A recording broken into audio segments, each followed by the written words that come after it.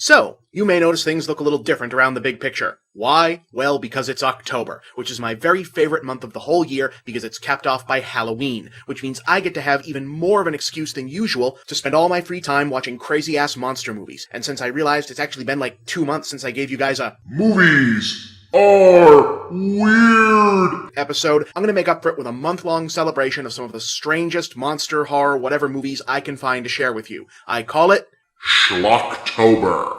We'll start things off with a look at one of the most famous monsters and all-around Halloween icons of all time, Frankenstein. By which, of course, I mean Frankenstein's monster, by which I mean Frankenstein, since, let's face it, everyone just calls it that anyway. But not this Frankenstein. Or this one, or even this one. This one. The towering star of the 1965 Japanese-American co-production from the makers of Godzilla that was blessed with one of the greatest international titles ever. Frankenstein Conquers the World. Our story opens in Germany near the end of World War II with some nasty Nazis busting in to confiscate an experiment from a mad scientist, only to then hand it off to their Japanese allies. I want to impress upon you just how strange it is to see this in a major theatrical movie from Japan in this particular era. Even today, the few Japanese films touching on that era focus on post-war suffering on the home front. It's very rare to see both Nazi bad guys and an explicit reminder that they were allies. But here it is only 2 decades after the war. Anyway, the experiment turns out to be the immortal, indestructible heart of the Frankenstein monster, and it's been sent to Japan for experiments to see if said indestructibility can be weaponized. Unfortunately, they've sent it to a science lab in the worst possible location. Yeah, Hiroshima. And yes, what you're seeing there is a recreation of the atomic bombing executed by Toho Studios' legendary miniature special effects team. Look at that again.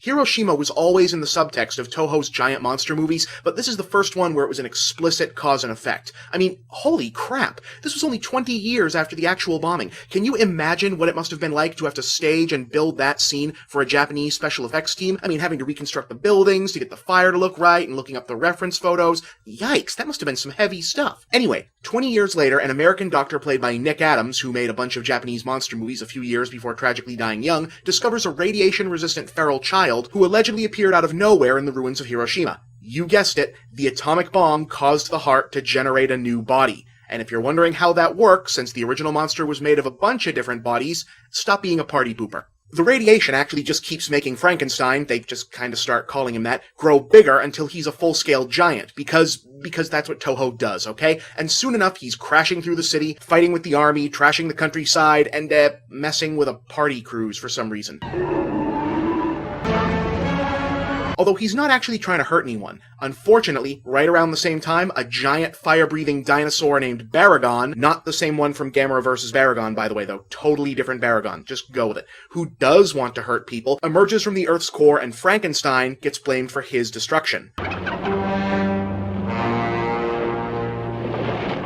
You know what I love about movies like this? They spend the entire first act explaining how Frankenstein can exist and how his regeneration and healing factor works, but then Baragon shows up and everyone is just like, yep, fire-breathing dinosaur. No explanation needed. It's Japan. We've got these, apparently. Overall, this movie is a lot of fun in that B-sci-fi monster mash way. I mean, if it wasn't, why would I be telling you about it? The spectacle of one of the quote-unquote universal monsters reconstituted as a Godzilla-style behemoth is spectacularly silly. And when it all comes down to the Frankenstein monster and Baragon fighting to the death while the human cast stands by gawking at it, well, how else do you want these things to end?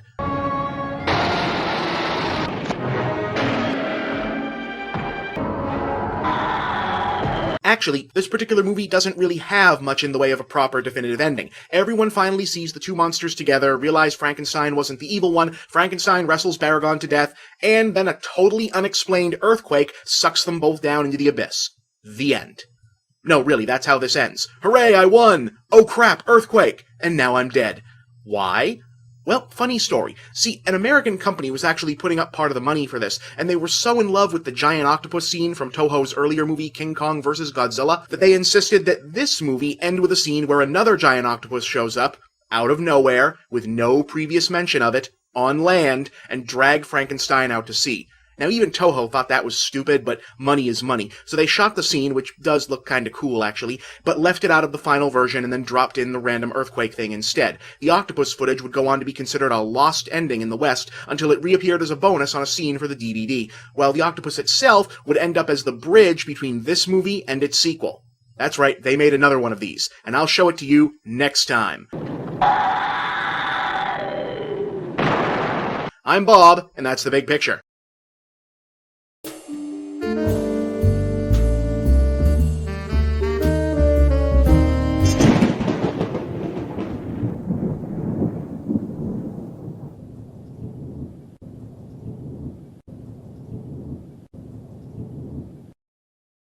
Last week, I introduced you to 1965's Frankenstein Conquers the World, in which the Frankenstein monster's immortal heart is shipped to World War II-era Japan, where the atomic bombing of Hiroshima causes it to regenerate the monster in giant size. After rampaging through the countryside and doing battle with the evil dinosaur Baragon, Frankenstein met his end in the form of a sudden, unexplained earthquake, or, in an alternate version, an even more sudden, equally unexplained giant octopus. The end? Of course not, it's a monster movie, and besides, the entire plot hinged on Frankenstein's Wolverine-level healing factor. The story picks back up 1 year later in Frankenstein no Kaiju Sandatai Gaira, which is literally translated as Frankenstein's Monsters Sanda vs. Gaira in English. But since this one didn't get released in the US until 5 years after it had been made and 6 years after its predecessor had been largely forgotten by most Western moviegoers, although it was such a massive hit in Germany that German translators just started calling every Japanese monster movie Frankenstein after that, it was redubbed to remove references to the original film and given yet another gloriously overblown title. War of the Gargantuas. As our story opens, a Japanese fishing vessel is attacked by, yep, that same damn giant octopus again. Hell, they built it, they're gonna film it. The octopus, however, is quickly defeated when Gaira, who's basically a gigantic green Sasquatch, bursts up out of the ocean and beats it up, only to then turn around and sink the ship himself. This is another part of the running subtext of Japanese giant monster or kaiju movies from this era. The monsters fight each other, but they often regard the humans in the middle of their battles either indifferently or with hostility. Some have speculated that this is partially representative of Japan's uneasy view of its own place in the post-war, post-imperial era, a small nation perpetually swept up in the Cold War clash of rising superpowers like Russia, China, and the United States. Anyway, the idea with Gaira is that some of whatever radioactive blood and cell tissue was left of the nigh-immortal Frankenstein monster from the previous movie has regenerated itself into a whole new creature. Except while Frankenstein was basically a misunderstood monster, Gaira is a nasty son of a gun who sets out destroying Japan and eating people pretty much the minute he gets to the mainland.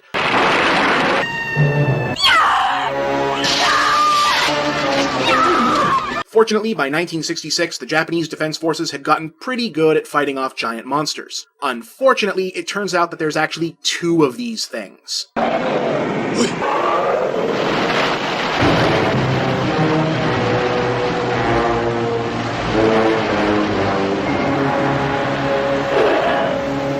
The brown one is called Sanda, and once he's pulled his green brother out of harm's way, things start to get complicated. We meet some scientists who claim they'd actually discovered and studied Sanda as a baby, but released him into the wild when he turned out not to be hostile to humans. In any other context, the idea that they either didn't tell anyone about this, or that they did and nobody really cared wouldn't make much sense. But since Baragon from the previous movie turned up in Godzilla movies later on, you kinda have to assume that this is happening in a universe where this sort of thing was happening in Japan every other week. In any case, Sanda, who, just so we're clear, also spawned from the remains of Frankenstein, is just looking to get him and his brother to safety, and since humans were nice to him back when, he doesn't want to hurt them either. He's the can't we all just get along monster.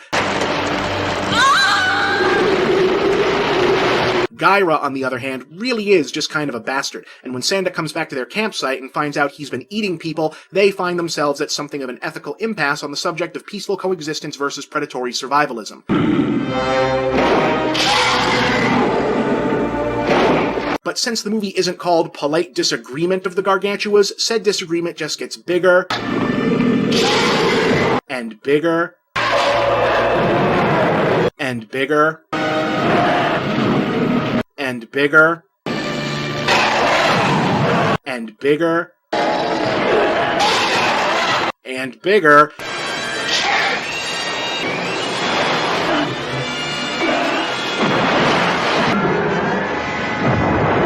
until it's time for yet another unexplained natural disaster, in this case an offshore volcanic eruption, to once again settle the fight in a draw.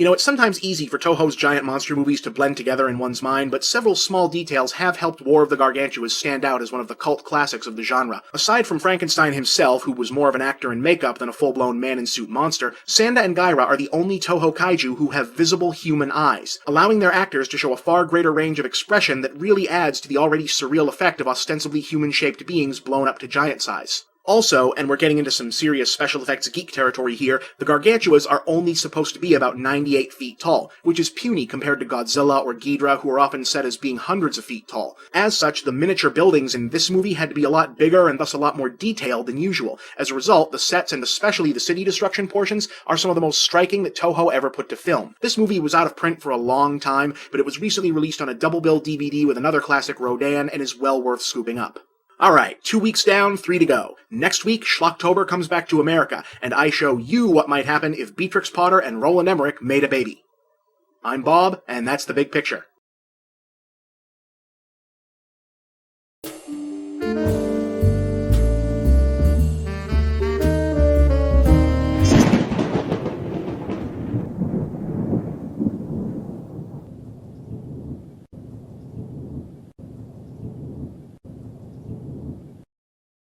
These days, it's pretty much impossible to keep secrets about movies. Oh, you can keep a surprise ending or a cameo a secret if you do it well enough, but in terms of what things will look like or what a movie is even about, impossible. If it's not internet spy photographers reporting on spoilers, sometimes it's the studios themselves. Remember when the ending of Castaway was given away in the trailer for Castaway? But it didn't used to be that way. Back in the day, the only thing you'd know about a movie going in was what the movie studio wanted you to know, which meant that if a studio knew they'd made a movie that nobody would want to see, they could pretty much just lie by keeping the bad parts out of the advertising. Case in point, here's the poster for 1972's Night of the Lepus. Pretty much all you can tell, unless of course you speak Latin, is that it's a scary movie probably about monsters. You've got people fleeing, you've got scary monster eyes in a dark cave, and you've got this amazingly ominous ad copy. How many eyes does horror have? How many times will terror strike? They were born that tragic moment when science made its great mistake. Now, from behind the shroud of night they come, a scuttling, shambling horde of creatures, destroying all in their path. Wow. Okay, I want to see that, right? And the trailer is more of the same. What is the terrifying mutant? We barely get a glimpse of the monsters, but we see lots of dead people, destruction, guns, scary eyeballs, and something busting up out of the ground. And look, legit famous actor people. Cowboy legend Rory Calhoun, Janet Leigh, holy shit, DeForest Kelly. Then you go to see the movie and learn almost immediately exactly what the Lepus is.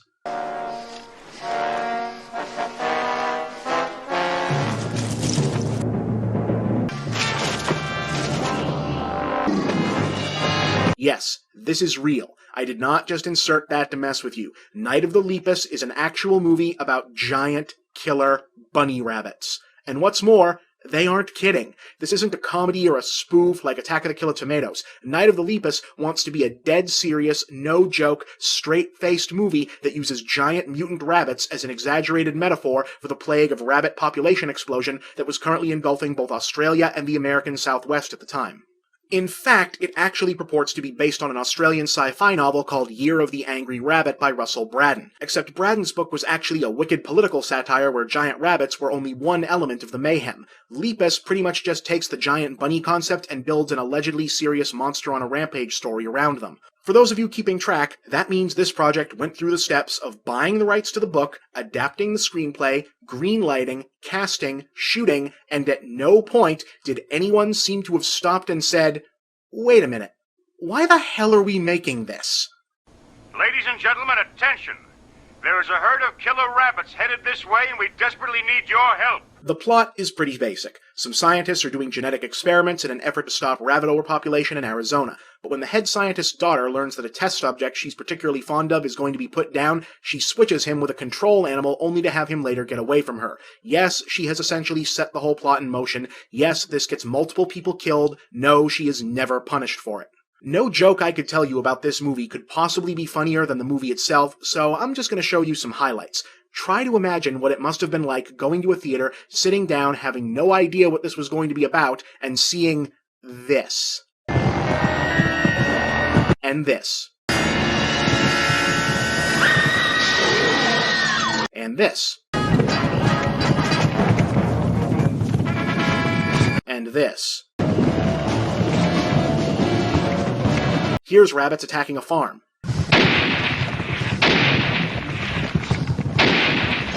Here's giant rabbits that are not at all regular-sized rabbits crawling around in a dollhouse.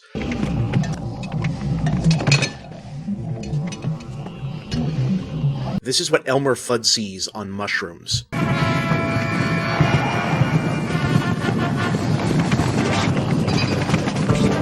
By now, you're noticing a basic problem here. Bunnies are not scary, and no matter how much they slow down the footage and do weird things to the soundtrack, they never become scary. Look, this one is supposed to have just eaten some guy. They put ketchup on his nose so it'd look like blood. See? That's not scary. That's adorable. Here's a scene where the mother and little girl are surrounded by monsters in a broken down RV. That should be scary, right? Well, it's not. You know why? Watch.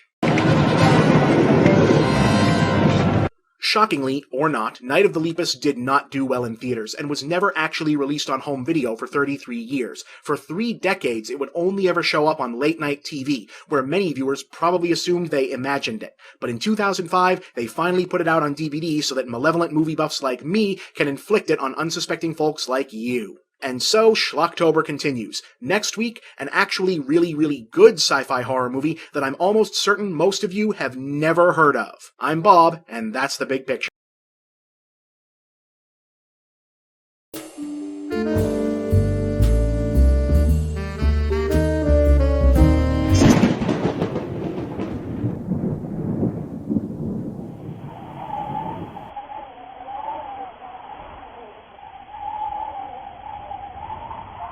This week, I've got a movie most of you probably haven't seen and even fewer have even heard of, despite the fact that it was a big studio genre movie with a famous lead actress. Its title, Demon Seed. Released in 1977, Demon Seed is a sci-fi horror hybrid that tries to put a digital age spin on the rush of occult, haunting, and demonic possession movies that had been clogging up theaters in the wake of The Exorcist. A lot of movies, and at least one episode of The Simpsons, have tried to work this angle, i.e. having artificial intelligence standing in for supernatural being, but Demon Seed is probably the most interesting and definitely the weirdest. Holding the ignominious distinction of being one of 18 films based on a Dean Koontz book, and the much more noteworthy distinction of being the only good movie based on a Dean Koontz book. Unfortunately, hitting theaters right around the point where demonic attack craze was dying down in the same years Star Wars was shifting the sci-fi genre away from speculative future meditation and into a more fanciful direction, Demon Seed never quite got the recognition it deserved. But since now it's on DVD and I've got a web show, maybe we can change that. Alright, so like a lot of 70s genre movies, our main characters are an upper-middle-class couple having relationship troubles. Julie Christie as Susan Harris thinks her husband, Dr. Harris, played by Fritz Weaver, is spending too much time at work. In fact, he's actually moving out of the house to keep working. What's so important? Well, Dr. Harris is a computer genius, so gifted that even the house is full of really cool computerized wonders, like automated appliances and voice-activated security systems, and also kinda stupid computerized wonders like the amazing, electric wheelchair with robot arm. Okay, but his pride and joy he keeps at the office, an artificially intelligent computer consciousness named Proteus 4. Creative intelligence that can outthink any man or any computer. There's a lot of technobabble explaining how Proteus is supposed to work, but pretty much it's just HAL 9000 again. The basic idea is that it can learn and think on its own. Dr. Harris wants Proteus to be used for research, but the company is thinking more in terms of business and the military. The philosophy is pure Zen, and the method is pure science. Proteus, on the other hand, doesn't like not having a say of its own in the matter, and if you've seen one other evil computer story in your life, you know where that's going. Dr. Harris, when are you going to let me out of this box? So Proteus gets pissed that it's not allowed to access any of the laboratory terminals on its own, and instead downloads itself into the Harris home terminal and takes control of the automated security to hold Susan prisoner. For good measure, it also mounts a laser cannon on that stupid wheelchair bot and builds itself a mechanical monster to serve as watchdog. Geometry geeks, get ready to pee your pants.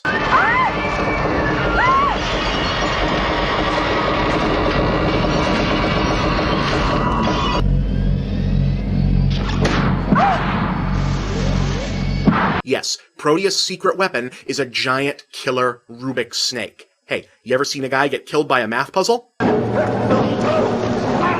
wait! What are you doing? Wait, Proteus. Well, you have now. You're welcome. So what the hell does Proteus want with his creator's wife? Well, he wants what anything that just attained free will and independent consciousness wants. To get laid.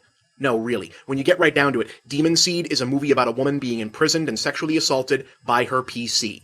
Okay, it's not actually quite that lurid. What Proteus technically wants is a human body, and he sussed out the best way to do this is to imprint his programming on synthetic sperm and use Susan's womb to get the human side of the equation going, whether she likes it or not. So, yeah, maybe not quite as rape-esque as you'd imagine, but the whole sexual enslavement angle is where the film is aiming to get most of its creepy factor, and while it doesn't go quite as far as, say, The Entity, it's still all kinds of uncomfortable. By the time Dr. Harris figures out something is amiss and hurries home to stop Proteus, the computer's freak baby is already growing inside a weird-ass mechanical incubator. Susan wants to kill it, the husband wants to keep it and study it for science, and because, he's already been a grossly insensitive douchebag for the whole movie, so why stop now? They fight it out, and, well, I might as well just show you what happens.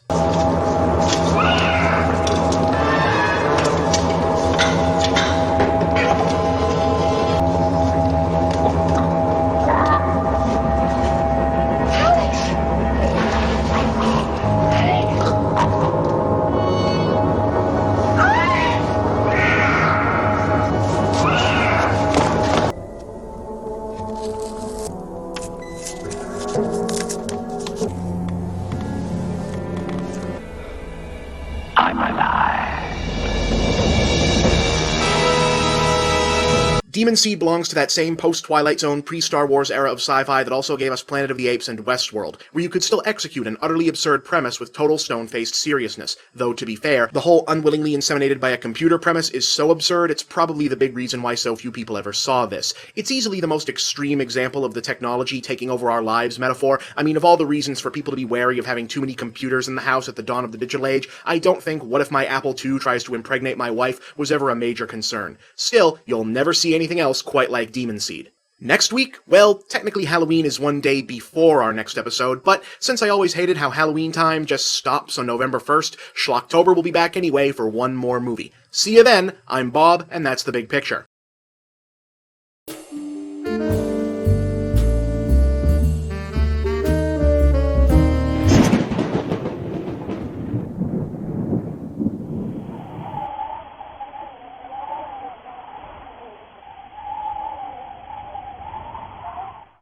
Yeah, I know, Halloween and the month of October ended yesterday. Well, so what? Ha! As though Movie Bob can be constrained by puny dates, or made unwilling to harsh his Halloween buzz by having to make an episode about something else over the weekend. I got one more weird-ass monster movie for you, so here we go. The problem with superhero movies is that the characters were often created as a reflection of their time. Superman is a personified champion of the New Deal, the X-Men were about the Civil Rights Movement, and so on. But by the time they get to the movies, much of the of-the-moment relevance has been lost to history. I mean, yeah, the Avengers is probably going to be awesome, but how much do these characters actually mean beyond just awesomeness in the current culture? I mean, just look at the world right now. Financial collapse, sketchy wars, obscene political corruption, environmental degradation, and a citizenry that's taken to the streets in anger over all of it. Where's the hero to react to that? Where's our champion for today's world?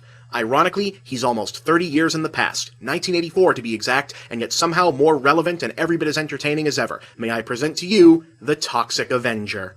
Okay, here's how this happened. In the early 1980s, New York underground filmmaking fixture Lloyd Kaufman, the big boss of now legendary indie studio Troma, decided to shift focus from sex comedies to horror movies. The project Troma originally set about making was to be called Health Club Horror, a Friday the 13th style monster-stalking teenagers movie set in and around a fitness club but with a novel twist. In this movie, you'd be encouraged to root for the killer because the victims would all be bad people. In the story, a nerdy janitor named Melvin accidentally crashes out of a window while being harassed by the local gym bullies. Since this is taking place in fictional Tromaville, New Jersey, supposedly the toxic waste dumping capital of the world, it's almost inevitable that he falls into a vat of chemicals which cause him to mutate into a hideously deformed creature of superhuman size and strength, with one very interesting superpower. Melvin the monster can sense evil and is driven into fits of murderous rage in its presence. If you're a bad guy, he can just tell, and he's gonna you up. By the time the film was finished, Kaufman and company realized that what they'd ended up making was less of a horror movie than a sleazy, sick-minded, ultra-violent version of misfit superhero characters like the Hulk or the Thing. The film was retitled The Toxic Avenger and became a surprise cult hit in theaters and later on home video. In fact, it was so successful that despite being a cheap, depraved indie horror movie, it managed to spawn 2 direct sequels, with a third many years later, a Marvel comic book, and even that ultimate symbol of 80s pop culture success, an animated kids show with a line of action figures.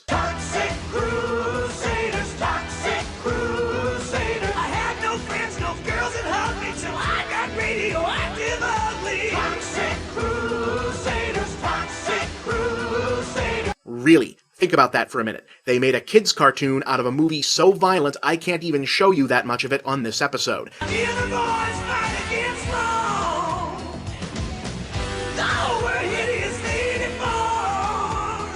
That'd be like if today someone made a cartoon out of the human centipede and put it on the hub. The reason for the original film's success isn't difficult to decipher. It's a funny movie with a nifty premise plus buckets of liberally splattered gore and trashy sexploitation. But a lot of 80s indie horror movies had that stuff, and they didn't all become crossover cult classics, so what made The Toxic Avenger so special? Well, if you ask me, it's that Toxie really was a wholly different sort of hero than you could get from any other movie at the time, and whatever Troma had actually set out to create, they wound up with a hero who really captured the countercultural zeitgeist of the era. Remember, this was 1984, the Reagan years. The so-called silent majority had puffed out its chest and won back control of the cultural steering wheel. Corporate greed and the seeming security of middle-class conformity were now celebrated once again. Urban blight was someone else's problem. Environmentalism and social justice, those were just lame things, only still cared about by those awful smelly hippies we were all informed we were supposed to regret now. As such, action heroes of the late 70s and early 80s were almost right down the line coming from a fundamentally reactionary state of mind. Strong-jawed, muscle-bound avatars of old-school all-American patriarchy reasserting themselves against the weirdos, freaks, and troublemakers who'd been permitted to run free for far too long in the previous 2 decades. Think John McClane as the old-fashioned NYPD schlub striking back against those slick European thieves, or John Rambo getting back at the Viet Cong, or John Matrix fighting... awful lot of these guys were named John when you think about it.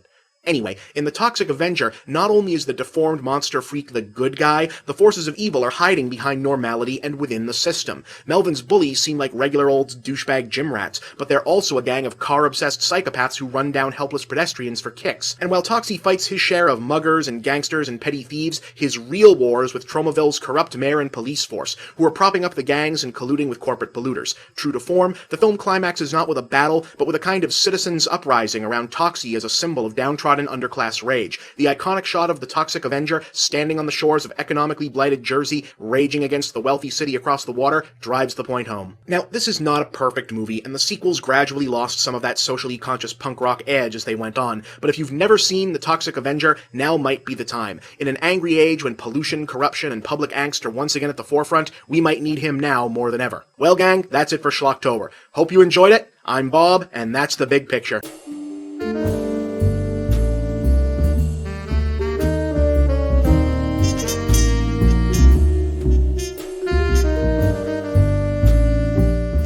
So, given that it's mid-September, you can probably surmise that I am currently in the process of assembling another collection of movies for Schlocktober. The culling process is always difficult because I end up with stuff I really want to showcase but maybe doesn't qualify for a full episode. Usually because what I want to talk about is some effect or more often some monster that's only one part of the film. That's where this week's show comes in. 5 movie monsters that just never scored the stardom of a Frankenstein or a Godzilla but deserve their time in the sun. These are Movie Bob's Forgotten Monsters! Number 5. The Baby from It's Alive. It's Alive is a movie that I think people know more by reputation than by actually watching it. It's the infamous first and best killer baby movie, and was considered to be in shockingly bad taste even in the cultural war zone of the 1970s, courtesy of subversive exploitation legend Larry Cohen. The premise, a seemingly normal middle-class couple's second child is inexplicably born with fangs, claws, and superhuman strength, and after massacring the entire delivery room staff at the hospital, save for its mother, the baby takes off on a feral rampage through suburban Los Angeles. What makes it memorable, even beyond the singularly creepy yet ridiculous image of the rarely seen monster itself, is that the film plays the scenario 100% straight. It also never fully reveals why the creature actually happened. The specter of environmental degradation is raised alongside nuclear power, and it's even subtly hinted that the fetus might have been aware that its parents had briefly considered terminating and developed its ferocity in self-defense. But the most unnerving suggestion is that it might not be a monster at all, but an early preview of what humanity will soon evolve into to survive in an increasingly dangerous world. The final scene still knocks me on my ass to this day. If you've never seen this, check it out. Number 4. Gezerah from Yog, Monster from Space. Okay, technically the Yog of the title is actually an energy force from space that possesses and enlarges common animals from Earth to do its bidding. The movie is actually called Space Amoeba in the original Japanese. Now, there's a giant turtle and a giant lobster in here too, but I'm all about the giant cuttlefish, Gezerah. I mean, just look at that thing. I think what I love best is you can see the poor guy wearing the suit has to move by shuffling like a kid playing the tree in a school play. Yeah, I know, he's unfathomably stupid looking, but you won't forget him anytime soon, I can promise you that. I mean, come on, admit it. You kinda want to see this movie now, which is actually one of the more interesting non-Godzilla monster productions to come out of Toho Studios. Number 3. The She-Creature from The She-Creature. For a time in the mid-1950s, there was this brief mainstream fascination with the idea of people supposedly regressing to past lives through hypnosis. The fad inspired a slew of trashy novels and cheap horror films, though this one was probably the most unique. An evil hypnotist uses his abilities to cause a young woman to regress, but instead of past lives, she dredges up past stages of evolution, which the hypnotist then brings into the physical world to kill people. Yeah, that thing looks like a stage of human evolution. It's mostly noteworthy for being one of the more interestingly designed monsters of the era. I mean, just look at that thing. It looks like it should be fighting Kamen Rider now, not chasing D-list actors around the drive-in 60 years ago. Number 2. The Stuff from The Stuff. Another great one from Larry Cohen. The monster in this one is Killer Gogurt, basically.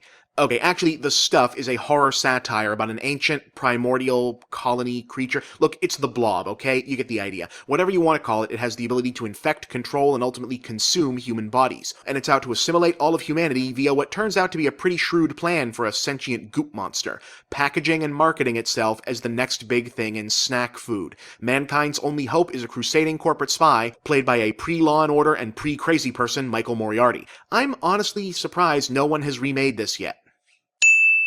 Number 1. The Mark Hamill bug from The Guyver. Yeah, I know, Guyver 2 Dark Hero is supposedly the better of the two live-action Guyver movies, because it's darker and serious and slightly closer in tone to the manga, and David Hayter is in it, but you know what else Guyver 2 was? Boring. Really, really boring. The first one is dumb, but they're both dumb. At least the first one has a sense of humor about itself, and you know what else Guyver 2 doesn't have? This, slightly compressed for time, scene of Mark Hamill transforming into a giant bug.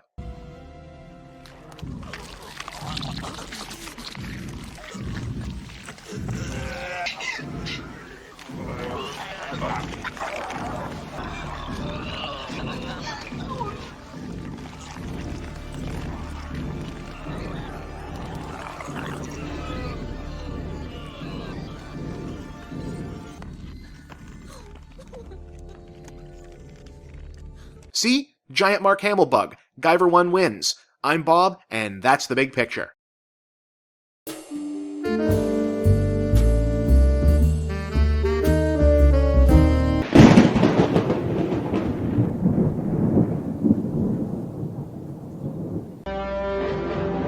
is 1976. The American merchant vessel Petrox Explorer has just set sail from the port of Surabaya in search of oil. What they find will shock the world. We may be sailing into the history books. They will discover an uncharted island that is the home of the most incredible creature on the face of the earth. Dino De Laurentiis presents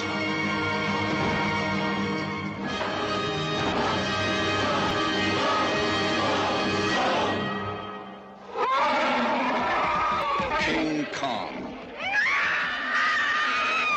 Yes, friends, it's once again Schlocktober, the time of year when I put all other things on hold to bring you a month of obscure and or bizarre horror and monster movies because I want to, alright? And this year we kick off with arguably the king of movie monsters, Kong, the eighth wonder of the world. 1933's King Kong didn't necessarily start the 20th century's obsession with monster apes, but it definitely solidified it and turned Great Big Monkey into the referential touchstone of movie monsters for decades to come. There was a sequel, there were successors, there were rip-offs, but it wasn't until 1976 that someone just up and remade the thing. So goes the story, infamous Italian mega-producer Dino De Laurentiis had become fixated on topping Steven Spielberg's history-making hit Jaws, and somehow he concluded that the way to conquer the newest movie monster was to revive the most famous one, so he set about securing the remake rights to King Kong. What followed was one of the most notoriously bloated, out-of-control, gossip-fueled productions in Hollywood history. De Laurentiis and company went all out in grand 70s disaster movie fashion with a big cast, opulent sets, and an army of lawyers on a mission to enforce Universal Pictures' dubious claim to own the copyright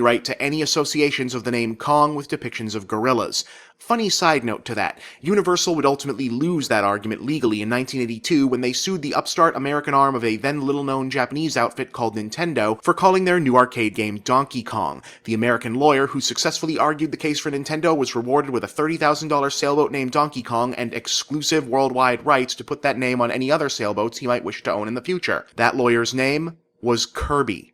No, seriously, the guy's name was really John Kirby, and a lot of people think that's who this Kirby was named after. Anyway, the King Kong production is best remembered for its colossal publicity campaign based around a whopper of a claim, that this new Kong would be portrayed not by an animated figure like the original, but by a life-sized Kong robot. Now that is how you get some butts in seats. Hey guys, we actually built a 50-foot gorilla. Come and watch it f*** up New York City. Unfortunately, they were kinda sorta playing fast and loose with a little white fib of... They were lying, pretty much. The giant mechanical Kong was really only built for a couple of stationary shots, barely functioned, and looked kinda terrible. The vast majority of Kong's performance is just rising star FX whiz Rick Baker stomping around in what is not one of his better gorilla suits on miniature sets, and the audience could pretty much tell. The film was still kind of a hit, but it quickly became more well remembered for the giant robot debacle, the publicity, and De Laurentiis' hyperbolic self-promotion. Some were expecting it to kick off renewed interest in the then-flagging giant monster genre, but outside some overseas cheapies, produced to cash in on the hype like China's Mighty Peking Man, Korea's Ape, aka Attack of the Giant Horny Gorilla, and Italy's Yeti Giant of the 20th Century, it didn't really pan out that way. At the time, even Kong's one-time rival Godzilla was on his last legs, though in a final irony, the US posters for his then swan song Godzilla vs. Megalon aimed to cash in on the new Kong by depicting its monsters also fighting atop the... Oh yeah, there's also that. One of the reasons you don't see this movie or its original poster around all that much lately is that since they'd opted to move the story to the present, it was decided that instead of recreating the Empire State Building scene from the original, the new Kong would climb the relatively new World Trade Center towers. And yeah, the whole big shootout helicopter fight just isn't as much fun to watch anymore, so that happened. To be frank, the movie just isn't very good. It's trying to be a big airport-style disaster movie with all the characters and human drama, but they're all so dull and underwritten it feels like an eternity until Kong shows up. Also, they opted not to try creating any dinosaurs for this version. Instead of a tyrannosaur, Kong just fights a snake, which means there's nothing else interesting for anyone to do on that island other than keep looking for Kong. You might be wondering why I chose to lead Schlocktober off with a mediocre movie I don't much care for. Well, it's because that backstory is kind of interesting, firstly, but mainly because I needed it as background context for our next two movies. Come back next week and find out what they are. I'm Bob, and that's the big picture.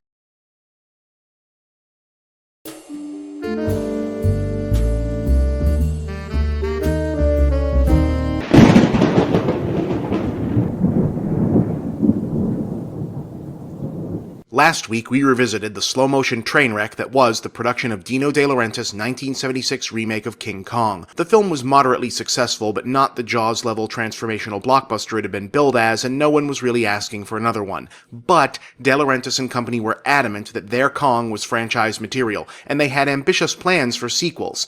Except they didn't actually get one made until 1986 with a smaller budget but a bigger idea. This time, Kong would be the hero and get the girl. They called the sequel King Kong Lives, which I guess is one way to get the whole "wait, didn't King Kong die in the first one" question out of the way. It turns out the fall didn't kill him, it just injured him badly enough to put him into a coma. Linda Hamilton has the human lead role as a doctor overseeing the operation of keeping Kong alive because science. Anyway, the project is running out of time because Kong's heart is failing, and while they've constructed a giant mechanical heart to replace it, he's going to need a blood transfusion to survive the surgery, which is problematic because as far as anyone knows, Kong is the only one of his species.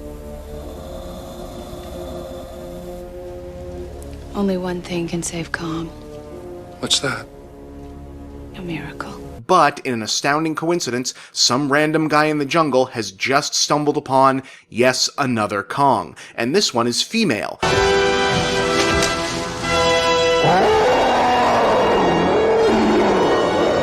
The movie calls her Lady Kong. Why not Queen Kong? Because that was already the title of a British Kong parody that Universal and De Laurentiis had sued to keep from opening stateside a few years ago. But yes, this is going where you think it is. King Kong Lives is a love story with giant monkeys. So, they fly Lady Kong to the States and set her up as King Kong's blood donor so they can commence with the operation. Just take it easy! You are dealing with a lady! And yes, if you're gonna make a movie about giant gorilla heart surgery, you might as well go for it.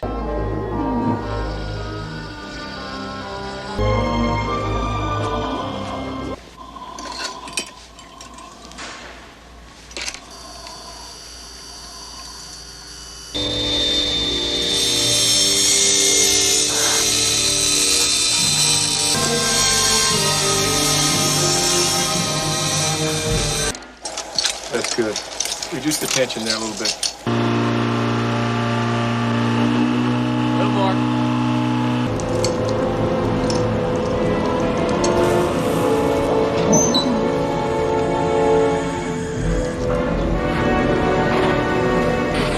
More suction. I've got it. Clamp that, please. Higher on the band. Leader clamp. See, wasn't that cool? Alright, at this point you kinda have to stop asking the movie to explain anything, but somehow the transfusion makes Kong and Lady Kong psychically linked, and Kong is in love. That horny son of a bitch. He smells a female a mile away.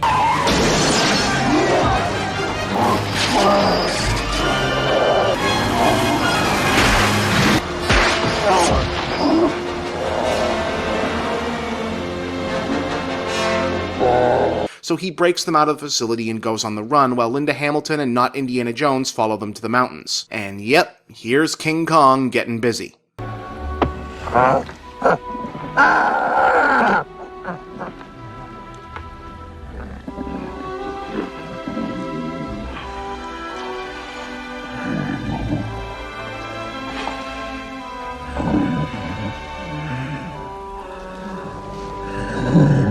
But then the mean army general, who will be our villain for the piece, shows up and tries to blow the pair away. They get separated and Lady Kong is captured, while Kong becomes the target of an organized hunting effort. Are those weapons loaded?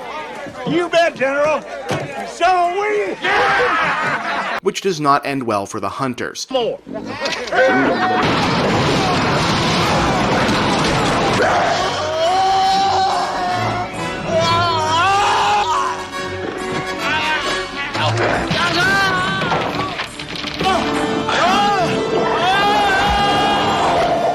There's a ticking clock on all of this, by the way, in that Kong's artificial heart is unstable and Linda Hamilton is tracking its power levels, all of which is just so much setting the table for the big finale where Kong takes on the army to try and free his girlfriend, who's also pregnant, by the way. Fire! You hit the female! She's in labor! I said fire, damn it! Take it!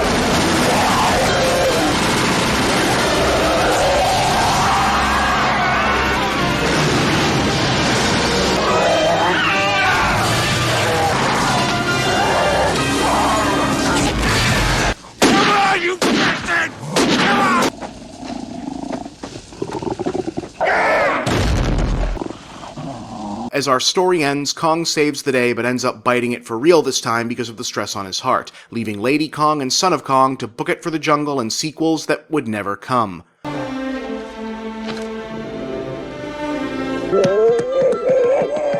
King Kong Lives is a pretty bad movie, but I kind of love it. It's more fun than the first one, at least, and even if that fun comes mostly in the form of insanity like Gulliver-style heart surgery, giant monkey romance, and the rest of it, sometimes you've got to take what you can get.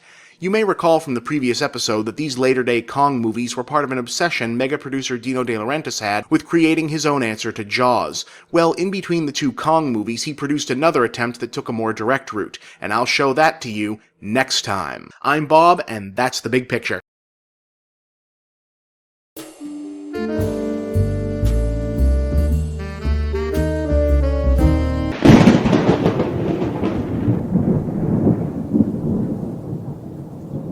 Schlocktober 2012's previous two movies covered the two King Kong films produced as part of Italian mega-producer Dino De Laurentiis' decade-long obsession with making a monster movie that was a bigger or at least equal smash to Steven Spielberg's Jaws. He wasn't the only person trying to do this, of course. There were a lot of crappy killer sea creature movies made in the late 70s for the same reason. And 1 year after the first of Dino's brand-name giant gorilla flicks debuted, he produced a straight-up Jaws imitator of his very own, Orca the Killer Whale, which, in my opinion, is both the best of the many Jaws clones and also kind of a genuinely good, if completely bonkers movie in its own right, taking what could have been the setup for a rote, generic animal rampage movie and pumping it up into a kind of epic operatic tragedy, in which this happens. I'm okay now!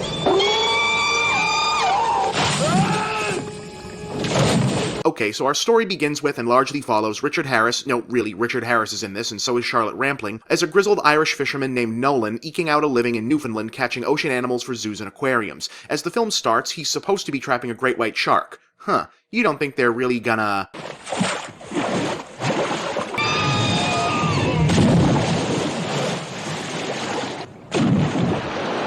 Jesus wanted us. Yup, Orca has just made the argument that it's better than Jaws because our fish can beat up your fish. There's only one creature in the world that could do that. A killer whale. What's weird about Orca is that it's a much more exploitation-style monster movie than Jaws was on a story level, but aesthetically it goes beyond looking and sounding serious to downright, well, highbrow. It features a lot of stunning nature footage of real orcas, and often set to one of the most haunting scores Ennio Morricone ever recorded. Seriously, a whole bunch of this movie looks and sounds like this.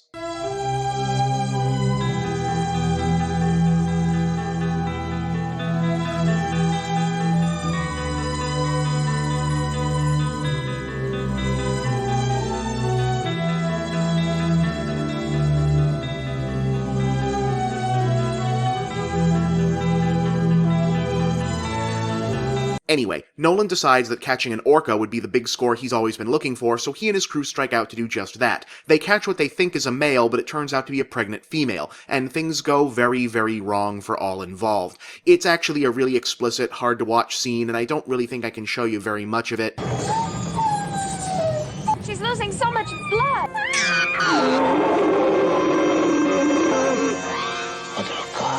Yeah, that's about all I can show. Short version, the trauma of the capture causes the female to miscarry, and she and the calf both ultimately die. Her mate, still in the water, watches the whole thing and freaks right the hell out. You can see where this is going. Orca is a revenge movie. It's The Punisher if The Punisher was an orca. This is also where the movie starts to go a little bit nuts. We know very little about the nature of the whale's intelligence, except that it exists and is powerful. See, the male orca has now sworn revenge on Nolan, and you'd think said revenge would be a bit limited since Nolan can just, avoid his comeuppance by simply staying out of the ocean. It is known that these whales have great memory, and even after many numbers of years pass, they always remember the human being who had tried to harm them. You'd think that, but you'd be underestimating Orca, who leaves its mate's corpse in the harbor as a warning to its human target, and then sets about depleting the area's entire fish population, thus turning Nolan's neighbors and colleagues against him. Okay, smart plan, but you can kind of imagine an Orca coming up with it. This Orca, however, is so smart that he also has a working knowledge of human energy infrastructure vis-a-vis the town's coastal gas lines.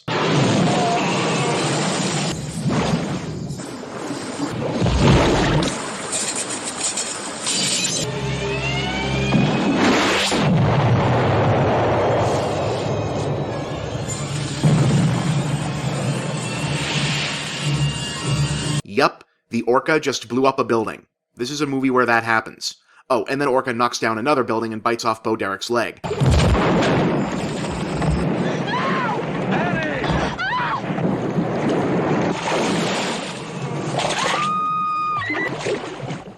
This is the other thing I like about Orca. It has some really dense moral ambiguity that you just don't see in most revenge movies, cetacean mammal related or otherwise. It's hard not to just hate Nolan for what happened to the female and root for Orca to kick his ass, especially since it does such a good job of giving the surviving animal a personality. But it also lets us spend time with Nolan and understand why he's such a grim, miserable dude at this point. And it doesn't shy away from the fact that Orca is straight up murdering people just to draw this one guy into a fight. Ultimately, Nolan mans up and allows Orca to engage him in direct confrontation among the icebergs of the Straits of Belle Isle, where, you know what, I'm just going to show it to you.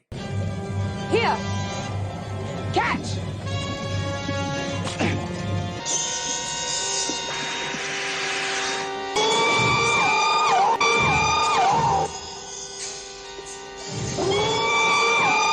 What in hell are you? Yeah. The movie really did just do the two mortal enemies stare down eyeball to eyeball close-up thing, with a guy versus a whale. What else can I say?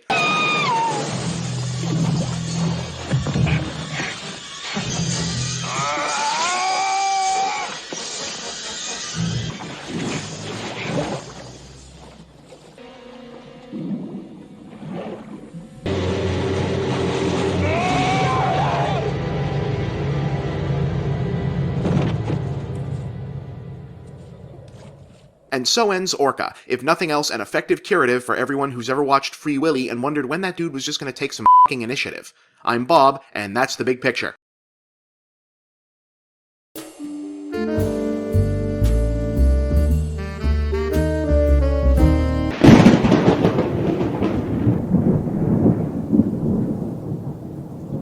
And Schlocktober 2012 rolls on. Some of you may have been wondering where the Schlocktober pumpkins went during last week's look at Orca. Well, funny story. Orcas are actually the natural enemy of the Cursubitaceae squash family. Yeah. So a lot of people don't realize that, since pumpkins don't tend to grow anywhere near where orcas tend to be, but when they do run into each other, let me tell you, they don't get along. So, yeah, that's what happened. Anyway, they're back now. Thus far, Schlocktober has been a little bigger this year than last year, with all three movies thus far being pretty well known and at least one of them being something of a major blockbuster in its time. Well, this week we're going obscure. Really obscure. If you've seen this before, hats off to you. 70 million years ago, the creatures known as dinosaurs mysteriously disappeared from the planet Earth. It was thought that they would never be seen again. But in the year 2000, the people of Earth were amazed and terrified by the greatest catastrophe ever known to mankind, the reappearance of the dinosaurs. The Earth is ours! Okay, some context is probably needed regarding Attack of the Super Monsters. In the early 80s, home video was almost as revolutionary as the internet would be a decade later. For the first time, you didn't have to watch something on TV's schedule, you could just push a button and start it up. Unfortunately, not everything you might have wanted to see was actually on video. This is why there were so many strange, cheap videos in the horror and children's section back then. Those audiences were starved for content, so you could release pretty much anything, especially if you could get it for cheap, like, say, a quickie import from Japan you could quickly dub and remarket however you wanted and turn a profit. For example, this was how American audiences first experienced Hayao Miyazaki's Nausicaa Valley of the Wind. Really. As you've no doubt already guessed from the footage, Attack of the Super Monsters is one of these Eastern imports, a movie actually comprised of a handful of re-edited episodes from the 1977 Japanese series Kyoryo Daisenso Eisenbogu, roughly translated as Dinosaur War Eisenborg. It's a tokusatsu series about giant monsters attacking the Earth here meaning major metropolitan centers in Japan, naturally. Our story? Well, this. Though some of the creatures are willing to live peacefully underground, they are forced to attack humans by their mad ruler, Emperor Tyrannus. For with his superpowers, he is capable of turning any animal into a murderous beast that will obey his every command.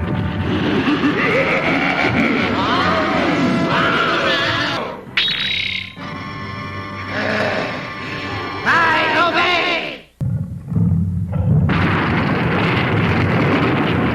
Yeah, the dinosaurs talk in this. It's odd. What's kind of fun at first is that instead of being opposed by a good giant guy or even the usual costumed superheroes, Earth here defends itself mostly with elaborate vehicles that seem to relish their own obvious toy origins. So it's Ultraman meets Thunderbirds. I can dig it. But where are all the people? Well... You can't hide! Yeah. Monster suits, toy planes, anime people. You have to wonder if even Japan looked at this and said, you think this might be a little too us? What is that thing? Oh! What you're looking at is a Tyrannosaurus, king of dinosaurs. Okay, so our heroes are the usual anime and/or tokusatsu stock team. Professor Science Von Mustache, the nerd, the fat guy, the girl, and her brother, the humorless, taciturn, jerk-faced leader who for some reason is always right about everything ever. Their names are Jim and Jem, by the way, and they're twins. That's supposed to be important because they've been kitted out with bionic superpowers, which they access via a process where they merge bodies into a single half-male, half-female super being called Gemini. Jim! Jim! Gemini!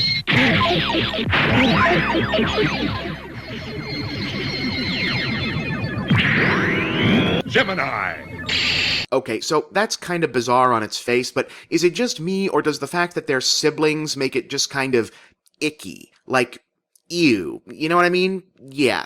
Little too intimate, kinda, is all I'm saying. Sorta gross. Anyway, fusing into borderline incestuous composite gender Superman only lasts for about 3.5 minutes, and for some reason also changes their plane into a 7-year-old's idea of a much more effective plane, and they invariably dispatch the monster of the day so efficiently you have to wonder why they didn't just do that in the first place.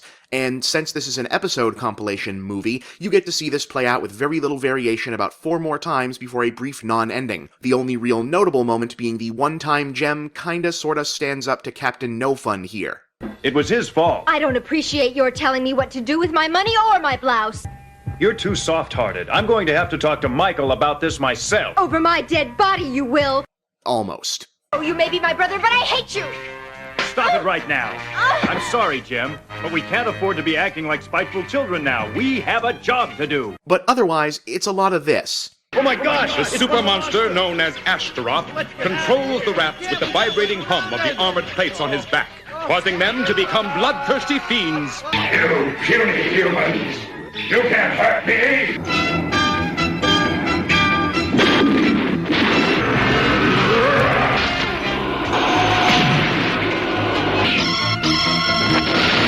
I think we've been hit. The super monsters will attack again. Gemini! You cannot save the human race! Attack of the Super Monsters is one of those videos I think a lot of people might have seen as kids and then assumed they'd hallucinated. For years, you could only get it on unfortunate bootlegs, but believe it or not, this actually did come out on DVD recently, so hunt it down if this sort of nonsense be your thing. Next week on Schlocktober? Well, that would be telling. I'm Bob, and that's the big picture.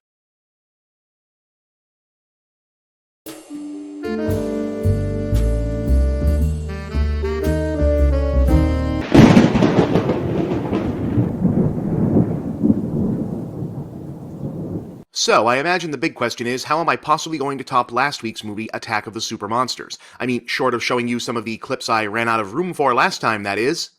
What was their purpose? Why had they suddenly reappeared? The answer was a fearful one indeed. You will all be destroyed!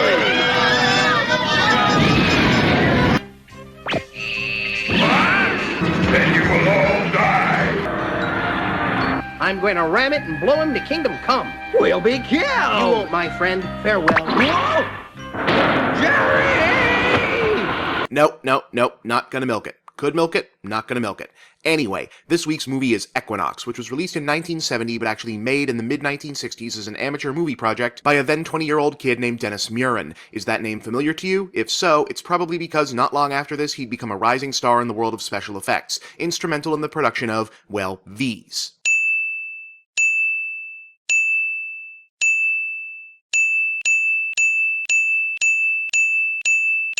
Yeah, he's kind of important. But back then, like so many others, he was just a young guy who'd grown up obsessed with old sci-fi and monster movies, part of the nationwide army of pre-digital movie geeks united by fanzines like Famous Monsters, which really did function like a pre-internet internet in terms of networking. And in 1965, he and some of his like-minded pals, including Jim Danforth and David Allen, started making a $6,500 homegrown monster movie called The Equinox, A Journey into the Supernatural. Our story, a pair of college-age couples go exploring in the woods and find a mysterious book, the reading of which appears to open a gateway to another dimension and flood the area with various monsters. And yes, that's very much the same basic story as the much better known Evil Dead, made under very similar circumstances about 15 years later. There's some confusion as to how aware the makers of Evil Dead were of the relatively obscure Equinox at the time, but other than the setup, they aren't terribly similar. Actually, plot is kind of being charitable with Equinox anyway. It plays like exactly what it is, a fan film, a bunch of young folks making a movie in tribute to the movies that had inspired them. In this case, it's a Ray Harryhausen monster flick on a budget, functioning mostly as a test reel for special effects techniques they'd been studying all those years. There's a big King Kong type guy.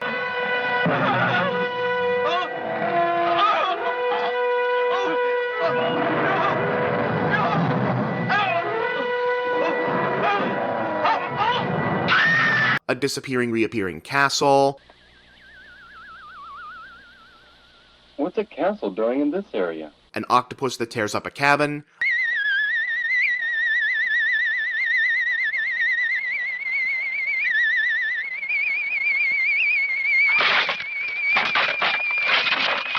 A big winged devil.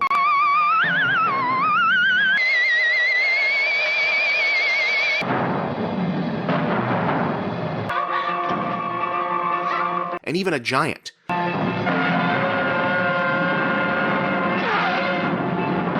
And what's cool about the giant is, that's not a green screen shot. That's an in-camera effect. The guy playing the giant is standing on a platform closer to the camera, dressed to match the terrain several yards behind him, where the little guy is standing. Cool, huh? Here's where this starts to get interesting. The movie actually came out decent enough that Muren and company decided to try shopping it to various distributors, eventually finding a taker in Jack H. Harris, who specialized in offbeat genre pictures like Dinosaurus and The Blob. Harris picked the film up, but there was a small catch. At only 71 minutes long, it was too short for theaters. But Harris liked the movie, so he and his friend, director Jack Woods, sought out and brought back the cast of amateur local actors who'd appeared in the original 5 years earlier and shot some new scenes to pad out the running time. Woods himself appeared as a new villain who somehow arouses absolutely no suspicions despite being named Park Ranger Asmodeus.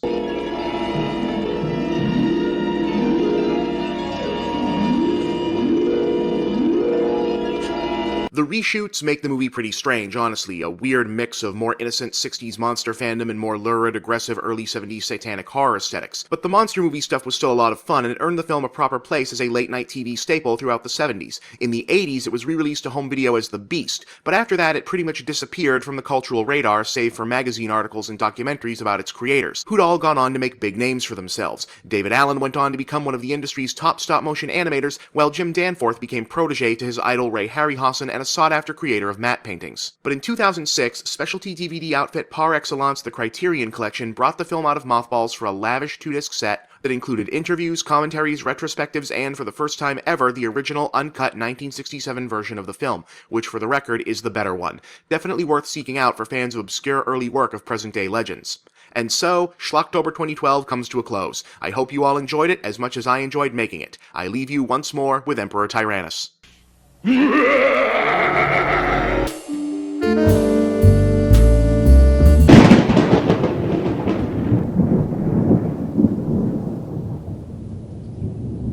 It's autumn at the Escapist, and that means Schlocktober returns. And no discussion of schlock filmmaking would be complete without talking about infamous B-movie mega-producer Charles Band and Full Moon, the direct-to-video powerhouse of the 80s and 90s that he tried to turn into the independent film version of Marvel Comics, complete with direct merchandising and movie-to-movie continuity. And it might even have worked if the internet fandom-generating machine had existed at the time, and also if the vast majority of movies they ended up putting out weren't, well, not very good. I could probably get several episodes out of the history of Full Moon, but Schlocktober is about movies. So let's talk about my favorite Charles Band Full Moon movie franchise, which also happens to be the most successful and enduring thing pretty much everyone involved ever put out. Puppet Master, a movie series that has spawned something like 10 sequels to date, depending on how you count. The original Puppet Master from 1989 is a weird animal. It almost feels like they wanted to make a haunted house movie, but monsters would be cheaper than ghosts, small monsters would be cheaper than big monsters, and small monsters that were supposed to look like puppets would be cheaper than convincing ones. I don't know if that was the case, but that's kind of what it looks like. Anyway, the movie is set in a coastal hotel and opens in 1939 with a mysterious Geppetto-like marionette maker named Andre Toulon doing his thing, which happens to be making puppets that he can somehow bring to life. A pair of Nazi spies show up looking for him, apparently because Hitler wants to weaponize whatever magic Toulon is using, but the Puppet Master hides his creation in the walls and commits suicide, apparently taking his magic to the grave. 50 years later, a group of psychic investigators converge on the hotel to look into its supposedly haunted history, but really it's because one of them is evil and wants to find Toulon's secret to use it to become immortal. But the puppets are still there, and they get out and kill everybody. That's kind of it. Look, it's just not a very good movie, honestly.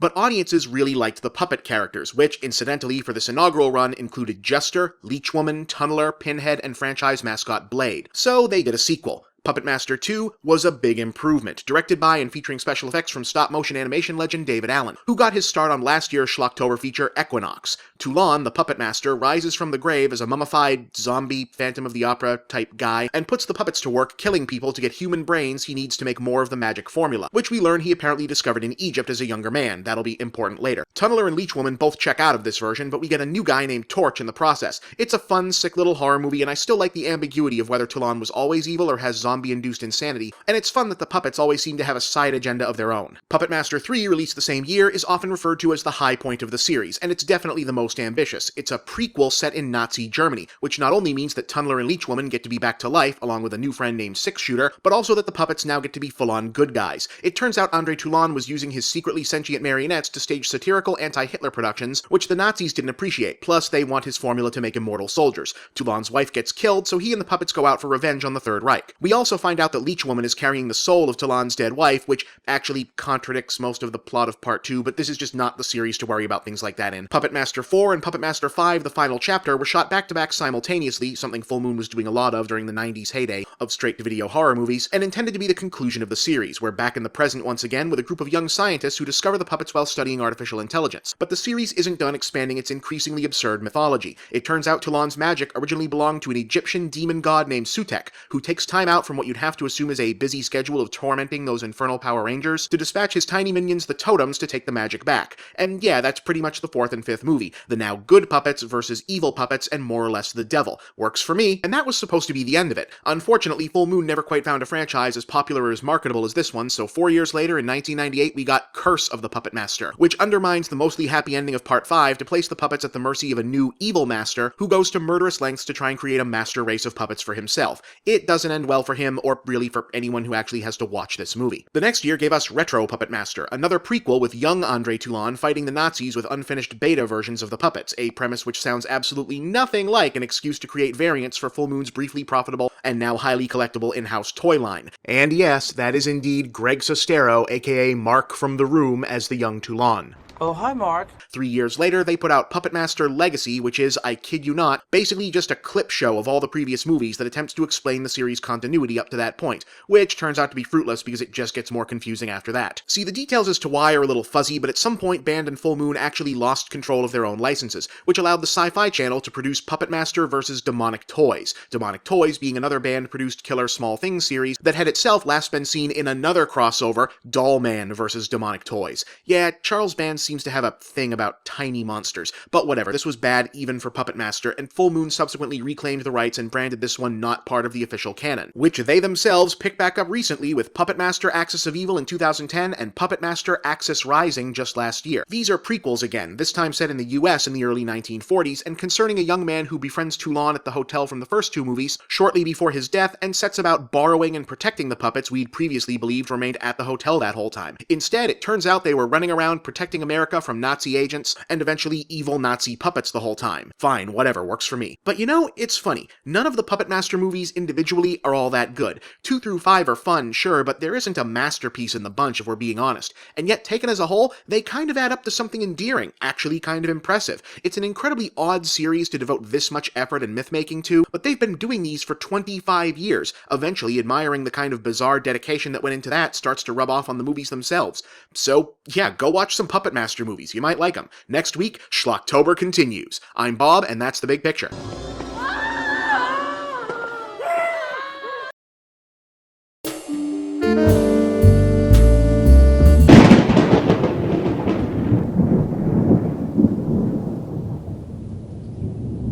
This year, Schlocktober happens to coincide with the arrival of a new season of The Walking Dead. The cultural phenomenon wherein a comic that was really, really okay became an AMC TV series that is also really, really okay. The series has been lauded by some for its richly developed characters and admirable sense of scope given the limitations of a television budget, but criticized by others for supposedly skimping on zombie action. That's the funny thing about zombies as monsters, though. They work as a threat you can put in the background while focusing on human drama, because once you've seen them, you've kind of seen them. Also, they just aren't the scariest monster by design. They just aren't, I'm sorry. The idea behind a zombie is creepy, and they're often gross looking, but they don't have the immediate credible threat thing happening like a werewolf or the alien or whatever. I mean, unless there's a lot of them, or if you goose them up with enough extra bits or implausible speed that they aren't really zombies anymore, but that's a whole other show. That might be why one of the places they've turned out to work best is in horror comedies. They're kind of silly in their fundamental conception to begin with, and they're an easy shorthand for grotesque parody of humanity just by standing around. Of course, today everyone's go-to zombie comedy is Shaun of the Dead, or maybe Fido if we're being too cool for school, but way before any of our recent zomcoms, the Asian cinema market was digging a 1998 Gore and Gags underground hit from director Wilson Yip called Bio-Zombie.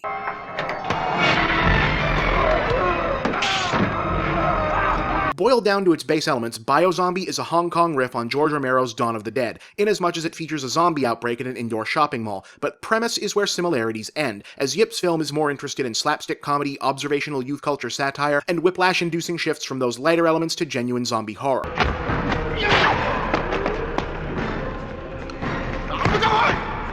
Zombie and zombie-esque movies have often been a place for young auteurs to prove their mettle, like Sam Raimi or Peter Jackson, and Yip followed suit. Bio-Zombie was his first significant hit, and 1 year later he directed Bullets Over Summer, which launched a dramatic career, that now includes several high-profile collaborations with Donnie Yen. Amusingly, Bio-Zombie also functions as a time capsule of Hong Kong youth culture just after the 97 handover. For example, apparently the Game Boy camera was a bigger deal there than in the West.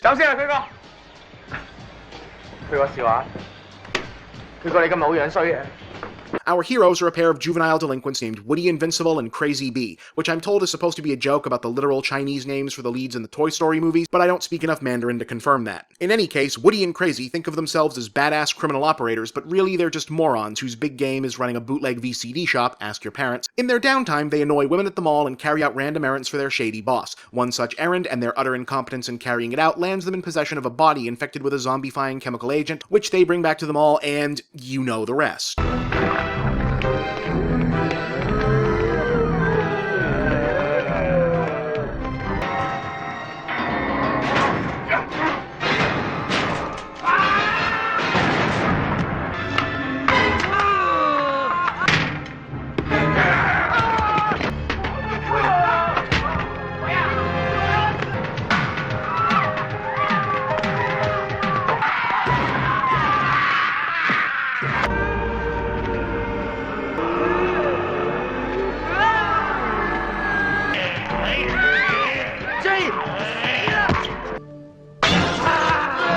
What's interesting about Biozombie is, despite how wild it eventually goes with its undead slaughterfest, how oddly restrained it is beforehand. This was likely more a function of budget than pure dramatic inspiration. A non-stop gorefest in the vein of Planet Terror would almost certainly be outside the economic realities of low-budget, late-90s Hong Kong filmmaking, after all. But whatever the cause, the film takes its time getting to the showpiece stuff. Almost the first full half of the movie is just a day-in-the-life comedy about Hong Kong youth. And as a result, we actually get to know our otherwise stock zombie movie protagonists, including Woody, Crazy, two girls named Jelly and Roll, a dweeby food court sushi clerk, and a bickering husband and wife combo, before all the fighting starts.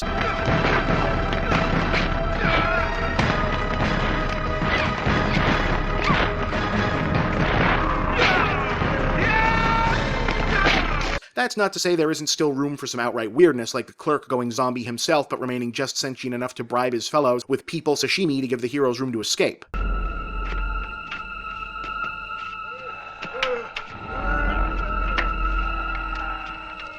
It's also interesting, at least to me, to see the familiar zombie scenario play out in a non-Western and indeed non-American setting. Most zombie flicks aping the American model tend to devolve into gunfight generators, because the American mindset can turn pretty much any crisis scenario into a gunfight generator. But in Biozombie, it's mostly about finding a way to escape the encroaching horde with whatever hand-to-hand weaponry they can grab, which makes for a different kind of battle and allows for this fun, then topical House of the Dead reference.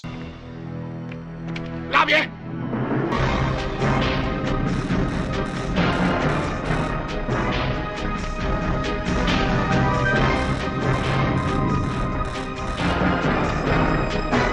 I don't know if Biozombie is going to change any zombie fan's life, honestly. In fact, I can damn near guarantee you that it felt more interesting and vital back in '98 when zombies weren't the most overexposed thing in the history of ever. But it's a fun romp, and since we demonstrably can't get enough of zombies, here's one more movie to add to your collection. I'm Bob, and that's The Big Picture.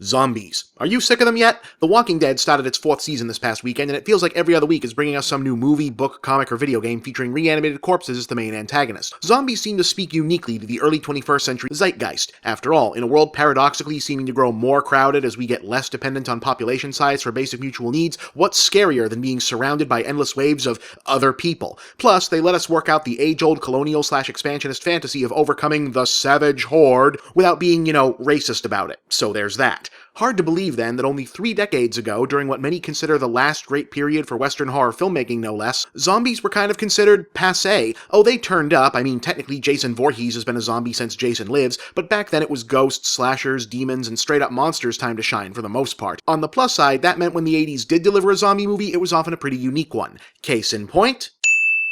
Remember the good old days when guns killed people? You're just jealous, that's all. Ah, the 80s buddy cop movie. There's nothing like it in the world, except all those other movies that are exactly like it. Treat Williams is LAPD Detective Roger Mortis, yeah, it's that kind of movie, and Joe Piscopo is his partner, Detective Doug Bigelow. One is smooth and classy, the other is a boorish slob. The only things they have in common are their sweet ride, getting chewed out by their obligatory angry black captain for kicking too much ass at their jobs, and the shared joy of gunning down street criminals. Why aren't these guys dead? We've hit them about 50 times each. Maybe they're just flesh wounds. Will you cover me, please?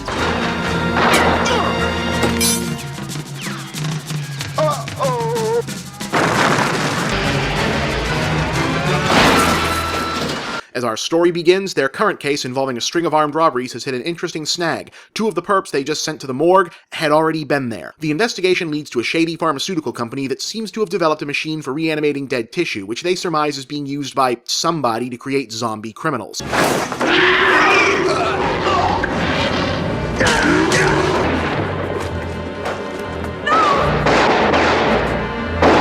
Things go to hell and Roger winds up dead, but since it's right there, and well, since this is why they made the movie, Doug and their lady coroner friend use the machine, not totally grasping what it actually does, to bring him back.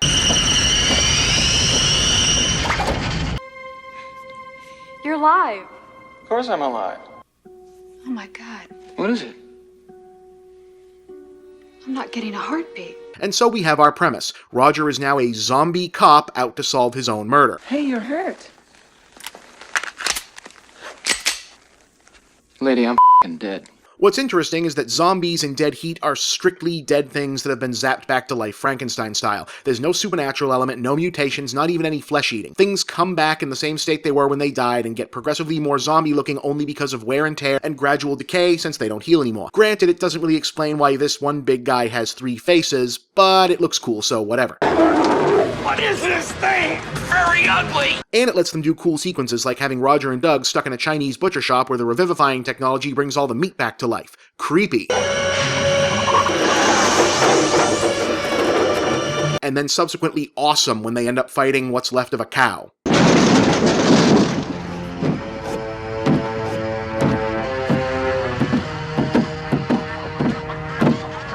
How do you fight this thing? Maybe we could drown it in A1 sauce. Oh no. Also fun, Roger doesn't really get all existential about the situation for very long. I mean, he freaks out a little bit, but he gets over it and resolves to use however much time he does have to finish the case and get back at whoever was responsible. Huh, I'm dead. That sucks, but oh well, back on the job. Think how long present-day action heroes like Jason Bourne or Batman would still be whining about this. No time to whine, though, partly because the actual plot is kind of convoluted, to the point where you have to wonder if a bunch of scenes were left on the cutting room floor along with what were allegedly a handful of more extreme gore effects. It's a lot of misdirection and red herring about rich dead people, body switching, the chief medical examiner, and some late-coming Reagan-era social commentary from guest star Vincent Price. Everybody dies, rich and poor. Death doesn't discriminate. At least not until now. This is ridiculous. Well, let's face it. Poor people are supposed to die, but the same rule doesn't apply to us. We're rich. God wants us to live forever. And even if he doesn't, we can always buy him off. Mostly, though, the screenplay, an early effort by Terry Black, brother of Shane and writer-producer of the Red Steel games, exists to mash up zombie gore and 80s cop movie tropes and sticks with that premise once it gets there. Especially for Act 3 once Roger starts really looking the part of a zombie cop.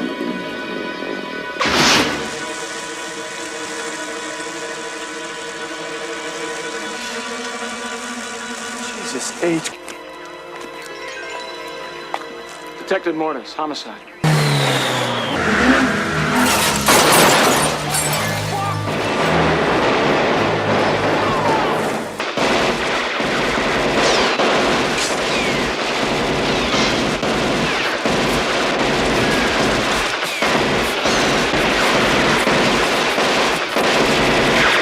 It's not like Dead Heat is some kind of forgotten classic. It's pretty cheesy, but you can probably attribute its memory holding to the presence of Joe Piscopo, 4 years out from having left Saturday Night Live and failing to get any kind of real career traction after that. I gotta take a leak so bad my teeth are floating. Is there a little boys' room around here? Well, whatever. 1988's loss can be your gain, since Dead Heat is yet another obscure minor gem just waiting to be rediscovered, even if the only parts that'll really stick with you are the gore and the walking cow carcass.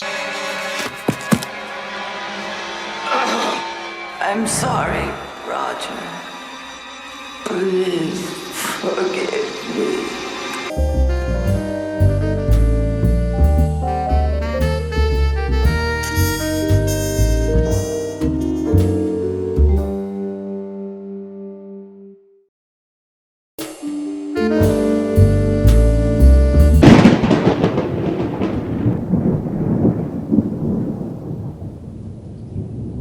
Boy, the last 2 of those are pretty gory, huh? Alright, let's slow things down and head back to a simpler time. Like the 1950s, and a more relaxing place. Like, Polynesia. Yeah, the South Sea Islands. That's the ticket. You know, Polynesia has always held a particularly fascinating and frequently problematic fascination for the West and for the United States in particular. I'd talk at length about it, but I'm here to show you a monster movie, and besides, Critical Intel already covered it way better than I could, so just go read that. In any case, mainland American fascination for Polynesian culture, or at least a certain dramatically skewed perception thereof, probably peaked in the 1950s and early 60s, a phenomenon that was at least partially a market reaction to American sailors and servicemen stationed in the region during World War II bringing a taste for the culture home with them, whose mark remains today in the once ubiquitous institution of the Polynesian-style Chinese restaurant. But whatever, an unnamed South Seas island during that charming era of American cultural appropriation is the setting for today's film, which is called...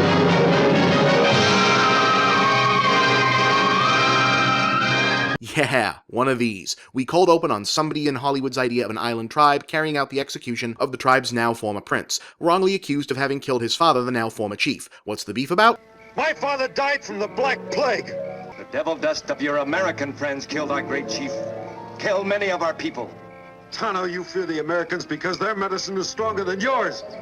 They come here as our friends to help us. Why didn't the Americans heal your father? You all know I was his father's best friend.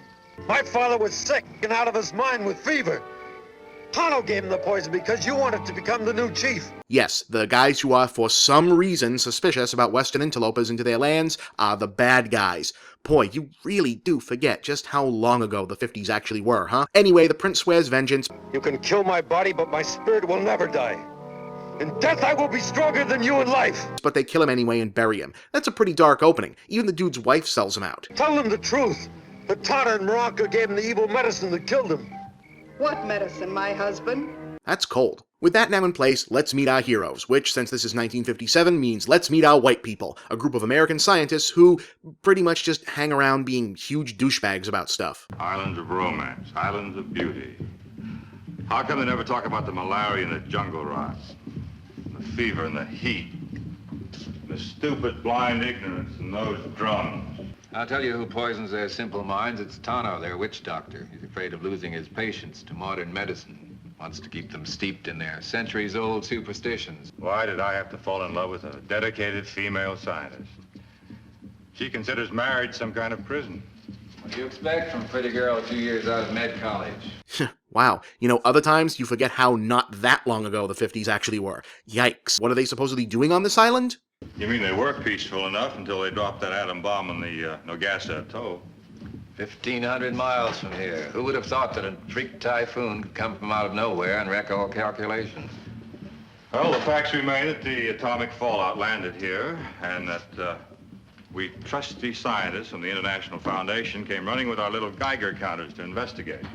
And what did we find? Plague. That's what's killing off the natives. It's not the fallout. Convoluted! If that was supposed to be funny and not just bending over backwards to make sure this could be about the atomic age and still have these be the unquestioned heroes, it'd be funny. But let's get down to the good stuff. The prince makes good on his "if you strike me down" boast, but all he manages to do is make a ridiculous-looking tree grow out of his grave. The natives think there's something obviously fishy about the tree having the executioner's knife still sticking out of its trunk, but our hero's reaction is, hey, you know what'd be fun? Let's dig it up and inject it with radioactive chemicals. Look, why keep this freak of nature alive?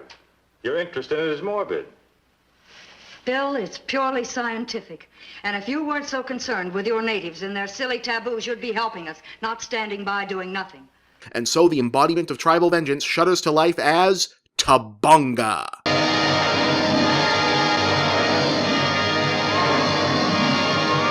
Yeah, that's our monster. Walking Tree Stump. Tabunga was designed by Paul Blasdell, the legendary low-budget monster maker who was also responsible for the She Creature, the Crab Monsters, the Saucer Men, the It That Conquered the World, and the It from Beyond Space. The actual suit in this case was built by Don Post Studios, the guys who more or less invented latex Halloween masks. Like a lot of Blasdell's creations, Tabunga was a really interesting design that just doesn't look good moving around. At all.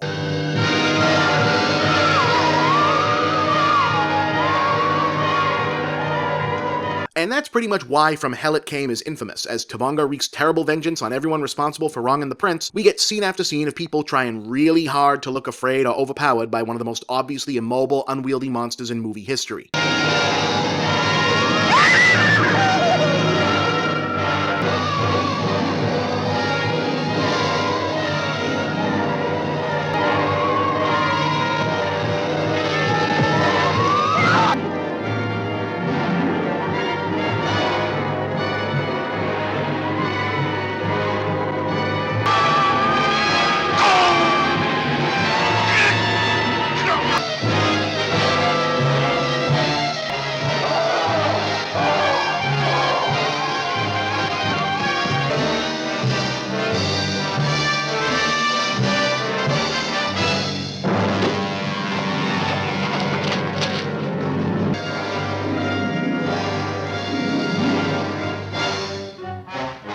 It's especially funny at the climax, once they've sussed out that Tabunga's weak spot might be that giant f***ing knife sticking out of its chest. Clearly, even Stephen Hawking would have no difficulty just rolling up and nudging the damn thing in there, but since we're pretending this thing is supposedly too deadly to approach, they opt to do it with a rifle.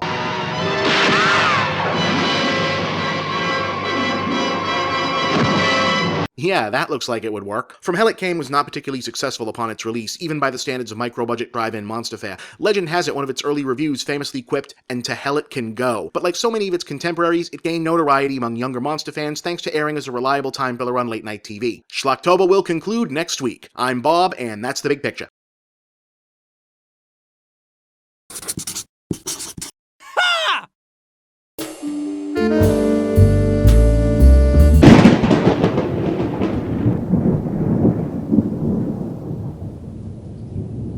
When it comes to the legends of schlock cinema, there are names everybody knows. At this point, most casual film buffs can name-check Roger Corman and Ed Wood, Mystery Science Theater fans are aware of the iconoclastic Coleman Francis, and vintage erotica fans still celebrate the career of one Doris Wishman. But one name that often gets overlooked is Al Adamson, who was probably the last of the great drive-in hucksters, and whose 1963 to 1985 career nicely bridged the gap between the Sam Arkoff and Jason Voorhees eras of low-budget indie genre movies. Adamson directed and/or produced a slew of films with titles like Dracula vs. Frankenstein, The Blood of Ghastly Horror, Psycho a Go-Go, and Blazing Stewardesses, but he also had a canny eye for undiscovered gems, aka unlikely potential profits in his own right, and in 1970 he thought he'd hit pay dirt when he happened upon the purchase of rights to a bizarre 1956 feature from the Philippines called Tagani.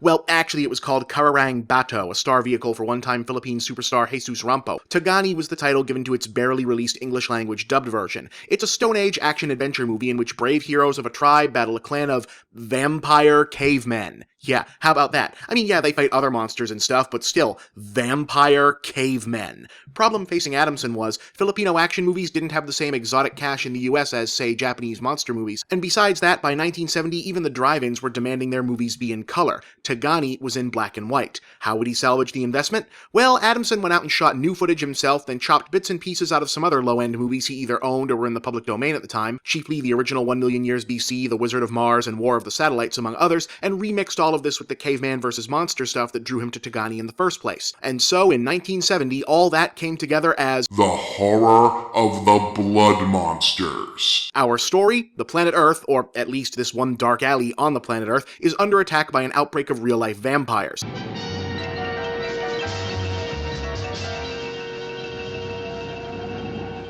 Somehow, NASA has determined that vampirism actually originated from a recently discovered far-off planet, and has dispatched an astronaut team led by the legendary but now very, very tired John Carradine to investigate and neutralize the bloodsucker threat. Oh, and it's actually never spelled out that this is why they're going to the planet, since the vampire outbreak thing doesn't really come up again, and it feels like maybe the vampires on Earth were like a last-minute addition among all the other last-minute additions, but you know what? It still makes more sense than Prometheus did. The infected blood of the vampire was carried to Earth millions of years ago by the Tibetan vampire men of a distant galaxy far beyond this solar system. Oh, and because drive-ins were also demanding sex scenes, one of the NASA guys borrows some technology to take home and mess around with his lady friend. And, blue. Right now, I'd like some relaxation. In any color.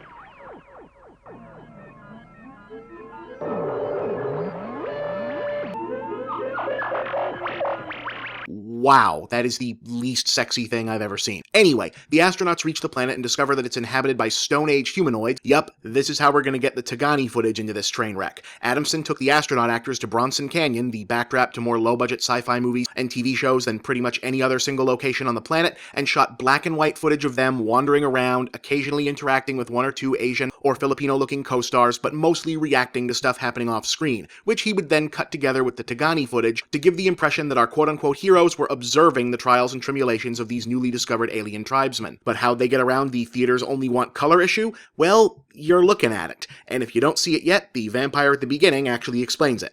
The strange chromatic radiations of deep, dark space have created many ghastly mutations while they turn the air and everything in it into a one-colored mass of yellow, green, blue, or blood red. chromatic radiation. Translation, they just randomly tinted the old black and white footage and the new black and white footage red, blue, green, or yellow from scene to scene on the premise that, well, the planet probably has a weird atmosphere and it does that. So yes, Horror of the Blood Monsters was released to theaters in color, and yet most of it was still in monochrome. You know, in a way I'm glad it takes so long to explain how this happened, because beyond that there's nothing other to say than, look at this thing.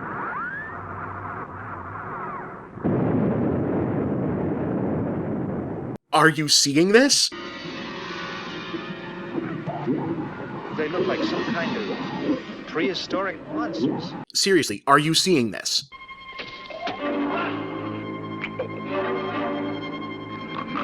What's great is, if you go by the poster, these lobster men are the blood monsters.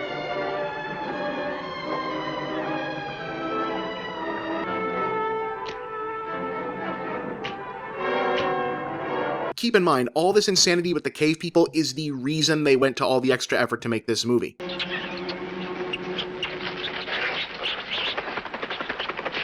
People paid money to see this. Actual money. And not even on TV. You had to go somewhere to watch this.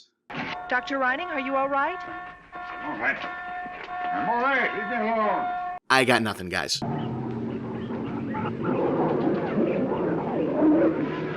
I got nothing for that either.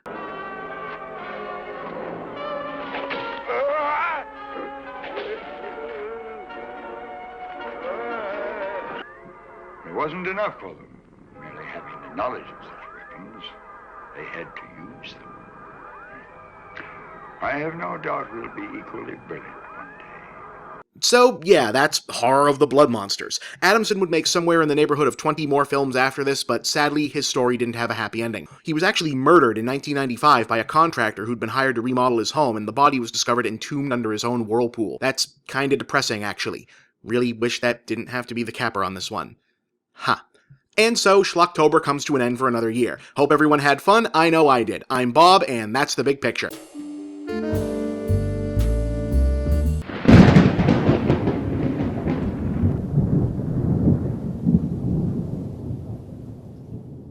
And here we are once again with Schlocktober, that special time of year when the big picture brings you an entire month of episodes dedicated to some of the most bizarre monster and or horror films ever made. A tradition which coincides with my desire to lighten my fall workload with a month's worth of non-topical episodes that can be produced weeks in advance by only the purest happenstance, I assure you. So, this past summer, the American box office was rocked by the return of the king of the monsters, Godzilla, which dominated theaters and thrilled audiences nationwide for exactly one weekend, after which the film did respectable but steadily declining business and took significantly longer than initially expected to reach the magic $100 million number given its initial impact, possibly due to mitigating factors like boring enemy monsters, an uninteresting main character, the trailers having misled audiences about the prominence of Bryan Cranston, Godzilla being largely absent from his own movie, and the only interesting character having almost less screen time than Godzilla. But hey, it was pretty good overall, and maybe the sequel will be better. But either way, it was never going to match the impact of the original. Inoshiro Honda's 1954 classic was a grim allegory for the devastation of Hiroshima and Nagasaki, but it was also a massively entertaining genre flick and a massive hit worldwide. Godzilla was the movie that proved Japanese cinema, particularly science fiction, could have a global appeal, and just about every Japanese studio rushed to get their answer to Toho's kaiju flick into theaters during the kaiju boom of the 60s. The X from Outer Space was Shochiko Studios' big stab at a Godzilla-style hit, and it remains an interesting example of the uneasy transitional period where kaiju features were still developing the unique rhythm that would set them apart from more conventional Western science fiction. Roughly half of the film feels like a typical American space flick of the same era. The main characters are some astronauts who spend a lot of time sitting around in a spaceship. Sano, radioactivity is increasing. It must be solar flare activity. Doctor, cabin radiation level? Normal level. And then a lot of time hanging around on a moon base. That's an apple. Does everything grow like this on the moon? Yes. With no atmosphere, the sun's ultraviolet rays pour right into the dome. Which sometimes looks like it might get interesting, but then doesn't.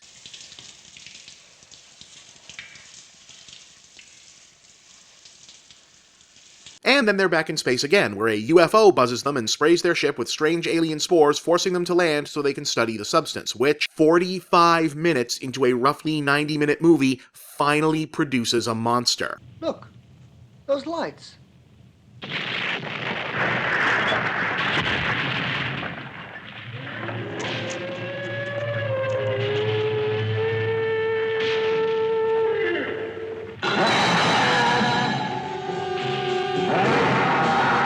Yep, that's what we're stuck with in this one, and why anyone remembers this movie. Gilala, the giant space chicken. The least threatening-looking kaiju ever. But at least there's a giant monster stomping around now.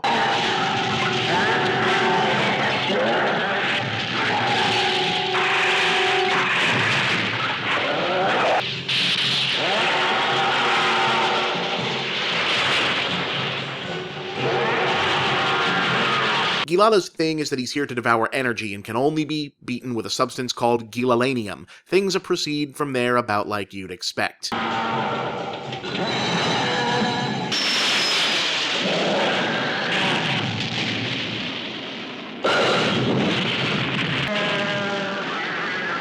He's shrinking. And then the good guys win. The end. Gilala, where is he now? On an endless journey. Like I said, the disconnect between Gilala looking like something that would have made Rita Repulsa decide to just take that week off, and the movie insisting that it's some kind of Day the Earth Stood Still serious exercise in speculative fiction is the main thing people remember this movie for, but they do remember it. So in 2008, just over 40 years later, Shochiku actually produced a sequel to this in the form of a geopolitical satire. Really.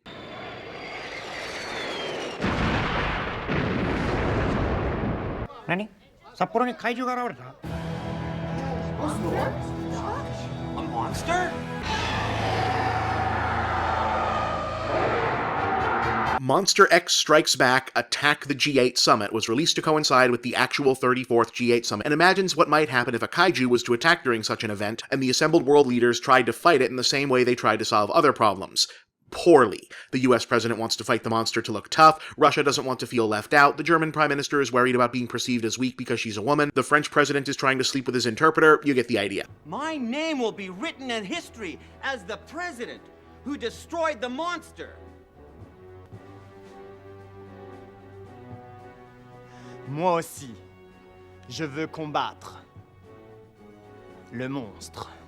The summit is thrown a curveball when North Korean interlopers stage a coup because they want to launch nuclear missiles at Gilala, which has already been determined will just spread spores and make more Gilalas all over the world. But, you know, North Korea.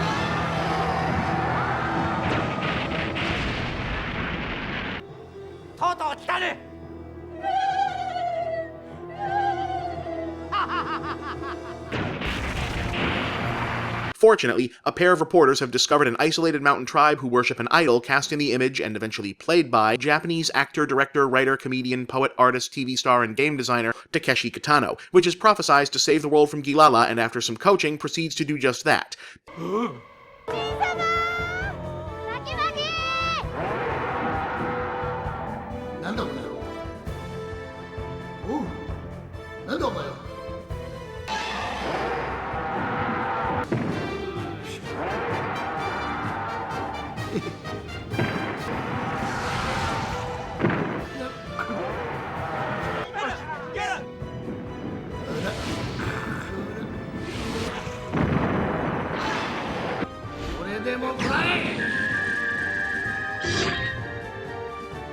And so endeth the saga of the X from Outer Space and Gilala, a movie monster that continues to cause generations of audience to say, really? I wanted to start us off soft weird this year because I've got some real doozies lined up, just you wait. I'm Bob, and that's the big picture.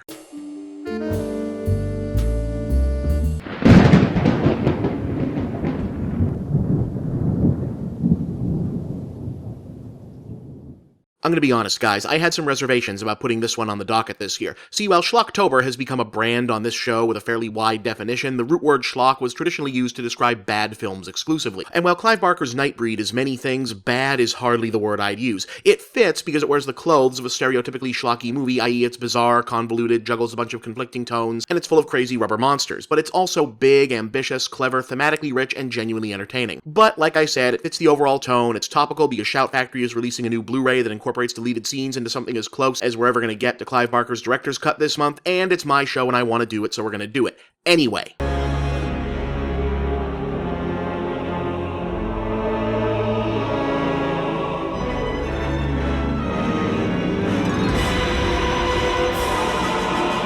Nightbreed is a horror fantasy action adventure drama about a guy named Boone who's having weirdly specific nightmares about a hidden underground city of monsters called Midian. But what's frightening him isn't Midian itself, but a sense in the dreams that the monsters welcome him there and forgive him for terrible sins that he can't recall having committed. His therapist, Dr. Decker, played by David Cronenberg, yes, that one, tells Boone that what he's feeling is repressed guilt, namely guilt at being the unwitting true identity of a masked serial killer named Buttonface, who's been carving up whole families around town.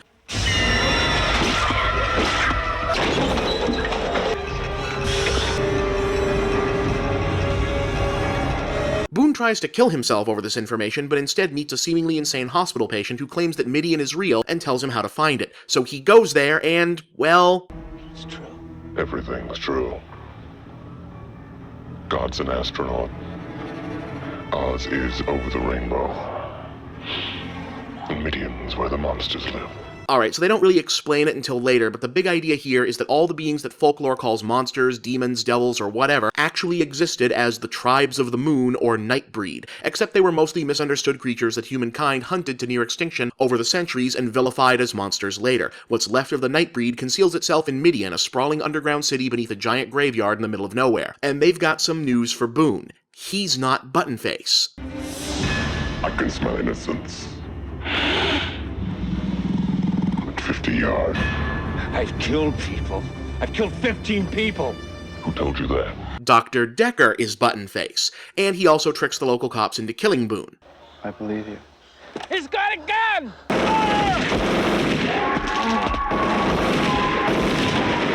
But a bite that Boone got from an overzealous citizen of Midian lets him rise from the dead and reveals the eventual truth. He actually is Nightbreed. So he goes to Midian to be with his own kind. This is the kind of weird logic that makes the film not totally work. Even taking into account the fact that the studio butchered Barker's original plans, the script runs on a kind of dream logic that fits in with its dark fairy tale ambitions but is weirdly undercut by the film's deliberate matter-of-fact reality plus monsters staging and shooting, though it's possible that the scope of what's being imagined simply couldn't have been achieved in the pre-CGI era. In any case, Midian and its god Baphomet are cool with Boone, but less so with his pursuant human girlfriend. Guess you can't take the heat. But it doesn't matter because the local cops discover that Midian exists and decides that it needs to not exist any longer. Because we're going out there with God on our side.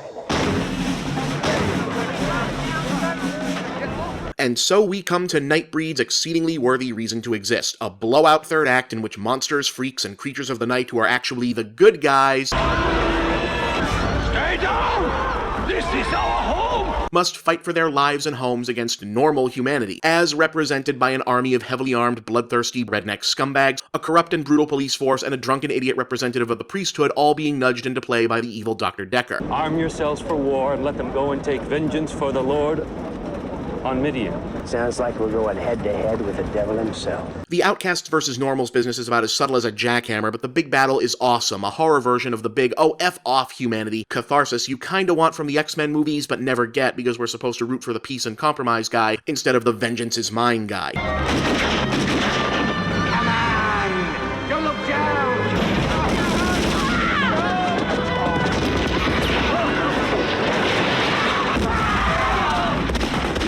Look what we got here.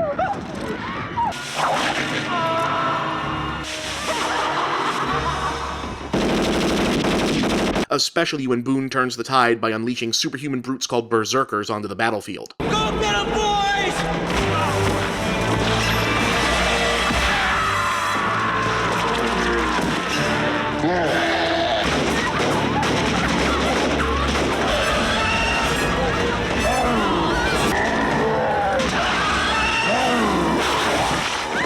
Now, if we want to survive, we can't hide. Brothers and sisters, it is time to fight.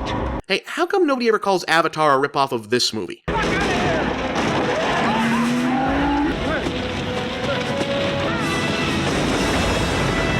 But though they win the day, including Boone's final defeat of Buttonface,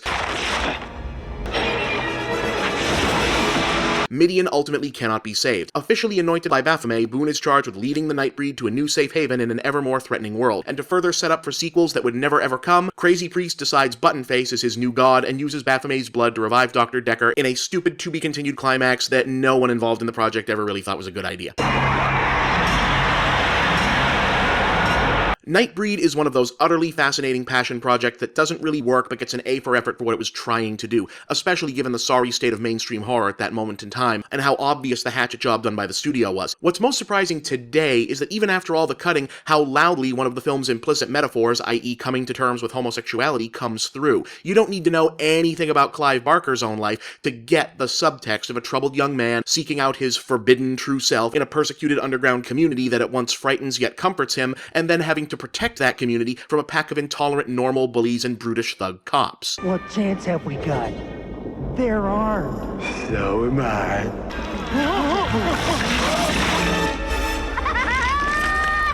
Anyway, that's Nightbreed. Check it out, especially when that new Cabal Cut Blu-ray drops in a week or two. Next week, you wouldn't believe me if I told you. I'm Bob, and that's The Big Picture.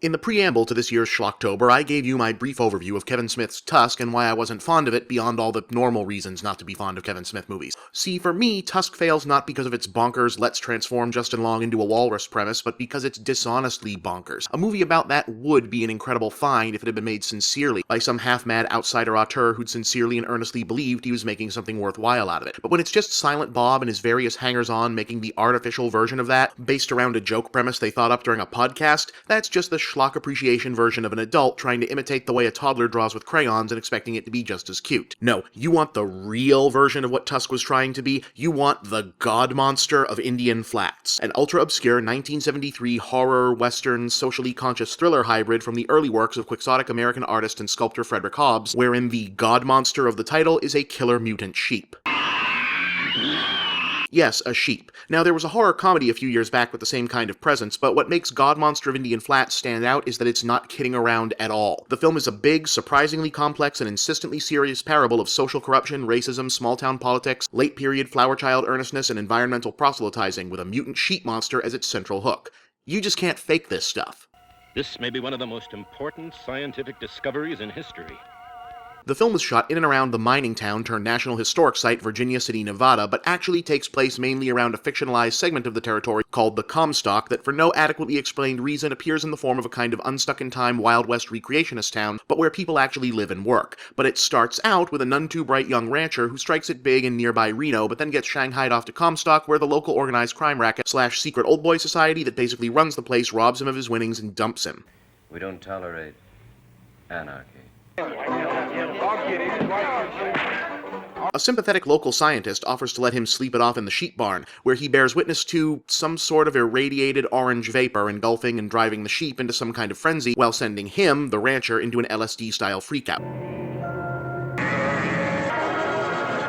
The next morning, it's discovered that one of the sheep has given birth to some kind of mutant larval fetus, which the scientist decides to keep alive and study rather than neutralize with fire and then study because this is a movie. Stabilize the pressure. Pressure is stabilized at 79.6, Dr. Clemens. Said studies eventually suggest that the orange mystery vapor was some kind of ancient toxic gas released from the town's long-ago closed mines and may be tied to legends of a terrible monster that once roamed the area. But that isn't the actual main storyline. The film cuts back to the lab every once in a while so we can see the thing getting bigger, but the majority of the film is actually given over to a sort of isolated small-town political mystery conspiracy thriller that you want to call Chinatown-inspired, except Chinatown actually came out a year after this. In this main storyline, an interloper from the big city named Barnstable is trying to buy up land around town, but the corrupt Mayor Silverdale and his lackeys in the Comstock Old Boys Network want to keep it for themselves. My property is definitely not for sale. Nor, may I venture to add, is that of my associates in the Comstock Historical Society Trust. My client is a far-sighted and progressive man, Mr. Silverdale. He was one of the pioneers in the space exploration program. We must all move with the times, sir. So they use the occasion of a local Old West fair to try and frame Barnstable for accidentally killing a dog. That's right. Lie down. Lie down. Dead dog. Shot my dog. Murderer. Whose fake funeral becomes the occasion for more conspiring. Telling you, you can't beat a German shepherd for obedience. Who could sell his property to a man like Barnstable? How nice. A sort of instant hate. My grandfather, the one who brought the railroad across these lands, once said to me, Charles, events have a certain logic. followed by a confrontation between the interloper and the mayor's dirty work henchman.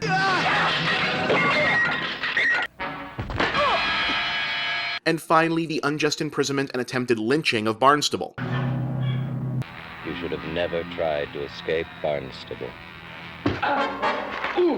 Gee, I can't imagine what this movie about a decaying small town literally stuck in the past resorting to murderous, racially tinged violence in order to prevent change arriving from outside is trying to be about, huh? And it just goes on with the pseudo-surreal cowboy town conspiracy business for so long you'd be forgiven for thinking you'd put on the wrong movie. You haven't restored the past up here, Silverdale. You've destroyed the present. Until an errant grenade tossed during the lynching brawl damages the science lab and the God Monster finally breaks free.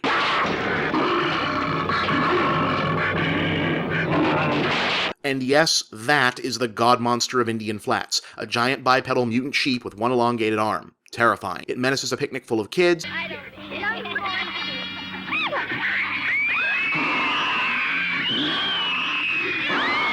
It gets dance hypnotized by a hippie chick. Down the mountain where you'll be warm and safe with me. It blows up a gas station.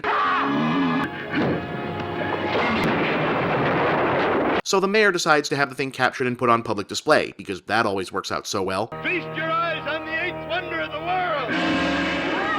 As part of his own secret scheme to raise the town himself and hand it over to a new modern mining corporation and Wild West theme park developer. And the Sun Mountain Railroad will run again on golden rails built by a new bonanza! The townspeople do not take this so well. He sold us all out! It's a trick!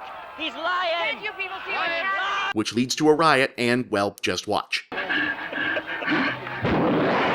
Tonight, violence in the name of justice controls the masses. It always has. Do you hear me, Barnstable? I've beaten you. Say this for God Monster of Indian Flats, it's ambitious as hell, and however bewildering Hobbs' stab at genre film as surrealist, socially aware art piece a la the Andy Warhol Dracula and Frankenstein films of the same period is, the scale of the production is also pretty damn impressive, and the non-mutant sheep parts have an authentic boomtown gone bust aesthetic that speaks to the filmmakers and other participants actually having roots and backgrounds in communities like this, as opposed to the over-designed visual condescension one is apt to see when Hollywood filmmakers try to depict such places in caricature. Either way, that's the God Monster of Indian Flats. Next week, we head across the Pacific. And then also back to Los Angeles. It's a little complicated. I'll see you then.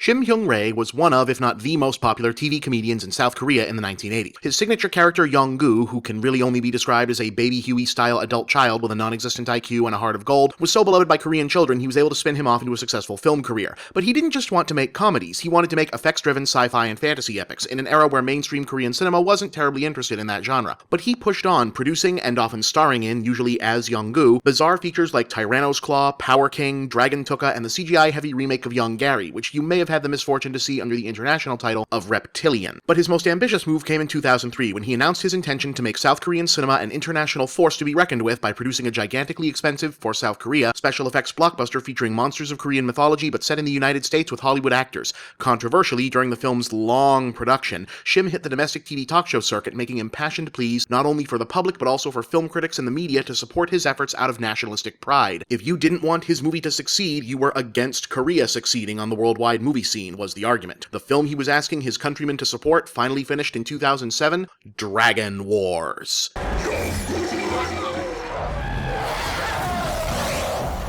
Dragon Wars is one of the dumbest, sloppiest, most incoherently assembled major feature films ever produced. The kind of film that recognizable actors who somehow wound up in it, like Billy Gardell, Robert Forster, and Craig Robinson, probably leave off their resumes. About 70% of it is some of the most inept attempts at big-scale filmmaking you will ever be privileged to see. But that remaining 30%, that's also stupid, but also seriously some of the coolest shit you will ever see.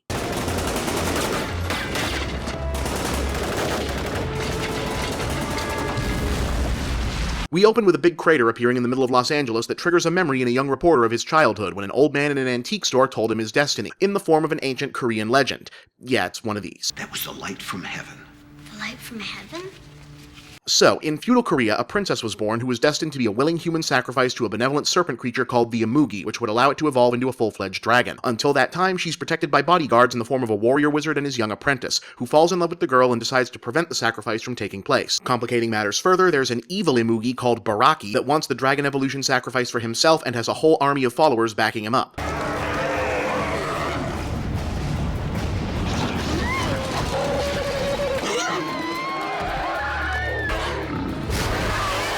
The would-be hero, the wizard, and the princess all wind up dead, so nobody gets to be a dragon. So there. But now, for no adequately explained reason, the hero and the wizard have been reincarnated as the reporter and the old man, and that crater is the signal that Baraki and his followers have come to LA. So the chase is on to find and protect the reincarnation of the princess, who has also been reborn as a resident of Los Angeles for whatever reason. Something terrible is coming, more terrible than you could possibly imagine.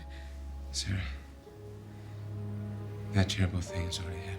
That's pretty much the entire plot. It's all just an excuse to drop ancient monsters into a modern city. And you know what? Ain't nothing wrong with that.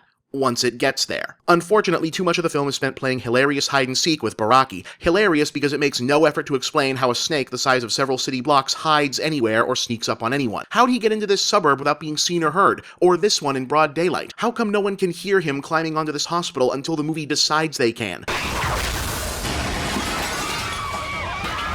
Also, for something a bunch of dudes seem to worship as a god, he's kinda easily distracted from his goals.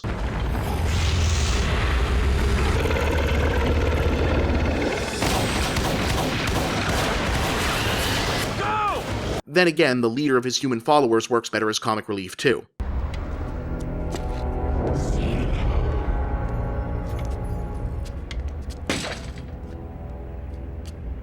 Somebody tell me what the hell is going on!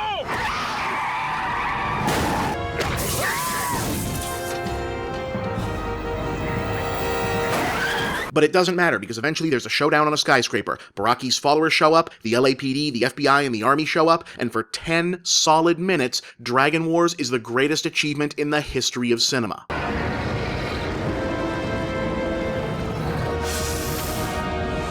You got a snake constricting a building while fighting helicopters.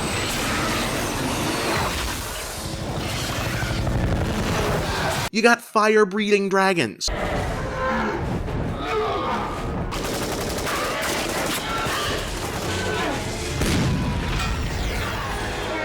You got magical knights riding dinosaurs. You got giant frog tanks, I guess you'd call those.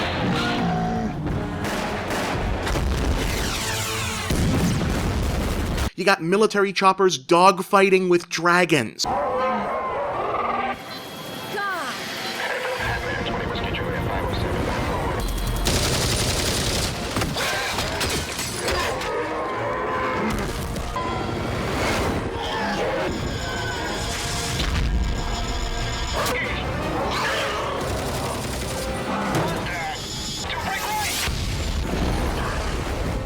You got the army in a shootout with the frog tanks and the knights riding dinosaurs.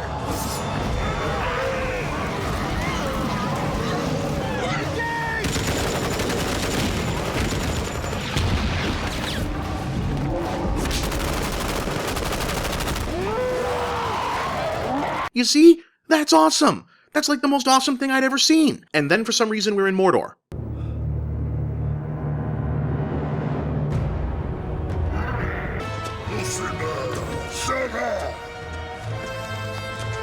Seriously, I have no idea where this final battle with Baraki and his minions is supposed to be taking place, but the good Imugi finally shows up. Wait, were both of these things just wandering around LA sight unseen? Our heroine decides to fulfill her destiny, the Imugi evolves, and the film arrives at its title.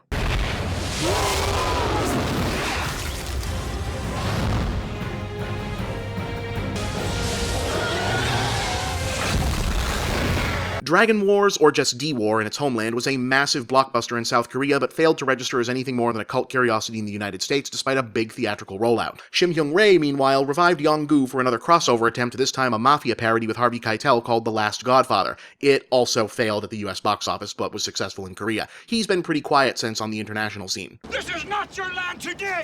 You have awakened them! But yeah, so that was Dragon Wars. Next week? Oh, just you wait for next week.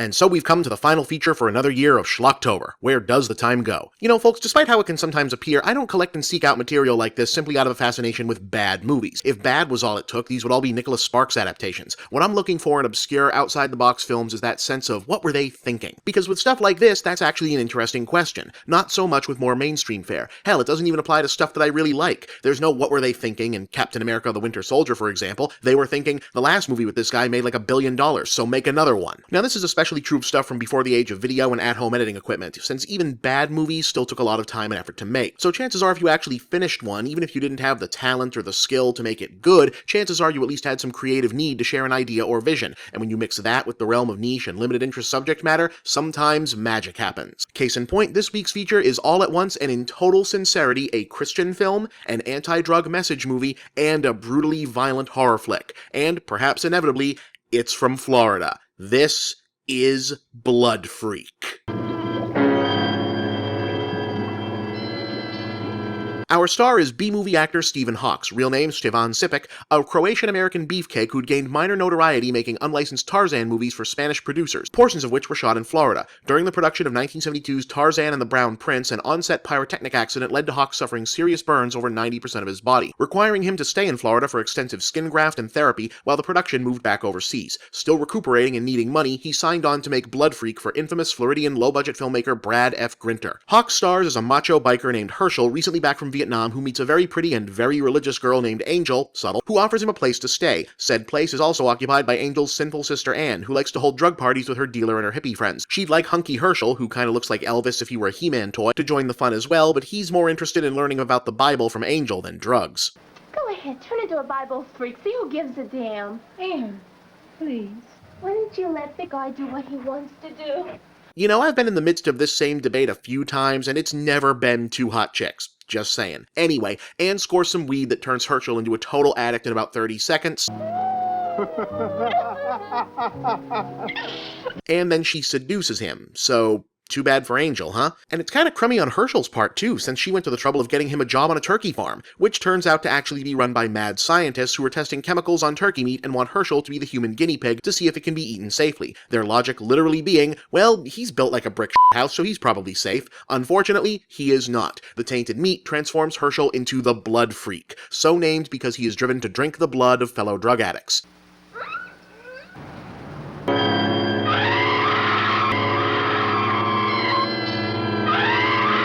Alright, you know what? Not a bad idea for a monster movie. Except...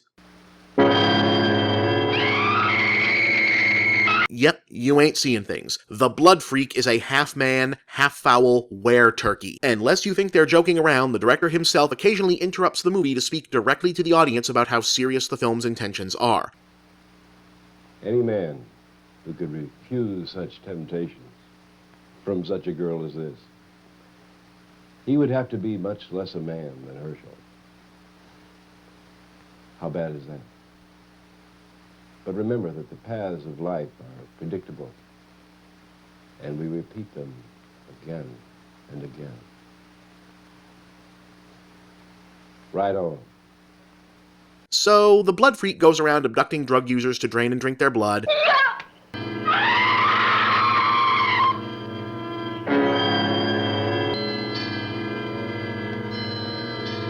Well, in a bizarre subplot, Anne's drug dealer boyfriend attempts to pay off his supplier by letting him rape Anne, a crime for which the Blood Freak literally takes him to the woodshed.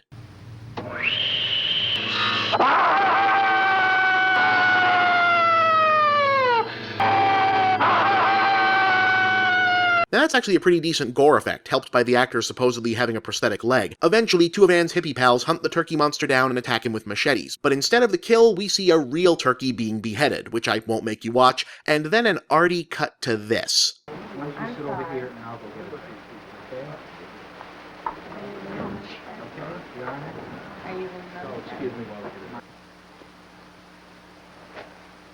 Oh, God. I've been hallucinating. Yep, it was all a dream. Herschel admits to having been addicted to painkillers before any of this started. Angel helps cure his addictions by convincing him to finally let Jesus take the wheel, and he gets a happy, drug-free ending with Anne. As for the narrator's parting thoughts, well, here they are. I swear this isn't an outtake, this is actually in the film, and again, they weren't joking. So when you eat or take into your body any chemical or drugs. You take a chance on reactions that are untested, unpredictable. There are government agencies, many responsible groups, fighting the use of chemicals in the food we eat, the water we drink. And yet there are far too many of us who go right on taking the good way of life for granted, ignoring the warnings. So, let's give a little thought to making our own story have a happy ending.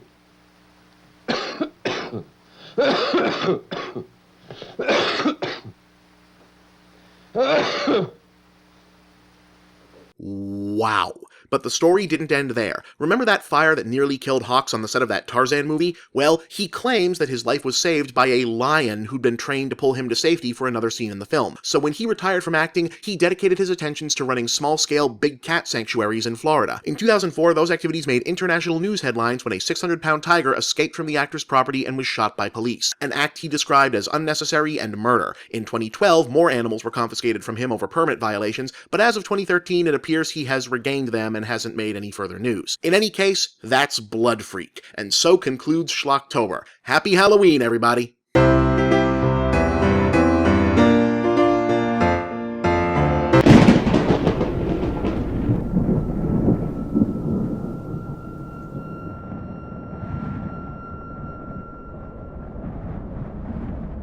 So I imagine your first question is, what the hell is Schlocktober? Well, Schlocktober is a special Halloween-themed sub-series. It used to be part of another show, now it's part of this one. How does it work? Well, it's like those episodes where I talk about a movie or a TV show, but since it's Halloween time, it's a whole month of me introducing you to bizarre, obscure horror and or monster movies, because I love Halloween, because I love these movies, and because I can, pretty much. So, we begin today with one of my all-time favorites, a 1970 Hammer Films classic that, in addition to being criminally underappreciated even within its own genre, is part of a wholly unique aesthetic tradition that went out of fashion on film but found new life as an inspiration for video games like Caveman Ninja, Bonk's Adventure, Prehistoric Man, and Chuck Rock, in case you were wondering what this has to do with video games. I speak, of course, of When Dinosaurs Ruled the Earth.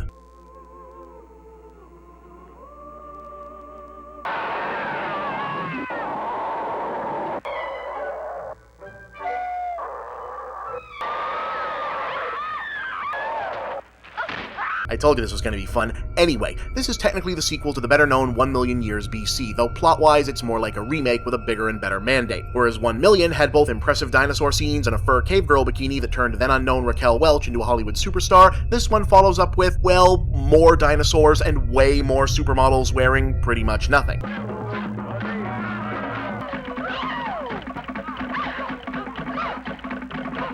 Movie magic. Oh yeah, this is one of those things where they've got cavemen and dinosaurs existing at the same time, and if that's gonna bother you, I don't know, I guess pretend it's another Earth-like planet where evolution went different. So the plot is that there's this one tribe of bad cavemen who are basically a cult enthralled to an evil high priest that demands that they sacrifice their blonde-haired women to appease the sun, which has something to do with the idea that at whatever non-existent point in Earth's history this is all supposedly taking place, there's no moon yet, so nighttime is extra special scary, and yeah, it doesn't make a whole lot of sense. But the most recent offering is having none of it and escapes.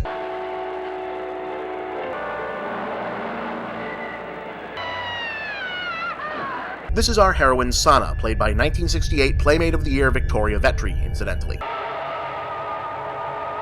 Yeah, it's not a subtle movie. So, Sana gets rescued by fishermen from a marginally more evolved caveman tribe that lives by the beach and invites her to come chill with them because, well, one imagines that's self-explanatory. And folks, this is why these movies rocked. Because just when you're starting to think, you know, I've kinda had my fill of gorgeous women and or supercut dudes chilling on the beach in deerskin swimwear, some shit like this happens.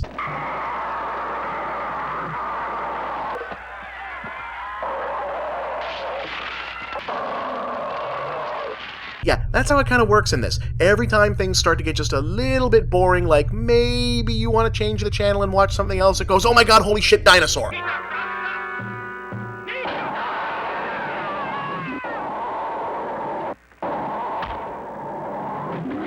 But this is also where the quote-unquote drama comes in. See, Sana has won the affections of Tara, the most eligible bachelor of the beach tribe people. But Tara is already desired by Ayak, a woman already of his tribe who becomes murderously jealous of Sana so that this can happen.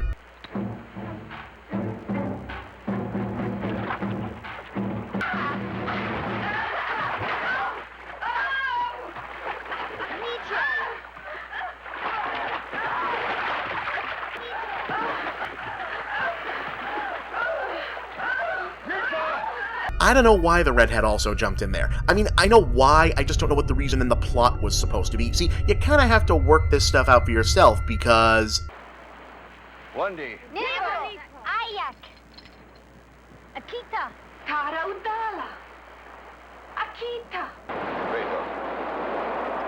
Yeah, there's no actual dialogue in this movie, but there's a ton of talking using an imaginary primitive caveman language created just for the film, because apparently a cast of totally modern-looking actors sharing the screen with animals that human beings never interacted with in reality is fine, but if anyone speaks English, that's gonna break our suspension of disbelief.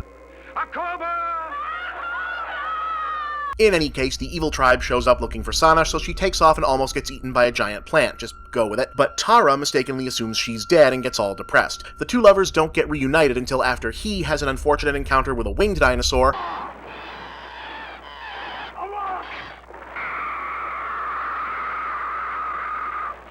while she uses a flute to domesticate and make friends with a baby dinosaur and its huge-ass mother.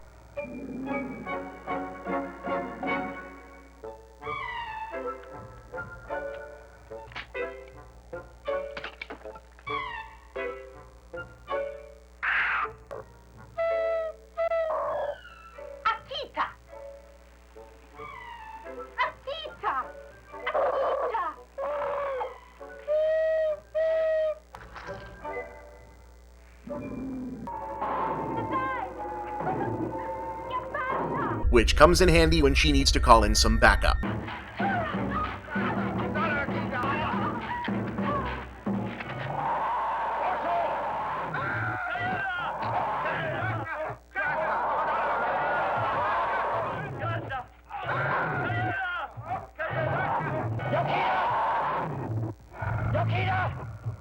Oh, and the evil tribe also tries to sacrifice Tara to a plesiosaur. I'm not really sure what their theology is supposed to be at that point, but it looks cool.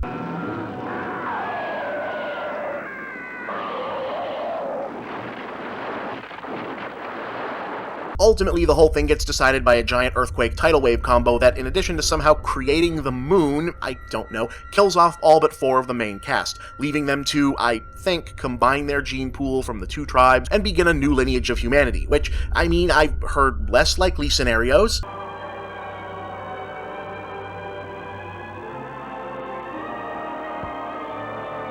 Now, what was weird about both this movie and its predecessor is how damn serious they take themselves. The whole production is basically a sexed-up Flintstones, but with just enough attention paid to a then-modern understanding of how primitive humans might actually have lived to make the Oscar-nominated, incidentally, dinosaur effects all the more absurd by their presence. It's a fever dream of late 60s sexual liberation, 19th century understanding of prehistory, and, you know, baby dinosaur stuff. It was also pretty much the last good movie in the genre. Hammer eventually decided that the girls were a bigger draw than the monsters and made a couple more of these on lower budgets but without dinosaurs. That's sad, but not as sad as how things worked out for the featured cast. Victoria Vetri never got another role as big as this one and largely dropped out of sight until not long after 2010, when she was arrested for the attempted murder of her husband, for which she is now serving a 9-year prison sentence. Imogen Hassal, who played Ayak, died only 10 years later in 1980 from an apparent drug overdose. Incidentally, the movie is kind of hard to come by these days. It was only released on DVD once as part of a Best Buy exclusive 2-pack, which was quickly recalled once it was discovered that it contained the rare uncut version featuring actual full nude scenes. Today, that first run is a collector's item. Do I have it? Of course I have it.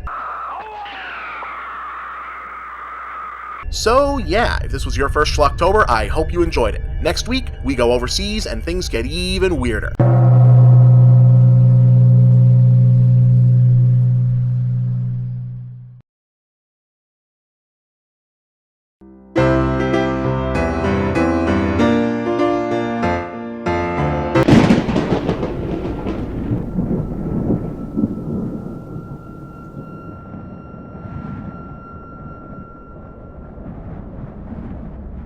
Schlocktober rolls on, and seeing as how last week we showed you a caveman movie only to see Far Cry Primal announced mere days later, maybe you should keep watching this series in case it turns out to be consistently predictive. Anyway, did you hear the one about the Power Rangers? The casting call went out last week for the new Power Rangers movie, and with it came a surprising revelation. The new film, which is supposedly being based on the first season of the original series, is also supposedly keeping all of the original character names and personalities, but the casting is supposedly colorblind, i.e. the ethnicity of said characters isn't being required to match those of the original versions. Now, this feels very clearly like an attempt to mitigate the, by today's standards, more than a little uncomfortable coincidence that the Black and Yellow Rangers were played by Black and Asian persons. Yeah, what's interesting about this is that it kinda sucks either way. Color matching uniforms to race is just not gonna fly by unremarked upon in 2015, but on the other hand, if you do, for example, change Zack the Black Ranger into a white guy, yeah, you're fixing the borderline racist costuming thing, but doesn't that also mean effectively erasing a rare, well-known black superhero? I wouldn't want to be the guy who has to make that call, is all I'm saying. Now, I bring this up because, as I'm pretty sure everyone is now aware, Power Rangers was famously created by partially re-editing footage from Japanese Super Sentai TV shows, a format later borrowed by VR Troopers, Masked Rider, Superhuman Samurai Cyber Squad, and others throughout the 90s. But believe it or not, Power Rangers was not the first time another country had looked at Japan's very popular but often very Japanese and difficult to translate live-action superheroes versus monster shows and said, hey, we should try that.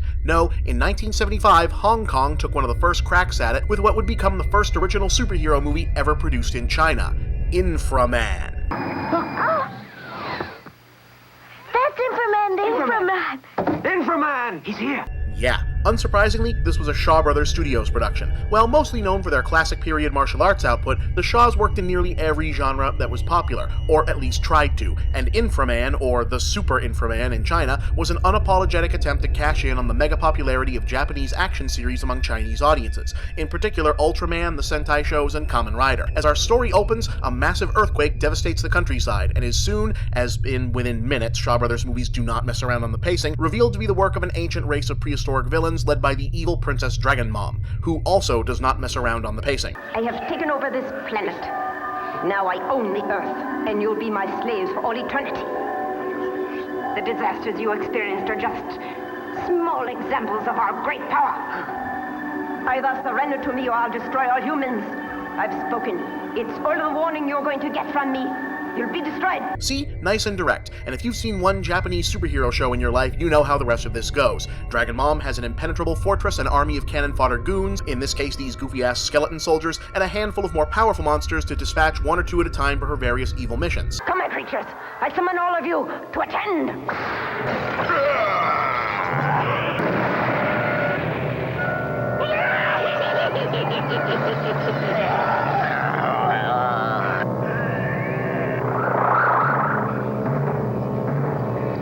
Silent, all of you.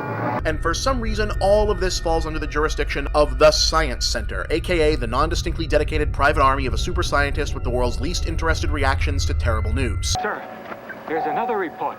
It says Mount Devil has erupted. 10,000 people dead. Oh?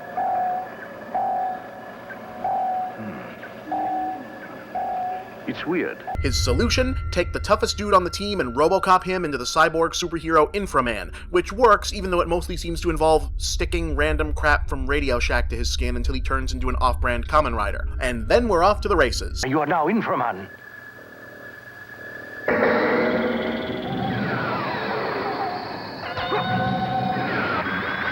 No, literally, that's it. Once Inframan is created, the film settles into the expected new monster fight, new monster fight, new monster fight rhythm and hardly ever lets up. Yes, there's some plot happening about one of the other Science Center guys getting brainwashed and eventually the leader and his daughter get abducted for the finale, but it's all nakedly perfunctory. We're here to see tokusatsu-style TV action executed with the Shaw Brothers' signature over-the-top acrobatic kung fu choreography, and that's what you get. And it looks pretty spectacular.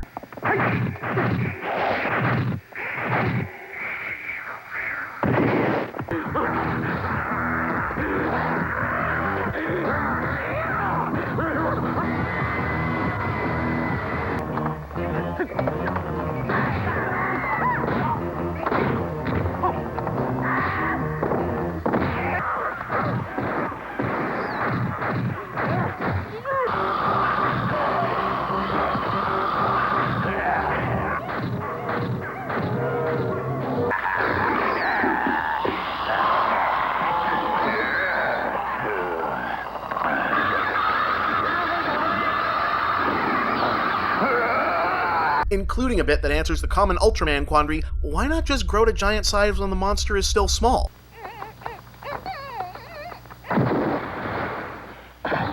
But mostly, yeah, it's a nearly plotless crazy monster bash fest all the way up through the final confrontation at Dragon Mom's Castle Keep, as the movie leaps back and forth from looking like a Sentai or Henshin show to a monster movie to some kind of alternate universe Muppets production.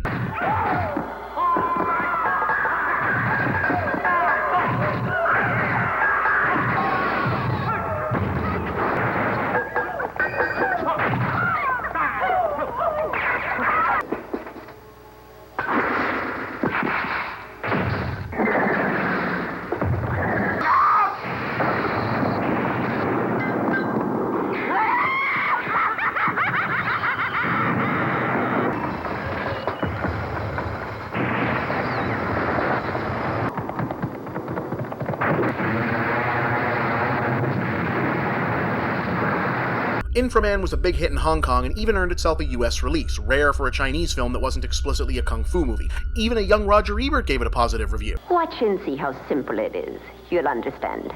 And yeah, that's Inframan, a gonzo must-see providing you're into that sort of thing, which I of course am. Now next week, a new milestone as I present the first fully animated film in Schlocktober history. Whatever could it be?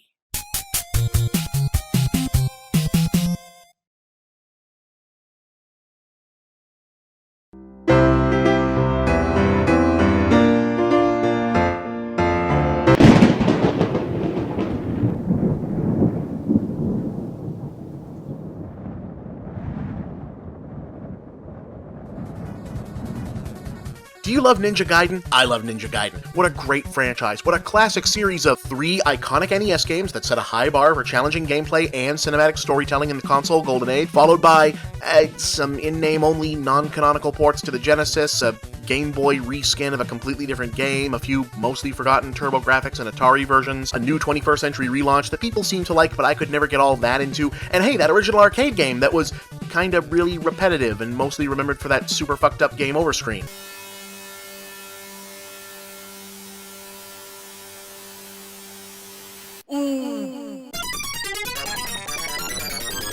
But yeah, turns out there was also a Ninja Gaiden anime, produced in 1991 at the height of the original series' popularity, and for some reason it never even saw a cursory US release. Now that always baffles me. Gamers are constantly hard up for adaptations of this or that franchise, but then the stuff doesn't bother to leave Japan. Hell, I still remember in like 9th grade when my friends and I discovered that first Street Fighter movie. That was a big damn deal at the time. Anyway, Ninja Gaiden.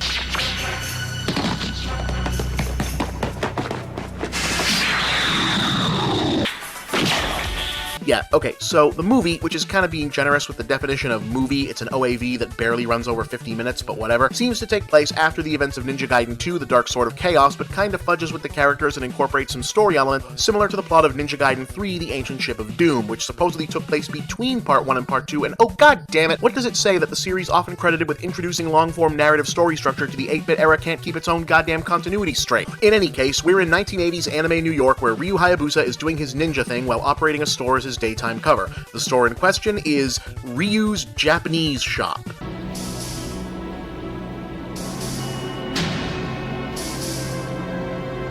No, for real, that's not like an artifact of an English translation or something, that's in the original movie, so I guess he sells Japanese? I don't know, the interiors honestly make it look like one of those shitty mall import outlets that sell knockoff Asianish weapons and pottery as decorations, and I guess that's kind of a funny idea, i.e. the dude behind the counter hawking tacky Buddha piggy banks and phony shurikens to Joe Dirt and Dale Gribble is actually a real-life badass ninja undercover, but we only ever really see Irene working there.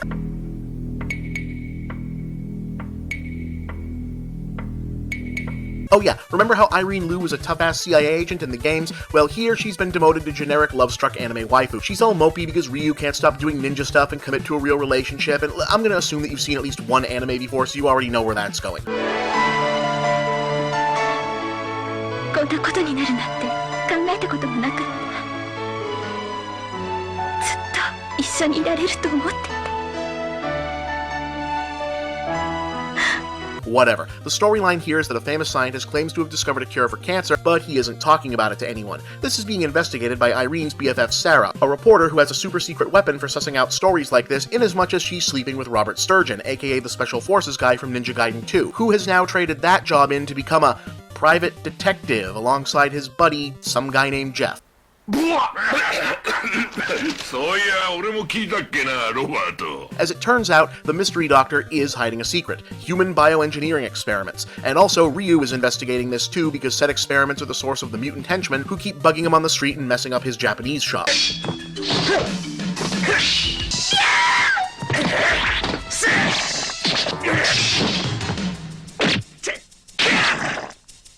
Oh, and they also kidnap Irene because, what else is she here for? So Ryu goes off to storm the bad guy's compound with Robert and whoever Jeff is following close behind after a friendly discussion of how many guns they should bring and whether or not Sarah gets to join the fighting too. Aw, man, that's not cool, Ninja Gaiden, not cool. What is cool is the bad guy base turns out to be guarded by werewolves and fishmen and all kinds of human-animal hybrid monsters. Alright, weirdly, Ryu disappears from the action to go skulking around in the shadows for most of this, so the big blowout combat stretch of this ninja movie is mostly Robert and Jeff exercising their Second Amendment rights all over the monsters.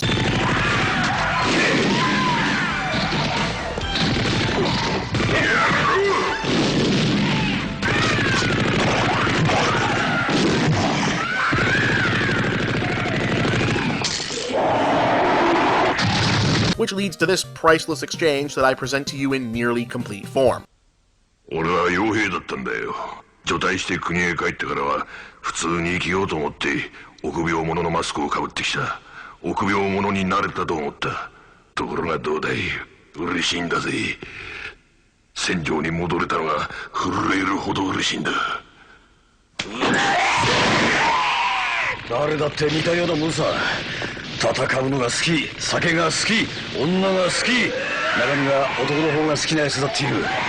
それをみんな厄介なところをちょっとずつ曲げて世間となんとか折り合いをつけてるんだ。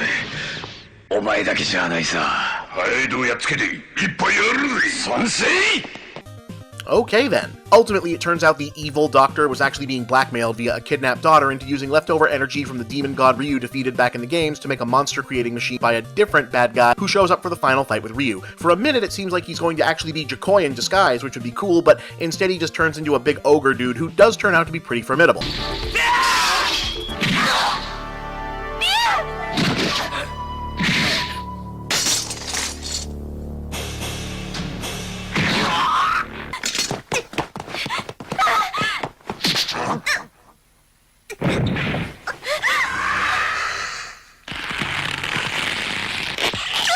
Oh, now you done it, dude. You don't ever put your hands on an anime dude's girlfriend. Come on. That's my...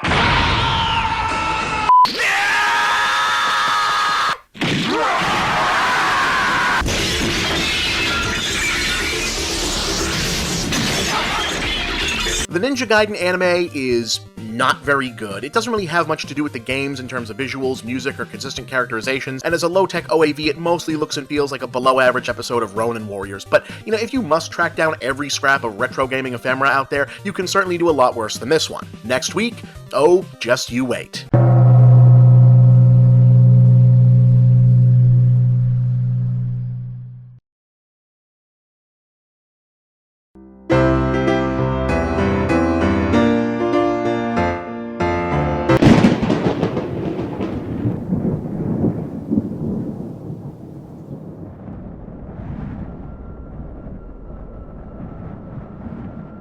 And so we come to the final installment of the first ever Schlocktober on Screw Attack, which I'd say has overall been pretty damn successful. And when I first saw October coming up again this year, I wasn't 100% convinced I'd bring the series back, even though everyone kept asking me to. Maybe a new-ish show deserved a fresh start, untethered to old traditions, right? Plus, more substantively, I was starting to wonder if my backlog of cinematic oddity was starting to run dry in terms of what could actually turn into a month of episodes. But then I remembered that stuff like the Manitou exists, and I know I owe it to you all to keep on going. Okay, so this one is going to need a small disclaimer. The Manitou is one of those 70s movies that was looking to piggyback on a then-recent wave of mainstream pop culture interest in Native American, spiritual, and mythological concepts, and like a lot of other variations on that theme, it's well-meaning but engages in a lot of tacky, uncomfortable, unwittingly condescending misuse of culture and iconography, most egregiously the common practice of acting as though Native American spirituality is both a singular entity and indistinguishable from trendy, upscale 20th century New Age gobbledygook, as opposed to many, many wholly unique permutations of ancient religious practices. Case in point, a Manitou is an Algonquin word usually used to describe a life force permeating the natural world, but the Manitou, which is based on a series of novels by Graham Masterson, uses it interchangeably to describe human soul, the souls of animals, and even the animistic spirits of objects both natural and man-made. So basically, this, I swear to you, though you may not believe me in a moment, totally serious-minded movie has exactly the same grasp of its own subject matter as Colors of the Wind from Pocahontas. Point being, I'm not an expert in Native American culture either, so if anything reductive or appropriative gets said here, don't blame me, blame this ridiculous-ass movie I'm describing, okay? Okay. I can take this time at the start, by the way, because while the Manitou has an infamous reputation for weirdness, once it gets to the point, it takes forever to get to the point, so I can kind of breeze through a lot of the story. Anyway, the plot of this thing is that a well-heeled San Francisco woman named Karen has a strange tumor growing on the back of her neck. Her case is being handled by a world-renowned tumor specialist because, unrevealed to her for some reason, the damn thing is growing less like a tumor than it is like a fetus, which is never good news. Before going under the knife, she reconnects with her ex-boyfriend Harry, a fraud fortune teller played by Tony Curtis, really, as simultaneously the most and least convincing fake psychic ever.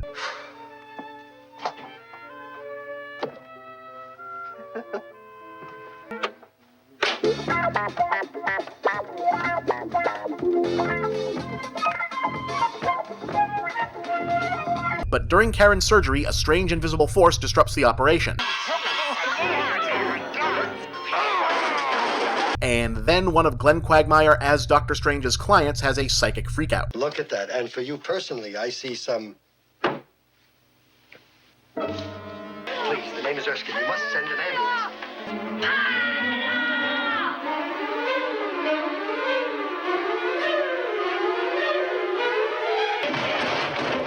Surprisingly, Harry is that rare person in a horror movie who has actually seen a horror movie before in his life, so he immediately puts two and two together and figures out that Karen is afflicted by some kind of evil spirit. After consulting with some actual psychic friends, a seance, and Burgess Meredith, because of course he's in this, it's determined that Karen's condition is similar to accounts of possession from Native American folklore. So Harry seeks out the help of a medicine man named John Singing Rock. What does a white man want with Indian magic? Don't you immediately like this dude? My fee will be $100,000 to the Indian Educational Foundation. And you? Well, I need some tobacco. I'm running a little low.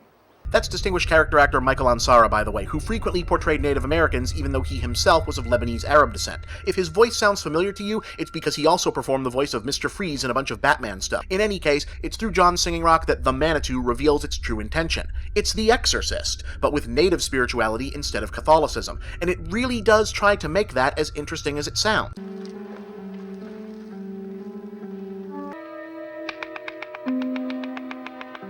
Before it goes completely bugnuts crazy. Spirit of rock, take my hand.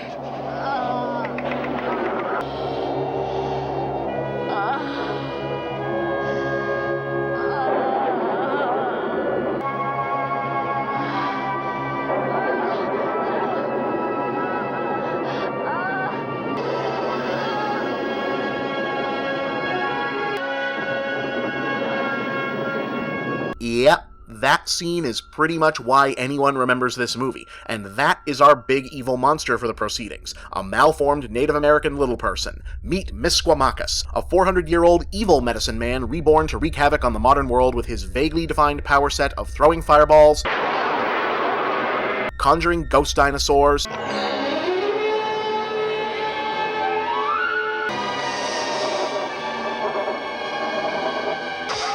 causing earthquakes,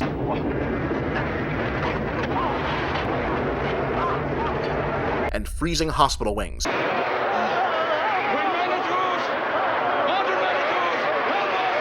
All while overpowering the various good Manitous John Singing Rock summons to counter him. Manitou. Bear Manitou. Hold Misquamacus. River Manitou. Help your brother. Hold Misquamacus. Hold him. But Harry discovers Misquamacus' kryptonite. He has trouble manipulating technology, because he's from the pre-electronic age. Now that could set up an interesting idea, magic versus science, modernity versus the ancient world, but what it means in this movie is just pick up a computer and fucking throw it at him. Okay, so they decide to turn on all the high-tech equipment in the hospital so that Singing Rock can call on their newfangled technology Manitou to fight Misquamacus, since I guess if the spirits of Bear, Mountain, and Wind aren't doing the trick, the spirits of Apple II, Fax Machine, and Mr. Coffee will. Except it doesn't. Send Misquamacus back!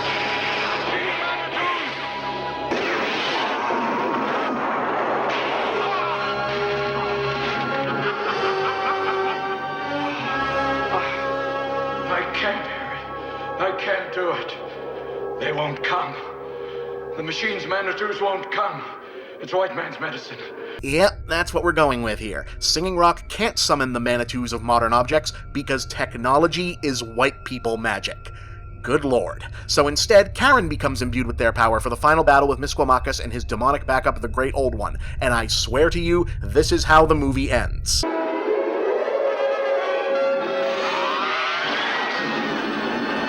Topless lasers versus meteorite battle, because why the hell not?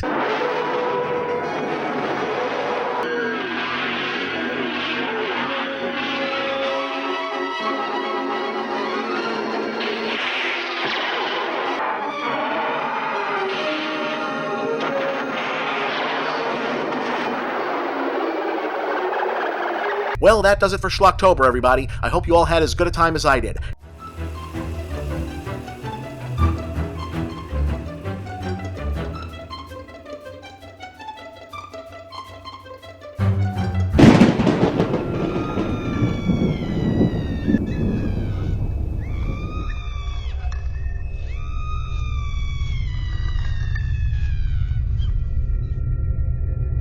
Schlocktober. It's about weirdo, obscure Halloween-type movies. We do it for a whole month. Enjoy it!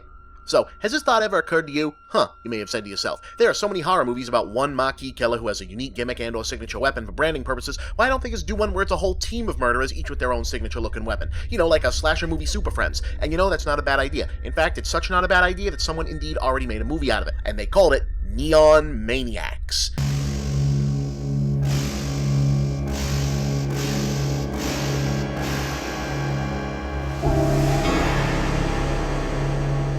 And yeah, that is pretty much the pitch. It's your basic Friday the 13th and or Halloween knockoff teenage slasher movie, but instead of just one specialized killer, it's a whole team of them boasting a remarkable amount of variety. You got an axe murderer, a knife guy, an evil surgeon, a biker, a samurai, a hangman, an ape-man, medieval crossbow guy, soldier, electricity guy, a Native American zombie with spear, dude with big knife hands we only see like twice, this Cyclops lizard dude. So yeah, quite a crew.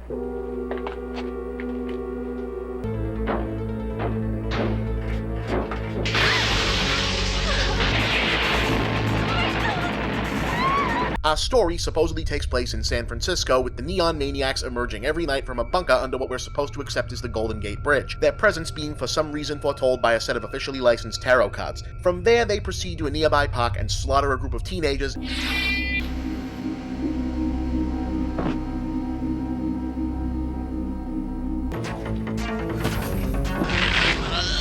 Think fast, pal. Guys want to play rough?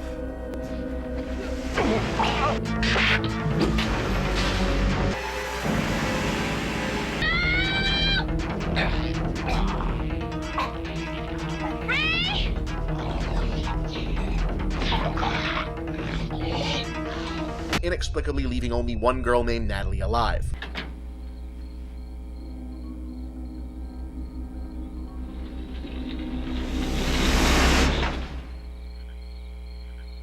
That word inexplicable, by the way, is going to come up a lot, just so you know. To wit, the Neon Maniacs, who are in fact not neon and actually go about their business in a fairly well-organized, level-headed, non-maniacal fashion, inexplicably vanish from the scene. The police question, but they inexplicably don't hold a follow-up with Natalie, despite finding her as the sole survivor of a fucking massacre. There'll be hell to pay if a dozen kids turn up missing overnight. We sure can't tell anyone her story. What do you think, Lieutenant Devon? Let's see what the sunrise brings. The same police find fucking ectoplasm at the crime scene and just leave it there inexplicably for people to pick up later. Natalie's parents are on vacation and are inexplicably not contacted or summoned home about this by anybody. Hi, darling. Hal and I are having a wonderful time. We And Natalie herself inexplicably just tries to go back to school like nothing happened, even though everyone already knows about it and has questions. I'm Donna, Raymond's sister. What the hell was that bullshit you handed the police? And where's my brother? I'm sorry, Donna, but your brother is dead. Liar! You're a liar! Let's go, goddammit! Let's go! Yeah, Steven. And she's plagued by nightmares where it rains blood.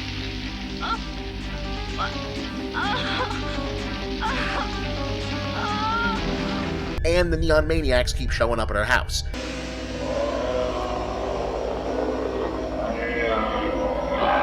Most of this inexplicability can probably be chalked up to budget. It's very clear that the production could only afford whatever absolutely needed to appear on screen when it comes to anything other than the monster makeup and the gore effects. So continuity, narrative cohesion, fuck that shit, man, that's for rich folks.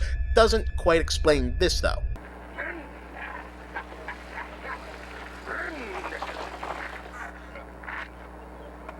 This your bike, kid? It has the overall air of the kind of semi-independent horror fanboy, self-indulgent show-off equality that exploded all over the genre post-Evil Dead, most prominently through the ambitious slasher-killer all-star squad premise, but also via reliable tells in the form of blaring references to stuff like old movie posters, comic book superheroes, Star Wars, Alien, and the ultimate fan-turned-filmmaker giveaway of having the character who figures out what's going on and how to defeat the Neon Maniacs be, yes, a younger misfit kid who's obsessed with sci-fi memorabilia, monster makeup, shooting their own amateur horror movies, and... hold on, rewind that.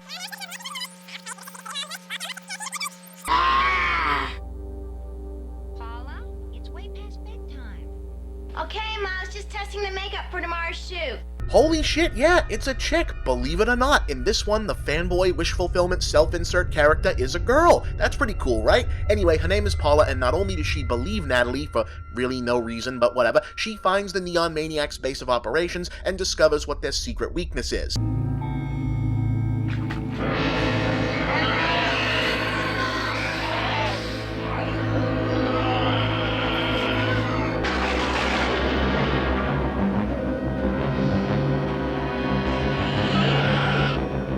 It's water. Just water. And if you're thinking that makes them seem significantly less threatening somehow, yes it does.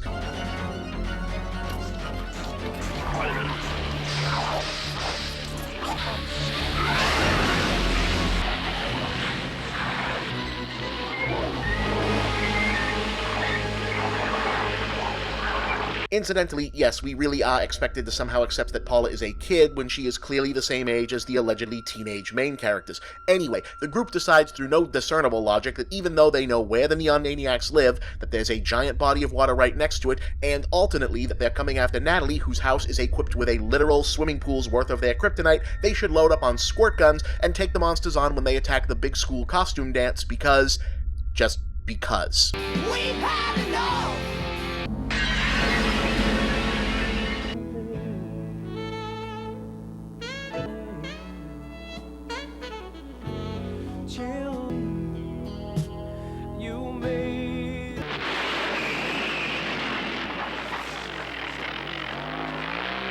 Hey, I need your attention. Wait a minute.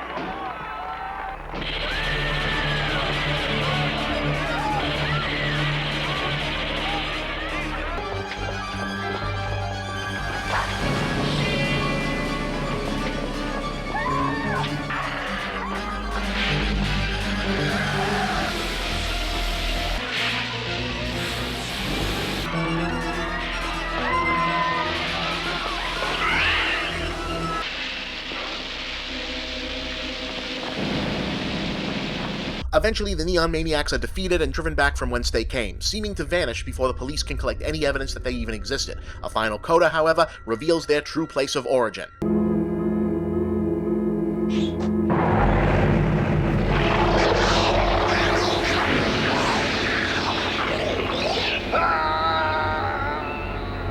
Another dimension in the back of a random truck. Yeah. This is a weird one. So how'd this happen? Well, there's not actually a lot of information about that, though the production was reported on in depth by Fangoria at the time. What's out there boils down to the whole thing being a complete clusterfuck. Multiple producers fought over the original script by Mark Patrick Carducci, but the guys who won the funding had to restart the production more than once. Early on, all of the actors playing the monsters quit, meaning that the Maniacs' costumes and makeup appliances no longer fit their performers properly. Not an ideal situation. There are moments when the lack of recognizable logic or human behavior actually threatened to elevate everything to an almost abstract dreamlike level, but ultimately it just sort of plays out as a mess, though one with a lot of ambition. Unfortunately, the only person who could provide a full accounting of what Neon Maniacs was meant to be was writer Mark Patrick Carducci, who tragically took his own life in 1997. Leilani Sorrell, who played Natalie, has continued to work steadily, mostly on television and in supporting roles, though she's likely still best remembered as Sharon Stone's lover Roxy from Basic Instinct. You haven't done it yet, have you? So was that a crime or something? No. How can you stand it? Donna Locke, who played Paula, is one of the great mystery personas in cult horror. Neon Maniacs was her only screen credit as an actress, and there's no record of what happened to her afterwards or where she came from in the first place. Sounds scary. Who's the girl? Oddly, the most successful veteran of the film is probably Andrew Divoff. He played the surgeon maniac in one of his earliest roles, and later became a horror star in his own right as the title character in the first two Wishmaster movies. Spare me, child. Behold my true face. Oh my god. Yes, the shit just hit the fan, didn't it? Should you see Neon Maniacs? It's definitely unusual, though it's kind of the sort of movie that is better as a tape playing on the background in the party than as something you sit down and actually watch. But sometimes we find the really unusual ones here on Schlocktober. I hope you enjoyed this first episode for this year. Next week, well, that's going to be a surprise.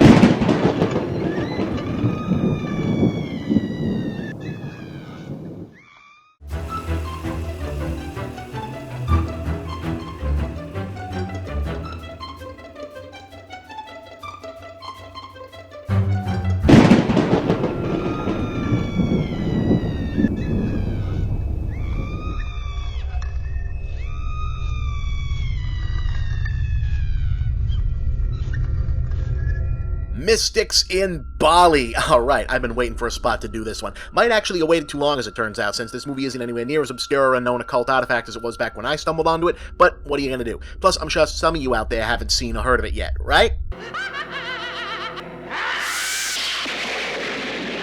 Alright, so background. Mystics in Bali is an Indonesian horror movie from 1981. Appreciating its existence requires a bit of historical and cultural background in that regard. See, things were not going great for Indonesia in this period. The country's politics have been dominated by the US-supported authoritarian New Order administration under military strongman General Suharto since 1968, and by the 1980s, the direct investments from Western powers that had been artificially propping up the economy under the Suharto regime had begun to drastically slow. In response, the regime forcibly encouraged domestic employment through elaborate limitations on foreign labor and products. What this meant for the film industry was that while Indonesian audiences were demanding the latest blockbusters from Hollywood and also China, Hong Kong, Japan, Australia, and other nearby territories, any studio that wanted to distribute such a product was required by law to produce at least one domestic film for every 5 foreign films they imported, and as you can imagine, this led to a brief boom in the production of low-budget movies packed with sex, violence, gore, and explicit rip-offs of popular worldwide movie trends. Some of them later turning out to be just bizarre enough to later become trashy cult classics like Lady Terminator, Virgins from Hell, The Devil's Sword, and so forth. And Mystics in Bali is regarded as one of the holy grails of this particular cycle, mostly because the Indonesian government actually ended up banning this one, and it only accrued an audience later on unlicensed VHS tapes circulated internationally. So, what's it about?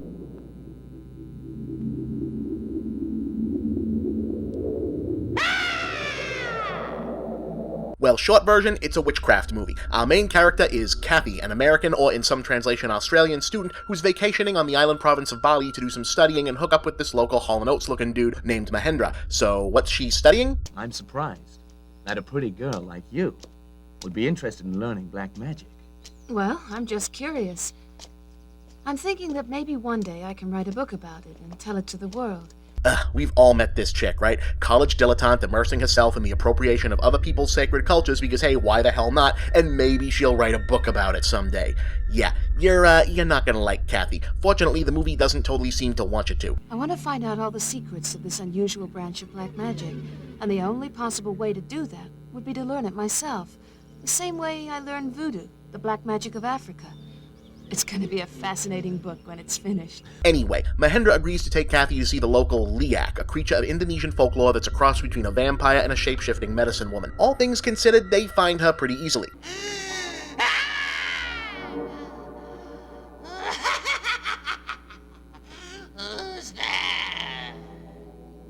The Master certainly knows that we're here now, Kathy. Let's go over. And she agrees to train Kathy in Balinese black magic, provided they bring her a blood sacrifice the following night.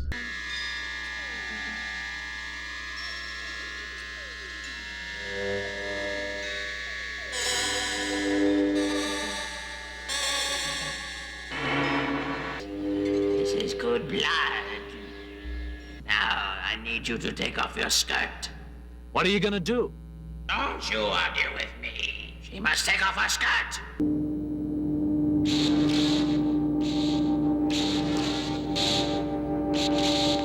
Okay, the freaky cackling hag conducting business via prehensile tongue is creepy, but what's bothering the hell out of me is where did these two fucking idiots get bottles of blood to give her? Well, whatever, despite the fact that Kathy immediately breaks the one don't show anyone the magic tattoo rule, the liak starts meeting her for nightly lessons in the dark arts like morphing into a pig.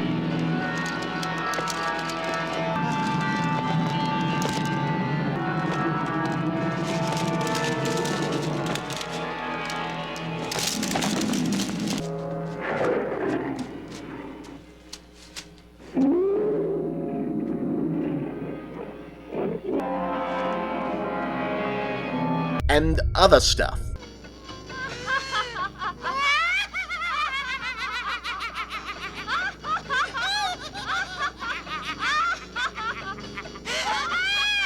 Now, there isn't a decent dub or proper subtitled version of this movie in circulation, and it has barely any plot coherency to speak of otherwise, so this all gets a little hard to follow, but Kathy is also having sessions with the Liak Queen, who at first seems to maybe be the same Liak as before, but younger because of the blood, but is eventually clarified to be a separate rival entity, for reasons that don't really affect the plot in any way, shape, or form. Anyway, the Queen teaches Kathy how to turn into a snake, and then takes her out to a fancy dinner.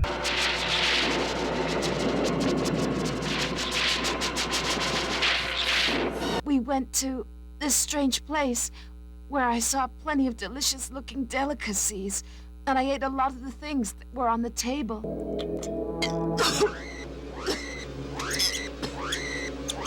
Because snakes, you see.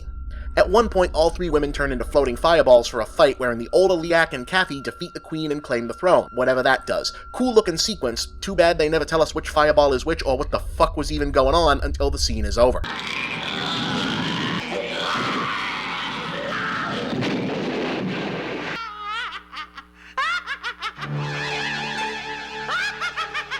Now, like, the whole idea of the naive, innocent girl being compelled to nightly visits with a witch is pretty classical ghost story premise, but in most versions, loved ones who know about it probably react different than Mahendra, as in, they, react. I will soon be a master of the Liak.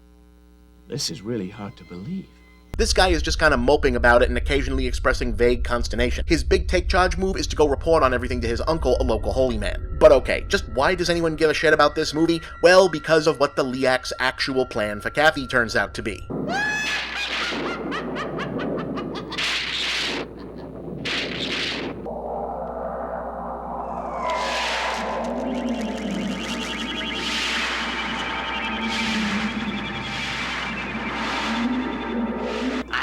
Borrow your head for a short time, and then I will attain total power.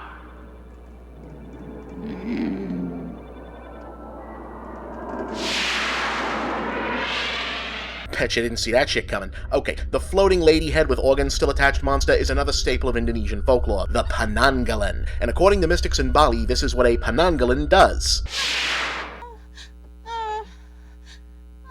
It's all right. The baby will be here soon. She seems to be having a lot of trouble this time.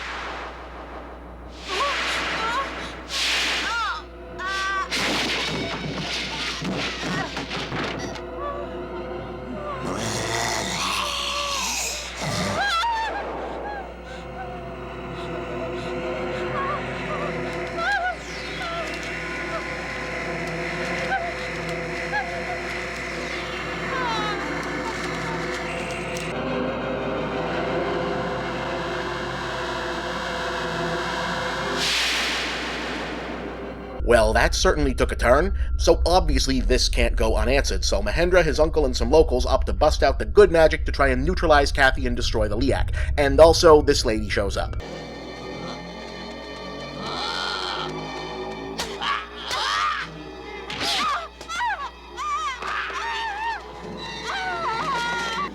Why did you do it? It's because I still love you, Hendra. Although you left me for another woman, Hendra. Wait, Mahendra left a good local girl for the interloping foreigner whose cavalier disrespect for their sacred culture has transformed her into a literal baby-eating bloodsucker? Wow, that's a lot of subtext. Or rather, it would have been a lot of subtext if we weren't hearing about it for the first time after the fact. Anyway, a wizard we've never met before shows up to defeat the Liak in a magician's duel and save the day.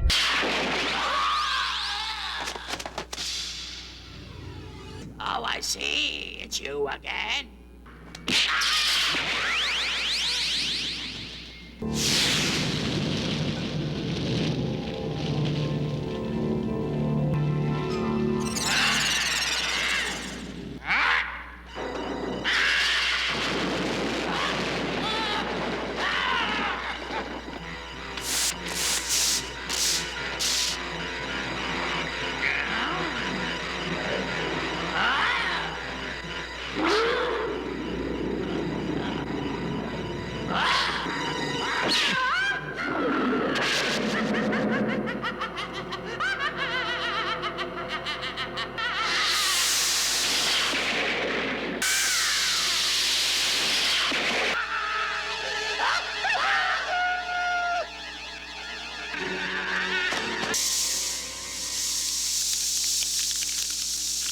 Mystics in Bali is inept and weird and vacillates wildly between stiflingly dull, completely insane, and fitfully almost intriguing. You can feel the enthusiasm of the filmmakers working to realize their culture's local folklore and mythology on film, and the authentic locales lend it a sense of, well, authenticity that only makes the cheap jack special effects seem even weirder, especially considering they actually had to shoot most of this in Java, because some Balinese natives were genuinely concerned that restaging certain rituals and practices would anger actual evil spirits. Alright, 2 down, 3 to go. Next week, monsters. Lots of them.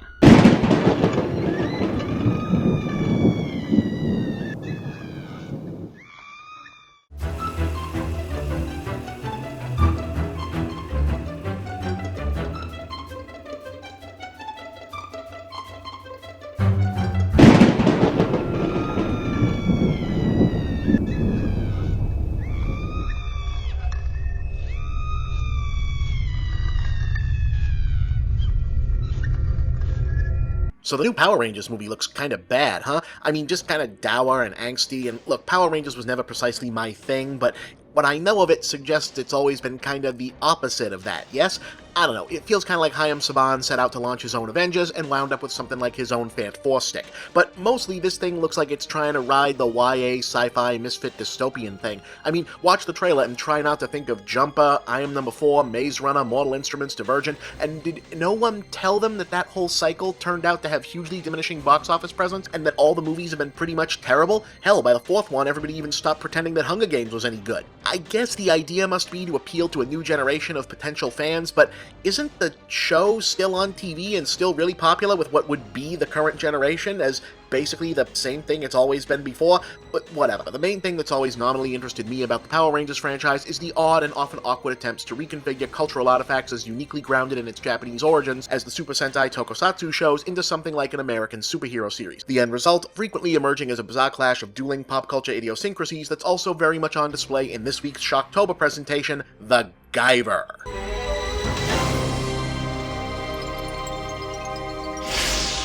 Okay, background. Bio Booster Armor Guyver is a long-running Japanese manga and anime franchise created by Yoshiki Takaya in 1985, which takes the henshin transforming mecha superhero concept popular in Japanese children's television and makes everything more gooey. And while it never achieved the popularity in the West of some other anime fixtures of that era, it did find popularity among Western monster movie and horror fans for its creatures and abundant gore. So in 1991, legendary cult horror producer Brian Yuzna and Steve Wang teamed up with director and Japanese practical special effects legend Screaming Mad George to produce a live-action feature retrofitting the Guyver's unique aesthetic and design sensibilities into the mold of an American superhero film. Come on, show us what's right.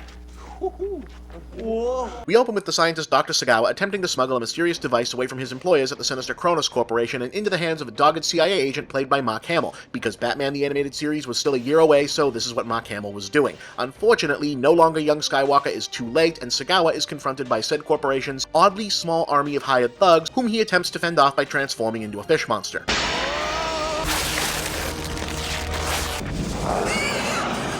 Yeah, it's one of these. Unfortunately, the bad guys can all do that same trick because everyone at Kronos is actually an alien called a zoonoid, so the head thug, played by Michael Berryman, transforms into the much more powerful hench monster Lisker and murders him. But when Liska presents the missing prize to Kronos' evil CEO, the Zoalord, it turns out they've been had. What is this?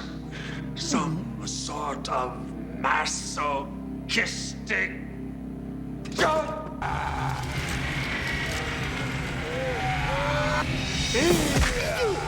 The Zoonoids are dispatched to find the device, reasoning, as does Mark Hamill, that it will fall into the hands of Sagawa's largely unaware daughter Miski. Fortunately for her, Miski is an Asian woman in a sci-fi movie, which means the mayonnaise-bland white karate student she's dating is almost certainly a superhero, and she'll be just fine. Sure enough, boyfriend Sean soon locates the device the Zoonoids were seeking himself, and after running afoul of the world's least threatening street gang, finds himself transformed into the Guyver. He's sick or something!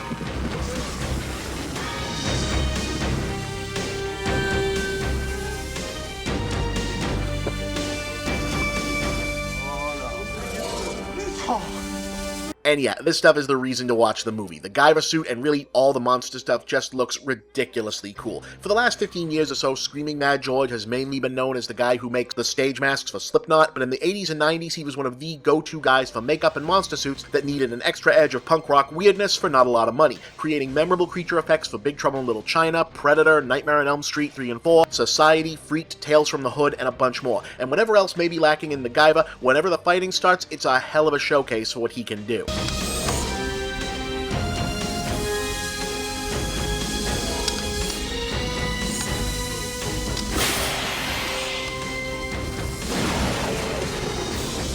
Speaking of which, the next big fight scene breaks out shortly thereafter when the Zoonoids manage to successfully abduct Mark Hamill and Miski, pausing briefly for the featured Zoonoid played by stunt cast Jimmy J.J. Walker to accidentally wander onto the set of a monster movie for a gratuitous Linnea Quigley cameo.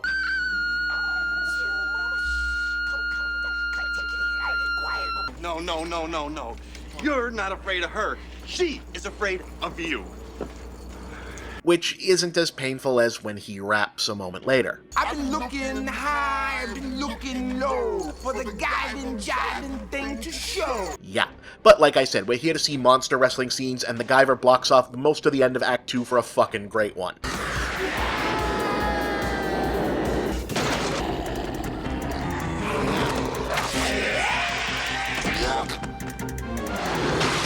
Take him!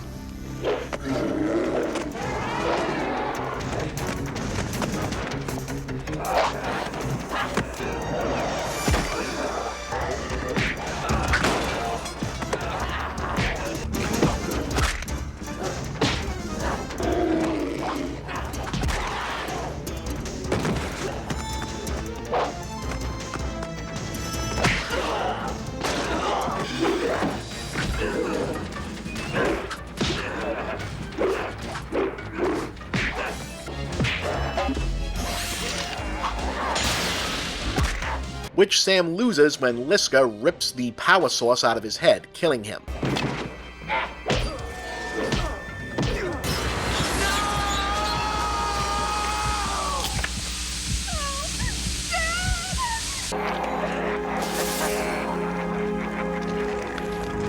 Yeah, didn't expect that, did ya? Everyone disembarks back to Kronos so Zoalord can monologue some plot exposition. In times past, they were known as werewolves, minotaurs, vampires. Can you imagine these lovely creatures in the White House? Reanimators Jeffrey Combs can do a cameo. Sir, Mr. Palkus, this is, this is genetics. We'll probably see him again this year, and Miski can steal the unit back.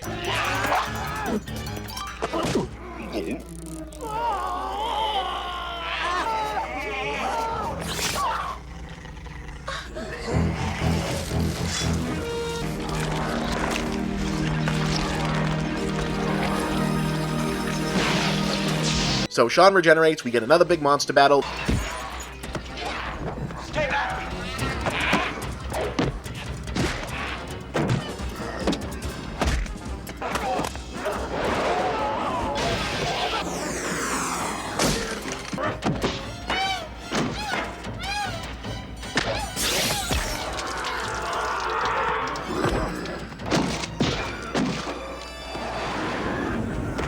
The Zoanoids kill Mark Hamill by making him go all Gregor Samsa on everybody.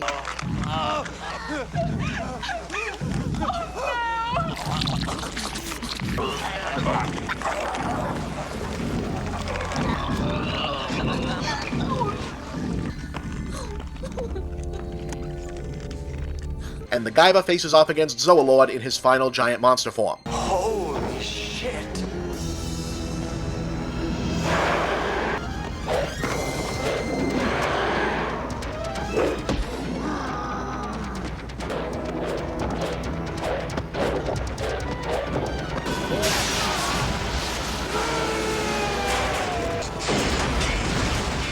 Good stuff. Yeah, the Guyver is basically just Kamen Rider with a lot more monster gore and a lot less riding, but if you're in the right mood, it's breezy and a lot of fun. They did do a sequel to this, which we're all supposed to say is better because David Hayter was in it and it was supposedly closer to the manga, but that just ends up meaning that it no longer has a sense of humor and features significantly less interesting monster designs, so it's kind of a slog. The original was not a major success in the US, but did surprisingly well in parts of Europe, where it was retitled as Mutronics. In fact, the German Blu-ray release is the only way to get an uncut version, which I recommend. Alright, next week, more Halloween fun.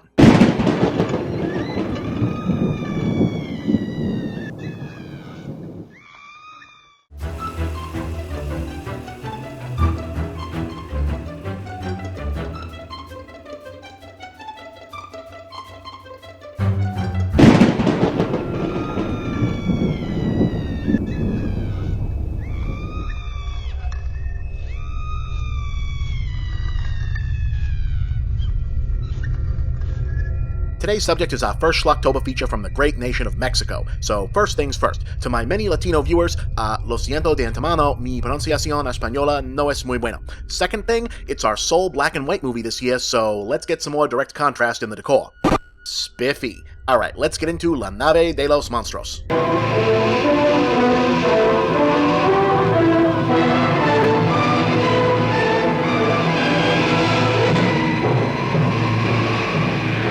La Nave de los Monstruos, or The Ship of Monsters, was one of the most popular science fiction films produced at the very tail end of what's known as the Golden Age of Mexican cinema, a period from roughly 1936 to 1959 where the nation's film industry was not simply thriving but effectively dominating the entirety of Latin American and Spanish-speaking movie culture. It's also completely and utterly loco. Let's be clear, Mexican B-horror movies of this era are often prized by American film geeks for their tendency to play fast and loose with the strictures of categorization. Just because a Mexican genre picture says it's one thing doesn't mean that robots, mummies, superheroes, vampires, or professional wrestlers aren't going to show up just because. Case in point, The Ship of Monsters is a science fiction, horror, monster, romance, comedy, musical, western, and that's just the beginning. Ay, manito. Qué feo te hicieron, parece que te hicieron con lacha. Our premise is that the planet Venus has been imperiled with extinction following the death of the last living Venusian man. From the looks of the Venusian women in the film, I'm gonna assume the cause of death was happily and from exhaustion. Anyway, the Venusian High Regent dispatches a pair of astronauts named Gamma and Beta, played by Ana Bertolopé and Lorena Velasquez, on a mission to travel the galaxy collecting male specimens of various alien species to bring back home and, I guess, figure out who or what might be biologically compatible. I mean, I guess somebody had to do the legwork on that one. After all, this is information James T. Kirk is really going to need someday. In any case, the collection of alien males gathered up and frozen by Gamma, Beta, and their simply delightful-looking robot, Tor, are the monsters of the title, which should perhaps more accurately have read The Ship of Monsters Whom We Have Kidnapped for Sex. The lineup includes a Cyclops, a giant tarantula, a Saucer Man-style Martian, and a talking skeleton. And because this movie is just packed, they've all even got their own backstories. Tawal, príncipe de Marte, no te perdonaré jamás. Yo, Hook, yo rey planeta fuego, yo libre, yo hombre nane. Oh, Tyr, gran sacerdote del planeta rojo, he de destrozar tus entrañas a la luz de Utari y sus 7 lunas. Casa perdió la materia, pero seguimos vivos a pesar de nuestro aspecto y nuestro poder. poder es terrible.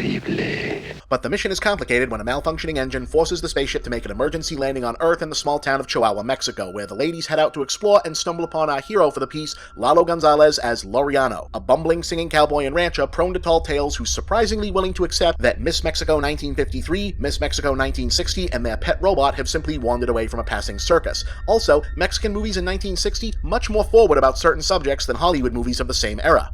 ¿Usted es soltera, casada o qué?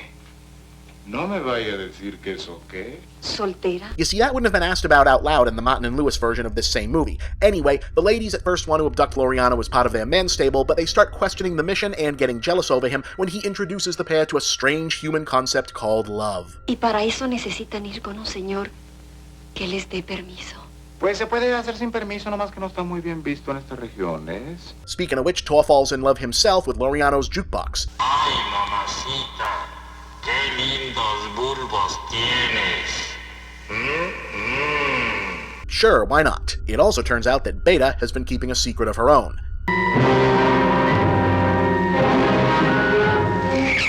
She's a vampire. ¡No!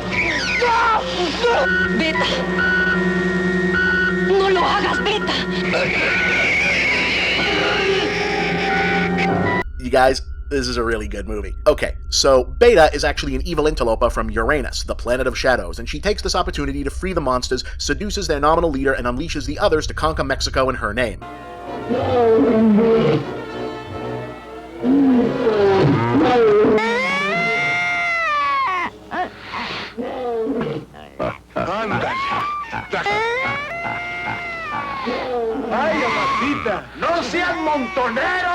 If they can stop fighting over her first. Y me siento orgulloso de estar a tu lado.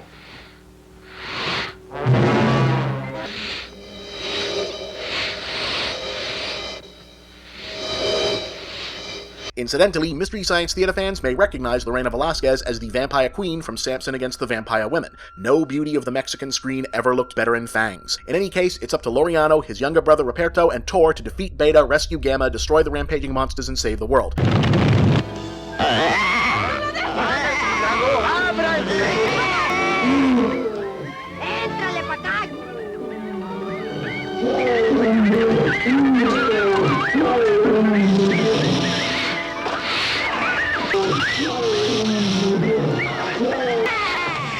¡Cuidado, Gavita! ¡Se caen estos pilotones!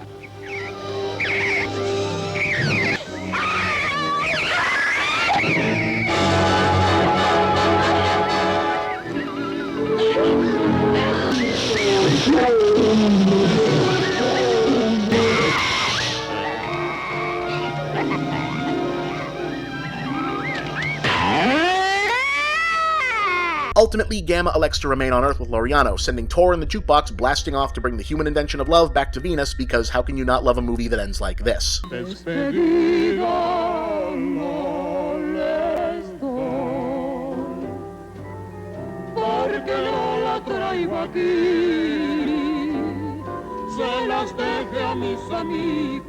La Nave de los Monstruos was a big hit in Mexico, widely distributed throughout second-run theaters across the country well into the 70s, and still popular among Mexican monster movie aficionados to this day, with no less than Guillermo del Toro himself sharing his appreciation on social media this very year. So why doesn't it have a higher profile stateside? Well, one reason might be that it didn't feel Mexican enough. Foreign film appreciation in the United States has a bad habit of regarding the national cinemas of other territories through a prism of stuff we just can't get here, cultural fetishism, i.e. largely ignoring Japanese movies if they don't feature samurai, kaiju, or underage schoolgirls being menaced by octopi. And since Ship of Monsters doesn't prominently feature crime-fighting luchadors, Aztec-themed monsters, or other elements thought of as Mexican genre movie staples by many Western fans, it may indeed have been overlooked. Ahorita vengo.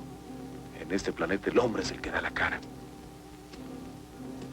But it's probably more a case of translation problems. Eulalio Gonzalez Ramirez, also known as Piporo, was a huge film, television, and recording star in Mexico at the time, and a lot of the film's screen space is given over to scenes built around his singing and his Groucho Marx-style rapid-fire verbal comedy, both of which are difficult to translate properly via English dubbing. Yo le pido que me dé un cariño santo, que me quite de andar por el sendero, a lomos de un caballo, buscando pero no hallo a quien dar mi sentimiento.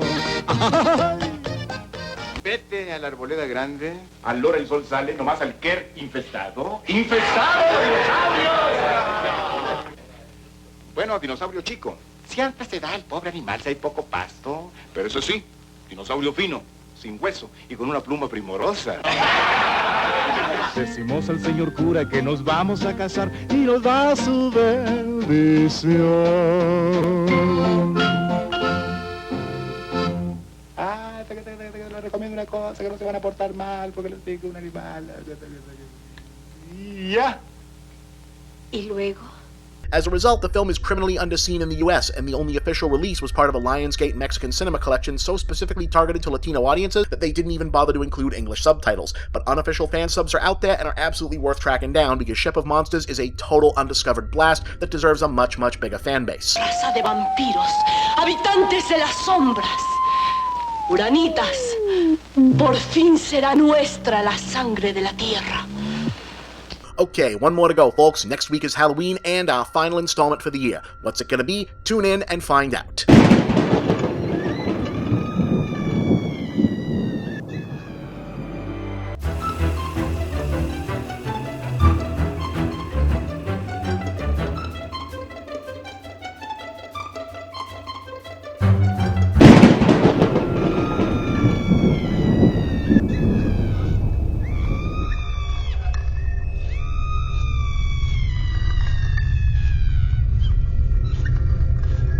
Good news, today is finally Halloween for real. Sad news, it's also a Monday, which means this is the final Schlocktober episode for 2016.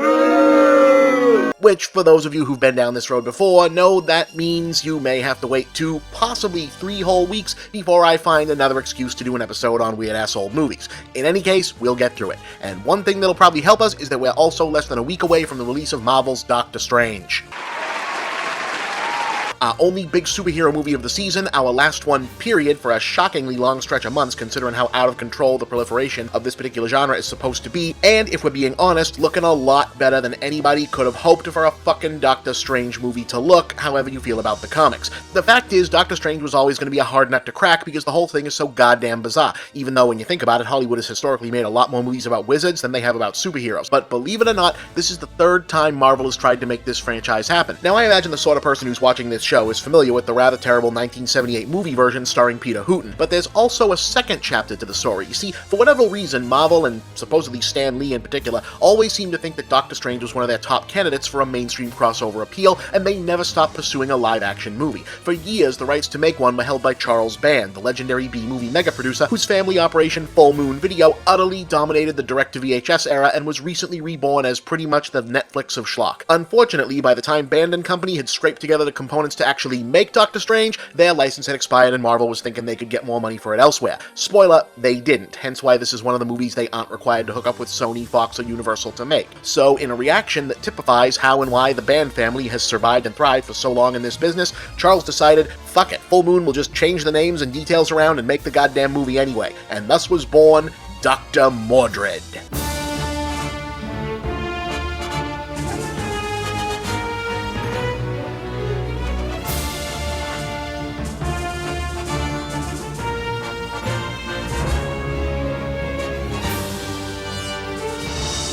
Yes, Dr. Mordred is basically an unlicensed Doctor Strange fan film. Reanimator's Jeffrey Combs has the lead as Anton Mordred, a respected doctor who is secretly a powerful sorcerer who has a magic amulet, lives in a secret sanctum in New York full of magical artifacts, monitors the world for evil, travels to alternate dimensions, answers to a powerful cosmic entity, battles a fellow student of magic turned arch-nemesis, and is charged with protecting the mortal realm from incursion by demonic forces. In other words, if they had Disney's lawyers to throw around back then, Marvel probably could have sued them over this shit and won. I mean, he even does the astral projection thing.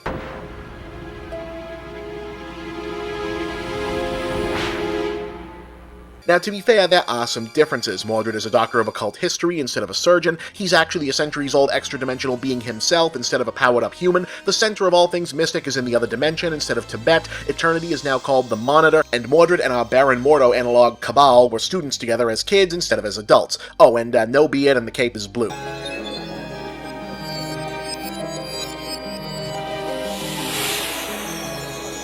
Monitor, contact me. I am here. On the other hand, given that comic book movies of this era routinely made massive changes to everything, even in officially licensed adaptations, it's not hard to imagine that Full Moon's official Doctor Strange movie would have still been just exactly this, but with the proper character names. Or hell, maybe even just The One. Anyway, as our story begins, Mordred has been keeping watch over Earth for well over a century, concealing his identity and funding his work as both resident and secret landlord of the apartment building where his sanctuary is kept. She's right, Edgar. 100 years ago, this was a nice place to live. But he's just starting to come out of his shell thanks to the curious advances of police consultant Samantha, played by Yvette Napar. Please, make yourself comfortable. God, this is incredible. How do you like your coffee? Black's fine. These volumes are amazing. Oh, thank you. I've been collecting them for a long time. Unfortunately, things are cut short when Mordred's archenemy Cabal, the Death's Head, escapes from his extra-dimensional prison and comes to Earth. Cabal. See for yourself. He killed him. I don't know how many during his escape. The last thing I saw was a firestorm he conjured up. Looking to steal various elements and artifacts of alchemy in order to frame Mordred for murder, which will buy him time to weave a world-dominating spell by locating, what else, the Philosopher's Stone. The crystals of Endor. It will take more than that. I have more. I should think so. You've had over 100 Earth years to prepare for this. He also recruits a pair of wannabe Satanists to be his assistants, which he doesn't really seem to need, except it helps add more scenes with different combinations of characters interacting, and that makes the movie feel bigger than it actually is, pro tip for low-budget filmmakers, and add some nudity, because otherwise this would basically be a kids' movie, and you don't want direct-to-video customers to feel like they're putting up with limited production value without getting something in exchange. Anyway, Samantha helps Mordred escape and use astral projection to confront Cabal at the museum, where the Philosopher's Stone turns out to be on display. Man, they sure were giants. I remember them being much bigger. Dickhead. And here we finally get a clever original twist on a wizard's duel. I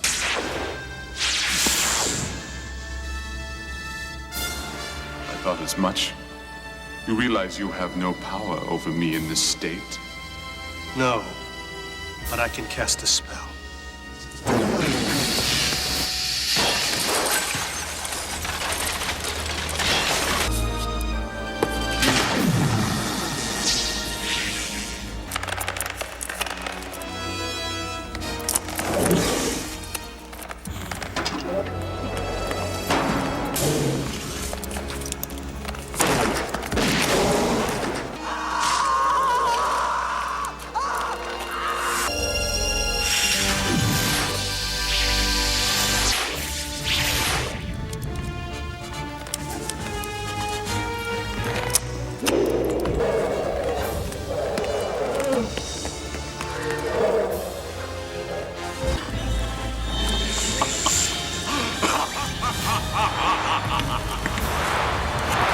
Yeah, alright, that's what I'm talking about. Right down to stop-motion animation legend David Allen bringing those prehistoric skeletons to life. That's the good stuff. In fact, by now you're thinking, okay, the movie's really cooking. Mordred will lose this end of Act 2 midpoint battle, maybe to save Sam, or because Cabal has a hidden trump card we didn't know about. He'll go off and put his master plan into motion. Mordred and Samantha will race to stop him, perhaps with her showing her mettle by providing a key element of the final plan, all culminating in a satisfying blowout finale where...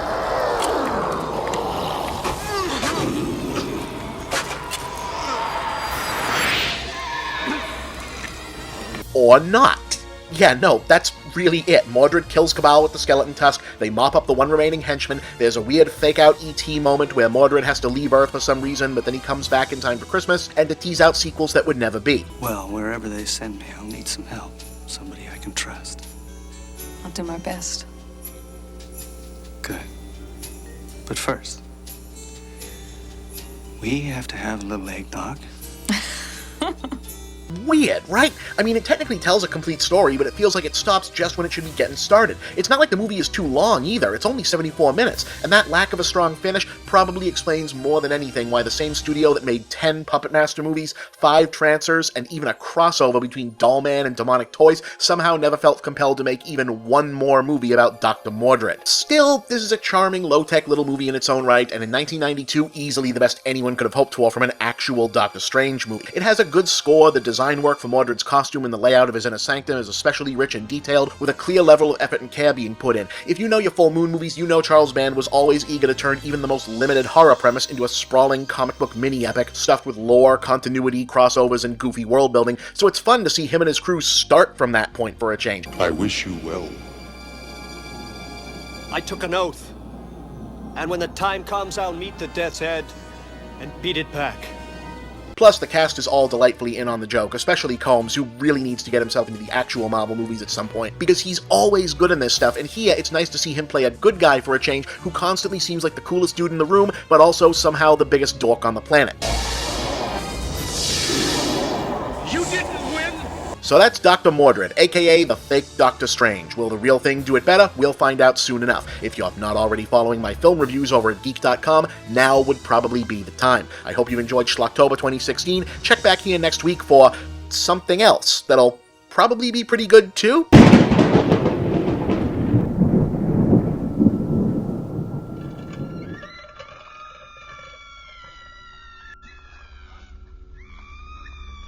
Is it Halloween month already again? Weird. I'd always figured living through the actual apocalypse would be like slower, more excruciating and methodical, you know? Anyway, earlier this year we lost one of the great film artists of the 20th century, George A. Romero, the man who revolutionized an entire subgenre of horror by stripping out what had previously been mildly to not so mildly racist subtext, in the West at least, and replacing it with a mid-60s leftist social consciousness, ironically ensuring that zombies would stay popular exactly long enough for AMC to reimagine them as a weirdo, vaguely right-wing prepper fantasy. Time is a flat circle and all that. Anyway, while there's no stopping Romero from being vainly remembered as the zombie guy, the fact is most of his other horror films were also pretty damn great as well, and this week's movie is not one of the very best, but definitely one of the most interesting. Monkey Shines, an experiment in fear.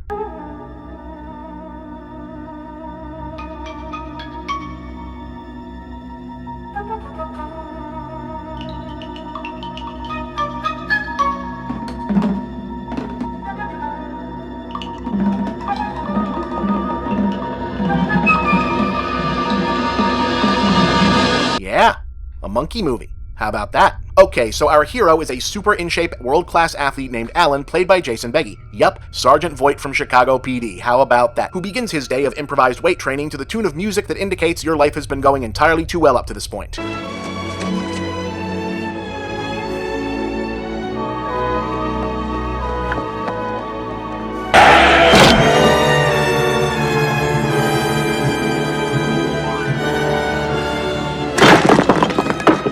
Yeah, consistency of tone is kinda not a thing in this one. In any case, Alan is now quadriplegic. However, lest you think that Monkey Shines is yet another horror film that exploits a character's disability in order to ratchet up the tension by way of their limitations making them somehow more vulnerable, not exactly. I mean, there's a little of that, but the film is mostly aiming to be a psychological horror film about how the world around us starts treating a person different once they've become disabled. Mary Ann Hodges, I've been hired by your mother to come and stay with you and take care of you. Thank you.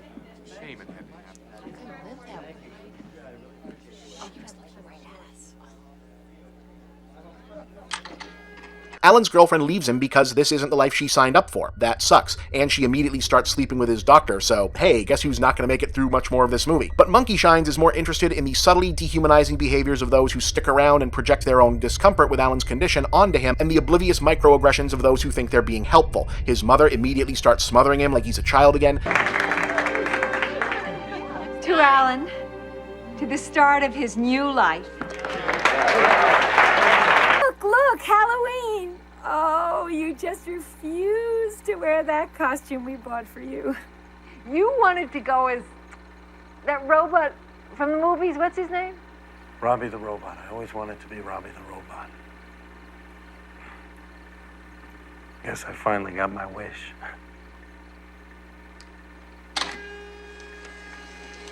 His live-in nurse is an obnoxious know-it-all whose pet bird is free to fly around and piss him off, and once his other friends and relations have given their obligatory tough break mans, he's mostly left alone in this scenario. And as an extra kick in the balls, his surgeons aren't sure about his potential to survive a risky surgery that might restore his mobility. Soon enough, he tries to get out of it the only way he thinks he can.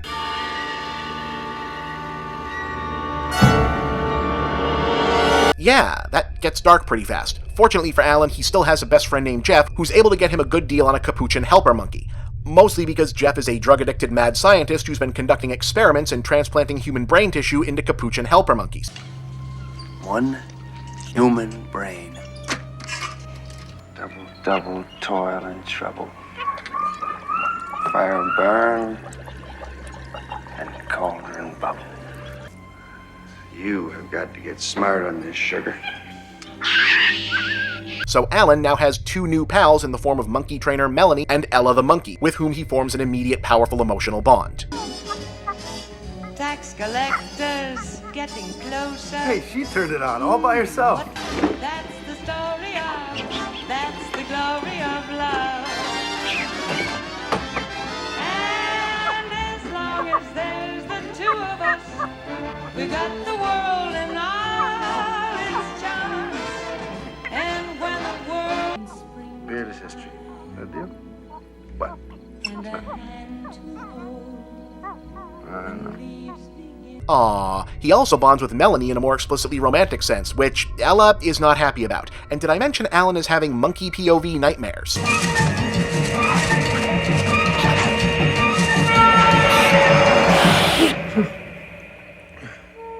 So yeah, the idea here is that since monkeys trained as service animals learn to pick up and react on subconscious cues from their masters, Ella's experimentally enhanced brain is picking up on Alan's angriest emotions and darkest fantasies, effectively making her the physical embodiment of his id, meaning that various things Alan might kinda sorta think about doing, Ella just does. Get rid of that bird, Marianne. Get rid of that bird, or so help me. You what?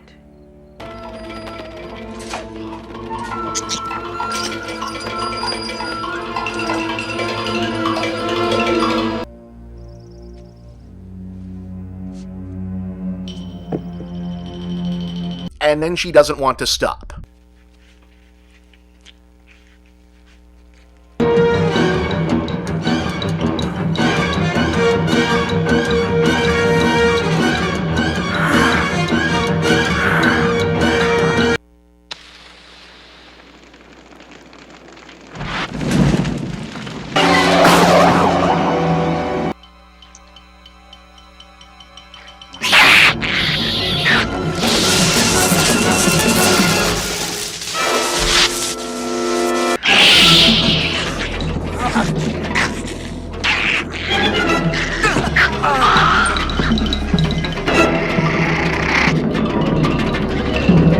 Oh, and since she still has the survival instinct of her own, that means Melanie has to go too. Mel, please go. Go quickly.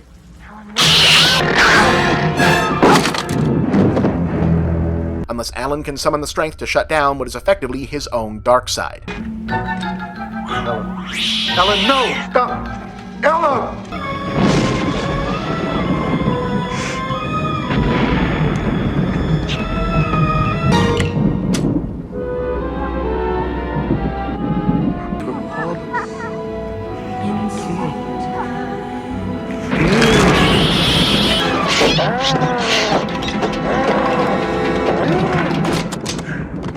So in case you were wondering, no, they didn't hurt the monkey. Ella was portrayed using a well-trained capuchin with a trainer on set, judicious prop effects and clever editing, and all those angry, panicked monkey noises you hear are actually coming out of voiceover legend Frank Welker, the voice of... holy shit, yeah, and that's not even most of them. Also, a frequent performer of realistic animal sounds. So now you know how they do that. The lights, Ella. You need lights to have music. Kitchen, Ella. The switch is in the kitchen, baby. Go ahead. Oh, you're too savvy for that one, aren't you, kid? It's okay. Monkey Shines is pretty damn effective overall. Obviously, the main appeal is seeing a ridiculous premise like murderous capuchin monkey taken mostly seriously and played out to its logical conclusion. Romero wasn't particularly happy with the film, his first and for a while thereafter last big studio production, especially after the studio cut down the running time and added an explicit happy ending and one last jump scare after the fact.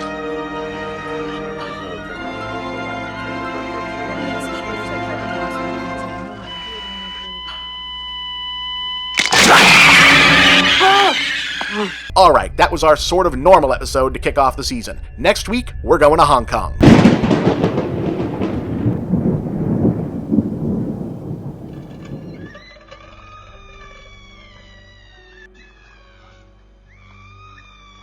In all of world cinema, there was really nothing quite like the explosion of filmmaking creativity that was Hong Kong from the early 80s to the mid-90s. Today, still best known as the breeding ground for the modern martial arts genre, a confluence of social and economic factors across these decades led the prolific local film industry to step further than ever outside the historical melodramas that had defined so much of their earlier output, resulting in some of the most vibrantly original action, war, horror, and miscellaneous films ever released. Were they all good? No, not even close. But they are all fascinating. Case specifically in point, this week's genre-defying 1986 action-adventure, horror, fantasy, nonsense epic, The Seventh Curse.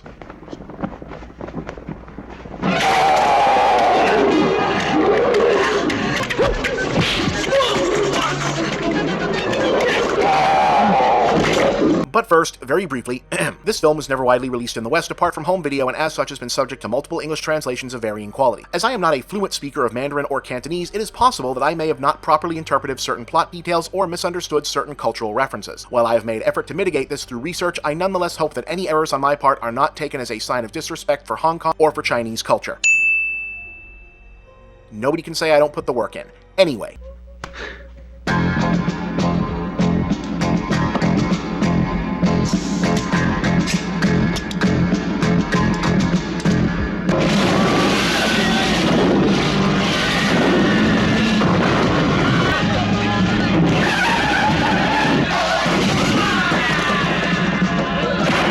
The Seventh Curse is a loose adaptation of two shared universe sci-fi adventure mystery novel series by prolific Hong Kong-based author Ni Kuang, the Wisely series and the Dr. Yuan series, the former of which is the more popular and frequently adapted of the two, though in this specific case the film is mainly a Dr. Yen adventure, in which Wisely plays a supporting part. Chin Siu-ho has the lead as Dr. Yen, a brilliant world-famous medical doctor, scientist, inventor, adventurer, detective, crime fighter who, despite being Earth's most powerful nerd, is also a super wealthy playboy who drives awesome sports cars, lives in a sweet luxury apartment, goes to fancy parties, gets laid all the time, and is a master of the martial arts.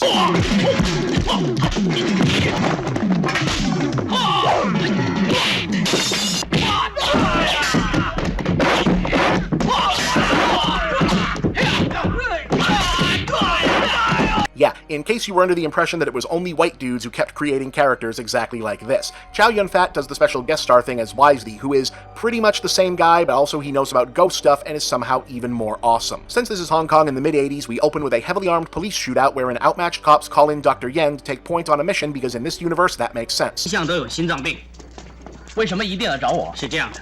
我们知道袁医生有很多冒险事迹，胆色过人。 Things are complicated when a nosy and hilariously inept reporter played by Maggie Cheung knocks out a female officer to take her place in disguise in order to score an interview with Yen, because, yeah, this is Hong Kong in the mid-80s, so female characters are either consummate badasses or comic relief sexist caricatures, and she is the second one. On the other hand, Cheung was one of the great Chinese comedy stars of her era, so she does what she can with it.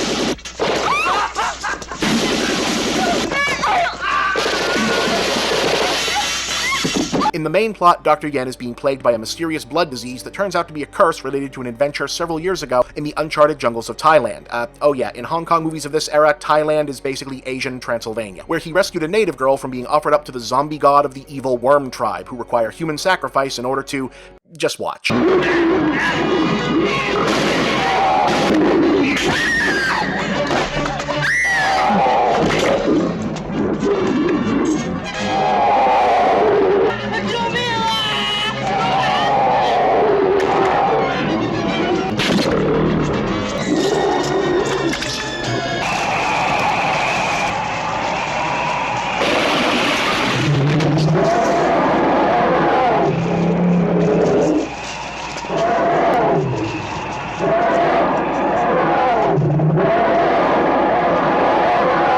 Let's have a hand for that full-sized rod puppet / cable marionette skeleton, huh? That sequence had to be a pain in the ass to stage. In any case, Yen got away, obviously since this is a flashback, but the whole rest of his crew got massacred. The blood disease curse thought to have been cured by the native girl he saved, but according to Yen's best friend Dr. Wisely, it only managed to delay the curse, and now he's only got 5 days to go back and destroy the worm tribe once and for all in order to save himself and the girl, who is now magically disfigured. And, you know, presumably everyone else in Thailand, but as you'll soon see, this movie has kind of a blasé attitude about collateral damage.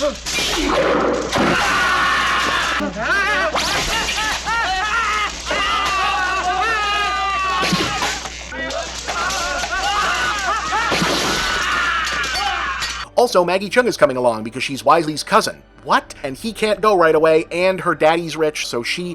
不太平。总而言之，他有一张没有限额的金卡给我用就行了。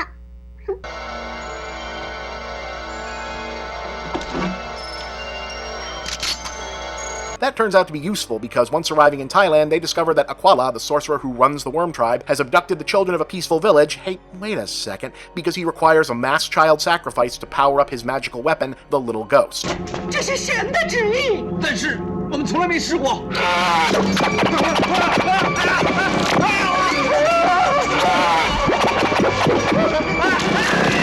Our heroes aren't super concerned about this for some reason until they get wrapped up in some booby traps and Maggie Cheung gets captured and now it's a rescue mission.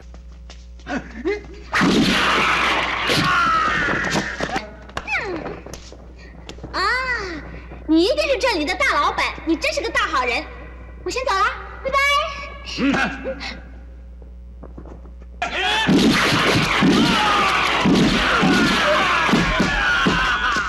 哦，我是来采集标本的。哇，你这么英明神武，我替你拍张照啊！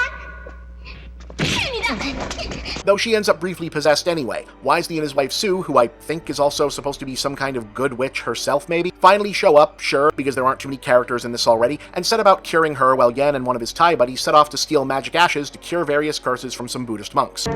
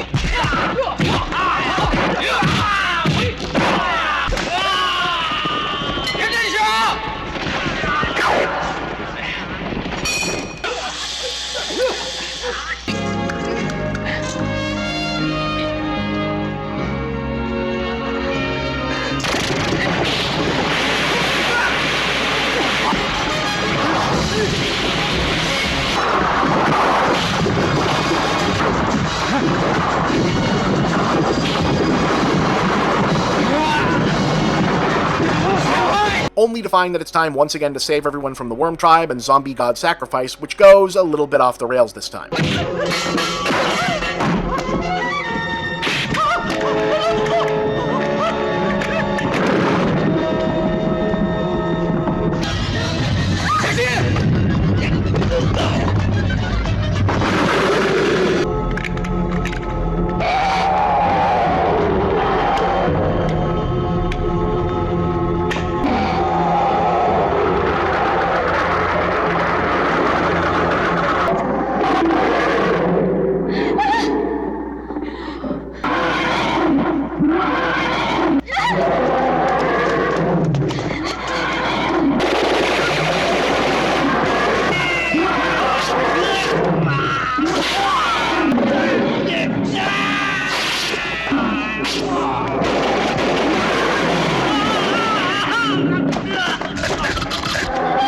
Fortunately, Sue shows up having gained control over Little Ghost and sicks it on the monster.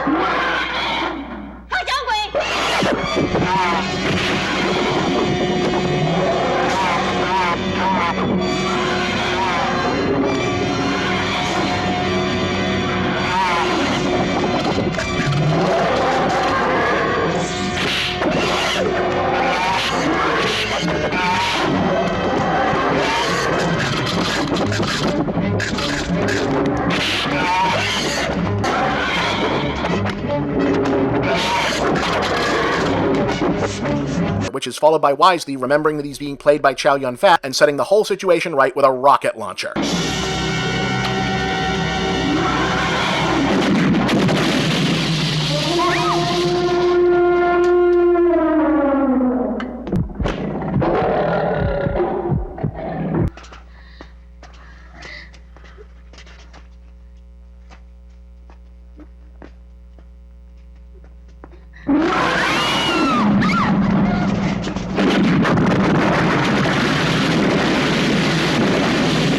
So that happened. Seventh Curse was written and produced by notorious Hong Kong schlockmeister Wong Jing, the ultra-prolific mega-producer responsible for City Hunter and Future Cops, and a career turning point for cinematographer-turned-director Lam Ngai Kai, aka Simon Nam, still probably best known to Western audiences for The Story of Ricky, and in Hong Kong cinema history for the adults-only hit erotic ghost story, filmed the same year as Seventh Curse but not released until 3 years later, which helped make a superstar out of Amy Yip and kickstarted the softcore supernatural craze in the country that culminated in the infamous Sex and Zen. The film is somewhat typical of Hong Kong supernatural thrillers of its day, inasmuch as it's completely out of its mind and seems to be making shit up as it goes along, but the sheer scale of it is really something else. This was about 10 years prior to Hong Kong's handover from British colonial to mainland Chinese rule, and the Hong Kong film industry spent that decade expending resources like they thought the world was coming to an end. Definitely worth seeking out for fans of bizarro world cinema. 哎，傻瓜，我还以为追不上你呢。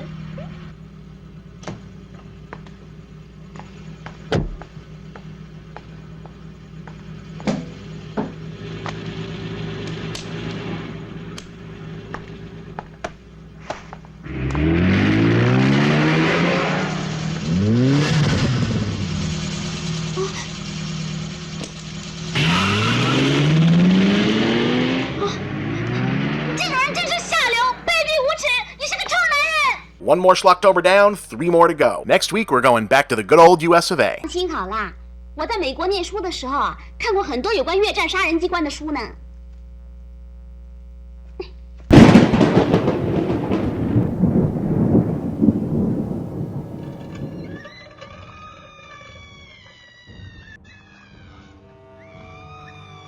It is the 3rd week of October in this year of our Lord, 2017. Anyone feeling particularly patriotic right about now?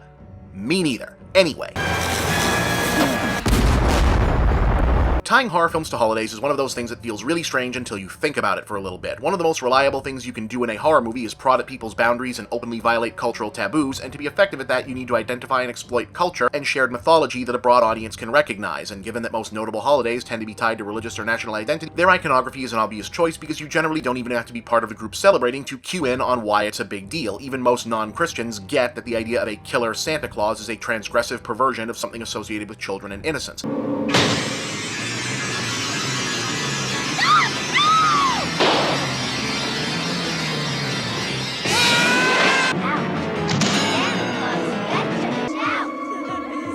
You've made it through Halloween.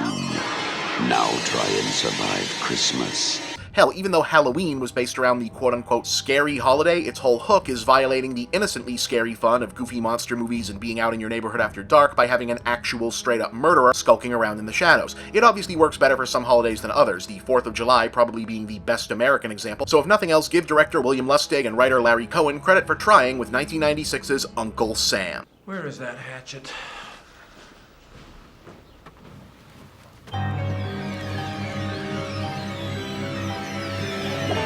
So we open in Kuwait about 3 years after the first Gulf War, or as we called it in 1996, the Gulf War, with some American soldiers belatedly discovering a helicopter full of bodies seemingly downed by friendly fire several years earlier, which of course they'd prefer to cover up. Friendly fire? These things happen in war. Unfortunately, one of those bodies is not quite dead.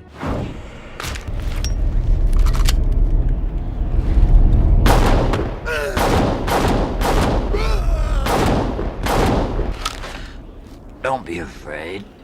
It's only friendly fire. News that the remains of this particular soldier, Sam Harper, will now be returning home are met with mixed reactions by his family and hometown. His nephew Jody is devastated because he grew up idolizing his war hero uncle and adopting his military-loving, ultra-patriotic views. How come? Well, I grew up during Vietnam, and many people thought that was an unjust war. Many young people, like myself, protested the war.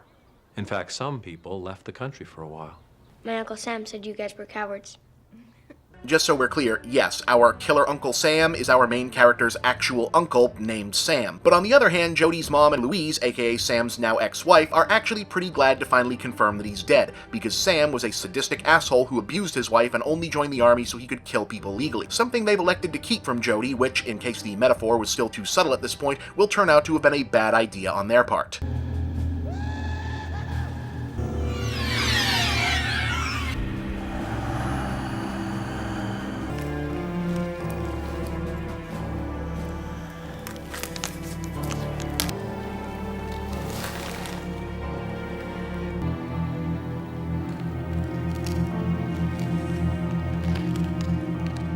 So zombie and or just really hard to kill Sam, this isn't the kind of movie that's going to explain much, gets up out of his coffin and sets out to make some mayhem in his hometown. First by picking up an Uncle Sam costume for a disguise because it happens to almost be the 4th of July, so those are just kind of around.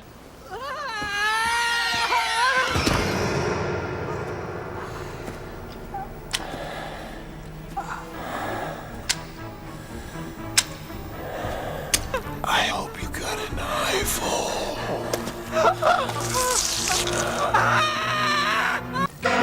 Oh, hey, for my many non-American viewers, we don't actually know who or what Uncle Sam is actually supposed to be either. For a long time, our personified national mascot was a female figure called Columbia, but for some reason a neoclassical Romanesque goddess figure named for a failed explorer who at the time only a minority of Italian immigrants cared about never fully caught on. Then around the mid-1800s, a specifically New England mascot character called Brother Jonathan gradually morphed into a national editorial cartoon fixture allegedly named for a guy who sold meat to the army during the War of 1812 named Sam Wilson, who ultimately got immortalized by a World War II propaganda poster, and yeah, I guess people just dug the design.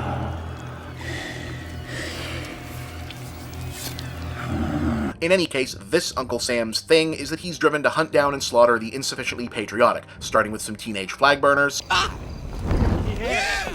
Oh. Yeah, come on, swing it! Oh. Stop, please! Hey!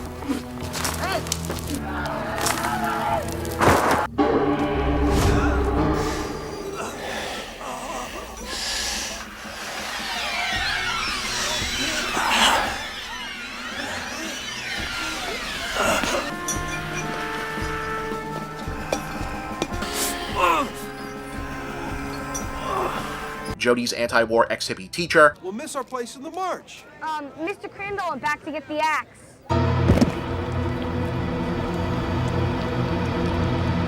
A lawyer who helps his clients cheat on their taxes. Where you shoot, you should get a job working at the post office. You know, pal, you should take it easy. Don't give me the silent treatment, you. Some more disrespectful teenagers.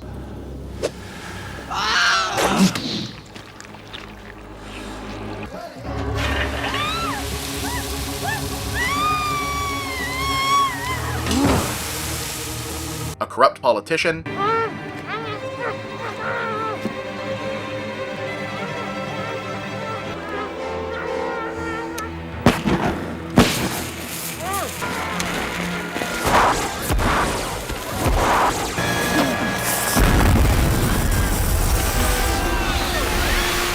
And his wife's new boyfriend.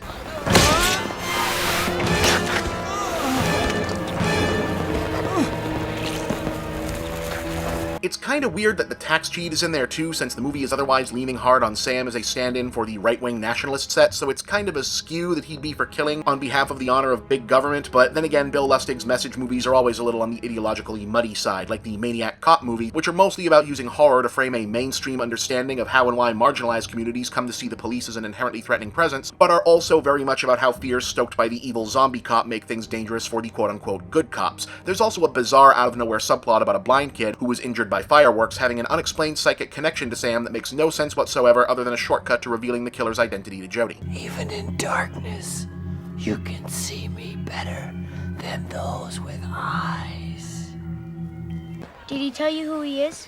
Well, he didn't need to. He's your uncle, Sam Harper. My Uncle Sam? But he's dead. I never said he wasn't.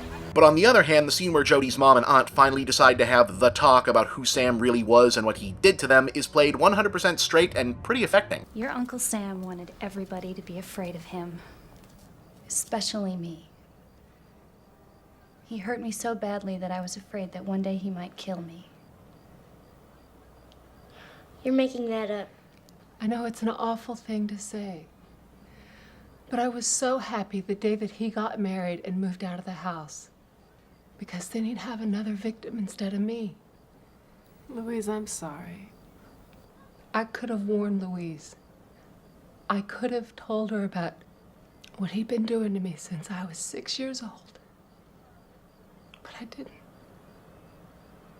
Things I couldn't even tell Mom and Dad. Things I knew were wrong. I think that's what came between me and your father. Don't you see, honey? I just couldn't trust men. Honey, do you understand what she's trying to tell you? I'm sorry that happened to you.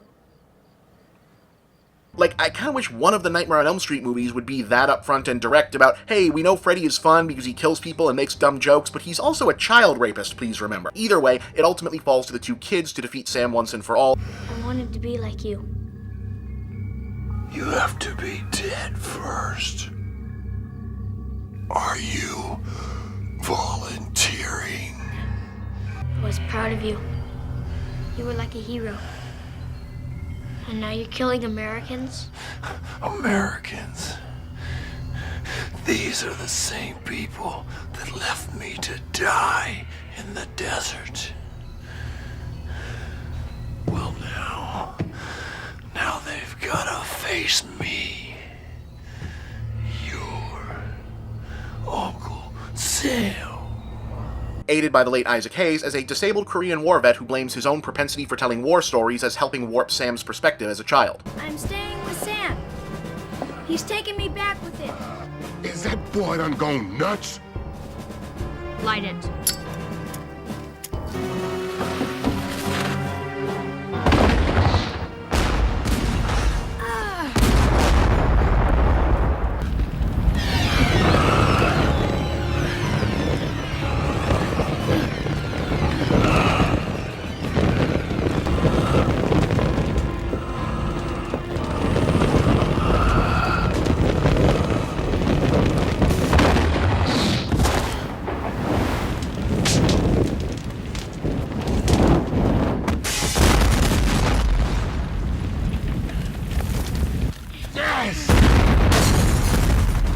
Uncle Sam is cheap and silly, but definitely has an effect taken as a whole, and if nothing else, the overriding message about watching who you hero worship and being wary of cheap appeals to patriotism feels more relevant right now than, well, than it's felt in a long time, let's put it that way.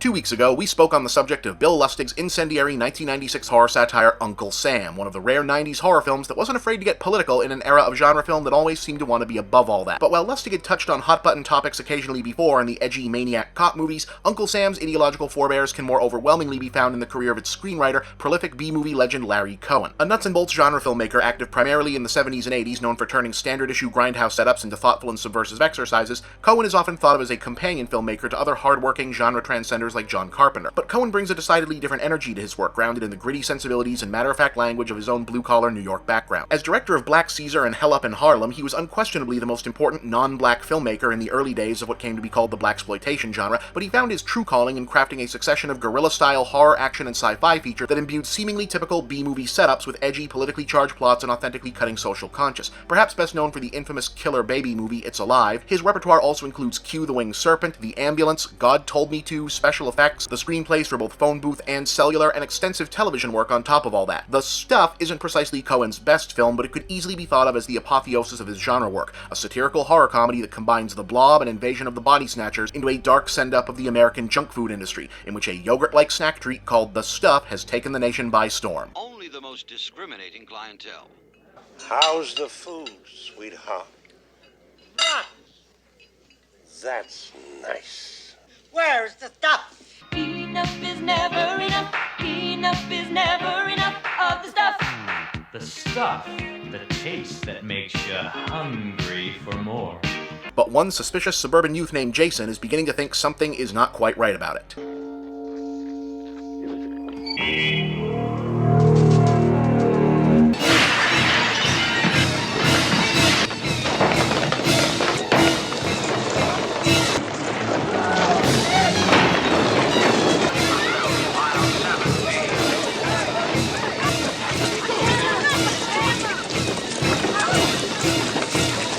However, despite this being a movie from 1985, young Jason is not our main character. Instead, we're following Michael Moriarty, a once sought-after character actor who did several films with Cohen and is probably best remembered as Ben Stone, the original pre-Stam Waterston District DA on Law & Order, as an ex-FBI agent turned industrial saboteur named Mo, who's hired by a secret cabal of CEOs representing powerful ice cream and dessert companies to discover and steal whatever the secret is that's letting the stuff push them out of their own market. And it's scenarios like that and dialogue like this that keeps people coming back to Larry Cohen movies. We don't want to know how you do it.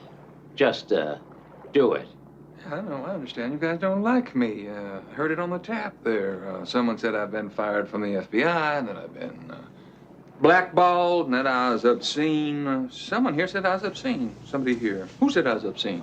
How the hell did you know that? Well, while you were at the Metropolitan Opera last night, I just happened to be walking through your hotel room, and I dropped this in your pocket. Well, you know, Mr. Rutherford? Yes, sir? I don't think you're quite as dumb as you appear to be. No one is as dumb as I appear to be. The investigation introduces him to Andrea Marcovici as a commercial producer responsible for the stuff's marketing campaign, but who doesn't know much about it otherwise, and the FDA administrator who approved the stuff, but also appears to have been bought off with the stuff, which apparently you should not feed to your dog either.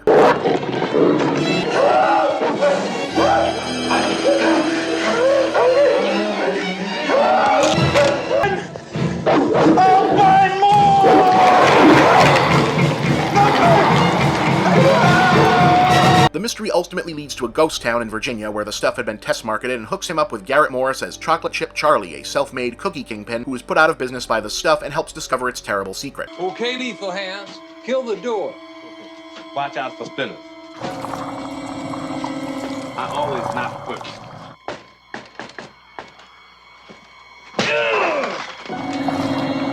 The stuff really does move around on its own, and consuming too much of it eventually turns you into a hollowed-out stuff zombie. The only thing Chocolate Chip Charlie knows better than fighting is running.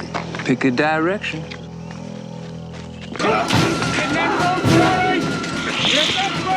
a hole in that sucker! Get in the boat! Awesome. No CGI effects here either. The stuff effects were all done with models, composites, and trick photography. Even the set piece sequence where Moriarty and Marcovici are attacked by a whole blob of it in a motel room after he convinces her that she's been unwittingly helping something sinister. I'm gonna burn it.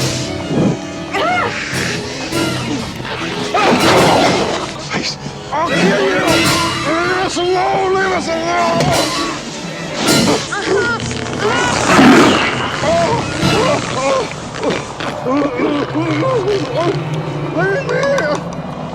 Look, I'll burn the hell out of it. That shot was done using a set that's actually the interior of a huge box that can be rotated in midair, with the camera and everything but that one actor and the industrial foam playing the stuff bolted into place, so that to the camera it looks like they're both sliding up the wall when you play the footage back. The same rig was actually used to do the similar shot from A Nightmare on Elm Street. In any case, with Chocolate Chip Charlie dispatched to alert the FBI, the other heroes rescue Jason from his stuff-addicted family. Thought you loved this house, Jason. That's why we bought it. What about your new room? We got you everything you asked for. Are we asking you for so much?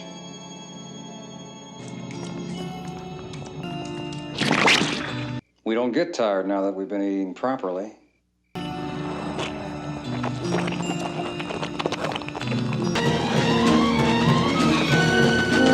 I saw it move too. Get in the back. And head for the stuff's secret processing factory where they discover the whole shocking truth. It's not processed at all. The stuff is alive, some kind of prehistoric sentient hive mind of microorganisms that's bubbled up from the bowels of the earth itself. What the hell are they doing? That stuff comes right out of the center of the earth. And straight into our supermarkets. And is using the machinery of modern consumer food industry to spread itself across the world and consume the human race. And while the good guys are able to inflict a little bit of damage on their own,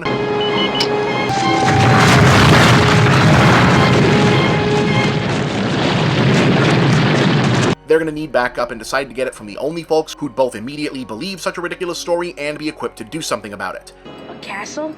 I know the man who lives here. I know everything about him. He doesn't know me.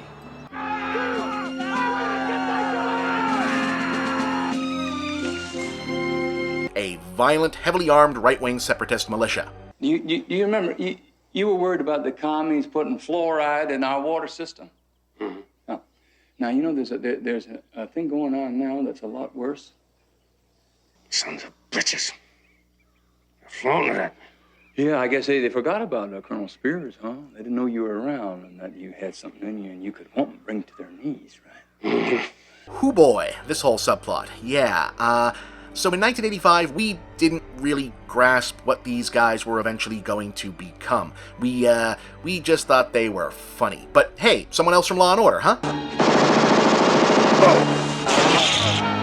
Well, this is disgusting. No show of resistance. They may not be armed, sir. Doesn't matter if they are armed. There is no match for the American boy. We have never lost a war. What about Nam, sir? We lost that war at home, Sonny. Still warm. This must have just happened.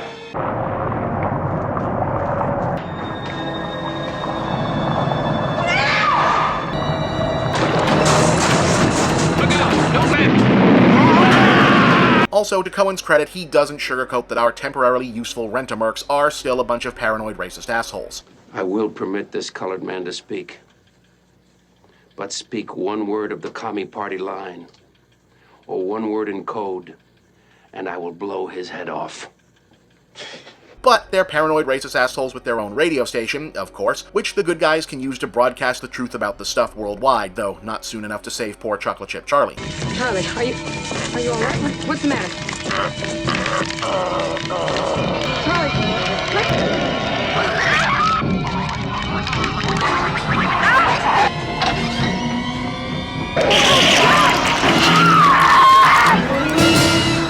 Jason, don't let it touch you.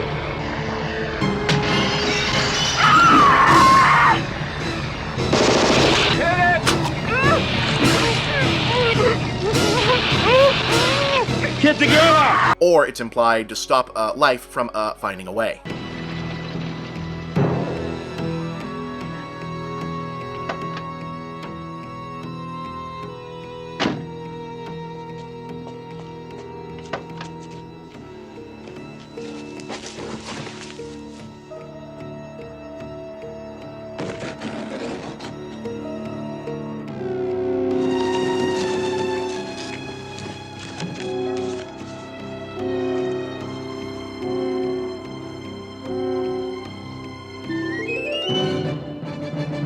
As I said, The Stuff is probably not Larry Cohen's best movie, but it is one of his most bizarre and interesting works. A truly unusually and unsettling film that jumps back and forth from straight horror to outright comedy, and has become a genuine cult classic as a result. Cohen never quite got his due in his day, partially because he didn't make that many films, all things considered, and also possibly because his films were not quite as, well, for lack of a better word, geeky than what later became the standard model for rediscovered cult classics. But his fame has been making up time within the last few years, and is set to culminate with the release of King Cohen, a new documentary retrospective of his career that's currently touring the festival circuit in 2017. Enough is never enough. And so ends Schlocktober for another year. Next week, we'll be back to normal, or whatever passes for normal around here. Thanks for tuning in.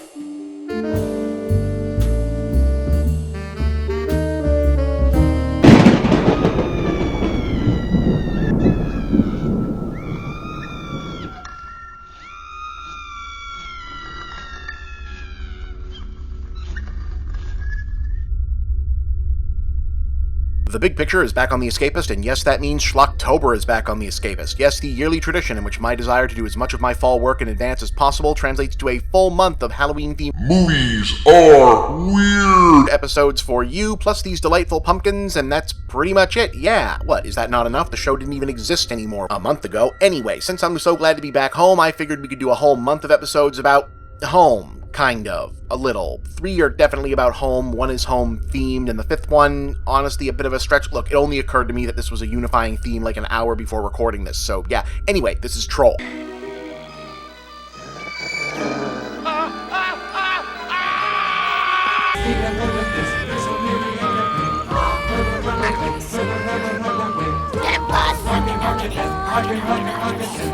Oh, Huffy, say row, say row, say bow, wow. Oh, Huffy, say row. Okay, so these days 1986's Troll is mainly known as the movie that the infamously rediscovered cult classic bad movie Troll 2 was an in-name only unofficial retitled sequel to, which kind of sucks even if I wasn't really sick of the hipster Johnny-come-lately cool kid cult obsession that sprung up around Troll 2. Yeah, it's a memorably bad movie, but its legend has obscured the fact that the original Troll is actually, if not a good movie, a fun, unique, nothing if not ambitious B-movie that deserves to be better known in its own right. Shut that damn door! What is going on out there? I don't know, but I'm listening to that tree.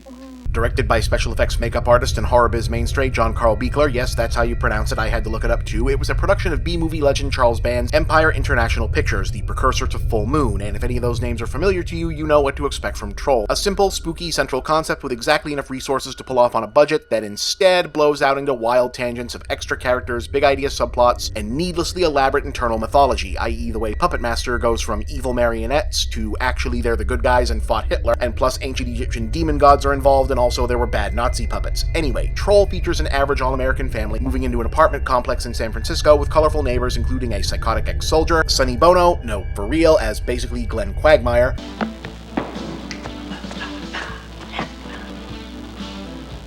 Well, babe, was it what you expected? Unfortunately. What? a young Julia Louis-Dreyfus pre-Seinfeld, yeah, Phil Fondacaro as a professor, and June Lockhart, the mom from Lassie and Lost in Space. Oh, and also, there's a troll. Okay, so it's a, hey, our new place is haunted movie, but instead of ghosts, there's a little monster guy and he's gonna kill people. Okay, that's easy enough, but then the troll abducts the family's younger daughter and takes her form, so it's a haunting movie and a small monster movie and also a possession movie, and also kind of the bad seed too? That's a bit much. What does death look like? I don't know. It looks something like this. Oh yeah, also the troll isn't so much killing people as he is turning them into cocoons to be reborn as elves, goblins, fairies, sprites, and other fantasy creatures like himself, which also transforms the various apartments one by one into fairy tale realms, or doorways to the same. Eventually, June Lockhart reveals that she's a witch and explains what the hell's been going on. There were fairies and there were humans. No one side would rule the other, that the kingdoms would be equally divided between the two of them. But that didn't set well with Torok and some of the fairies. They wanted to control the world, so there was a great big war. And the rebel fairies were condemned to darkness. And Torok was turned into a troll. And that's why you're here? To stop him? That's my job, kiddo. He's transforming sections of this building into different fairy worlds. And when he has succeeded in transforming them all, a single fairy universe will be formed within this building. It'll be filled with all his old fairy pals. And when that's done, that universe will burst forth like a fourth dimension. Torok has just 3 days in which to complete his universe. Plunge this weapon deep into the heart of Torok's universe. Yeah, that's a lot for a There's a Monster in the Cellar movie. Oh, also the main kid here is Noah Hathaway, aka Atreyu from The Neverending Story, and his character is named Harry Potter Jr. My name's Harry Potter Jr. I just moved into this building. And you'd better believe that the rights holders of the Troll franchise have tried several times to launch spin-off projects based on the fact that they have documented rights to call a character Harry Potter Jr. Anyway, because in real life June Lockhart had to unexpectedly depart the production for no particularly good story reason, the witch makes herself younger so she can be played by Miss Lockhart's real-life daughter Anne, and she and Harry can use magic to battle the troll and his minions. Harry Potter Jr. Harry Potter Jr. Harry Potter Jr.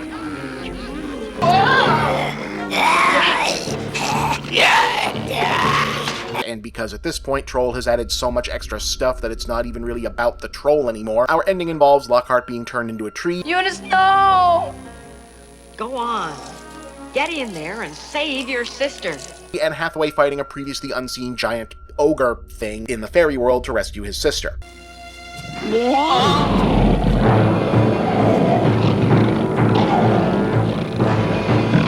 Oh, God!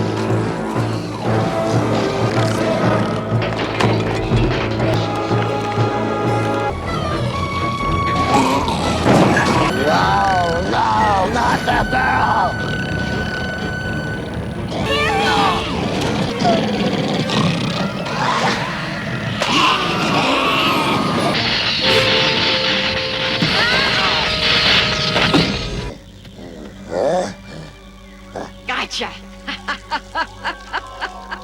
Yeah, this is a weird one. Troll stands as a pretty good example of how and why Charles Band and Empire left theatrical distribution and instead conquered the world of direct-to-video with Full Moon. It's kinda hard to pin down who this was supposed to be for, even assuming there was much of an audience for the advertised horror comedy about a killer troll concept. That actual movie turns out to be more of a kid's film about helping good witches fight evil creatures and fairy kingdoms and all this mythology, but then it's got just enough adult content to not be for kids.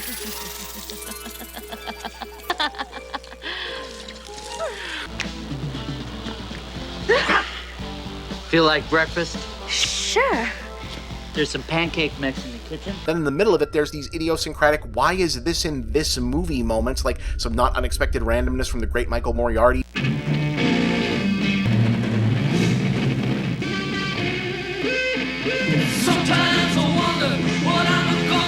Or the ever-unappreciated Phil Fondacaro, who incidentally is playing both this character and he's in the troll costume, doing his really heartfelt, personal-feeling scene right in the middle of all of this, well, all of this. My parents told me, Malcolm, just not gonna grow anymore.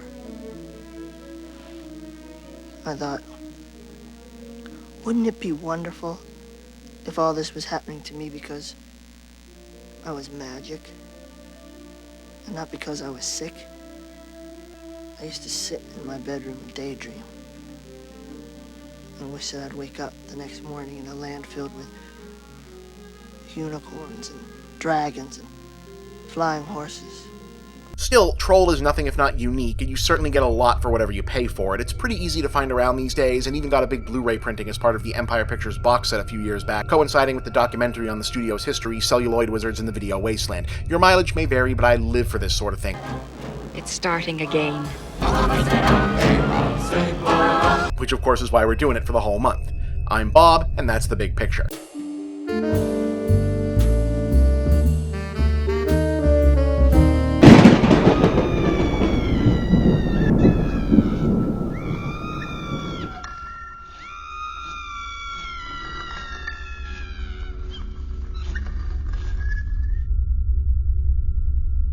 I feel like if Peter Weller had been in more movies overall, he'd have the same sort of half-ironic, half-sincere fandom today that accrued the likes of fellow 80s leading man, character actor Limbo occupants Nicolas Cage and Jeff Goldblum. Though I guess if you're going to be remembered for only two roles, RoboCop and Buckaroo Banzai ain't half bad, but there is a third weird-ass Peter Weller 80s performance to make it a hat trick, and it even predates the other two. Our subject for this week, 1983's Of Unknown Origin, in which the actor famous for his mastery of stone-faced understatement gives us his version of losing his shit over the course of about 80 minutes.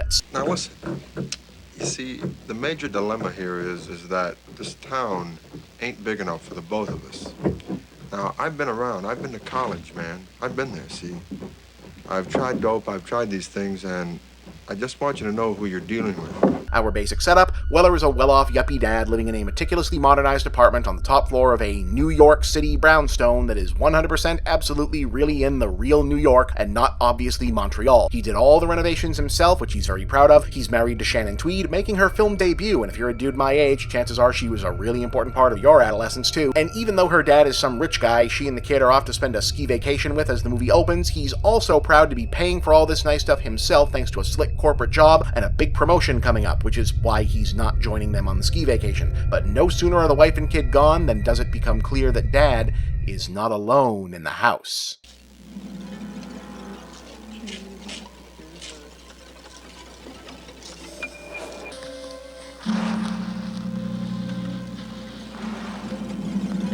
Okay, the movie doesn't play around about it, so neither will I. It's a rat. The antagonist is a rat.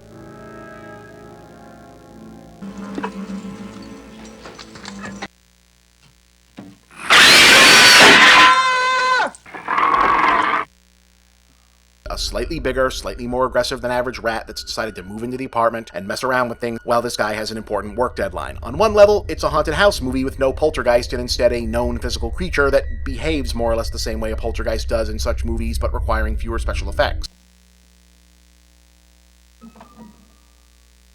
But on the other level, it's a Reagan-era midlife crisis version of a Tom and Jerry cartoon, wherein the role of Tom will be played by Peter Weller's mounting sense of emasculated inadequacy.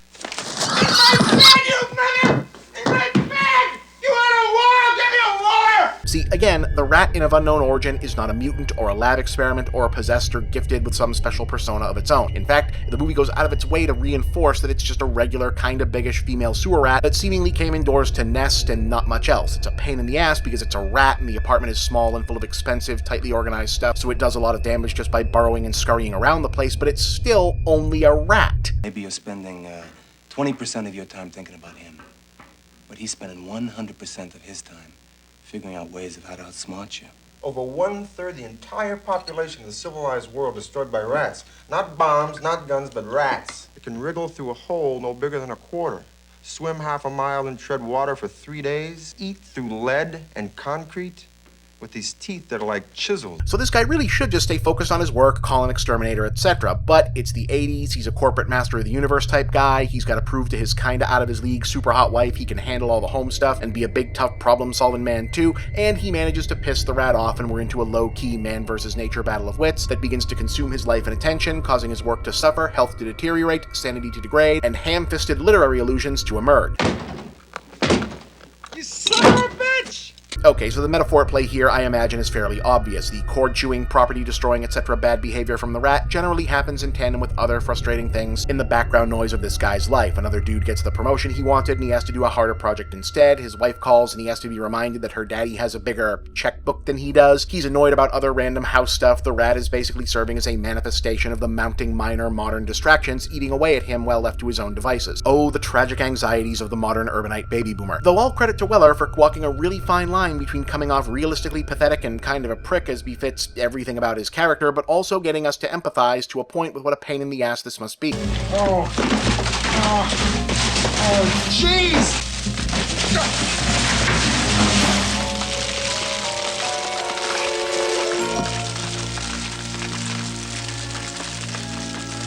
Though still, again, it is just a rat. The main scary things it does is take out a stray cat Weller brings in to try and kill it, and a pair of attack scenes that turn out to be nightmares, until Weller messes with its brood and reaches full homemade caveman weaponry levels of losing his shit, and at that point, yeah, sure, it's on.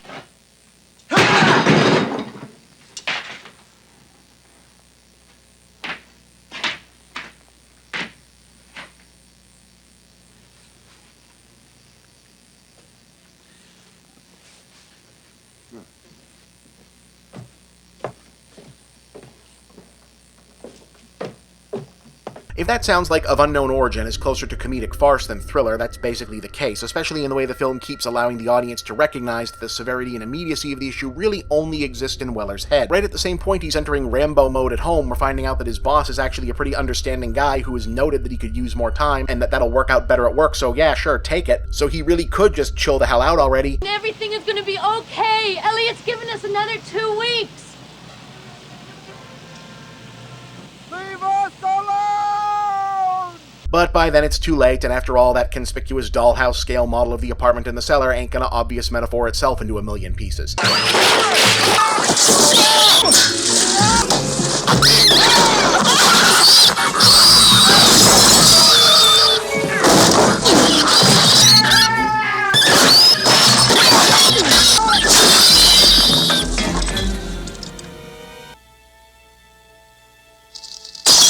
Of Unknown Origin was the North American directing debut of Greco-Italian director George P. Cosmatos, who'd helmed classy European big star vehicles like Sin, Massacre in Rome, The Cassandra Crossing prior to this, and transitioned to an eclectic, successful career in Hollywood as a go-to fixer for troubled productions afterwards, most notably Rambo First Blood Part 2, Cobra, Leviathan, and Tombstone. He's also the father of Panos Cosmatos, the director of the recently well-received art house horror features Beyond the Black Rainbow and Mandy. So what you gonna do with that thing? I'm going hunting. Crazy evil! You exceed the cosmic darkness. He does quite a lot with a little in this one, considering its strange premise, limited location, and looks to have used a real rat whenever possible. It's an odd film and definitely more unusual and occasionally gross than scary, but underseen and definitely worth checking out. I'm Bob, and that's The Big Picture.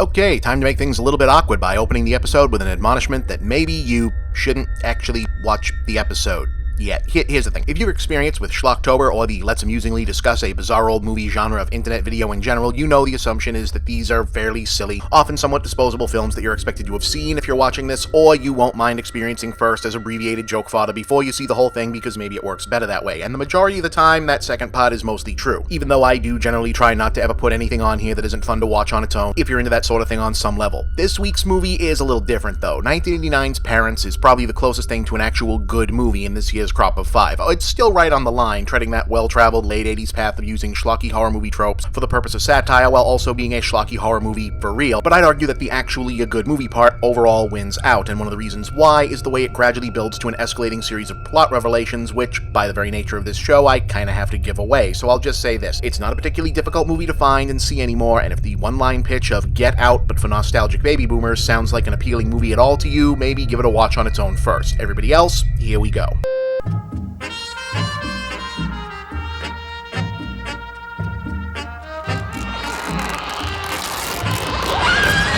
Directed by Hollywood jack-of-all-trades actor Bob Balaban, Parents is set in 1954 and concerns a suspiciously sitcom-perfect all-American family moving to a new suburb, told primarily from the perspective of their 10-year-old son Michael. Mary Beth Hurd is the mom, Randy Quaid is the dad. And if you ever needed to be reminded that this guy was at one point a really great character actor, he does such a good job slipping into the role of so ordinary, something must be wrong 50s dad guy. There's one dark place that we have to be very careful in.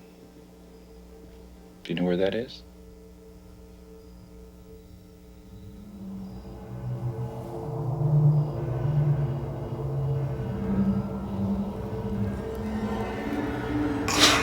That even now, it's easy to forget that everyone knows Randy Quaid turned out to be an actual crazy person. And actually, is he still at large? Like, are the cops still chasing that guy and his wife or whatever around the US-Canada border? I feel like I kind of lost track of that story. Anyway, little Michael is having a tough time of things. He's afraid of the dark. You're not scared of your room, are you?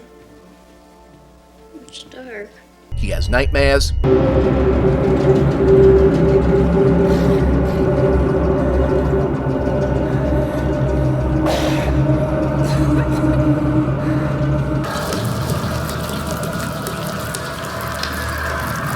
He says weird stuff at school and he gets into trouble.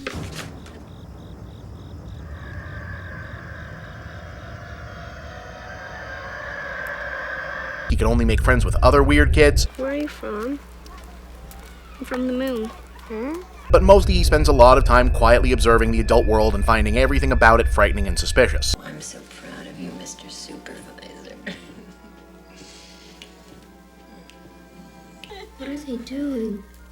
Changing. They change when they're alone. This iced tea is from Long Island.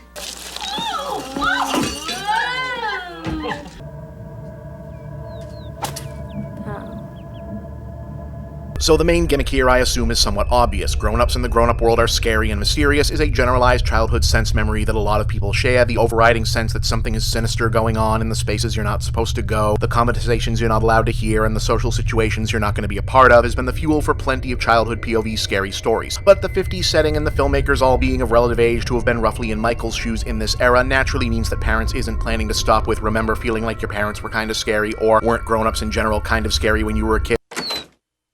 How many times have I told you? Early morning is Daddy's special bathroom privacy time.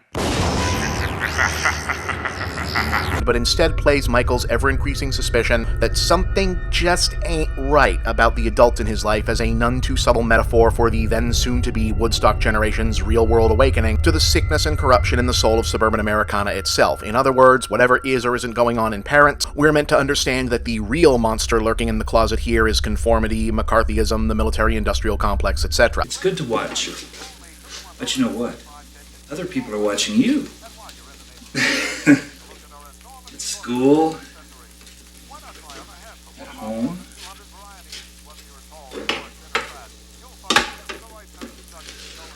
Maybe even in the bathroom. So in addition to the general being a kid is just scary stuff, we also get isn't Dad a little too disciplinarian? You're scaring him. Am I? Oh, well, mister, you scare me too. Isn't Mom a little too into the housework? I was a mistake moving here. Ow! Michael, get out of here. What does Dad do for work at the chemical company again? Take your standard jungle outpost. Our planes fly over and drop a concentrate of this stuff. And then what happens? Your first light rainfall, 48 hours is jungless mulch. You drop the pellets a week before monsoon and presto.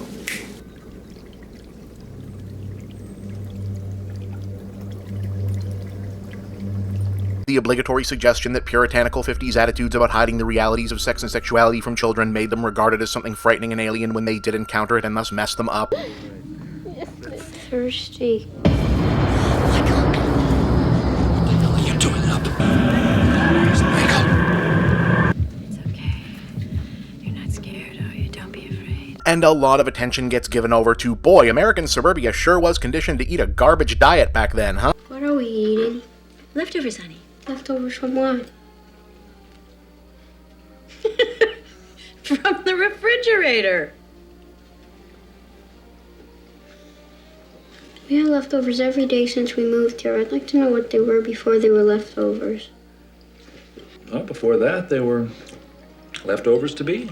I'm not artificially stretching the build here either. Parents really does play more like a dramatic satirical thriller than a shocker with a slow build to what's really going on, before Michael even gets a coherent handle on what he specifically thinks he's supposed to be afraid of.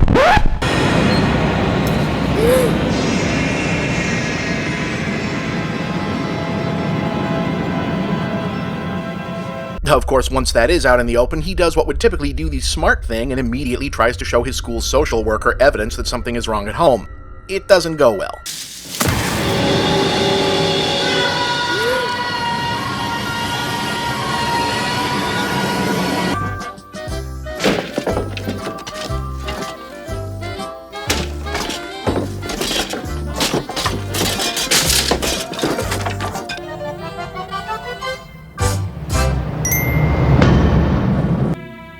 Michael, are you ready to behave? I've been watching you, Michael. You're an outsider. You're not like them. You're like us. And yeah, this is pretty much the end of the movie. It's hard to imagine this premise getting made today and not dropping the mom and dad are cannibal serial killers surprise in the middle of Act 2 and turning the rest of the film into a sprint to Act 3, but Parents remains committed to the methodical, dread-building pace all the way through. And even when it gets there, the final reveal that our big idea scenario is basically Leatherface gets his shit together and moves to the suburbs, the play is for the realistic danger less so than absurdity like you might expect. I'm sure you'll acquire a taste for it. Your mother did. I learned to love it.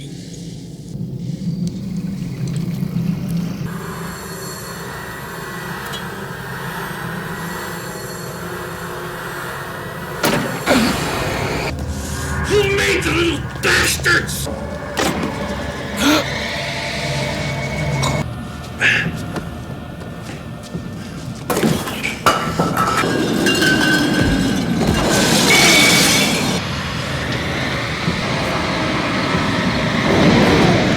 Parents is a pretty fascinating relic of its moment, though it's easy to see why it didn't connect on original release. It's a hard sell without giving away the game, which the advertising of course very much did. And interestingly, its approach to the 50s satire angle avoids the cartoonish overstatement popular in similar fare like Cry Baby or Hairspray in favor of a more matter-of-fact realistic approach. It feels very much like Balaban and screenwriter Christopher Hawthorne are working through some real dark stuff in their own memories, rather than just riffing on pop nostalgia. The result doesn't fully come together and certainly wasn't a crowd pleaser back in '89, but today it remains one of the more unique horror films of its era that a lot of people still haven't seen, so definitely give this one a look. I'm Bob, and that's The Big Picture.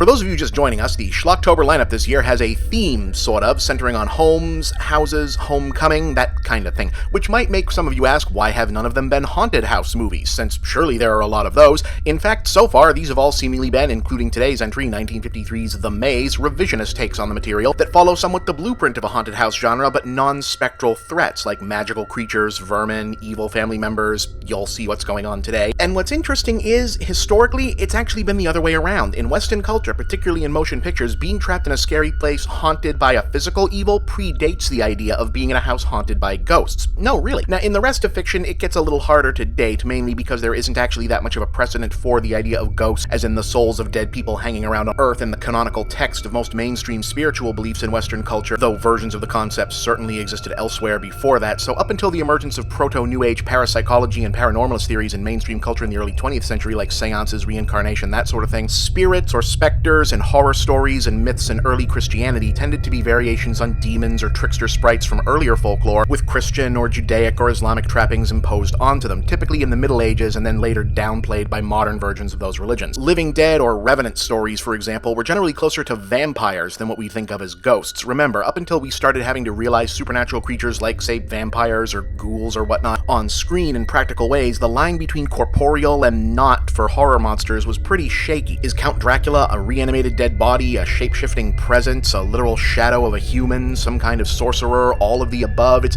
kind of vague in Bram Stoker's text. Hell, even Frankenstein's monster is more of a vaguely inhuman, hard-to-describe alchemical conjuring related to dead bodies in Shelley's novel than a monster made specifically of sewn-together dead people, which was a solution that they came up with to realize the horror of it in a concrete way on screen. And while pop culture did embrace ghosts as we know them today pretty quickly once they caught on in the popular imagination, there wasn't really a live-action haunted house movie with an actual ghost in the plot, as opposed to a ghost that turns out to be a hoax or a prank, until The Uninvited in 1944. So what was haunting people in old dark house movies like The Old Dark House? Well, sometimes you did get genuine supernaturalism from the likes of demons or witches or the devil, but usually it was other people, sometimes monsters or a mix of the two, given the gothic romance genre's affection for monstrously deformed or deranged relatives chained up in the attic tropes. The old dark house genre, which in case you've not guessed, The Maze occupied, prefigures haunted house movies and lays down the now familiar tropes in cinema history, the bulk of them descending from a 1927 silent feature called The Cat and the Canary, itself adapted from a stage play and effectively patient zero for not only old dark house movies and haunted house movies, but also slasher films, the serial killer genre, and basically the entire first and second season of Scooby-Doo Where Are You? In the film, which has been remade dozens of times and ripped off hundreds by now, a group of people are stuck in a creepy old abode, unknowingly being stalked by an escaped maniac called the Cat, who's using a network of secret passages throughout the place to catch them off guard. If you haven't seen the movie, you've probably at least recognized its signature moment, a sinister hand reaching out from a secret sliding panel above a sleeping woman, long considered one of the scariest sequences in motion picture history. But anyway, why the extended history lesson of the genre of this week's movie instead of jumping right into this week's movie? Well, because The Maze isn't actually all that interesting up until the very end, at which point it's magical, but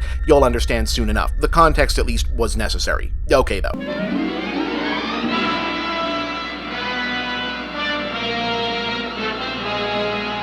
Released in 1953 as a 3D feature, The Maze is a classical formula old dark house movie with emphasis on class. It's got classy actors, classy setting, old-fashioned 40s style classy staging, fancy people in nice clothes, standing in well-appointed rooms, speaking politely. It's so classy it honestly kind of forgets to be scary. He seemed almost frightened of something. What's there to be frightened of? I can think of several things right now.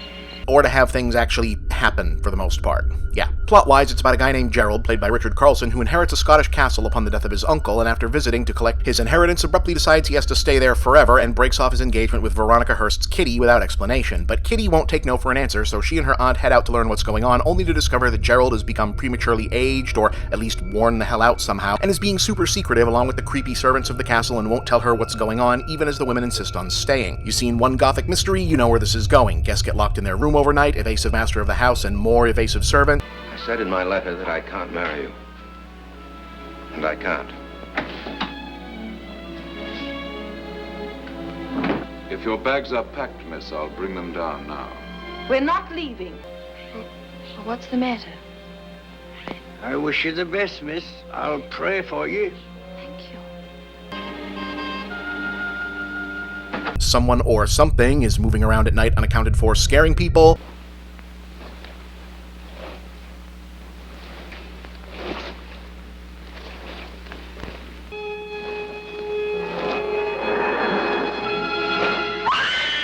Oh, and there's also a labyrinth in the courtyard that doesn't actually figure in the plot as much as you'd expect in a movie called The Maze.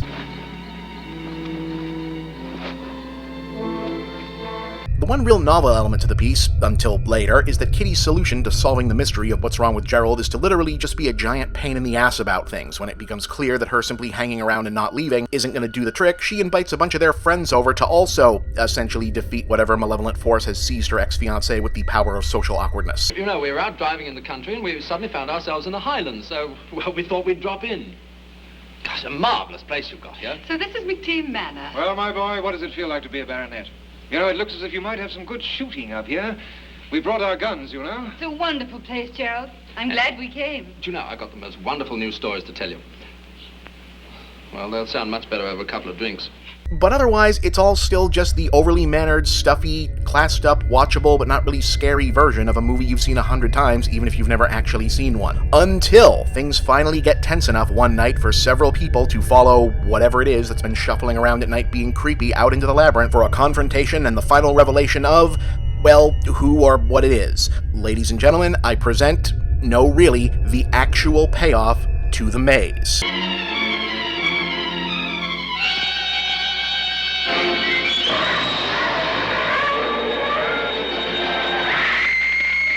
Yeah, I did not cut a different movie in here. This is how the movie really ends.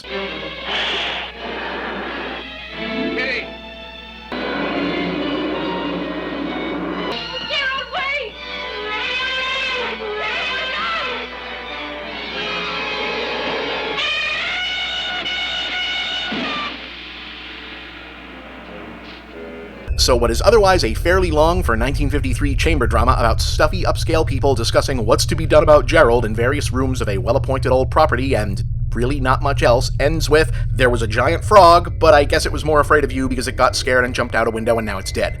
Okay, Gerald, please tell us what's going on. I know that you all think that I and my predecessors for the past 200 years have been the real lords of Craven. That's not true.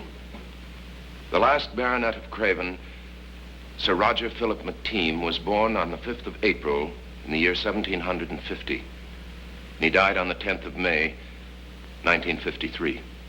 Yesterday. Gerald, a man doesn't live 200 years. No, Kitty, a man doesn't.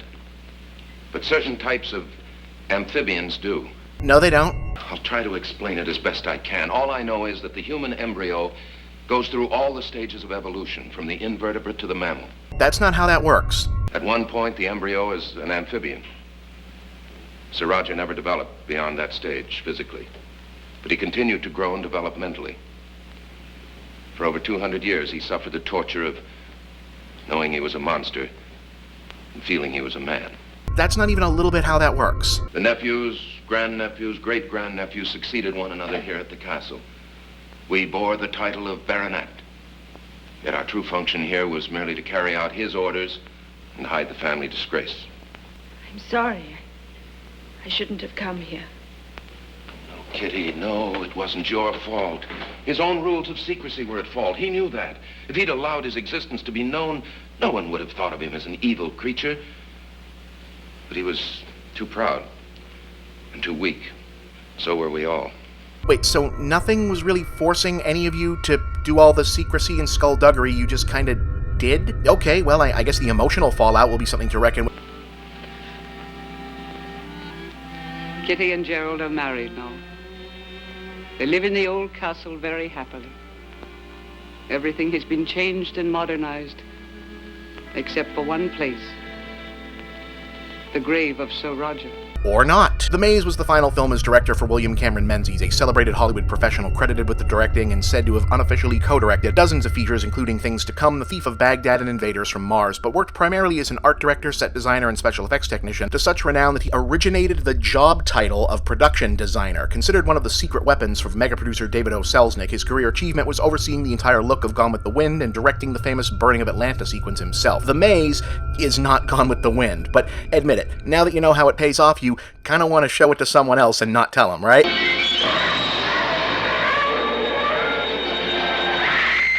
I thought so. I'm Bob, and that's the big picture.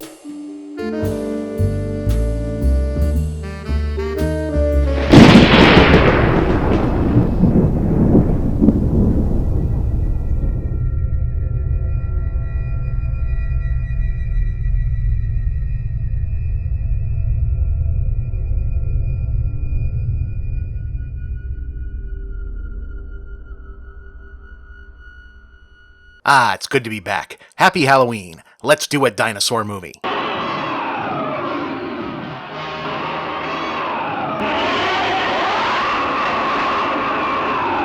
Dinosaurus, yep, that's the title, complete with exclamation point, was an independently produced color monster movie made in 1960 by maverick indie producer legend Jack H. Harris, a second-generation son of Polish-Jewish immigrants from Philadelphia who'd worked his way up from vaudeville child performer to publicist to distributor and producer and ultimately planted his flag as a force to be reckoned with in Hollywood as the man behind the out-of-nowhere surprise 1957 cultural phenomenon The Blob, and thus sort of the discovery of soon-to-be superstar Steve McQueen in the main character role. An eye for talent and an affinity for gently offbeat but appealing genre fare would continue to be Harris' trademark throughout his career, since he'd go on to put his name behind previous Schlocktober alumni Equinox, which launched the careers of multiple special effects legends, John Carpenter and Dan O'Bannon's Dark Star, enough said, and even John Landis' debut feature Schlock. So I guess the legacy on that one might be a little debatable at this point.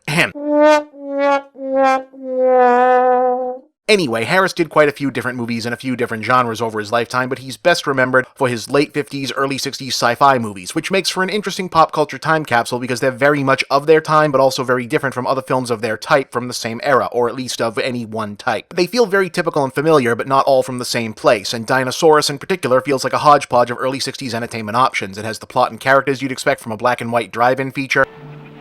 Well, what do you think, Bart? Well, thank goodness he's not alive. Say that again. But it's filmed in vibrant color and thus resembles less a horror movie and, given the genre elements, nothing so much as a bizarrely dark live-action Walt Disney feature of the same time. What in the world are you doing now? I'm going down to Davy Jones' locker for my mother's portable icebox, in which I had stashed all sorts of goodies for you guys to eat. Betty, wait, the water's not safe. Ain't love wonderful? What's happening? Well, they just dove in for a swim. That's dangerous. There's still debris churning around down there. Yeah. Ain't love strange? The title and staging clearly demonstrate that it knows its bread is buttered on the kiddie matinee side in terms of audience, but it also wants to entertain grown-ups, so there's uncomfortable comedy about the lead female negotiating her captivity with this caveman. Now, nice caveman. You just sit there and I'll go fix things in the kitchen. Oh yeah, there's also a caveman in this. I should probably do the plot. Okay, so Dinosaurus takes place on an unnamed Caribbean island where the unnamed locals are thrilled by the presence of American workmen from an unnamed construction company building a modern-style shipping harbor on their coast, because it's 1960, and that means colonialism is blue-collar and benevolent. See, very good. Soon big boats will land in our harbor. Then much happiness. The only guy who doesn't like the Americans is our villain for the piece, Hacker, the island manager who knows the arrival of bigger businesses to the island will interfere with his previously unquestioned petty tyranny. Come another step closer, boss man, or I'll... You what? I'll slash you to liver.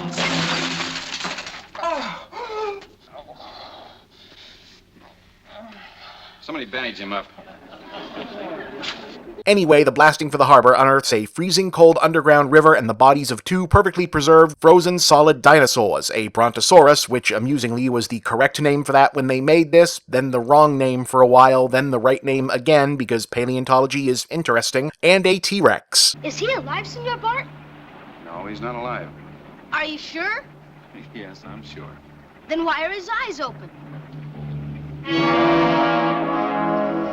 Well, he just slept with them open, that's all. Yeah, that's how that works, sure. If nothing else, Dinosaurus is efficient as hell about getting us to this point. This is basically the entire conversation about what to do about the dinosaurs immediately after they found out that there were dinosaurs. Million-year-old dinosaurs? The same, Bart. I don't know what else they could be, but I'll tell you one thing. One look at them and you'll never forget them. You see? This ought to be worth a fortune. We must have blasted through the rock that entombed them. Some compressed gas caused the freezing, I guess. As island manager, I demand you bring those things up. Oh, tread lightly, Hacker. You don't demand anything around here today. Is the governor still in Washington? So far as I know, he is. And that leaves me in complete charge of this island. Well, we'll send him a wire and have him contact the Smithsonian. They'll send paleontologists down here right away. We'll bring the critters up and put them on the beach. You think the big crane will handle them? I think so. All right, get her set up and I'll be with you in a minute. Oh, also, Hacker finds a frozen caveman and decides to keep it for himself so he can sell it on his own, and then everyone decides that it's cool to just leave the frozen monsters on the beat for the night so that they can go get dinner. O'Leary, I got a job for you tonight. Babysitting. With whores, children? Those dinosaurs over there. Oh, saints preserve us. Then they're really there. Ah, thank the good Lord. I've been seeing them all afternoon and was afraid to tell anyone for fear it was the DTs. It's nice that they spread some of the casual racism around to the white guys, too.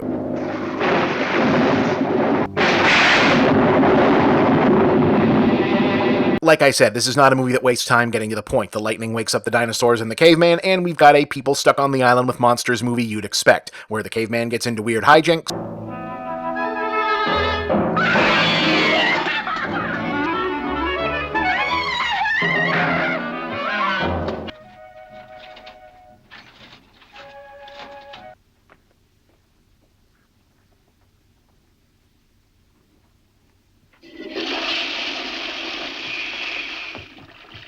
The workmen and the islanders head for an abandoned fortress to defend themselves from the dinosaurs.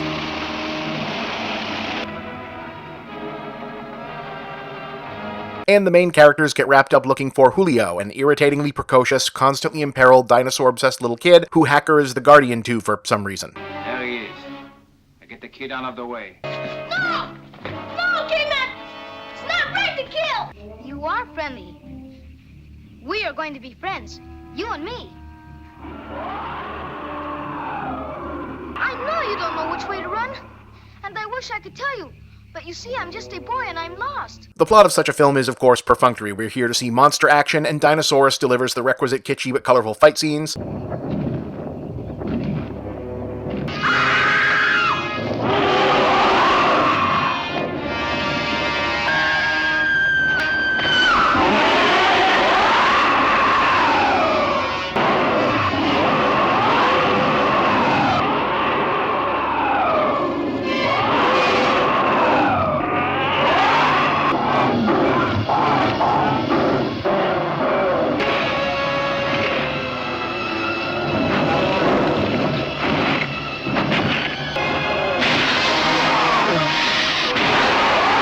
At least one bit that Jurassic Park seems to have referenced.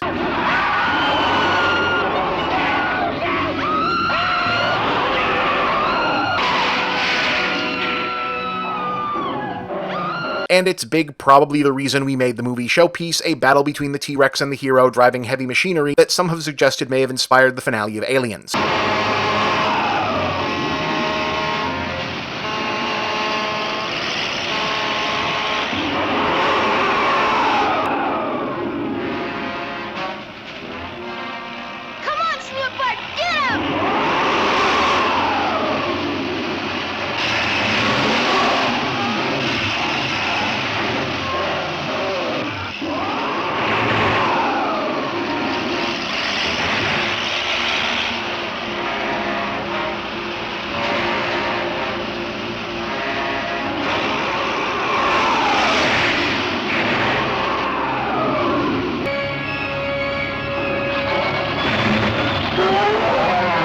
Dinosaurus is a movie that a lot of the monster movie-obsessed baby boomer and Gen X fandom had a lot of fond memories of. Generally until they rewatched the whole thing on video and later realized there's not a lot of meat on its bones until the dinosaur sequences themselves, which are definitely charming after a fashion. Unless you have a real thing for the unique real world beginning to peek through the 50s facade feel of early 60s kitsch movies. It's oddly underseen today though, and worth seeking out for the completist, plus kids seem to dig it at any era. You're in charge. I got an idea. Hey, wait a minute! And while this may seem a bit conventional for a Schlocktober film, don't you worry, there's 5 Thursdays this month. It's gonna get weirder.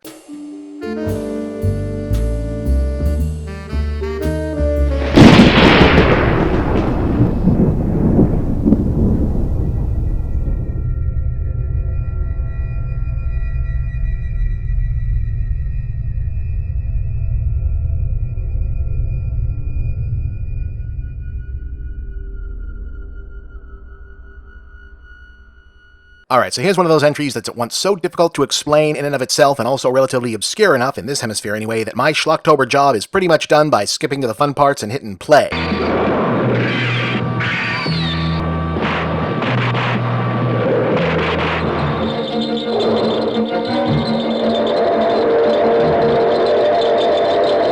Which means I get to take a minute up front to talk some shop. So I try to watch as many different kinds of movies from as many different cultures from all over the world and as many different eras as possible. I cast a wide net, very wide net. I see movies from all over North and South India, Pakistan, Iranian films, Brazil, Egypt, Mexico, Cuba, pre- and post-revolutionary, Soviet Russia, modern Russia, both Koreas, including the stuff Kim Jong orders up, movies from all over Eastern Europe, South America, unlicensed Ugandan Terminator movie, seen it. Unlicensed Mortal Kombat movie from Ghana, seen it. Obey my instruction. Pretty good, too. But if you've probably noticed, Schlocktober tends to land on American films, English-language films, and foreign films of the sort that frequently got play in Western genre cinema for the most part. Japanese, Chinese, Italian here and there. I've shown a few Mexican and Indonesian movies, so why not show a fuller variety of what I've collected? A few reasons, but the main one is that because the show is humorous, I don't want to be telling jokes without proper context, and I'm not totally comfortable that I know enough about every culture I see films from that I don't want to be doing jokes from a place of ignorance or insensitivity when I can avoid it. What I mean is, it's one thing to do ha-ha, that's funny because it's weird, and jokes like that when I recognize something is genuinely odd. It's another to be doing ha-ha, that's funny because it's weird when actually it's a common or important aspect of someone's culture I simply don't recognize, and then I'm, coming off like a dumbass or, more importantly, insulting people or whole cultures. And I don't want to do that. This is a happy sub-series. So basically, Schlocktober gets more worldly as I do. Do you know the importance of good books and how they can benefit you? Now, case in point, this week's movie, while released in the West in 1983, dubbed into English, sort of, as War of the Wizards, is actually a 1978 film from Taiwan called Phoenix. For historical context, for my primarily, I still think, English-speaking Western viewers, Taiwan is an island state in Southeast Asia, and since 1949 Chinese Civil War has been the seat of power for the self-declared Kuomintang Republic of China government in exile that was ousted by the current mainland government. The People's Republic, which claims the island as part of itself, does not recognize Taiwan's government as existing, basically, and often avoids conducting various relationships with nations that do. On the entertainment side, what that's meant is that Taiwan has seen its national cinema evolve in unusual ways. But in the 80s, Taiwan was very into, however briefly, cranking out movies like Phoenix, aka War of the Wizards, i.e. big budget for the time and place, fantasy, action, romance, magical monster movie fairy tale spectacles, grounded in national folklore and Chinese mythology that kinda have to be seen to be believed, but then not understood because it's kind of hard to find dubbed or even subtitled versions of these or much writing on them for context. But this one somehow, for some reason, got released in English in the 80s, a few years after it was made. Lucky us. And I mean that, this is a fun one. Don't worry, you will find out. Okay, so with the preface that I am not an expert on Taiwanese literature or traditional folklore specifically, so if this story does have a singular source, by all means correct me, plot of this appears to be a loose combination of the Chinese fairy tale The Magic Pot and the better-known folk legend The White Snake, along with other fixtures of Taoist and Buddhist mythos and elements you might recognize from Journey into the West. It's about a slacker bookworm fisherman named Tai in an unspecified ancient Taiwanese river village who happens upon a magical golden bowl that can conjure treasure out of nothing.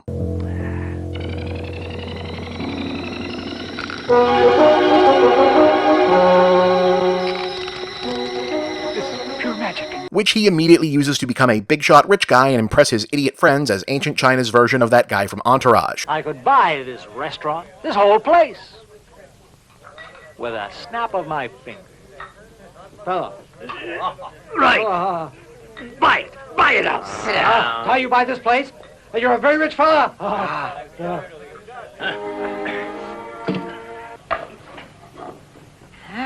Sadly, being in a Chinese fantasy movie means you haven't seen any, and Tai is surprised when word of a clueless moron having an infinite money machine immediately summons a succession of nicknamed kung fu supercriminals. Okay, pal. I've heard you have a rare...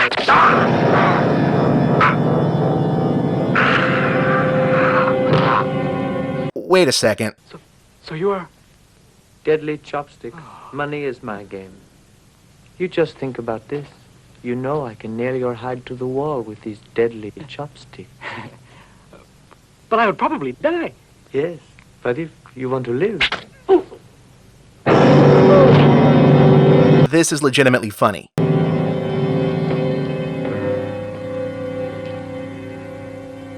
His chopsticks are too thick.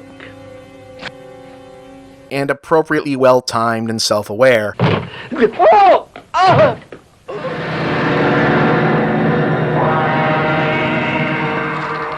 All right.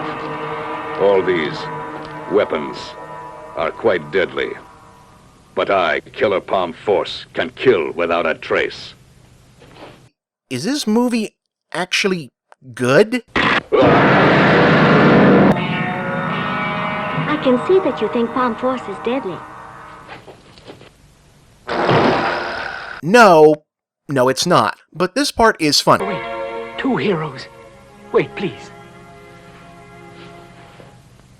Can't you tell the difference between hero and heroine? Okay, so Tai gets saved by 2 smoking hot ninjas, but not ninjas, because this isn't Japan's sisters, who also showed up out of nowhere and immediately agree to be his live-in bodyguards, which is not suspicious at all, because again, Tai is an idiot, because it also takes him like a day to fall for this. A rich man should be married. What do you think of my sister Violet? We depend on each other. She can't be left alone. Do you understand? Though he does call one hell of a bluff. Say, you don't have to worry. Why, the 3 of us can... You were saying you would prefer to marry both of us? Wait, please. Violet, if it doesn't bother you, it doesn't bother me. I feel very good about his proposal.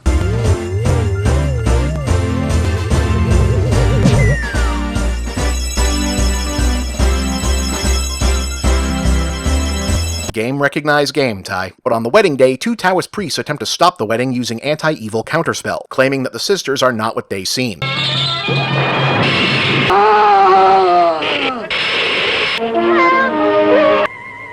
But then Tai is all like, well, on the one hand, actual working light side magic is zapping them away from the holy temple right in front of my eyes. That seems like a bad sign. But on the other hand, wedding night sex with hot ninja sisters. I have to risk it all.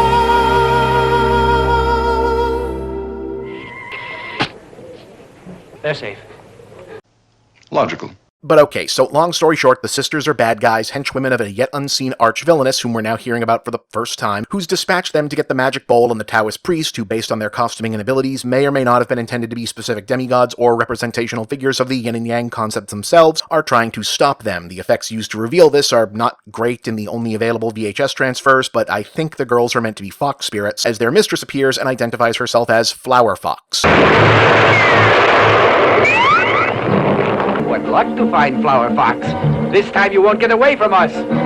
That's Betty Pai Di, by the way, also known as Betty Ting. She was a big deal actress all over China in the 70s. Tragically, her whole career and persona were very much overshadowed by having been Bruce Lee's mistress, and whose apartment Lee had in fact died in, leading her to be the focus of grotesque conspiracy theories and media hounding for many years after that. Very sad. Anyway, the girls decided that Tai is nice because he didn't let the Tao guys hurt them, and they no longer want to be evil. Sure.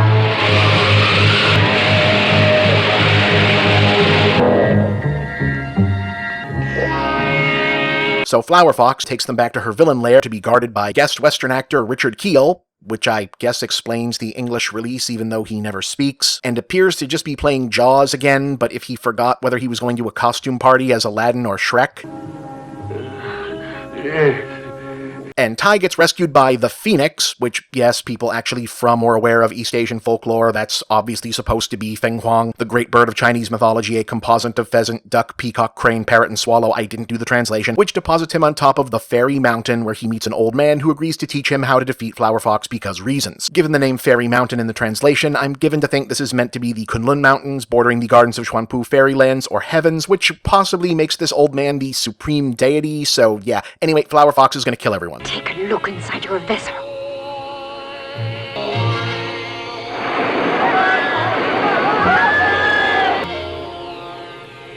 You drowned me, old toad. You did us a favor. Why am I rooting for you again? You were only sympathetic when you were a simp and pathetic. Now I guess you're a Jedi and you're just a dick. Anyway, Tai gets a magic sword and it's time to fight the bad guys and save the world.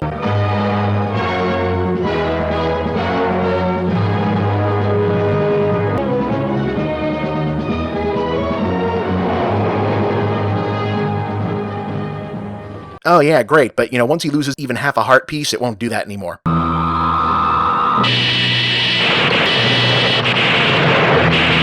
Nah, just kidding, it's actually solar powered.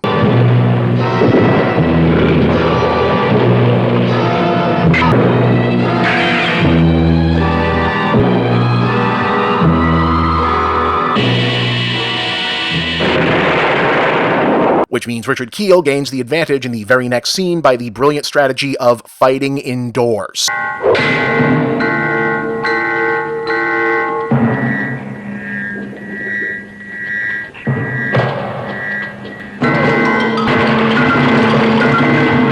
Okay, that was kind of cool. And likewise, this whole final duplicate fight versus Flower Fox. Doesn't matter to me. I will be the world's ruler.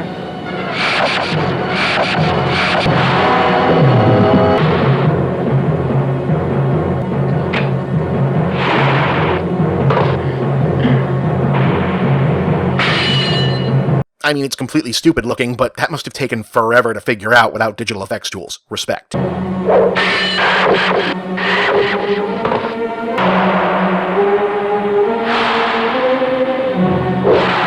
And so the day is saved, and Ty learns a lesson? Sacred ones, please wait! Violet, wait! Stop! Stop! Don't go! Sacred ones, please wait! We're on our way to heaven. Come along! I'm coming with you!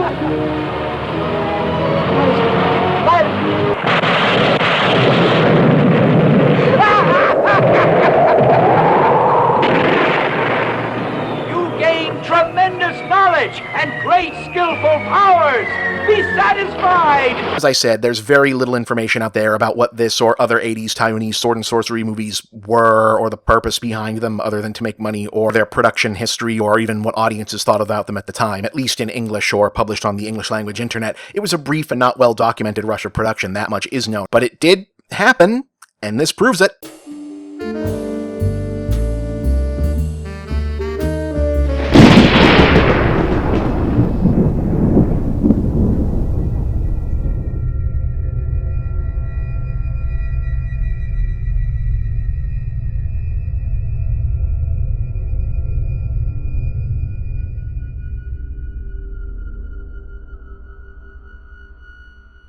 Here's something people with lives have never had to argue about. When or what was the first gore movie made? It's actually kind of hard to say because movies were gory for about as long as they were the movies. The point of the earliest motion pictures was pure spectacle, and what's more spectacular than sex and violence is a lot easier to fake. Remember, the original Shakespeare productions may not have had sets, elaborate props, or actresses, but they did have leftover blood and animal parts from the local butcher to throw around and simulate gore. The early blockbuster epics that built Hollywood as we know it as its own individual filmmaking entity were so often historical epics or biblical narratives precisely because those genres allowed spectacle specialists like D.W. Griffith and Cecil B. DeMille to pack their movies with displays of opulent wealth, huge battle scenes, orgies both literal and figurative of debauchery and graphic violence, while having the ready-made response to the would-be morality police of, hey, we're just depicting what the books say happened. You might even say it's educational. But then the Hays Code about graphic sex and violence came in and spoiled the party for a couple decades, so spectacle-style bloodshed retreated largely to the sidelines, even in nations without a code for the most part. See, the other taboo about on-screen violence was a somewhat real concern in some quarters, that just as preventing actors from actually engaging in real sex acts was thought to help prevent exploitation, especially of actresses, by unscrupulous producers, that people might go too far for the art and actually hurt someone on screen. And before you laugh at that, remember, in those old Robin Hood movies, when people got shot with arrows, the preferred way of doing that was to put armor and padding on the stuntmen and shoot them with actual arrows. And hell, more recently, there are a lot of not that long ago killer animal and jungle cannibal movies that people have mentioned for Schlocktober that are never going to be on the show because they were created using real stage-for-the-camera live animal violence that I'm just not going to show here.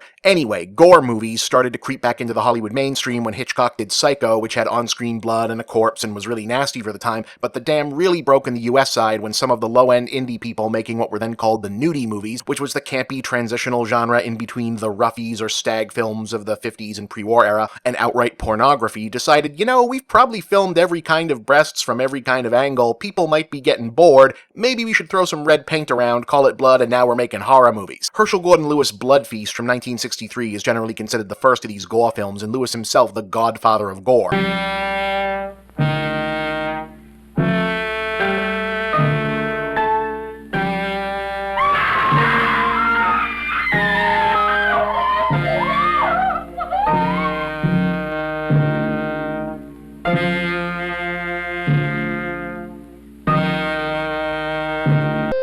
But if you follow this stuff, it's likely you've heard of him and those. Our subject for today came out 1 year later, is a touch more obscure but has its own not insignificant place in the history of gore cinema, B-movies, and, well, you'll see.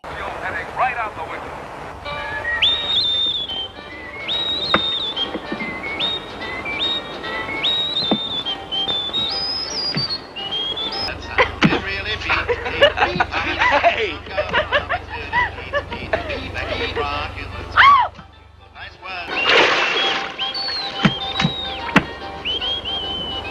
You better give that to me, Fred!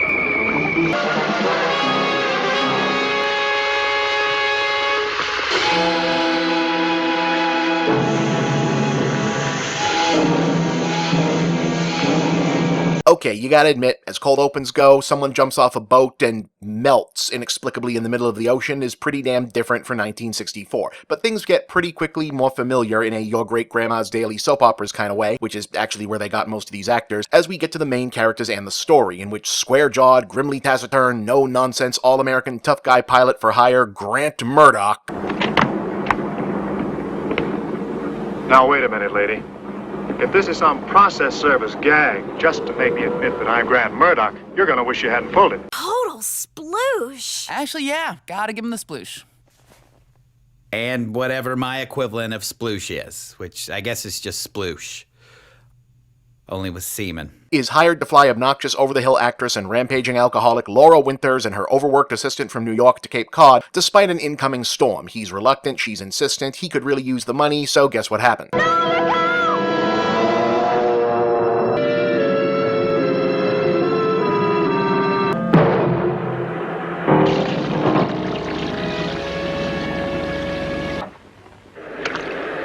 But it turns out they aren't alone on wherever this small uncharted rock that's definitely not just the coast of Long Island is supposed to be. There's also literally the last thing you want to find after crash landing on any island in any black and white movie, a German mad scientist.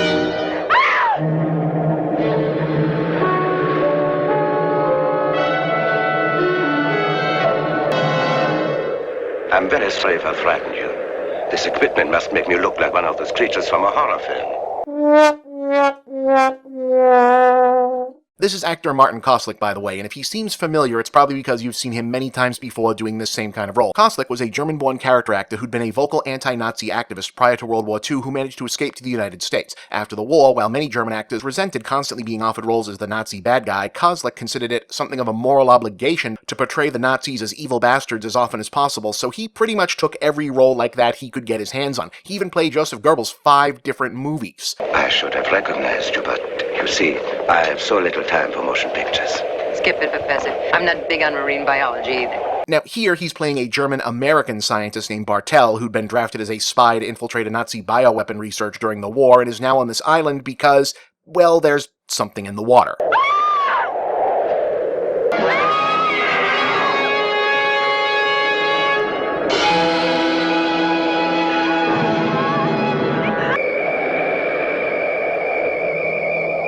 What a shame. The poor woman never had the chance. What caused it? Sharks, I guess. Okay, so what's going on? I told you there was something fantastic going on out here. Scientists certainly do not claim to know everything, only quacks do. But what you are about to do is extremely dangerous. How do you know? Oh, I would guess that these fish have been destroyed by some microscopic parasite. There's a possibility the same parasite could be transferred to your body if you should touch them. Yep, that's what's going on here. How cheap is the flesh eaters? The flesh eaters themselves are microorganisms, a cloud of water-dwelling, invisible to the human eye creatures represented on screen by bare minimum optical effects, throwing some dry ice and bloody props in the water and having the actors scream very, very loud. Although at least one of the low-tech effects used to visualize this is nothing if not extremely unique looking.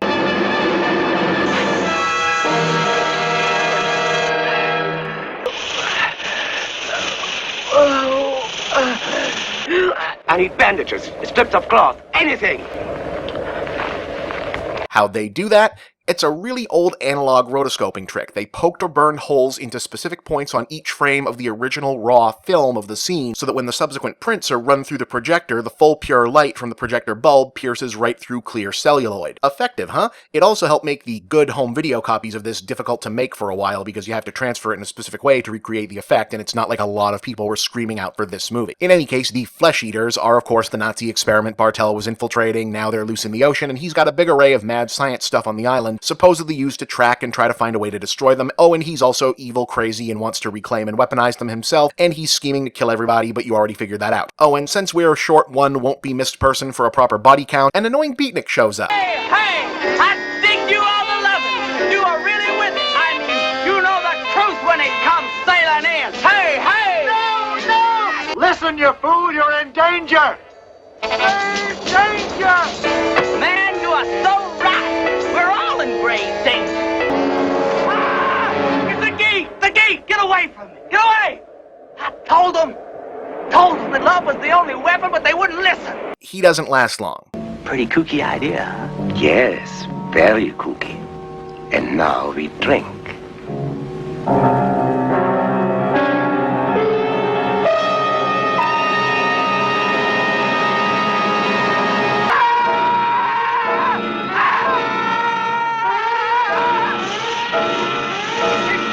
There's nothing inside me! It's eating its way out!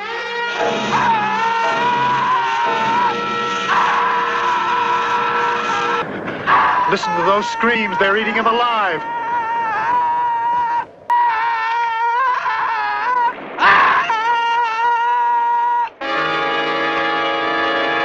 Also, the Flesh Eaters kill a random boat guy, and Bartel kills the actress because bad guy. So Bartel's theory is that electricity will stun the Flesh Eaters, and he can harvest them for his own purposes. Turns out, he's wrong. Like, super wrong.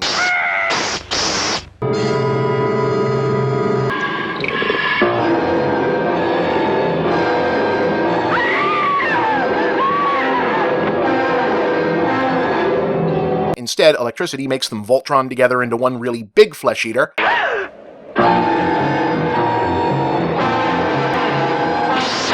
Fortunately, the actress was only mostly dead, comes back swinging for Bartel, and instead inadvertently discovers the monster's real weakness. Die first! You want to eat? Here!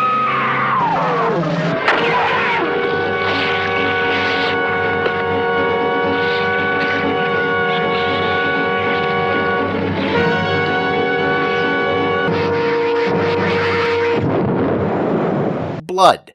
They only eat flesh, but they are deathly allergic to blood, which is why their killings leave so much of it behind. So naturally, the way to beat them is to give Bartel a taste of his own medicine.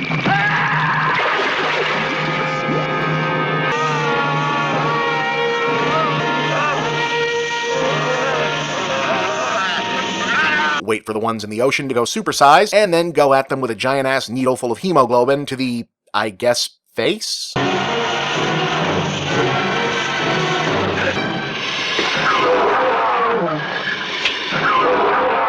Okay, so this thing was directed and produced by Jack Curtis and his wife Tenny Curtis, in part via her having won a bunch of money on a TV game show. Curtis was primarily a voiceover actor who worked on the English dubbing for a ton of early anime series. He was also the cinematographer using a pseudonym for union purposes. It was carefully storyboarded by screenwriter, comic book legend Arnold Drake, the creator of Doom Patrol and co-creator of Deadman and the original Guardians of the Galaxy. Flesh Eater's most graphic scene, a Nazi experimentation flashback, was cut from most prints for featuring mild nudity. The film would probably have remained pretty obscure after that, if not for a quirk of history. Its title, still being copyrighted and trademarked 3 years later, is the reason a young George A. Romero opted to change the title of his in-development black and white gore movie project from The Flesh Eaters to Night of the Living Dead.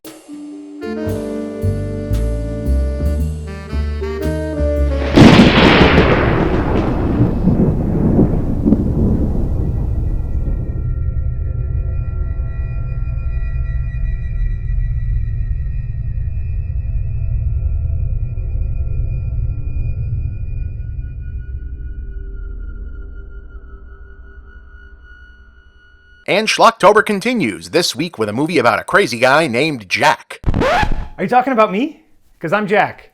Hi. Oh, hey, Jack. Wow, welcome to The Escapist. Hey, good to see you. No, we weren't actually talking about you. This is about Jack Frost, the Snowman film. Oh, the one with Michael Keaton. Yeah. Oh, I loved Batman.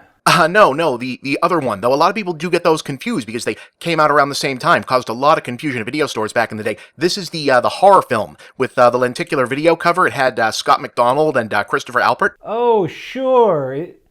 Are you talking about Batman Forever? Yeah, Jack, how did you actually call in here? Are you here to promote perhaps your new show, now on The Escapist? We're all very excited about it. Or are you just here? Chris O'Donnell in him. I like Chris O'Donnell. He was in the Three Musketeers. He's not a good actor. Uh-huh. Okay. Well, good luck with whatever you've got going on. I'm just gonna go over here and tell people about the snowman.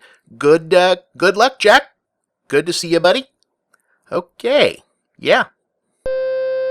Anyway, this past year has brought a bunch of nostalgia in some quarters for the lost age of video rental stores, much of it centered around the now distant decline of Blockbuster as memorialized by stories of the official last Blockbuster on Earth and my own brother Chris Chipman's Talkbuster podcast. Now, one thing that the end of video stores has obviously brought about is the end of the specific connotation that a film going direct-to-video used to carry, since now the streaming scene is where a lot of first-run indie and art house scene not only starts but remains and thrives. But once upon a time, DTV was all but guaranteed to deliver you something cheap, not very good, but maybe unique and bizarre enough to stand out from the pack, often literally through the use of elaborate decorative packaging to stick out on shelves. 1997's Jack Frost was one of the last hurrahs for that kind of novelty, memorably employing a lenticular hologram cover to let everyone know that yes, this really was a horror movie about a killer monster, Snowman. And while anyone who happened to glance at the back of the box would have their suspicions that the actual film's monster would be nowhere near as impressive, how could you not at least give this a look to see what the hell they were thinking? I'm warning you!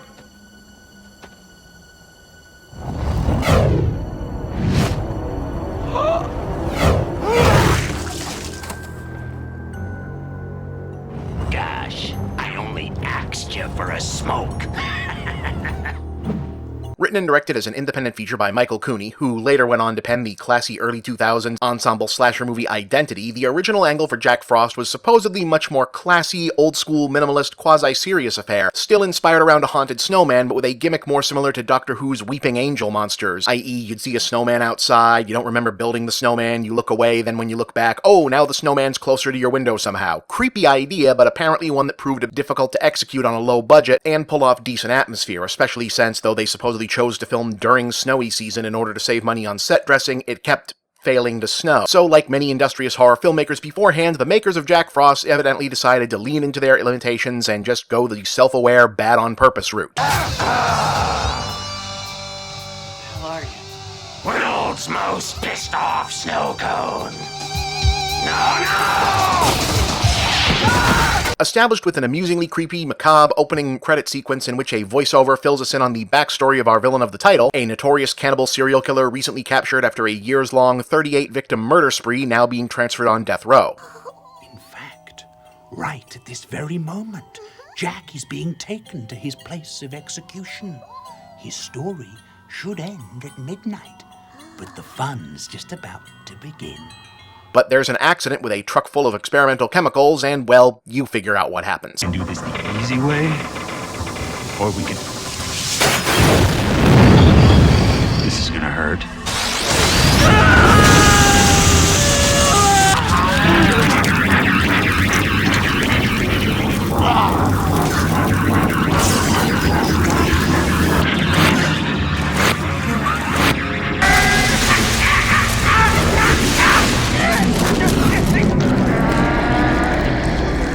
Oh, and also this happens to occur just outside the small town of Snowmonton, really, which happens to be where Jack Frost was captured by the local sheriff, played by Christopher Alpert. Did he swear revenge? Of course he did. What's sort of fun is that apart from the about-to-take-shape snowman business, the setup for this otherwise is actually pretty cool killer-on-the-loose scenario. Jack, as a human, really was a super-efficient master psychopath who didn't really make mistakes, and was getting away with his killings until he got grabbed at a random traffic stop by chance by this otherwise ordinarily nobody-special small-town cop who was just in the right place at the right time. So even take out the snowman thing, and it's still basically a movie about the Joker, basically, coming to kill Sheriff Andy. I heard about Jack Frost. End of an era. End of a nightmare. I'll find a way! Sam, you okay? Oh, yeah. I mean, that's pretty cool, but the killer snowman is the pitch, and this is indeed our main plot point. The chemical spill has turned Jack Frost into a being of living snow. He's constituted himself into a snowman in order to stalk around the town, hunting down the sheriff, while knocking off the locals in winter and or Christmas-themed ways.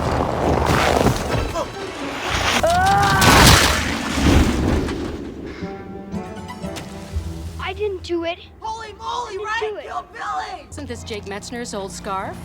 Marla, don't touch that. What's the problem, Sam? It's just a scarf. Mother of God. Nah, Finch couldn't make it.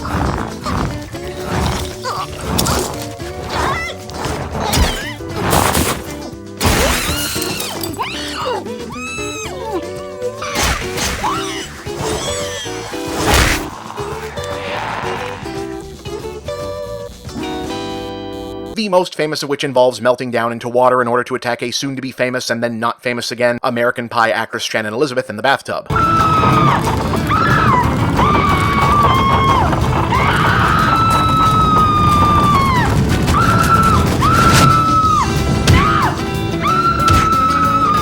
You will note that in this scene, Jack's carrot is conspicuously missing from his nose, which is unpleasant and brought up in the credits in case you missed it. Though this sequence is pretty much what gave Jack Frost its second wind infamy as a bad movie night staple when Elizabeth briefly blew up as the one who was topless in American Pie. Also, if you're wondering, wait, so Jack can change back and forth from snow or ice to water and steam, which he can. I'll find a way!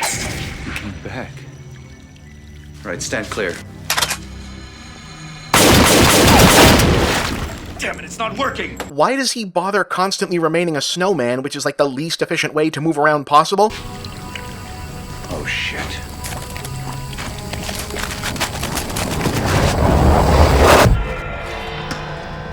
Blow me.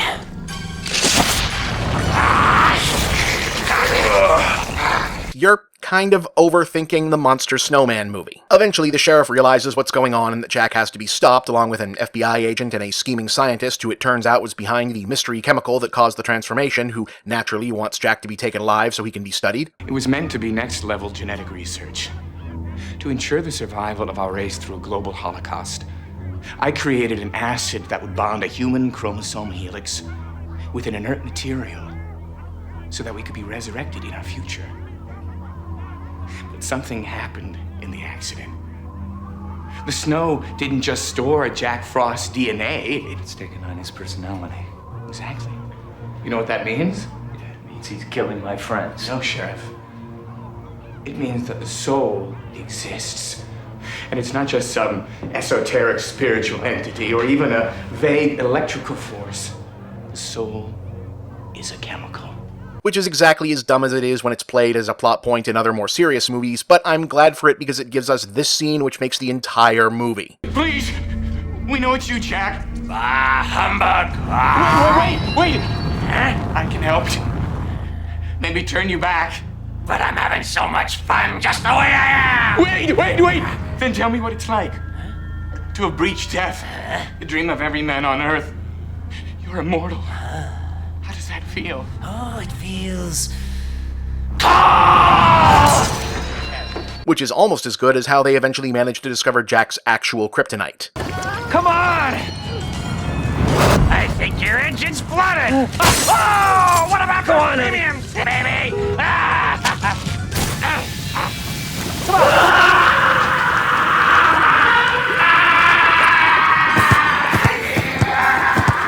Burning. He's burning. Oatmeal is making him burn. Honey, what did you put in those oats? Sorry. It's a good thing that you did. I didn't want you to get cold. Honey, what did you put in the oats? Antifreeze. No, really. That's how they end this. I want you to get the antifreeze. Okay. Put it in the truck. Right. I want you to be back here in 5 minutes. 5 minutes, Paul.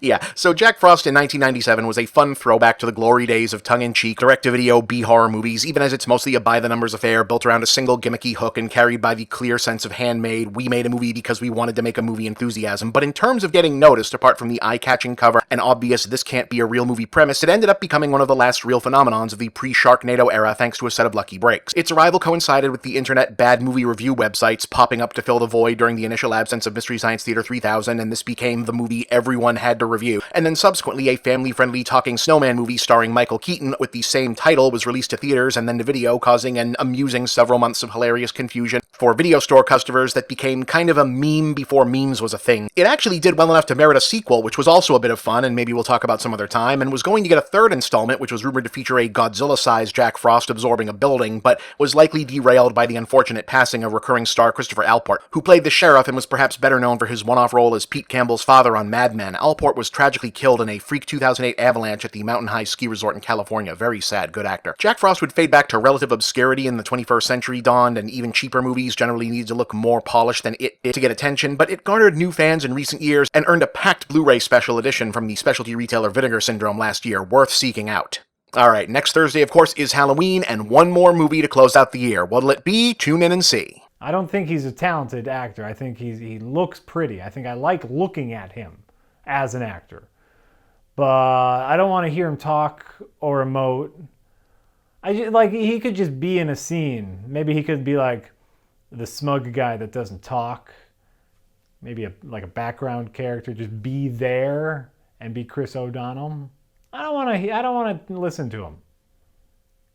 What?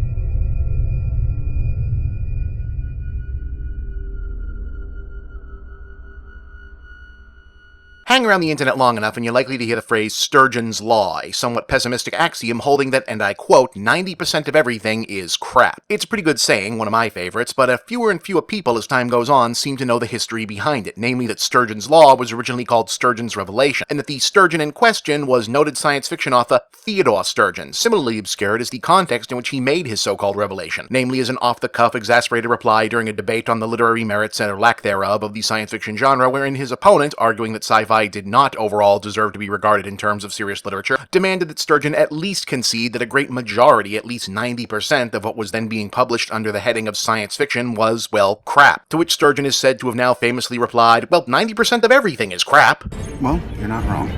Not well known now by name today, Sturgeon was one of the most prolific sci-fi writers of the immediate post-World War II era, and for a brief period in the 1950s, the most frequently anthologized writer in the English language. Viewed as a core foundational influence on more famous peers like Harlan Ellison, Ray Bradbury, Samuel R. Delany, among others, and perhaps most infamously, the inspiration for Kurt Vonnegut's recurring author character Kilgore Trout, today he's most often cited for his contributions as a writer for the original Star Trek series, where he's credited with first introducing Pon farr, the Vulcan hand sign, and the phrase live long and prosper, among others, across the original series and tie-in novelizations. They weren't all winners, though. Sturgeon also wrote the 1944 short story that served as the basis for today's feature, Killdozer, which is famous for being a movie about a possessed bulldozer called Killdozer and absolutely nothing else.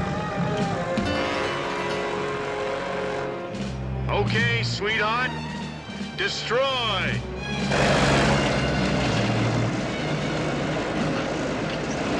I really cannot stress that point enough. Killdozer is an infamously bad movie, even in the context of other infamously bad made-for-television 1970s horror films, but whereas most of those tend to be bad in some oddly memorable way, overacted, budgeted way below ambition, stylistically bizarre, some unusual person is in the cast, Killdozer is a unique artifact simply as one of the most boring films one can possibly imagine having to watch, to the point that it's almost entertaining because it's not entertaining.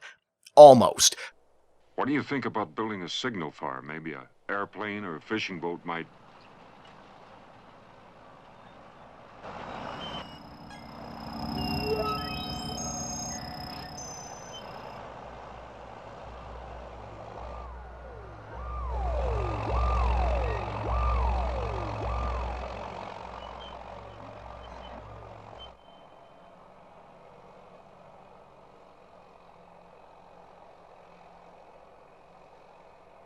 Sturgeon's original story, also adapted more faithfully to a Marvel Comics version in 1974, the same year as the movie, involved a group of construction workers building an airstrip on a small island who accidentally break the seal of a temple that's actually an ancient alien artifact releasing an energy-based entity that was part of a long-ago conflict that fought using powerful war machines. Said entity's function was to take over the enemy machines and turn them against their users, so it possesses the workers' bulldozer and sets about trying to kill them all because that's its programming. It's not really one of Sturgeon's best stories, but it is a pretty solid example of how to flesh out a basic idea like that into a full story. Complex background and origin for the big crazy thing happening, multiple characters to flesh out while they're figuring out what to do and not get killed, lots of details like what people call the bulldozer, and so on and so forth. The TV movie doesn't actually do any of those things. In this version, the setup is that a meteor of unknown origins crashes on the island.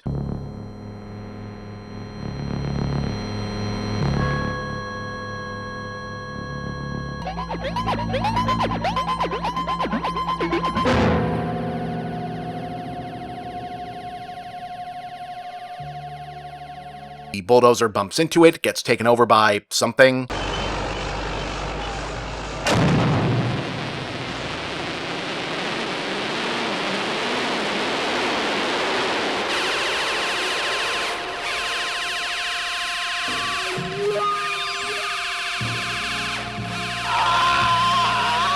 And becomes the killdozer. Everybody run away from the killdozer.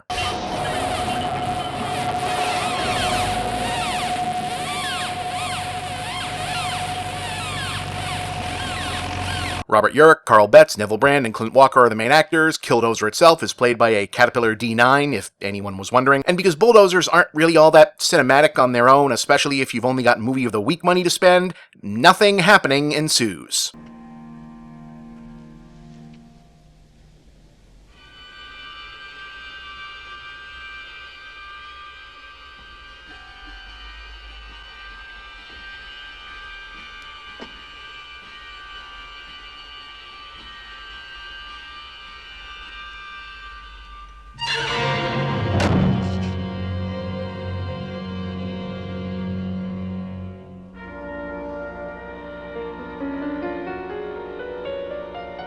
Now, I'm not even kidding. This is most of Killdozer.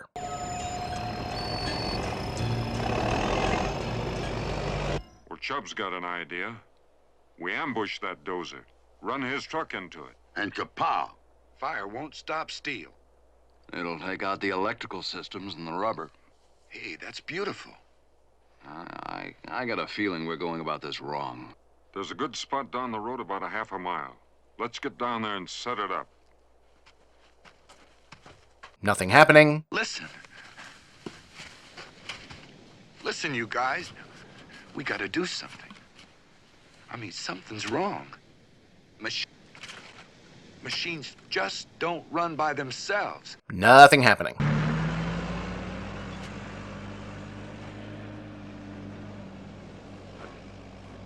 Still, somehow, not much happening.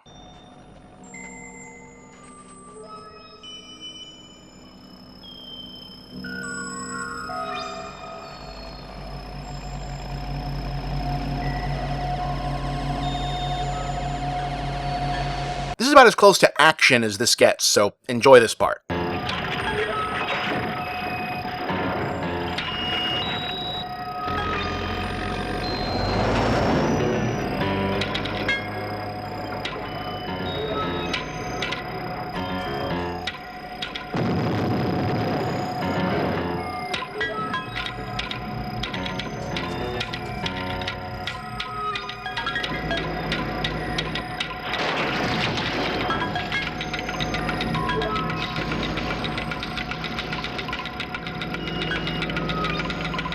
Nothing's happening.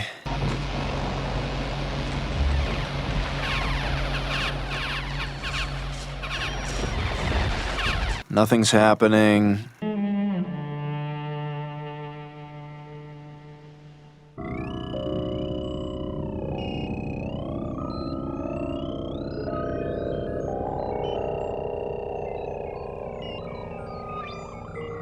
Nothing's happening.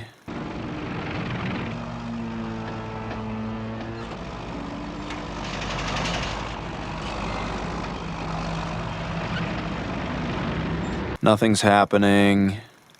Electricity. Brilliant. I'm serious. Electrocution. We shoot juice into that big dozer. We got that generator. Looks damaged. Maybe, maybe not. We need a conductor of some kind. You're spinning your wheels, Kelly. No, I'm not.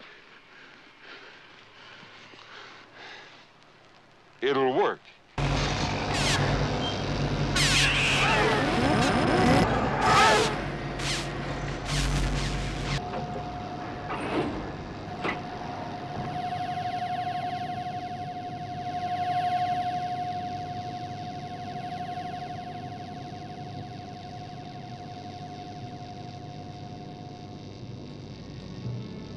It's over. A lot of people in the audience look pissed. I didn't even start out wanting to do that joke, guys. I scheduled this because, hey, I've never done Killdozer on this before, but it's been a while since I've watched it, and yeah, there's just nothing going on here, is there? It's kind of amazing. No attempt to make the bulldozer scary or invested with some kind of personality. No interesting death scenes, given that it's a TV movie. Inertly directed. The characters aren't memorable. I severely doubt that anyone would even remember the title that much, except that an alt-rock band named themselves Killdozer at some point. You pretty much just end up staring at this like, why did they make this? Who was it for? And why did they think even they wanted to see it?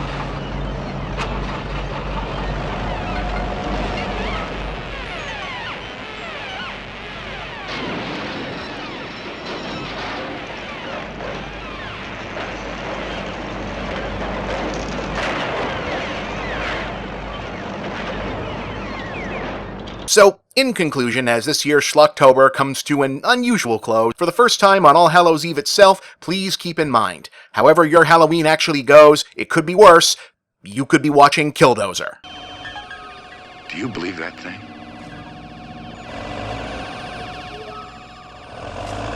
What's it waiting for? What's its hurry?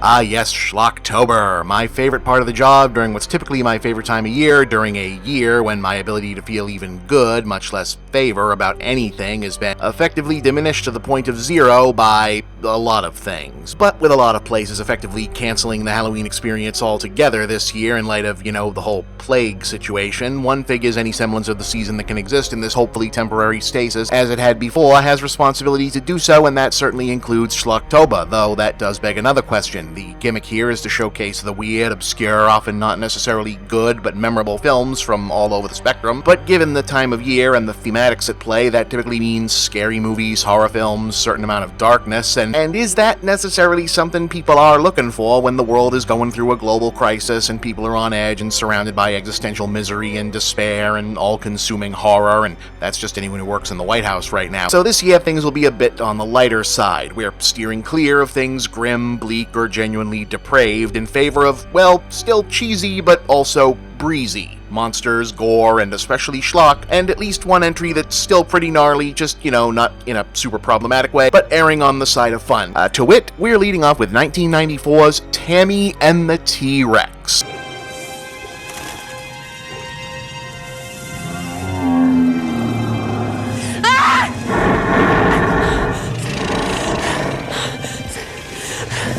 What do you want?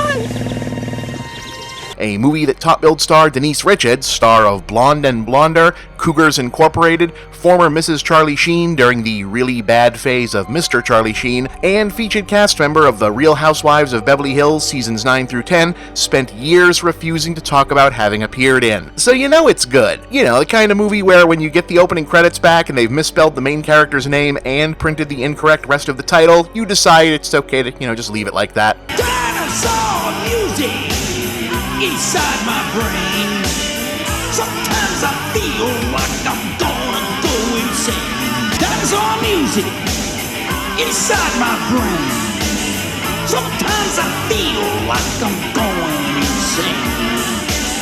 I feel the rumble.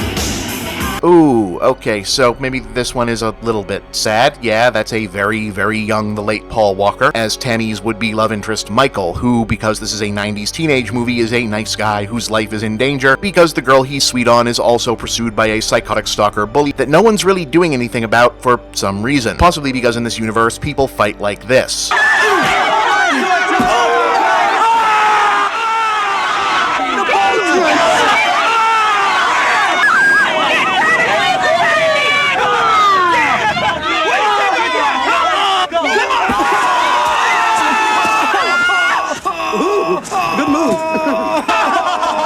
I'm also confused about this clique. Like, are these the popular kids? The gangsters? The punks? Are they the weirdos? Are they a gang? This is clearly an affluent Southern California suburb, and some of them look rich, but not all of them. But it doesn't seem to be the leader kid, so it's not like an evil snob and his group of paid lackeys. Anyway, their revenge on Michael is to strand him in what looks to be, I think, a big cat preserve, where he gets mauled by a lion and almost dies.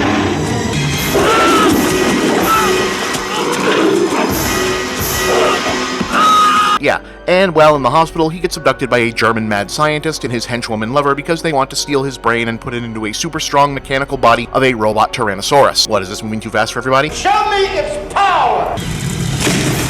I will give you a brain! I will give you immortality! Because the movie is called Tammy and the T-Rex, and it's a high-concept teen comedy about a hot chick whose boyfriend's mind is in the body of a dinosaur, but the animatronic dinosaur puppet is so fake-looking they decided, fuck it, we'll just have it be a robot in the actual movie. Let me see it move.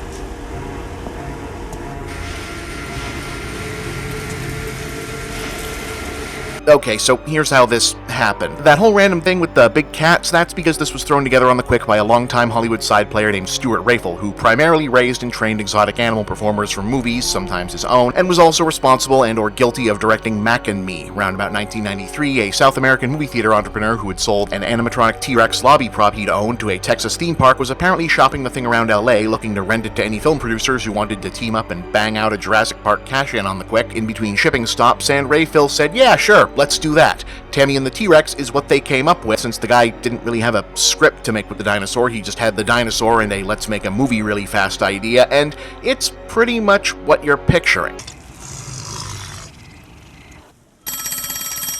Hi, this is Tammy. Leave me a message or I'll be mad at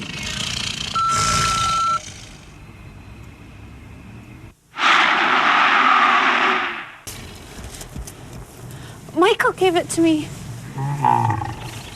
You knew Michael? What is that?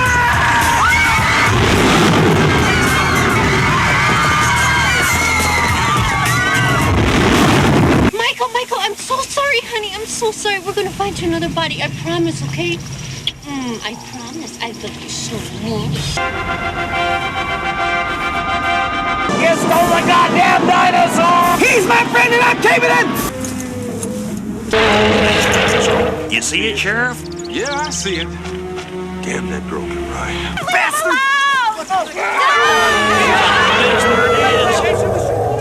Just leave him alone! Hold your fire! My friend! Except one thing.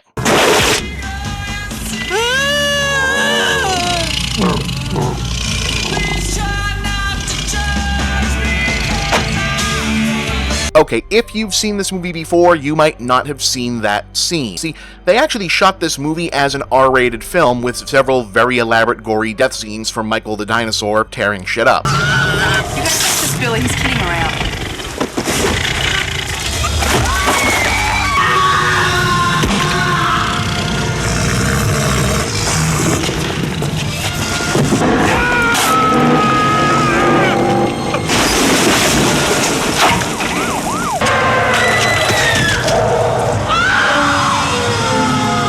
But for its main release in the US, the producers took out all the bloody parts and marketed it as a family movie instead. As you can imagine, since what remains is still a bad-on-purpose comedy dinosaur movie, puns with slapstick aimed at older teenagers and excuses to gawk at the eventual star of Wild Things, in a manner that will lead you to run the numbers, which I did, and she was apparently about 22 here. It was not very good in this form, basically incoherent, and nobody really liked it. Like, it was an infamously bad movie that no one involved wanted to talk about. So, you want a little action?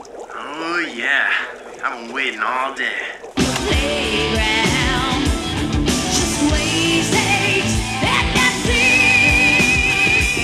All right, David. I want you. No more. I need you. No more. I'm gonna screw your brains out of you. Yeah! Oh! Anyway, last year, specialty DVD label Vinegar Syndrome restored the uncut version for retail because why not? And you know, it actually does make a shocking amount of difference. I'm a T-Rex. T-Rex want a cracker?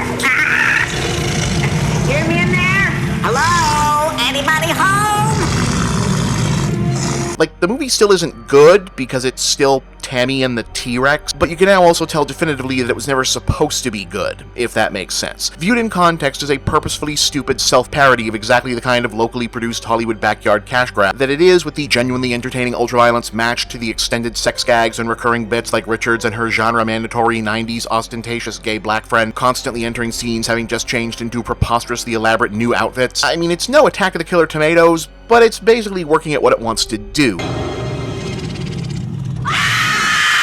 The two villains are actually a particular highlight. Ellen Dubin and Terry Kaiser. He plays Bernie in the Weekend at Bernie's movie. Right here. Watch this one. Watch this. We have to remember this one. Live! Live! Well, that's it. I'm sorry. I'm really sorry. I did all I could. Have great chemistry, and you know, the whole bad guy couple who suck at their job but are actually very good at their relationship is always kind of a really winning dynamic, and it's weird more things don't use it, right? Like, be honest, in terms of personality, Team Rocket kind of carry the Pokemon anime, right? Helga, chew my rope. Oh, Gunther.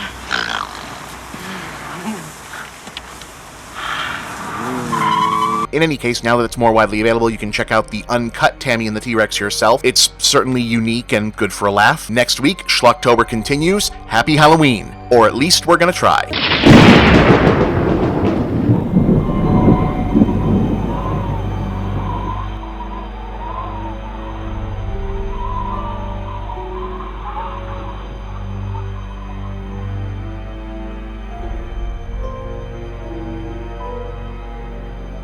A few weeks ago, before the show was in Schlocktober period, we ran an episode about the accidental symbolism of seeing the ongoing COVID-19 pandemic cause 2020 to become the first year in over a decade where the Marvel Cinematic Universe had released no films to theaters, i.e. the idea of heroes that are supposed to watch over and protect people taking a year off, juxtaposed against the year where the institutions of government, healthcare, law, and basic institutional security all seem to do the same in real life. This was, of course, deliberately misconstrued by those incapable of reading for subtext, context, or metaphor, and probably also just incapable of reading, period, judging by the grammar and the feedback, as being a literal lament for not being able to watch superhero movies. But anyway, on the other hand, it does kinda suck to have lacked for the whole capes and fight scenes thing for a while, right? So let that be our somewhat awkward segue to 1968's The Batwoman.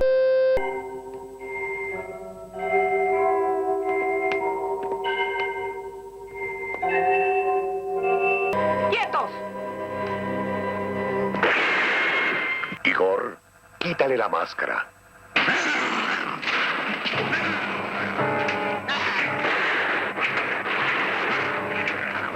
Okay, so obviously this is not an official adaptation of any version of the multiple DC Comics properties referred to as Batwoman. Rather, this is a Mexican wrestling or lucha libre action horror sci-fi superhero hybrid of the type that became enormously popular in Mexico and also South America, and parts of Europe, particularly Italy, in the 1960s and 70s as popular masked luchadors like Il Santo and the Blue Devil spun off their superhero-like ring characters into comics, which in turn became famously wacky films usually starring themselves. This in turn led to low-budget superhero films produced elsewhere, mostly Italy, because...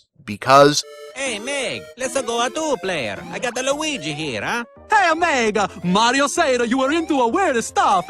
To borrow elements of the lucha aesthetic and wrestling plot details like Super Argo, the Three Fantastic Supermen, Goldface, Flashman, etc., and oh, of course, this was also driven by the jointly occurring international mega popularity of the Adam West Batman show, which, as everyone likes to forget, still happened, was a massively successful and influential thing. So, the Batwoman, while being an authentic Mexican production set and filmed on location in Acapulco, the main character is played by Italian actress Maura Monti, and while Batwoman is a wrestler whose ring gear is in fact essentially an Adam West Batman outfit just without the copyright-infringing insignia, whereas her superhero uniform is just the cape and cowl over a bikini and boots because movie. Lo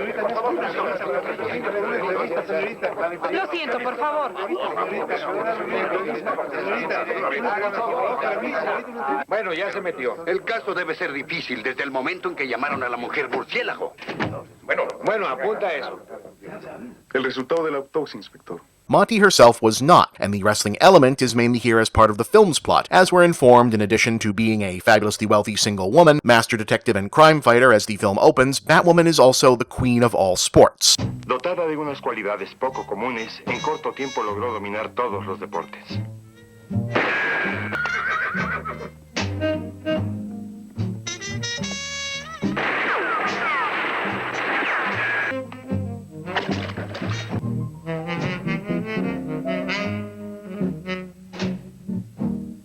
y bajo una máscara y el apodo de la mujer murciélago, se convirtió en una extraordinaria luchadora. Okay, that kind of seems like she's the queen of one sport and a handful of outdoor athletic activities. I mean, still impressive, but still. Also, nobody really knows who's under the mask except for a pair of Mexican government and law enforcement guys who subcontract to her when they have crimes that need busting requiring a bat-themed superheroine. Also, she seems to keep them on hand to flirt but not sleep with because Mexican movies of this era tended to be super horny but also super chaste about it. Muchachos, mátenlo por favor. Hay un ratón, por favor, mátenlo. Está horrible, mátelo, mátalo. Anyway, she's called into Acapulco because they keep finding dead wrestlers with their pineal glands cut out, and eventually someone figures out that was weird. To spare you the detective details, and also because the movie just tells you right up front anyway, a mad scientist headquartered in a not suspicious at all ship called the Reptilicus is using extracted human pineal fluids to create human-fish gill-man hybrid monsters to rule the ocean, and he's only kidnapping and cutting up wrestlers because he requires physically perfect specimens. That just raises further questions. So Batwoman goes undercover in the local wrestling scene, which is odd because everyone already knows that the Batwoman who fights crime is also the Batwoman who wrestles.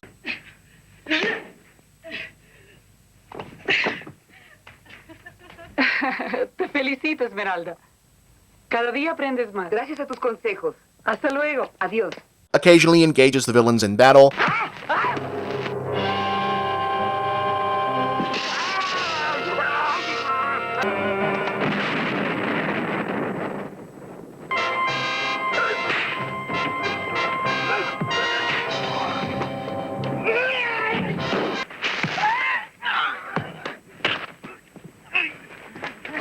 Eventually discovers and battles the full-grown monster until the bad guys decide that they should use her to create a female Gillman.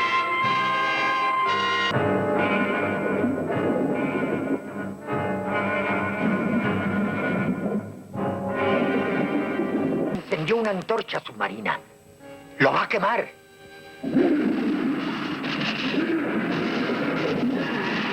¡Me está persiguiendo el monstruo! ¿Pero cuál monstruo? ¡Ahí está! Quiero que sea precisamente Piscis quien me la traiga. Y después, mi venganza será terrible, terrible. And otherwise people in this movie just kinda hang around on the beach, the hotel, and go diving a whole lot. De todos modos, ha llegado el momento de entrar en acción. Avisaré al inspector para que con un grupo de agentes allane el barco. ¿Y qué les vas a decir? ¿Que viste un monstruo con rasgos humanos y cuerpo de pez? Nadie te lo va a creer, Mario. Es verdad.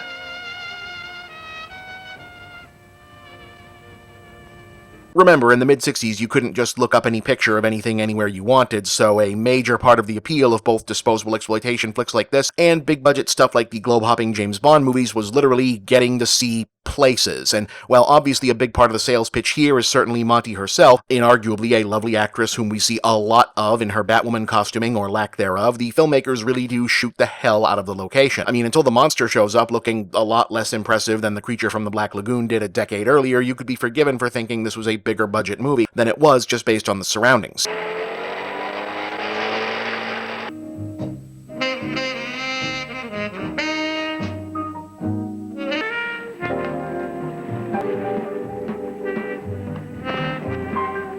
Otherwise, the Batwoman is pleasantly forgettable outside of the Axel Braun makes a 60s Disney comedy aesthetic that takes over any scene where Batwoman is just standing around in her sexy Halloween spirit knockoff cosplay, but there's enough going on and it's exactly silly enough to make for a good bad movie night staple, though an official release in the US is hard to come by. Vas a presenciar lo más grandioso del siglo.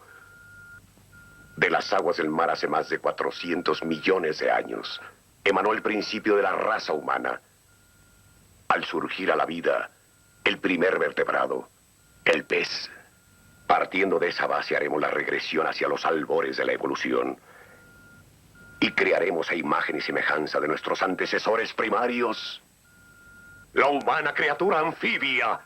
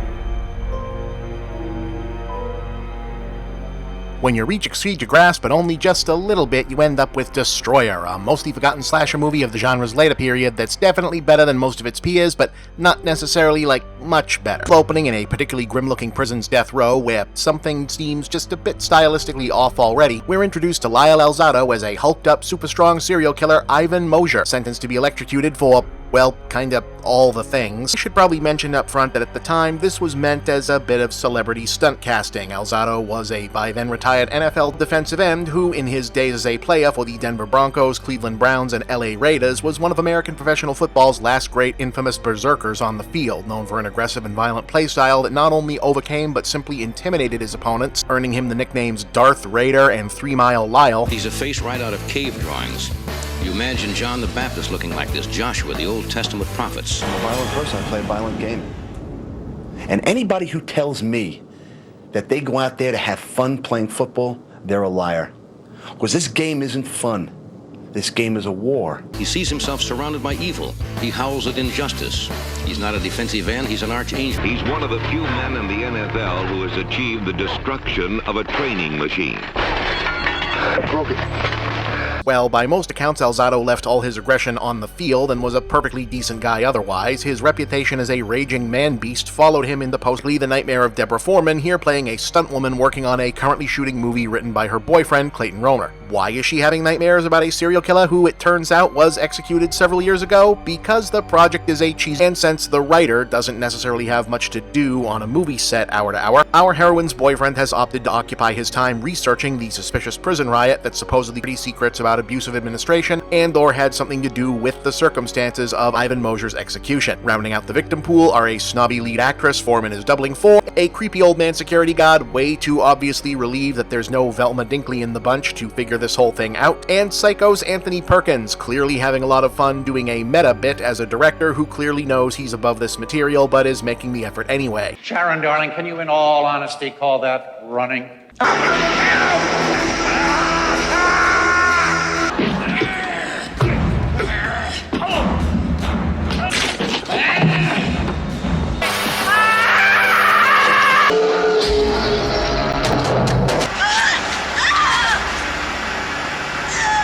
Unsubstantial, angry guy charisma to get the job done. And while you don't end up remembering much about the movie beyond the kills and Perkins' zingers, I kind of feel like if they'd made more installments with this killer, there were places to take it. He passed away in 1992, 4 years after making Destroyer. He was only 43 years old. In 2014, the NFL Films documentary Lyle Alzado, A Football Life, included interviews with teammates and family members who reaffirmed his reputation as a gentle giant off the field, who'd raised millions for children's charities in particular during his downtime, with his brother and sister attributing both those actions, his need to become a physical powerhouse and play combatively, stemming all from a brutal childhood under their own alcoholic father. I'm sorry, I didn't mean to end that on a down note. That's just kind of what happened in this guy's life, unfortunately. In any case, Destroyer isn't exactly as hard to see as it was for a bit, and horror lead career for this person.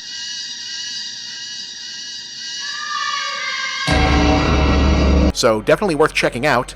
This was our darker movie for this year. Next week, a much more colorful but also much more bizarre entry, which I'm very excited to show you.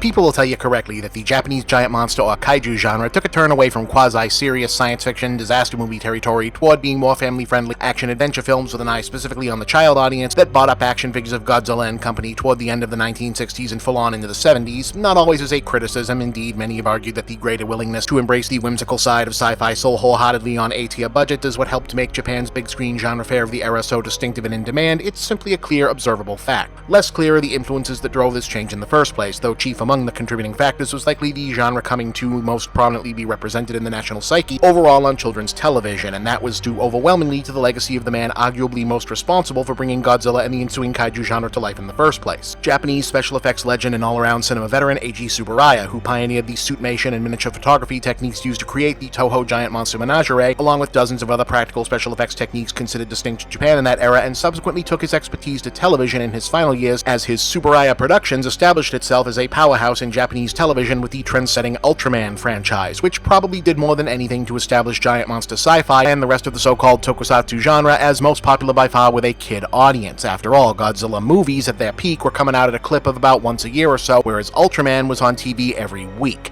In any case, while Tsuburaya Productions kept its focus to the world of TV and tie-in features from their TV programming for the most part, they did take in the odd swing at original theatrical productions as well, occasionally in collaboration with their founders' old mates at Toho. And that was the sort of arrangement that resulted in our subject for today, a genuinely strange obscurity with the ignominious distinction of being the only Toho-produced kaiju feature to have never received any official release or language translation outside of Japan, and remember, they were okay with everyone knowing about Godzilla's revenge. Why'd you come here? I just wanted to see you. Your folks will get kind of worried, won't they? I don't think so. They're hardly home any time at all.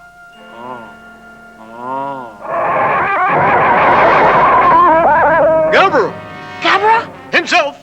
Let's get out of here! But yes, 1972's Daigoro vs. Goliath is probably the most overtly kid-targeted kaiju production Toho signed its name to prior to the rebirth of Mothra movies in the 90s. It's brightly filmed, the cinematography is colorful, the characters are played for broad comedy slapstick, and the production design is packed with wacky Rube Goldberg props, amusement park gags, and a general toy maker vibe that feels heavily indebted to Western surreal absurdist family comedies of the period like Willy Wonka and the Chocolate Factory and Chitty Chitty Bang Bang, opening in media res with a hapless inventor failing to win an invention contest with a flying bicycle after explaining that he competes in such events in the first place to raise money for Daigoro the Hungry Monster, which is apparently a matter of some controversy.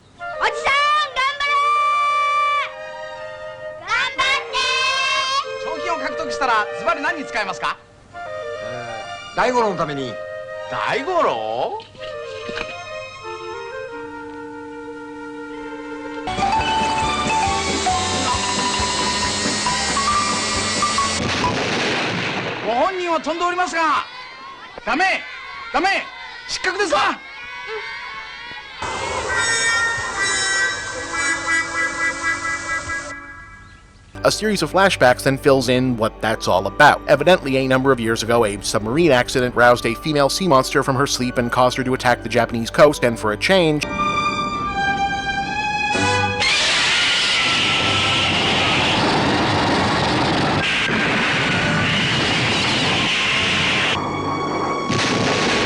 conventional weapons were enough to kill one of these.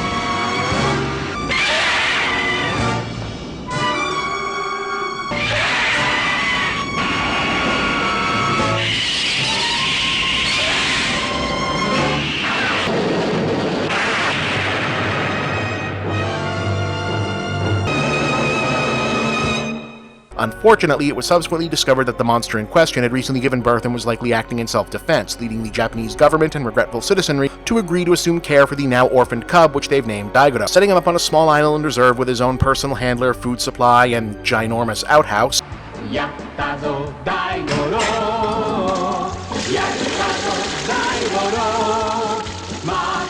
Okay, interesting place to decide to answer the mechanics of how one of these things takes a shit, but fine. Also, yeah, that's our star attraction for the 85 minutes this runs, so now you're probably getting a good sense of why there aren't 6 or 7 more Daigoro vs. movies. Still, as far as the bipedal, pangolin, hippo, dinosaur story is concerned, happy ending under the circumstances? Well, no, because fast forward something like a decade and this is a 70s kids movie, so it's actually kind of cynical. あなたは彼のために少し寄付したいと思いませんか？寄付？ノーノー。寄付は嫌いですよ。お願いしますよ。部長さん。してあげなさいよ。かわいそうよ。部長？あら失礼。社長さんかしら。社長だなんて。寄付なさいよ気前よく。ありがとうおばさん。おばさん？10円10円。In fact, it's by far the most interesting thing about it. For a movie that's tonally playing on the very simple, straightforward attention spans and moral conscience of the average 6-year-old, its presentation of the grown-up world of early 70s Japan is relentlessly bleak. The main plot driver for about 2/3 of the film is that society's desire to do right by Daigoro has pretty much worn out. He isn't a novelty anymore, he's getting too big, and it's starting to cost the government too much to feed him, and public backlash against raising taxes even a little bit to do so is so strong. Oh, much like Godzilla vs. the Smog Monster from 1 year earlier, this was a message movie. ジェット戦闘機を1機減らせば大五郎は3年間暮らせるのです。あと何年この地球で生きていくことができるんじゃろう。100年、50年。いや、海の次に空を失えばもう生きていくことはできんのじゃ。That the discourse among pretty much everyone, save for an activist community of mostly children, has boiled down to, should we euthanize the one-of-a-kind living thing that we orphaned, or just start putting drugs into his food non-consensually that will stunt its growth? と言ってこれが病気で死んでくれりゃともかく薬で殺しいやーとにかくね成長を止めるという考えが一番いいよ。何が経済大国だい。動物一匹食わせる金をケチケチケチケチしやがってよ。私にはできません。私には。何も殺そうってんじゃありませんよ。これがもしお宅のお子さんだったらどうなんです。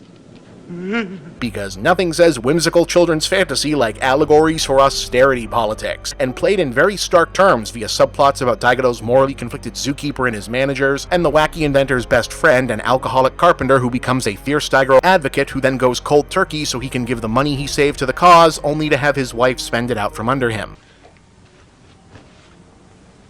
なんだよこれおい。お前は大工のカカだよ。 Anyway, that all gets upended because the other monster you've been expecting to show up because its name was in the title shows up, and yeah, you know where this is going, and we are in fact doing the full Rudolph here. ダメなやつだな。腹が減ってるからですよ、かわいそうに。我々のために必死に戦ってくれてるんじゃありませんか。さあ食べろ。さら。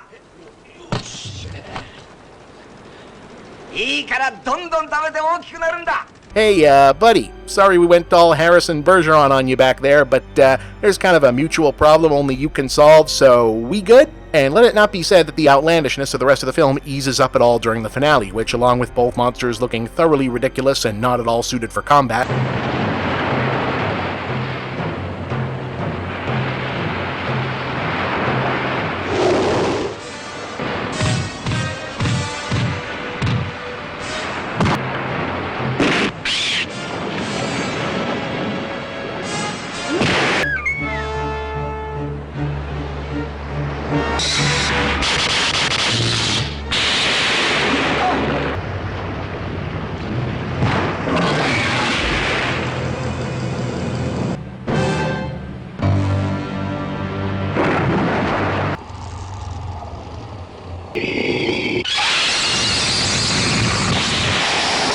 features odd details like the humans trying to throw a tarp over Goliath's laser-emitting horn,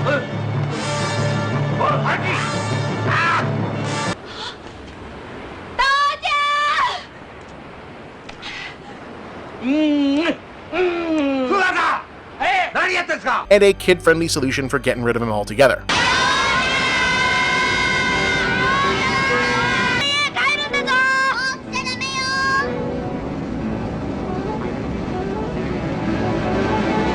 According to apocryphal monster movie lore, Goliath's role in the story was originally meant to be filled by a guest-starring Godzilla himself, but Toho changed their mind at some point for some reason.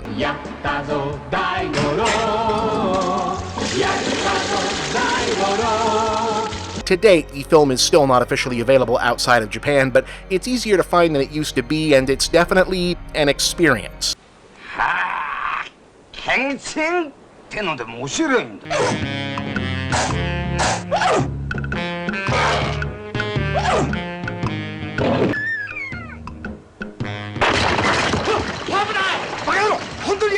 And next week, I've got at least one more of those for you.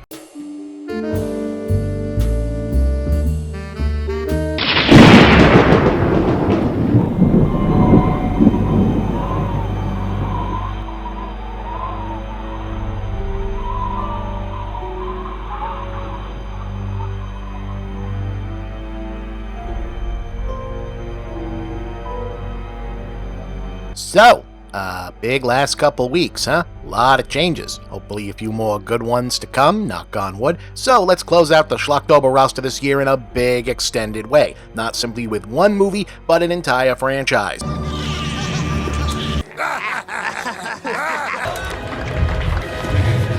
Okay, so the reason we don't usually get movies with a ton of sequels and related material on this sub-series, except I think maybe like Puppet Master,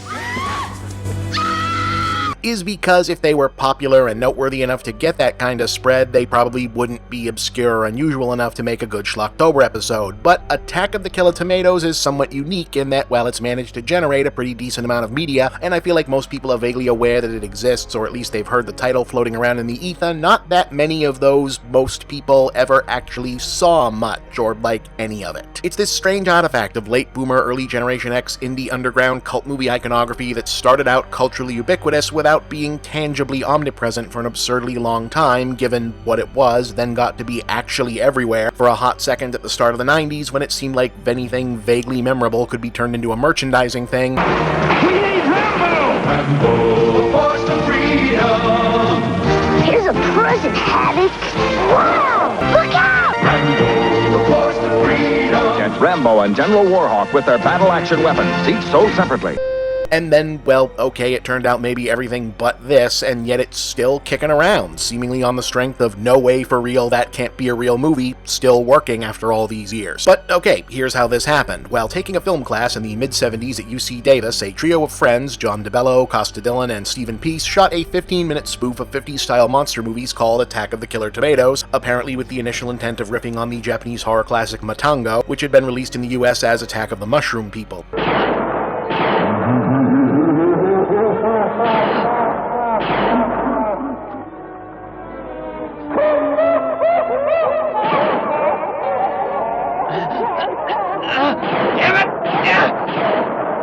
It was well received, and later, having gone into business as a budget film production company, they opted to take a shot on an original feature by expanding the idea to theatrical length. Attack of the Killer Tomatoes! Attack of the Killer Tomatoes! They'll beat you, bash you, squish you, mash you, chew you up for brunch, and finish you off for dinner or lunch. The result was effectively a bad-on-purpose, intentionally low-budget takeoff on disaster-style monster movies, but with a broad and decently mined bit of satire where the typically competent, effective government-military response to the monster as depicted in the played-straight 50s versions is replaced by gridlocked, malfunctioning 70s bureaucracy. You know whose ass is on the line? Yours, mine, and the entire ag department. I won that one in a three-legged sack race last Armed Forces Day picnic. What's the matter with General Number 2? Oh, he was out all night on maneuvers. Let him rest. The Senate Investigating Committee is called to order.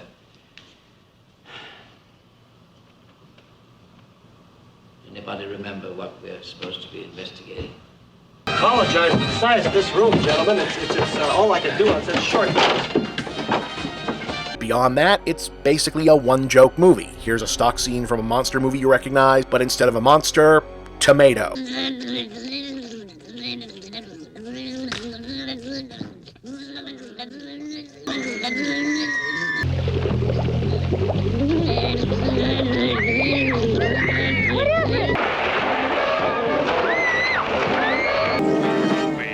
That's right, man. It's nothing. I brought it Desmond. Stupid and dumb.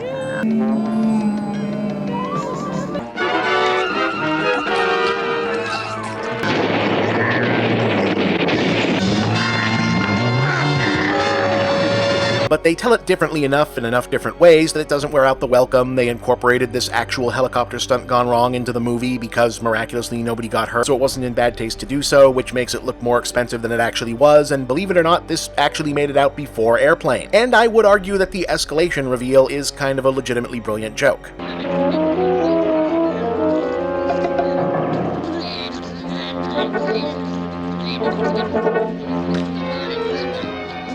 I'm afraid, gentlemen, that what we have here before us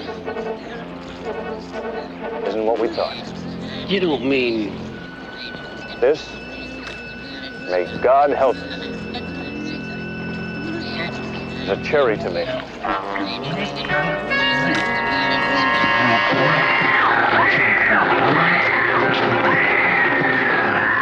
So it's basically an innocuous, fun, goofy prank of a movie. They finished it, they sold it, they released it into distribution where it did pretty good business on the drive-in and small theater circuit, particularly in the American South and Midwest, and in part because it could play as a midnight movie and a mostly safe kid matinee movie since it wasn't actually all that gory, adult, or even dark humor.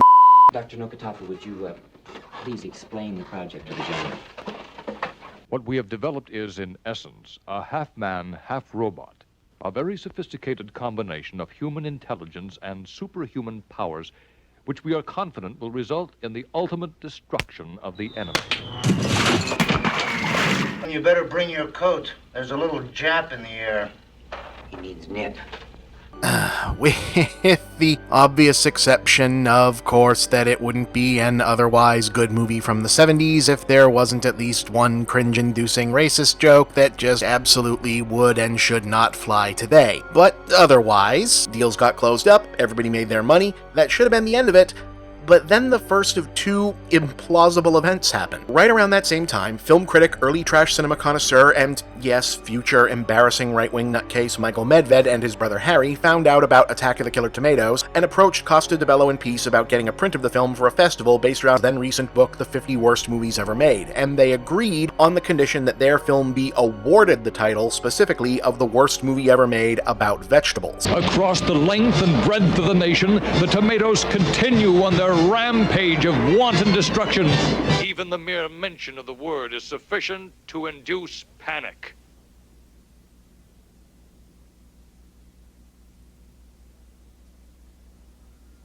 Tomato.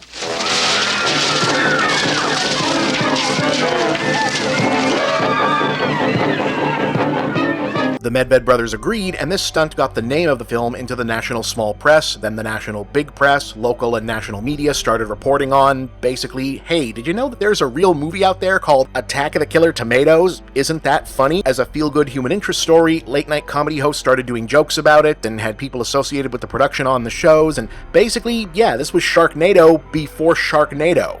The campy, over-the-top sci-fi original movie is tearing through the Twitterverse with a bite. At its peak, more than 5,000 #Sharknado tweets per minute. The Twitter buzz around Sharknado surpassed even the Red Wedding. Hollywood stars, cult and bandwagon fans, and critics alike all had something to say. This one's pretty funny. Even Red Cross Oklahoma took to Twitter with, if it were to happen, it would be in Oklahoma. Why? Because we're tough like that. I think we're just all stunned that we did something right. A social media blockbuster in a summer full of flops. Except whereas Sharknado got to cash in on the improbable hyper-awareness right away because of the social media age, the Killer Tomatoes basically went dormant once people found, other random silly stuff to laugh at, and everyone involved went back to their regular business. For the filmmakers, that went back into mostly commercial short filmmaking and sports reels. And then it was about a full decade until improbable event number 2, which involved, I shit you not, the Muppet Babies.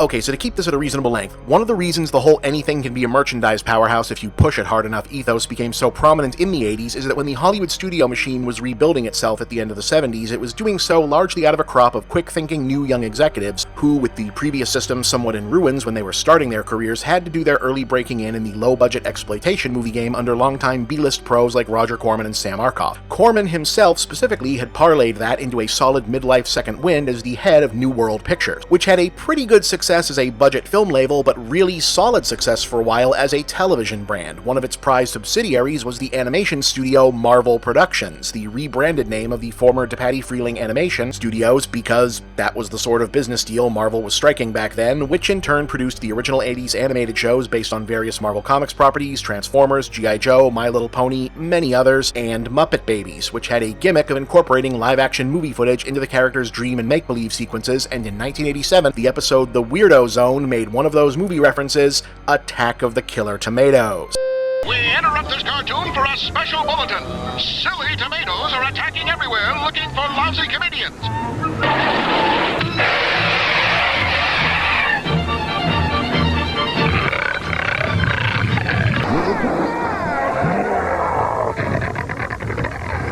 The silly tomatoes are taking over the planet, chasing people from their homes,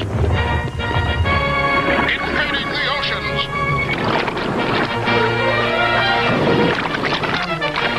attacking the armed forces. Waka waka waka!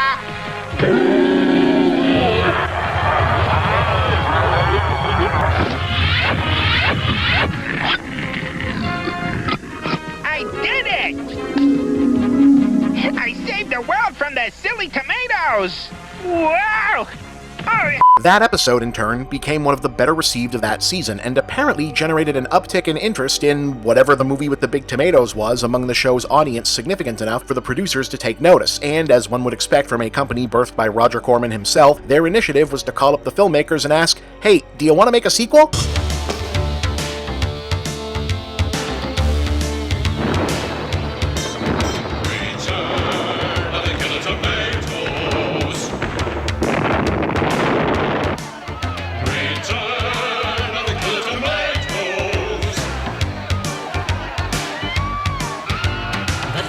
Still remains the same. The plot itself has hardly changed. A guaranteed bet for fortune and fame.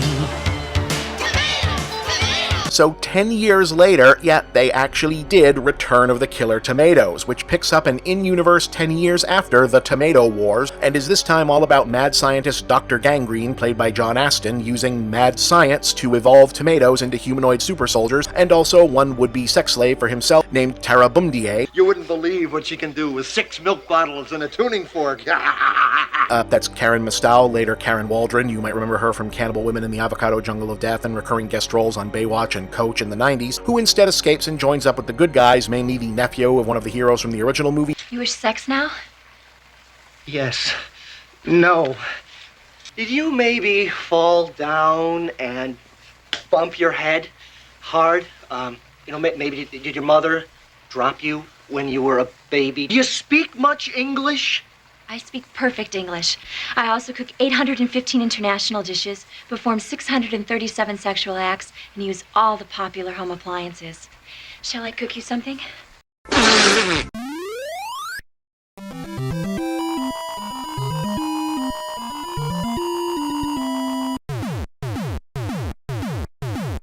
And his friend, played by some actor named George something, who I'm sure nobody ever heard from again. That's...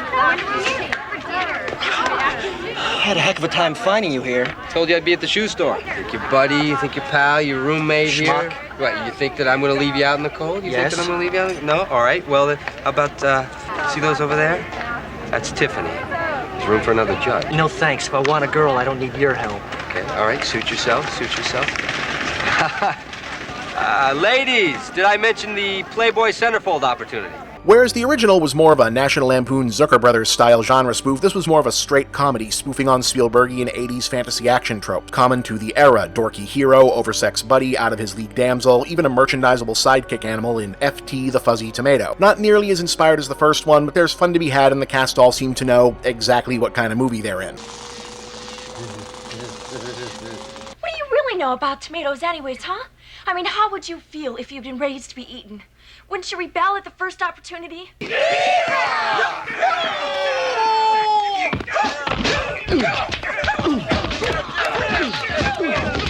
will never know what it is to love or be loved. Emotions are for people, not vegetables.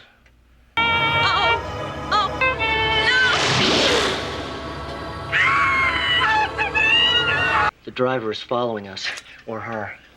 But I think you're imagining things. I don't imagine garbage trucks. The mouth, perfect. The eyes are never right. Professor Gangrene? What? This is real life. This isn't some game. Honey.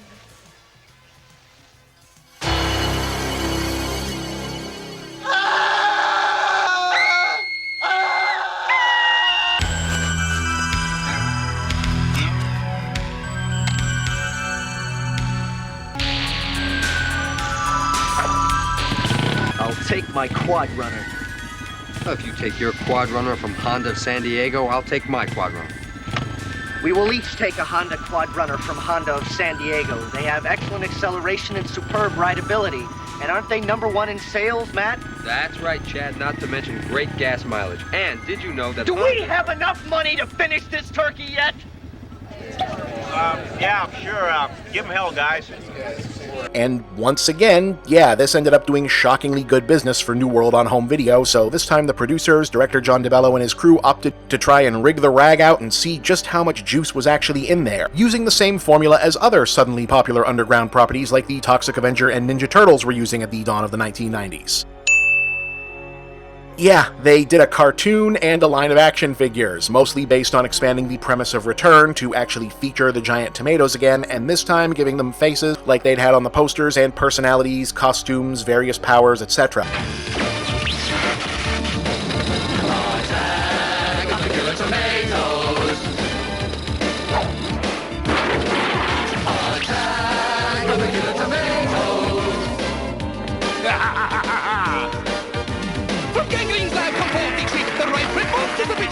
Except when he has the killer technique. Tomatoes! Tomatoes!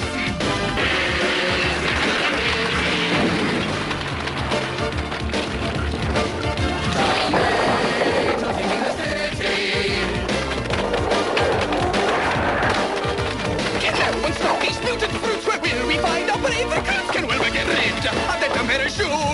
The toys were cute, and the show was not without its charms, though it ultimately only ran 2 seasons, the first of which did decent ratings, and the second of which did not. But that first successful season, and the first 2 made money and don't cost a lot proof of concept, got the tomatoes as actual characters now aesthetic carried over into 2 more sequels. No, really.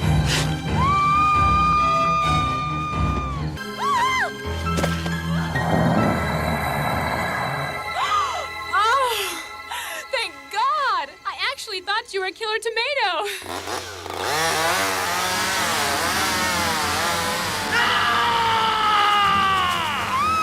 Killer Tomatoes Strike Back is probably the least of the franchise, unfortunately. A sort of meandering neo-noir spoof and kinda toothless satire of early 90s media trends, with Dr. Gangrene masquerading as a Geraldo Rivera, Phil Donahue hybrid TV talk host doing a mind control with TV satellite thing. You'll never get away with this, Geronihue. Get away with it, Mr. Boyle? I already have. I've kidnapped every member of the media. Have a look. See what they've resorted to. From Washington, it's the Evening News. Americans would watch a chimp read the news. They are watching a chimp read the news. Tomatoes, they're going into a feeding frenzy. Feeding frenzy? They hate to wait for food. You should see them at wedding receptions. These days, it's mostly remembered for the retroactive quirk of future Who Wants to Marry a Millionaire reality TV goon Rick Rockwell playing the new lead hero, and this one really, really shitty joke. If you want the best, forget the rest. Look at them. They're completely hypnotized by that commercial. When you purchase the That's it! They've been reprogrammed with bad television. What would you pay for all this? Don't answer, because if you order before midnight tonight, we're going to throw in absolutely free a copy of K-Smell's biggest selling album, Mike Tyson's Greatest Hits. March 7th, Bone Crusher Smith. June 27th, Michael Spinks. August 1st, Robin Givens. Ooh, man, the 90s really were both a long time ago and yet, unfortunately, not that long of a time ago. However, things do end on, if not a high note, at least a better note with The Killer Tomatoes Eat France. Professor Mortimer Gangrene, tomato mastermind, scourge of civilized society, is to be freed at once. Hold still, guys. Run.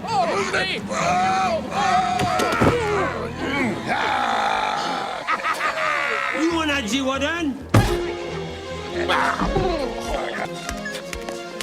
Can't take him anywhere.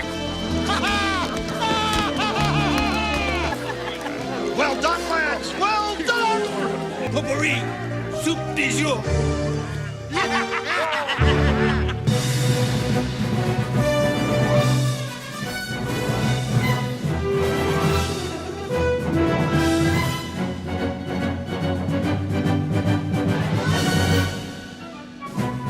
Which has probably the most elaborate-looking production of the series, and does an entertaining enough goof at the expense of the Man in the Iron Mask. True King of France shall return with the sun. Behold, the future King of France. Professor, it's me. Yes, it's you.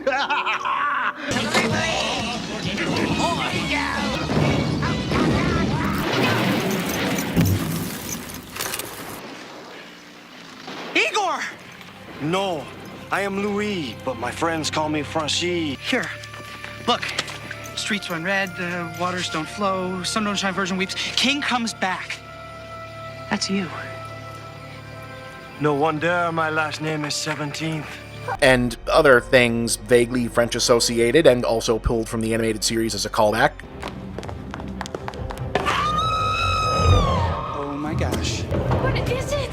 appears to be a giant, slobbering, somewhat overweight tomato with a cape and mask. It's Fan Tomato of the Opera! Ah! Back off, you overgrown piece of produce!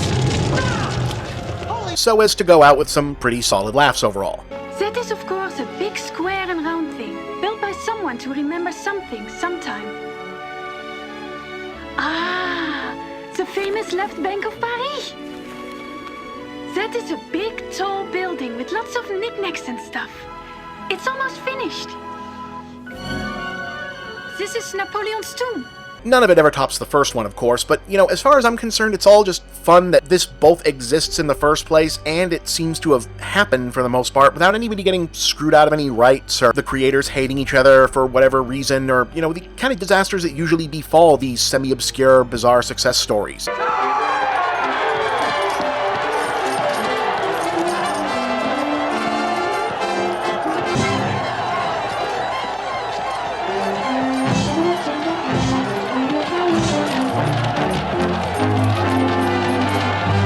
Some people did a thing, mostly for a laugh. It implausibly turned into a pop culture institution in a couple decades, modest profit and minor fame for most of the people involved, and most of what came out of it was just fun and silly, and people had a good time with it. You know, that's kind of nice. We can work this out. I just need some time. I love you as much as ever, darling. Please believe me. That's sort of one of the happier endings we get to these stories. Sometimes things can just be good. Good things can still happen. And I guess, I guess I felt like we needed to hear that again this year. More than ever. Happy Halloween, everybody, and thanks for watching Schlocktober.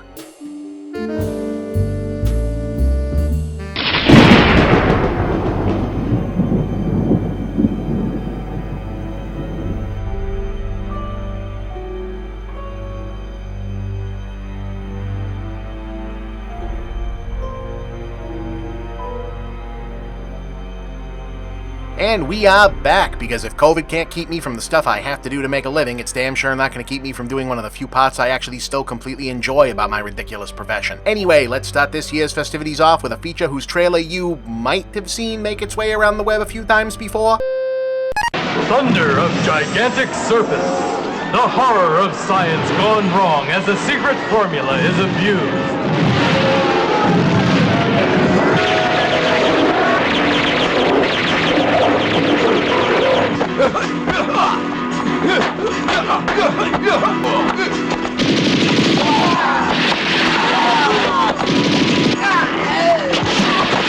Thunder of Gigantic Serpent.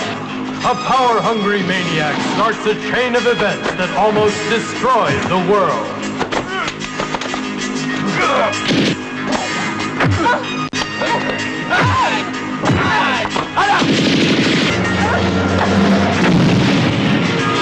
Thunder of Gigantic Serpent. A monster is unleashed and leaves a trail of devastation and death. Thunder of Gigantic Serpent. Can a lesson be learned from a terrible mistake? Or is it too late?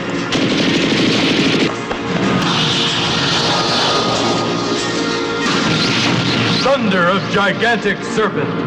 Don't miss it. See it soon on your screen.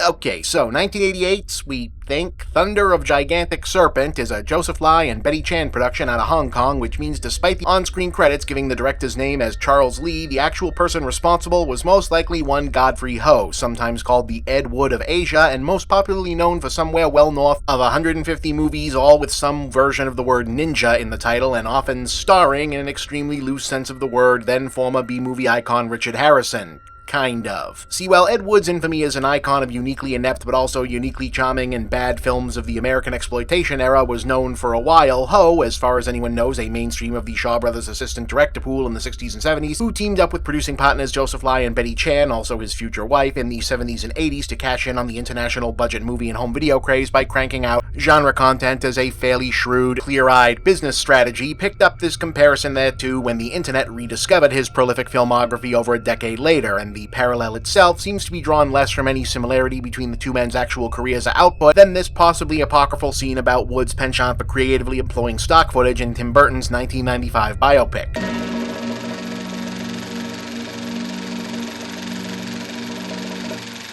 This is fantastic. What are you going to do with it? Probably file it away and never see it again. Oh, it's such a waste. Why, if I had half the chance, I could make an entire movie using this stock footage. The story opens on these mysterious explosions. Nobody knows what's causing them, but it's upsetting all the buffalo. So the military are called in to solve the mystery. You forgot the octopus. No, I'm saving that for my big underwater climax.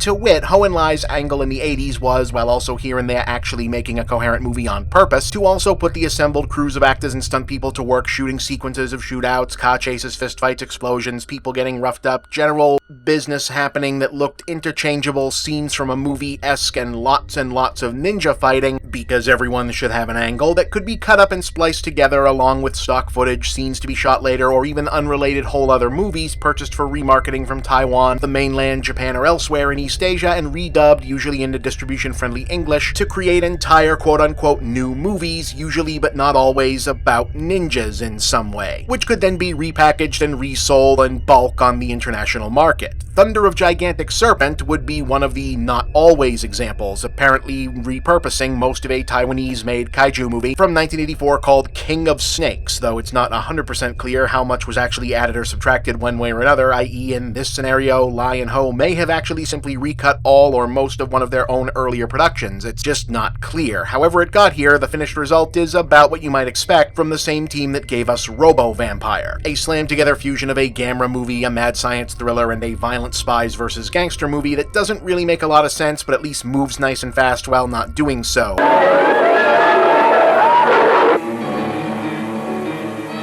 I didn't expect it to be moving so fast.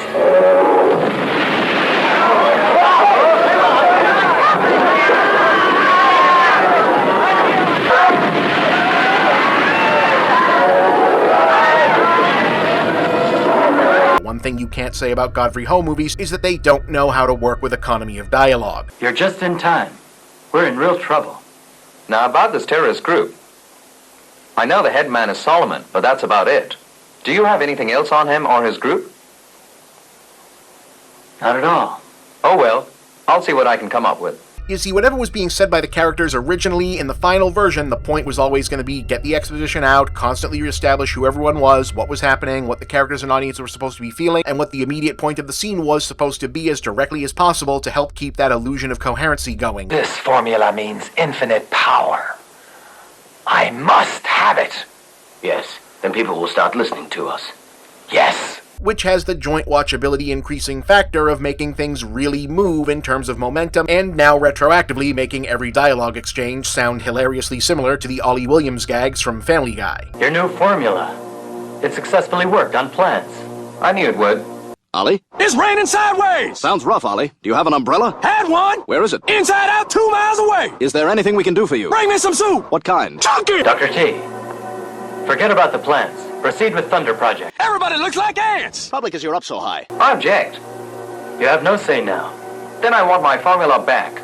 That's not possible. How are you beating the heat, Ollie? Swimming hole! So anyway, after establishing that our plot will be driven by a clash between an undefined military team consisting of whichever unit from whichever country wears red berets and store-bought Harley-Davidson patches as their uniforms versus some guy in a tracksuit who was apparently out to steal the formula in order to make the apparent career jump from random white guy gangster somewhere in South Asia to literal supervillain. Bring me the formula, and bring it back to me. Will do. Once I get the formula, I will be in control of the world's food production. Think of the power I will have. Ha! Every nation on Earth will bow to my will. Okay, I mean, even Cobra Commander started somewhere, right? The formula, though, actually refers to a government-funded covert operation whereby people in lab coats have developed a transparent acrylic box that makes things bigger when you pump it full of mad scientist stuff. Dr. T, forget about the plans. Proceed with Thunder Project. Yes, sir. What Thunder Project? It's a national secret. You can go ahead and feed the information into the computer and we'll start right away. It's already programmed. Dr. T, we can proceed as soon as you like. All right. Well, team, let's get started then. Miss Lynn, please put the frog in the chamber right away. All right.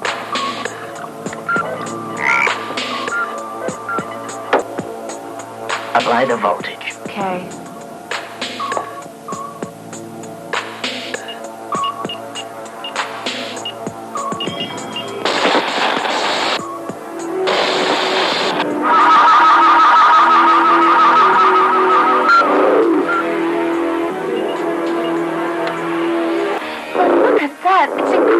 wonderful.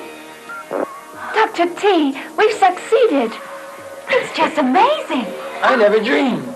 In order to protect Project Thunder and stop the bad guy, who about midway through they decide to tell us his name's Solomon, the government has called in frequent Ho collaborator Pierre Kirby, aka the Pink Guy from Full Metal Ninja, as Ted Fast, the agent who works alone.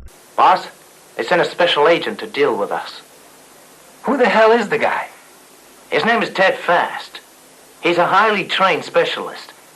And he always works alone. He must be pretty good then. I don't want him to mess up our plans. Go take care of him. Right.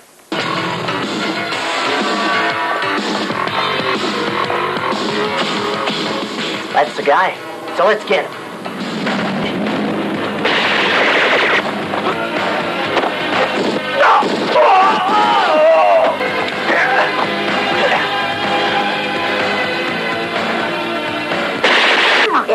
Oh, you might have noticed the copy I had to work with here has burned-in subtitles in neither English nor Chinese. I have no idea. It seems to be the best available transfer of this around. Boss, that Ted guy killed Peter.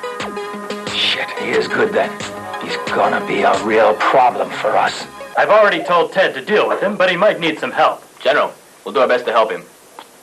Colonel Fan. Sir. Ted is most effective when he works alone. In that case, I can only help him by giving him information. The rest is up to him then. Fuck off. Who the hell are you? Fast. Ted Fast. You heard of me.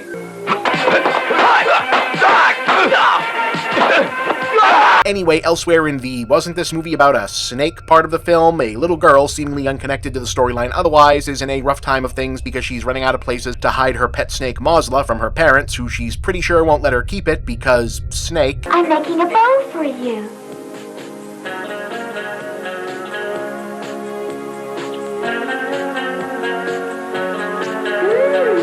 Looks good on you.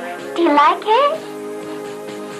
And also more generally because it looks like the outdoor toy situation in 1988 Taiwan was not wonderful. What are these things? I feel like whatever they aren't working or being used properly. But you see where this is going. The bad guys try to steal the embiggening box, but it gets lost. Come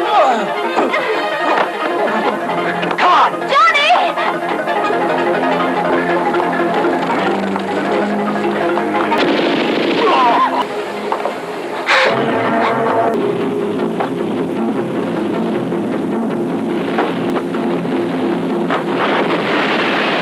The little girl finds it and decides to use it for a snake tank, causing Mosla to grow into a still domesticated but now anaconda-sized snake.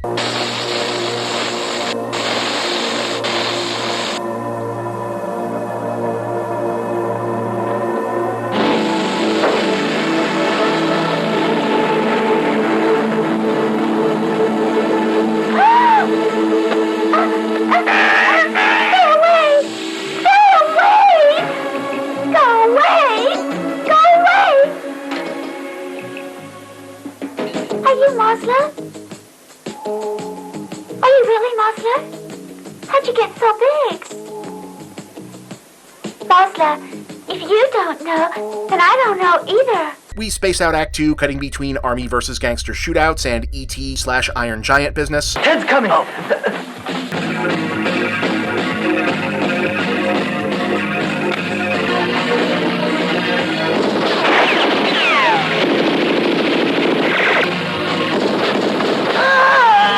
Let's play. Bounce the ball back to me, okay? That was good. Now try again. Oh!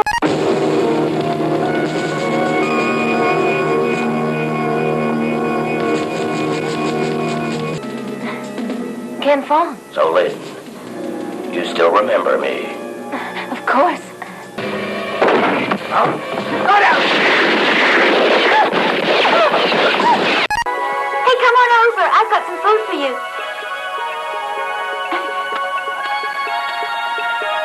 Catch this one, huh?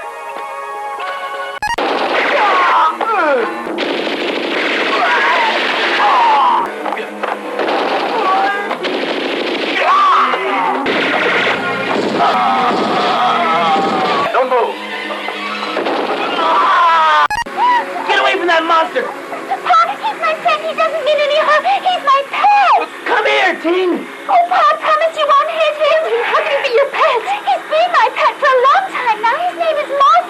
until someone figures out that the giant snake might have something to do with the missing Make Things Gigantic box. But it's an empty box. Where's the formula? The formula is probably with the girl. Find her. Hey, Billy, what about that gigantic snake that's always with her, huh? And we're off to the advertised kaiju destruction disaster movie Act 3 as the girl gets kidnapped and Mazla enlarges again to Godzilla size to try and rescue her and or protect her, but also ends up destroying most of a city and killing who knows how many people while doing so, causing the military to call in the big guns because I guess they flipped the coin and landed on King Kong's sad ending. You can't even hold on to a kid.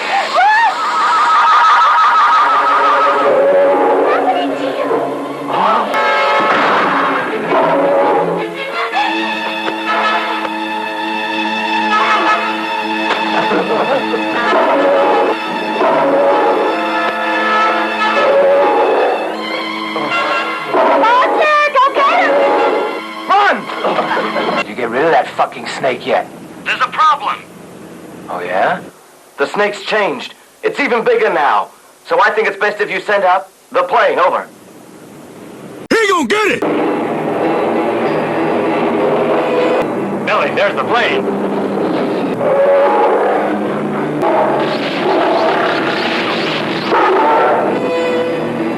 Come on, let's go. Hurry, hurry!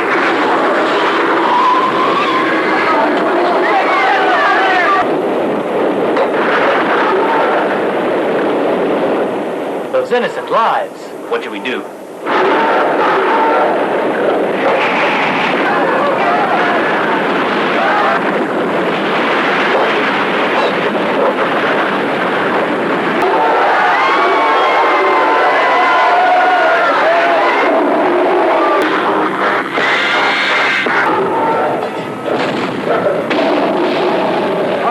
Holy shit. The damn snake's here now. Come and save me! Because yeah, if there's one aspect that really sets Thunder of Gigantic Serpent apart from other movies in its genre, apart from the expected absurdity that comes with being a Godfrey Ho, Joseph Lai, Betty Chan movie in general, it's that for something that was nakedly thrown together as the analog version of an algorithmic YouTube mashup in terms of just get marketable product in front of eyeballs, it goes bizarrely hard on ending on just the most unsentimental, nihilistic note possible. The fighters should be in the air now. We're all gonna die when the bombing starts. There's a little girl in that building, along with Inspector Xiao. What's that? Right now? Please, you have to save my daughter, It's too late. The fighters have taken off. Oh, God! My daughter's in that building! Can you tell the Air Force to hold off for a while? No way. We can't wait. The opportunity's too good. You can't! You just can't! You'll be responsible for murdering my daughter!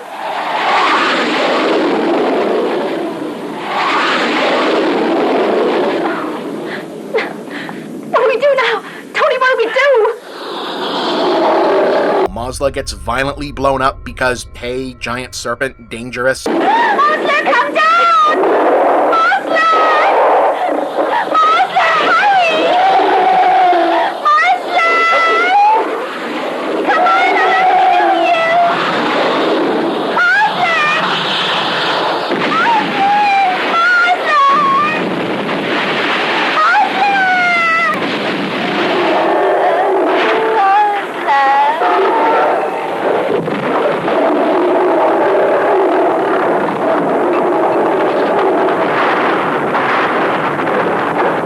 The kid is inconsolable about it.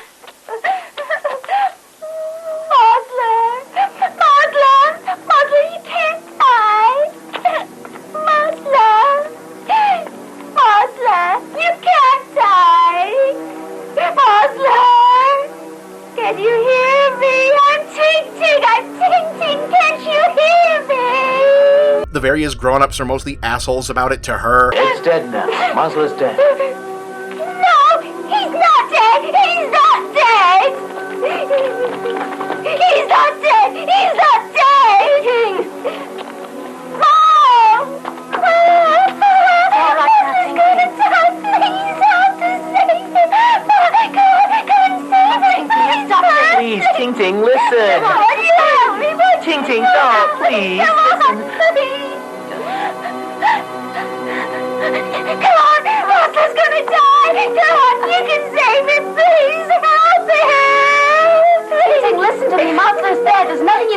about it. It's all over now. Do you understand me? It's over now. She's pissed off at them. You're lying! You're lying! It's all your fault! All your fault! Why did you order the plane to kill him? Little girl, he was dangerous, don't you understand? No! He was coming to save me! He's not dangerous! Ting Ting, be a good girl, will you, Ting Ting? No! Why should I? Why should I? Ting Ting! I don't want to! Ting Ting! Voice of reason characters, instead of doing a common ground philosophical thing, are all very all of y'all about the whole situation. Look at what your experiment led to. It could have been avoided, you know that. If only you had trusted us. I hope you've learned a good lesson. Too late for that now. Your words are useless.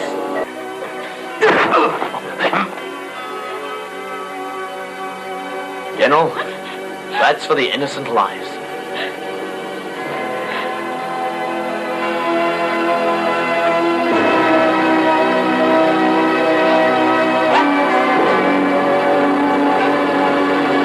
Don't cry, it's gonna make me cry.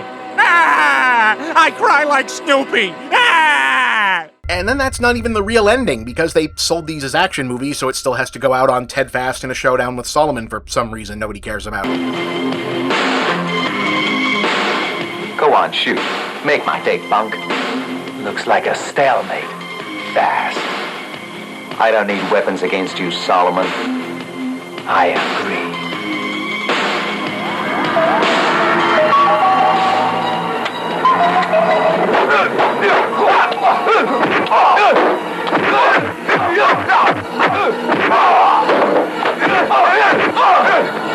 Have enough! Come on!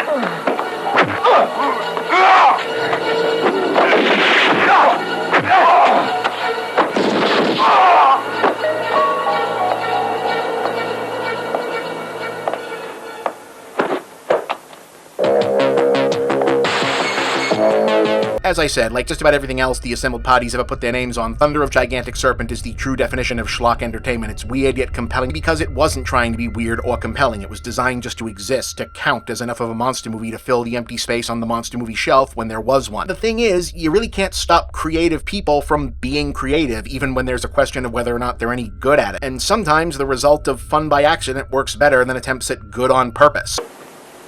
Hello? General, this is Ted. You better call out your army fast. That snake is headed your way. Huh? What's going on in there, Ollie? He came back! How is he? Man! Thanks, Ollie.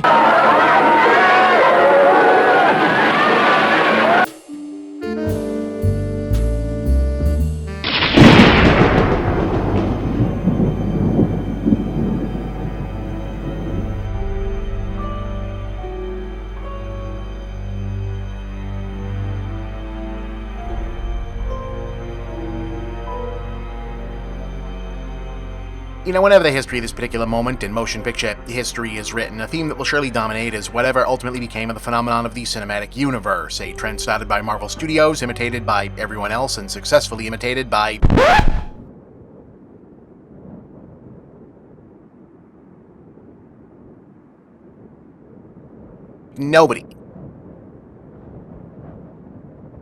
Nobody else has really managed to make this work. Exactly why that is, would be, and has been another show for another time, but what can likely be agreed is that the biggest failure among the many failures to imitate the Marvel model was Universal's disastrous Dark Universe project, which would look for all the world like an obvious organized crime money laundering scheme or an even more obvious Argo-style CIA front operation, say that they spent and lost too much actual money on it. Born of a pretty good idea, i.e. let's relaunch the Universal Monsters brand as a 21st century horror, sci-fi, superhero action crossover franchise, the project quickly spiraled out of control by making every mistake that the template they were supposedly trying to both follow and outgame had previously avoided, spending too much money up front, and overpromising in the form of hiring big-name megastars and directors before they'd even locked scripts and full projects, making everything way more complicated than it needed to be before they even knew if anyone cared, and then forgetting to make good movies instead of elaborate mythology. Who are you? My name is Jekyll. Dr. Henry Jekyll. Welcome to Prodigium, Mr. Morton. From the Latin, monstrum vel prodigium. A warning of monsters. Princess Aminet Selected you. as the vessel for the ultimate evil. And then when that failed, they shut it down right away and said, okay, let's try again, but now we're gonna let the low-budget horror guys at Blumhouse do whatever and see what happens, and got exactly one pretty good movie out of it.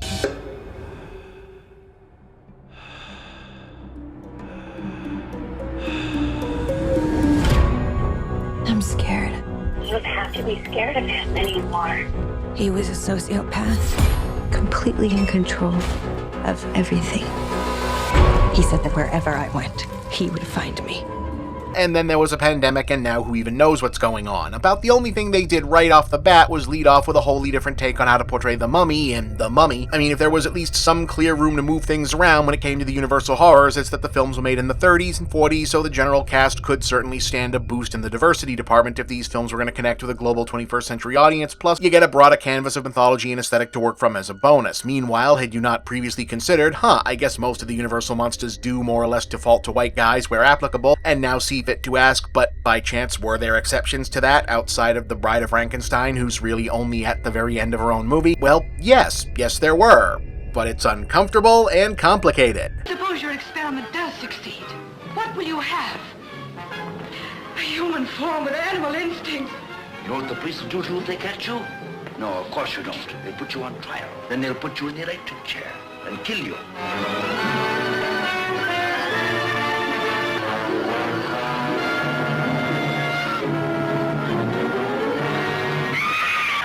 Creature of evil, running amok, blazing a trail of fear-crazed horror. From the jungle's most guarded secret comes this amazing story of a captive wild woman, torn between the mad cravings of animal blood and the longing for human love. A woman whose jungle instincts give her sinister power over man and beast.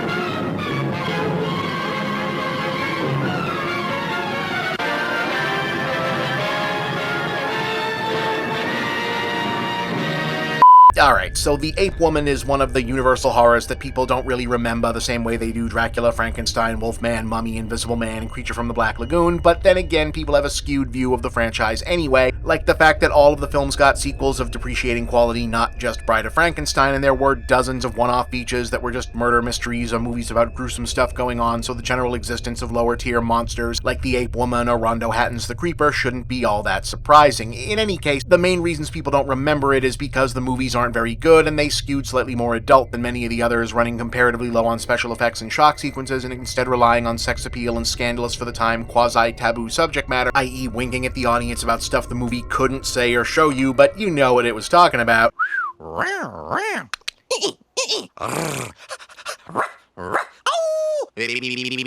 Hubba hubba. Look, folks, people were doing what they could, alright? They hadn't really invented porn yet, and even if they had, it was the 40s. They'd only come up with like a dozen positions, and waxing wouldn't exist for another 4 decades, so would you have even wanted them to? Velcro brand solutions are the hidden hero in products that define our lives every single day. But alright, the lead-off feature was 1943's Captive Wild Woman. If there was ever a humdinger of a title that told you exactly what the appeal and to whom in the parlance of the time, boy howdy would that be it. Hubba hubba.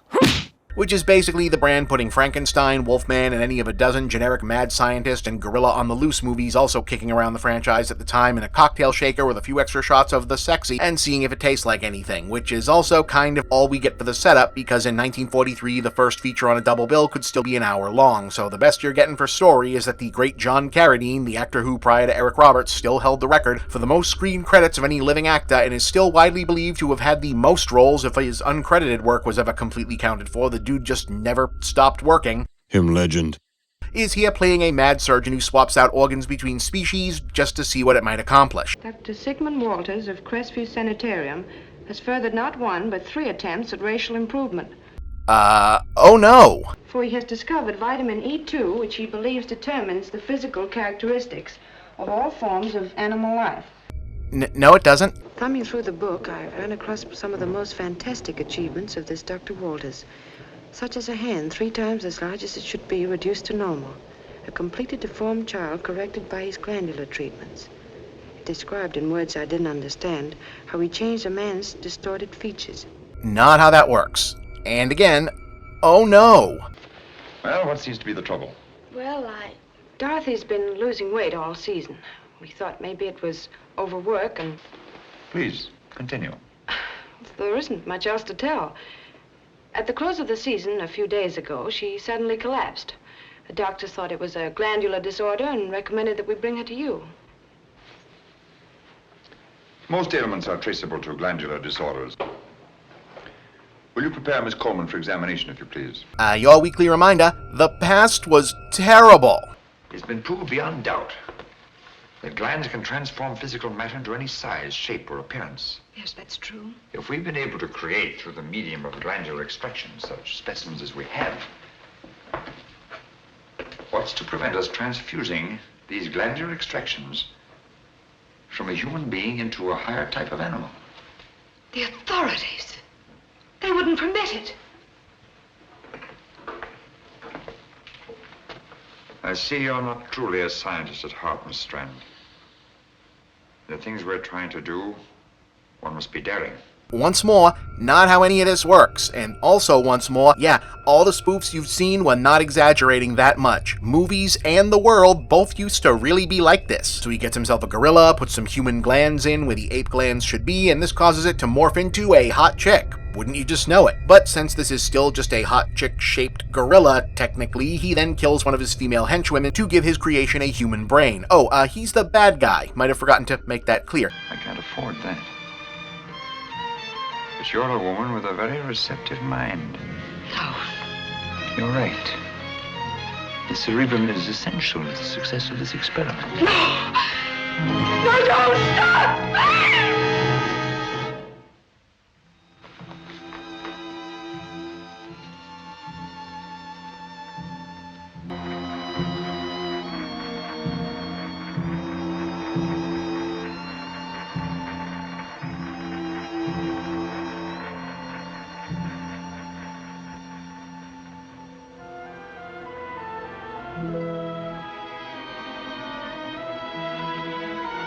Which, since we're playing by the always surprisingly more sensible than many modern versions of the mad science brain-swapping logic Frankenstein rules, means she gets human-level intelligence, but otherwise a blank brain instead of all the dead woman's memories or anything, so basically a whole new person that the evil doctor names Paula Dupree. And yeah, this is meant to be creepy but sexy, but also sleazy and therefore more creepy because implicitly taboo quote-unquote horror angle for the atmosphere.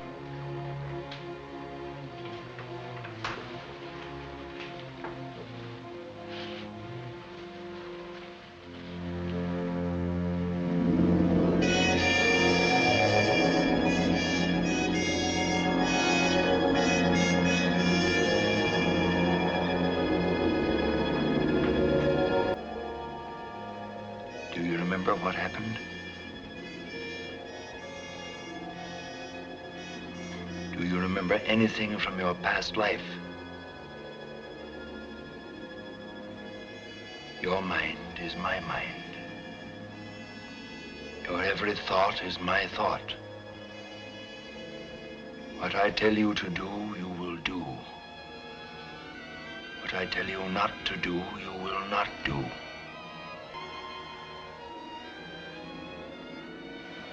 What will you have? A human form with animal instincts. The beautiful, mysterious, socially unconventional woman is actually not human but an animal, altered to appear human enough through the evils of unethical science, with an extra implied layer of omnipresent, ooh, naughty naughty, caught you looking, by virtue of Paula herself being played by one-name actress Aquanetta, a then ubiquitous model actress and pinup fixture billed as an exotic beauty in the exact context you're probably guessing, at the time, i.e. exotic being publicly acceptable 1940s slang for we are fetishizing the fact that we're pretty sure that this is a white passing woman of color, we just aren't 100% sure which color. Hey baby, how'd you like to go black and then have to make a difficult decision regarding whether or not to go back? Sorry, I went burnt sienna and never went back. Ready, baby? Who's this clown? We still don't actually know for sure, incidentally. I mean, at this point, it's generally thought that Aquanetta was actually a black woman named Mildred Davenport who emancipated herself from a series of questionable-sounding foster situations as a teenager in the Midwest and reinvented herself as an aspiring actress under a number of elaborate assumed identities, most prominently claiming for the majority of her public life to have been an orphan of indigenous Arapaho Indian descent named Brunu Aquanetta, but prior to that having broken into with a model actress life masquerading as a Latin American bombshell nicknamed the Venezuelan Volcano. Accounts of her likelier African-American origins origins primarily circulated in the black alternative entertainment media of the day, where coverage of presumed to be passing famous names was a popular subject of feature gossip. So that would be the big reason in any case why Universal isn't ever really in a big hurry to remind people, oh hey, yeah, actually one of the Universal monsters was a woman, and a woman of color at that.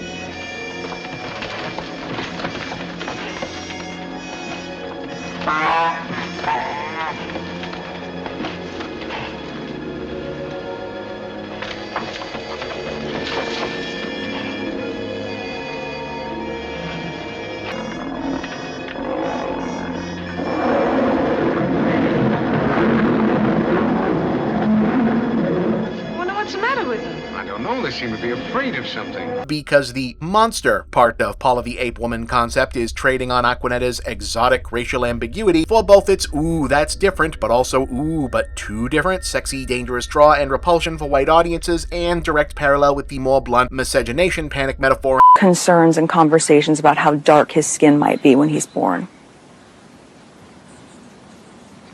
What?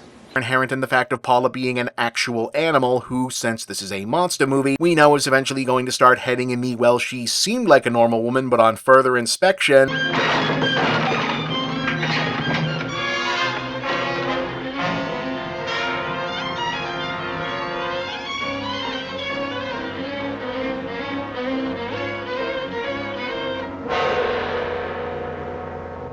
What?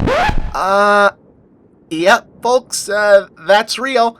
I didn't, edit it up. I know it looks like I'm doing some kinda what if Tucker Carlson made Cloud Atlas bit. I just love that. Oh, it's the best. Glenn Greenwald. I can't overstate how... But nope, that's really the movie. This is our scary sci-fi horror concept for this franchise. Yeah, it's exactly what it looks like.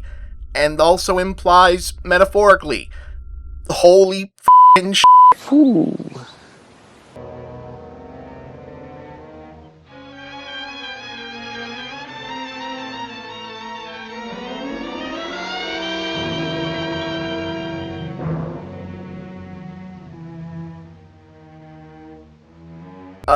Yeah, wow. If you can pull your jaws off the floor on why would they do this long enough to wonder how did they do that, since it's actually a pretty subtle effect, it was probably done in camera by applying a bright, distinct color makeup, probably blue, to Aquanetta's face and hands, and then putting a color wash spotlight in the same shade on her while filming, which would cause it to appear the same hue as the rest of her skin and surroundings when captured on the black and white film stock, and then magically appear in real time on that same film stock when the color wash spotlight was turned off with the main camera still rolling. You can actually do this with modern cameras, you'll just sometimes have to turn off the digital correction features that are meant to correct that in camera automatically. But yeah, we're otherwise still really doing a full-blown Lon Chaney Jr. Wolfman dissolve from ethnically ambiguous woman to, oh my, she's black, as a monster transformation reveal for a character who's meant to be a gorilla secretly impersonating a human. So, yikes.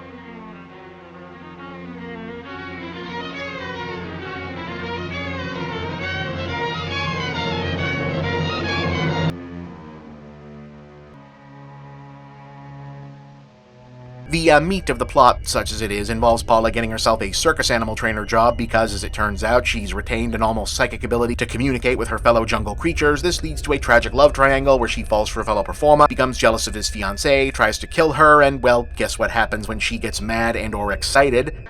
Congratulations. You were excellent. Oh, Thank you, sir. Fred, we're over the hurdles. It's only a question of how long we want to keep the show going.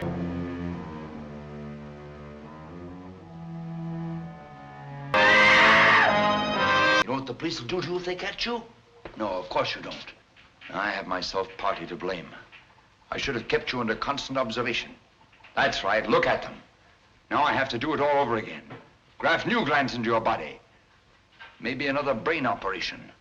Take another life to keep you in human form. Where's my sister? I've just come from her room and she's not up there. You see, Miss Coleman, you're about to witness something which no mortal eyes but mine have ever seen. The transformation of an animal into a human being. You can't do this. I won't let you.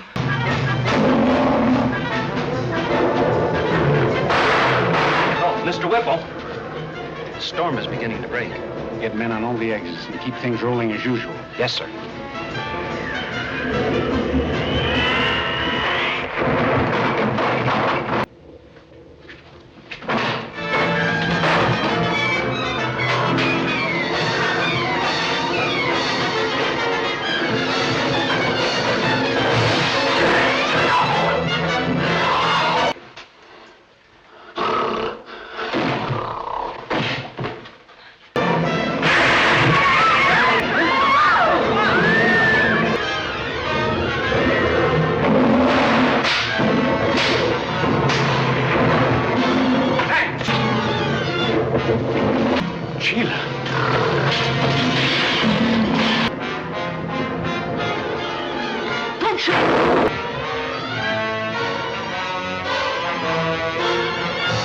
Get the vet. Hurry up. Get the veterinary.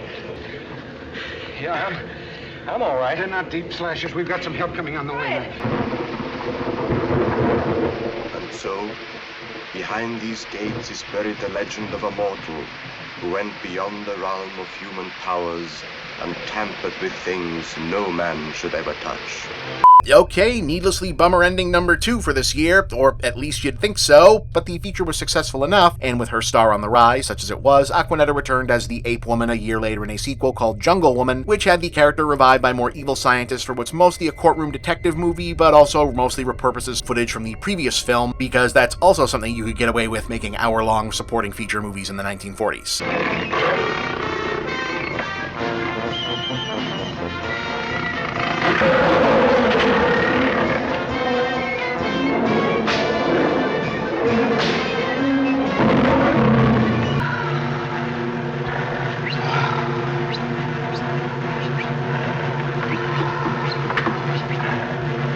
After that, the actress moved on to slightly bigger B-movie roles, so Vicky Lane stepped in to play the non-ape scenes as Paula in the final installment, Jungle Captive, which made up for star power by bringing in Rondo Hatton himself as the villain and using most of the original footage for the first time in the series.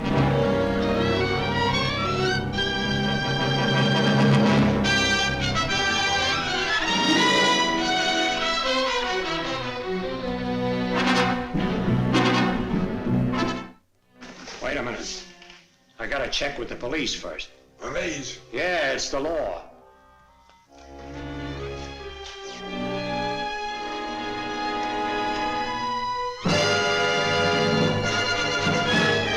Where are you keeping the ape woman? Right over here. You want to see her?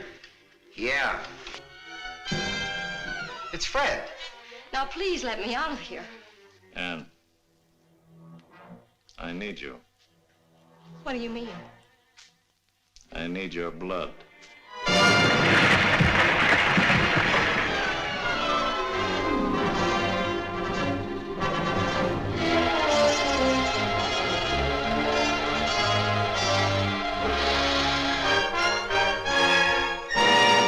Yeah, none of these are good, and the subtext to them now renders them alternately unintentionally funny and disturbing, but they're certainly a unique relic in terms of how blatant the sell was when it came to audiences' sketchier impulses back in the day. For her own part, Aquanetta, whatever her actual name and origins were, did in fact seem to secure the bag during her relatively brief run as a B-movie icon before leaving the film industry and marrying Arizona auto sales legend, philanthropist, prominent environmentalist, and Democrat political mainstay Jack Ross in the 1950s, then attaining a second wave of fame and appearing in his TV commercials and her own local TV series after that. They had 4 sons and were married for 30 years before divorcing in the 1980s. She passed away from complications relating to Alzheimer's in 2004. And yeah, that's the Ape Woman trilogy. The Universal Monster franchise probably not on its way to a comeback, even if they do figure that whole thing out. Not all facets of schlock history are pretty, but they are often compelling. I'm Bob, and that's the big picture.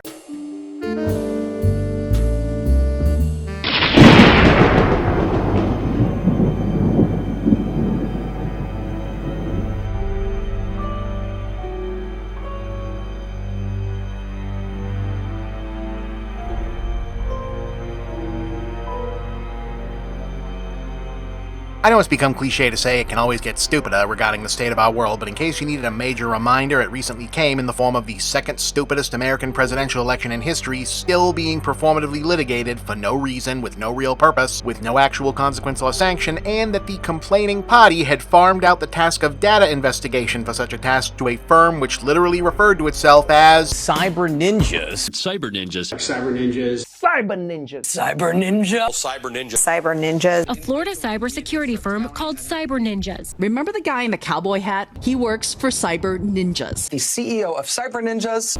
I know you guys want to paste me as like some bad guy in here. I'm involved in this and putting everything on the line with my company because I care about our country. Which, okay, is in fact funny just in itself, but also might have sounded vaguely familiar if you happen to be from the video store back shelves generation.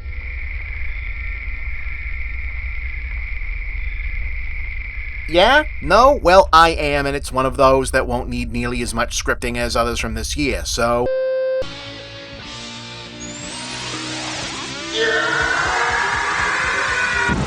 Critics and sci-fi fans around the world are blown away by Cyber Ninja. Non-stop special effects. Reminiscent of Star Wars. A sci-fi samurai. Deliciously original. Look out! Your worthless human soul has been woven into this fortress of demons. The two of us could make quite a team. What do you say, Cyber Ninja? Neither man nor machine. Cyber Ninja. Okay, so Cyber Ninja was the US release title for Mirai Ninja, which was, is, and remains most notable for being a standalone live-action feature film directed by Kita Amamiya that was released in the West in 1988 and was a period when those facts did not frequently align simultaneously. Amamiya is one of the living legends of Japan's tokusatsu genre TV world in the field of character design, directing, concept creation, art design. He's been a part of the Kamen Rider and Metal Heroes franchises for decades, created the Garo series. For those of you who've ever wondered, does Japanese TV have like an angsty, sexed up teenager version of this stuff like we do with the CW? Yeah.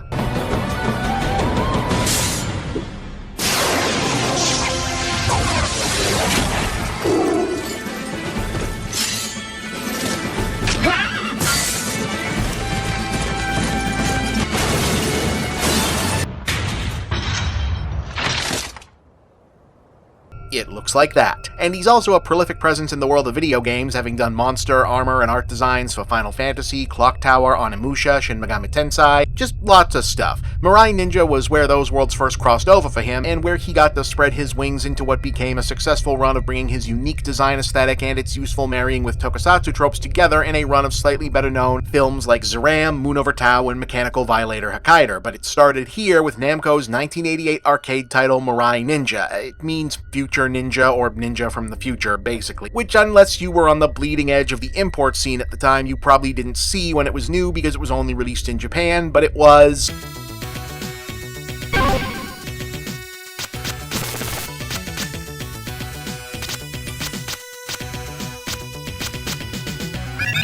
yeah, Shinobi with a proto-Edo punk thing happening, basically. It's not 100% clear in the history of this whether they decided the property should be a game or a movie first, but someone at Namco was definitely sold on this being a potentially big franchise, and Amamiya, as mentioned, was doing double duty in the world of video games and TV design, and this became his project.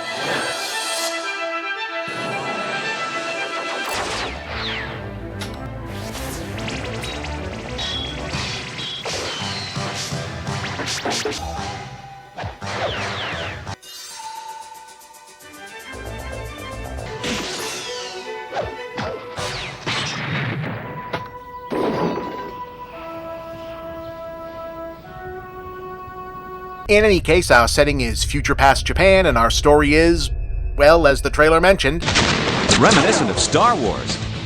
Yeah, though in this case, turnabout is kinda fair play. Sure. There's two clans at war, the evil one of which clearly has the upper hand because they also employ demonic cyborg robot monsters, and in general, just a lot more crazy weapons and such, and the story opens with the good guys taking a giant ass-kicking.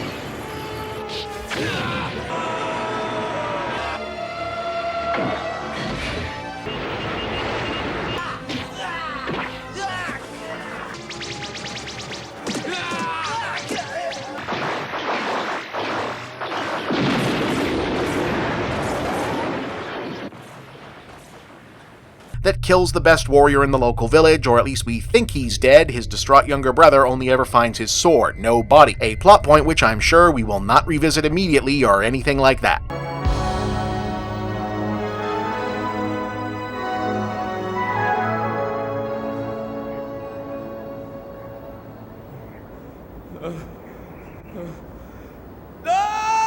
Skipping ahead several years, the good guys have regrouped to a remote village where it turns out we're doing a reverse on the Star Wars Hidden Fortress lift, and that it's the heroes who constructed a ginormous doomsday gun, and the mission that the main character will eventually go on to find the villain's secret base is all about telling their compatriots where to point the gun, since it turns out there's a countdown running on the villains collecting enough human blood to fill up an evil tree and awaken their Dark Master. Isn't that always the way? Oh, and they've also kidnapped a princess, but you knew that going in. You don't like my hospitality? How I detest you.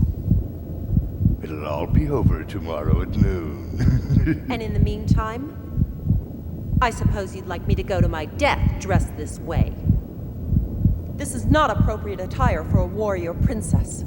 I was too impatient. I can only blame myself. Now I see. Just as I've heard. A warrior to the end.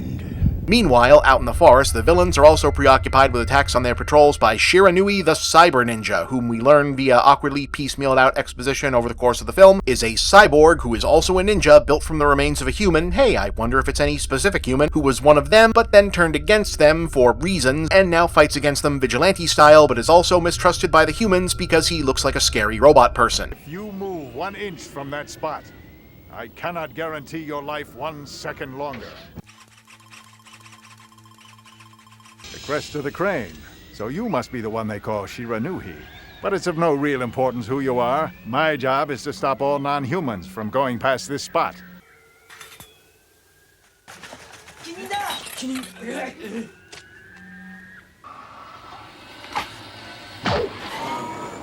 Anyway, the hero's top warrior agrees to lead a squad consisting of whoever can get their Dune-inspired yelling powers juiced up enough.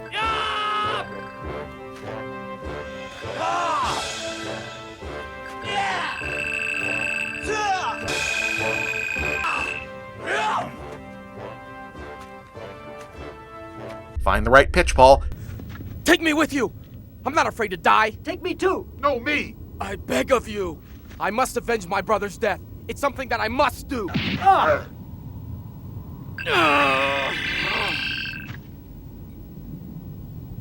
All right, you're the 5th member. And also the brother of the dead guy, who's definitely not still alive but stalking around as a mysterious cyber ninja, to go on a mission to infiltrate the fortress, get the princess, tell HQ exactly where to fire the giant cannon, etc., etc., etc. Eventually, they run into Cyber Ninja, who's also trying to break into the place because he thinks there's a chance he can reclaim his human soul from the bad guys and become mortal again. So they team up, and yeah, you might have noticed that Cyber Ninja is kind of a co-star in his own movie, which keeps feeling like it's going to be something that's going to pivot or mean something else narratively, and then doesn't really. After all that's happened to you, do you really think you'd be accepted as a human again? You look like a machine.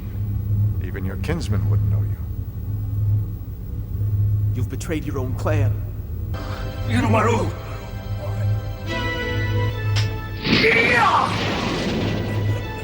There's a lot of fights, a showdown, a sort of revelation. The lieutenant bad guy who had a personal mat-on to fight Shiranui turns out to be the more formidable final boss than the main evil emperor guy.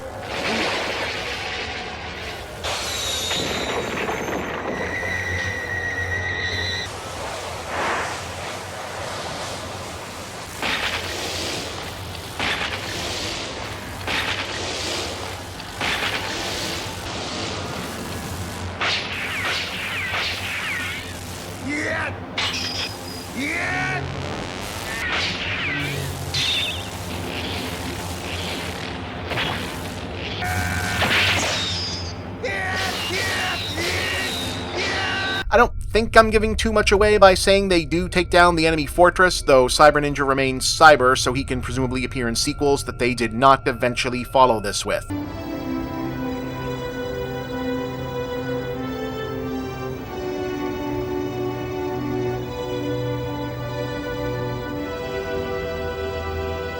Are you?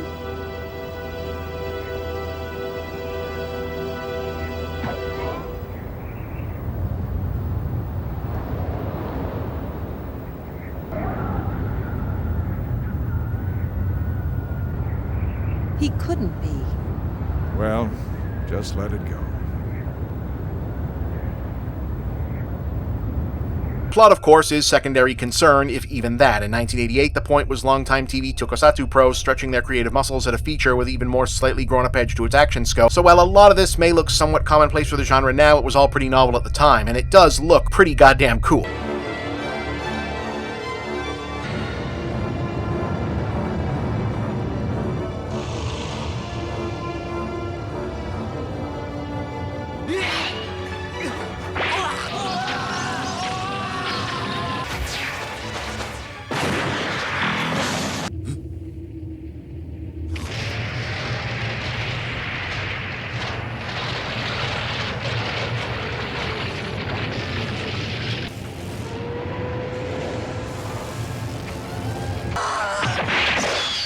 Particularly seeing the extra suitmation detail added in the mechanics for how Shiranui's superhuman abilities work, and the various sci-fi weapons, and as ever, Amamiya's too much detail is never enough design approach definitely makes some arresting bonkers visuals. I mean, you can absolutely see why a US distributor made an effort to get this brought over, and figured that the visuals and the novelty and the word ninja alone would get people to take a look, even though the genre had been dormant and overseas popular for years and the game hadn't been exported either. I mean, a couple years after Power Rangers, this probably would have popped huge, but that was still a couple years off.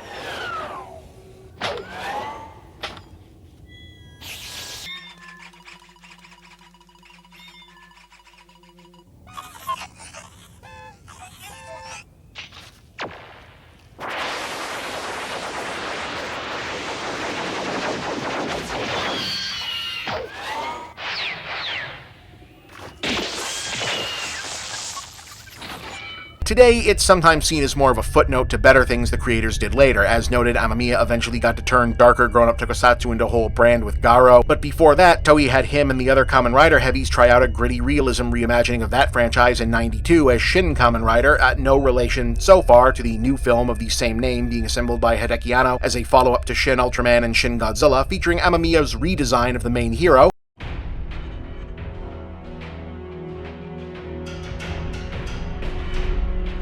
Yeah, that's definitely different. And he eventually broke global mainstream with the Zerem movies and their anime spin-offs both getting big play on the Sci-Fi Channel in the 90s, though for my money, the best of his output in that era remained Mechanical Violator Hokkaider, a standalone feature that's sort of a good, evil, light, dark inversion spin-off of another Toku TV mainstay, Android Kikator, that recast one of that series' main antagonists into a dark anti-hero battling a dystopian fascist takeoff on a more conventional metal hero good guy. I am Hokkaider, the one who destroys to bring justice.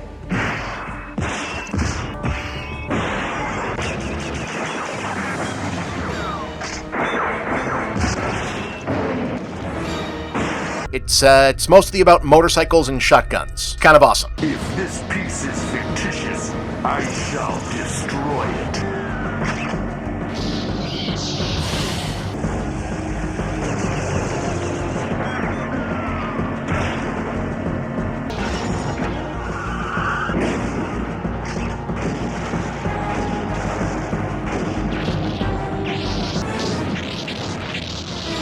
Most of these used to be somewhat difficult to find around. These days, not at much, even in the nice and legal sense. I think Hokkaider was just sitting on Tubi of all places for free last time I checked. But Mirai Ninja and the English Cyber Ninja dub are actually the exception. The Japanese version never got a proper release in the US and only sporadically came out elsewhere under alternate titles. I think it's Robo Ninja in the UK, and Cyber Ninja has been out of print for years. The only reason I was able to finally do this episode about it now was somehow one of those sketchy dump whatever prints we think we own, budget DVD bin at Walmart companies put out a release of 10 movies as the Ninja Collection Volume 1 that happened to have what looks like a VHS transfer of the '88 Cyber Ninja dub as one of its entries.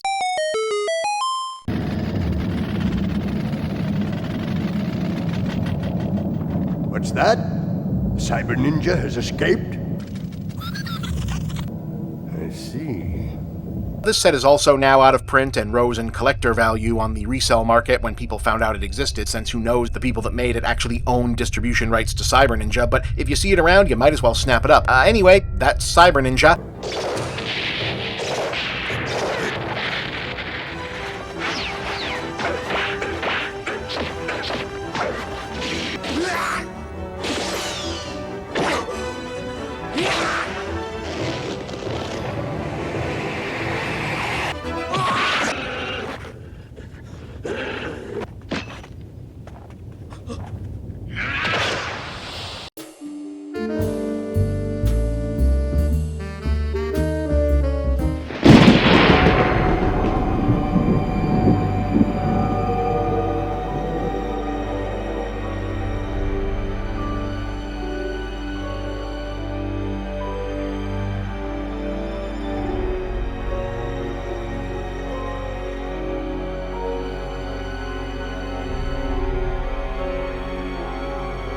And so here we are again on the other side of Near Apocalypse, and so far what we've got to show for it is the return of the Cold War. Yay! But for all the 1980s comebacks we've reared up over the last couple of years, almost thought it'd be time to get further into actual 90s nostalgia by now, or even let early 2000s nostalgia be a thing, but guess not. I honestly never expected we'd flip open the tabs to a new multiplayer game trailer and see...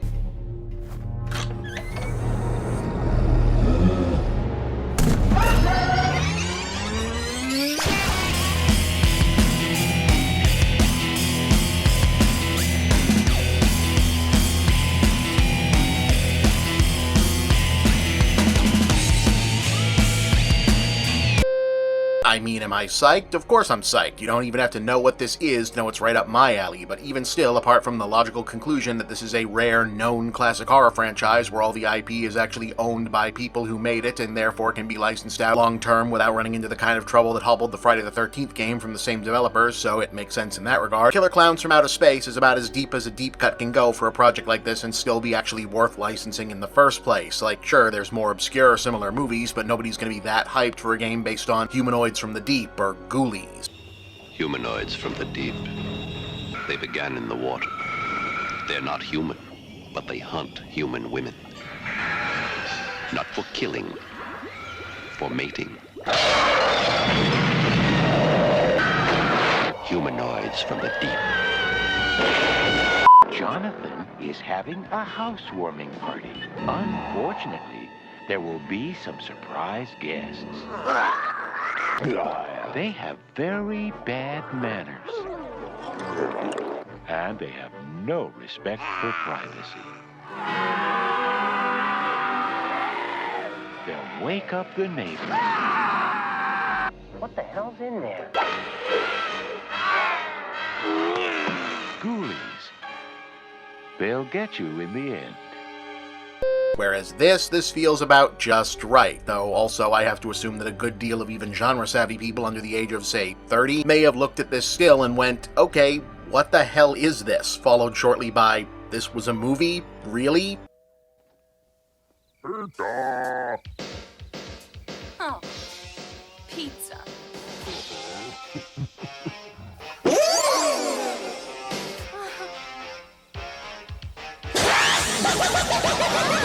Well, yeah, really.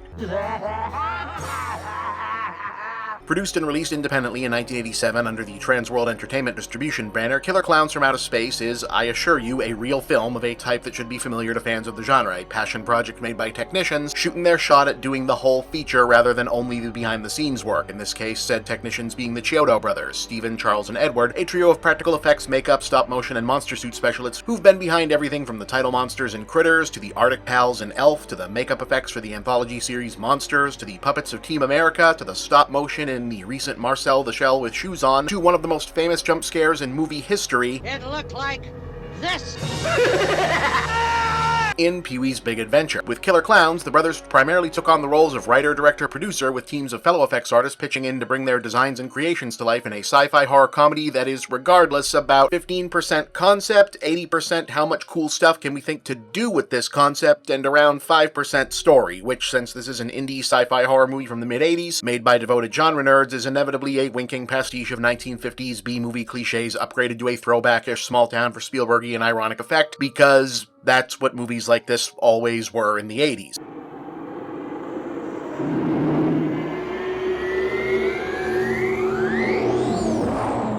Wow, check that out. Did you see that? Yeah, I saw that.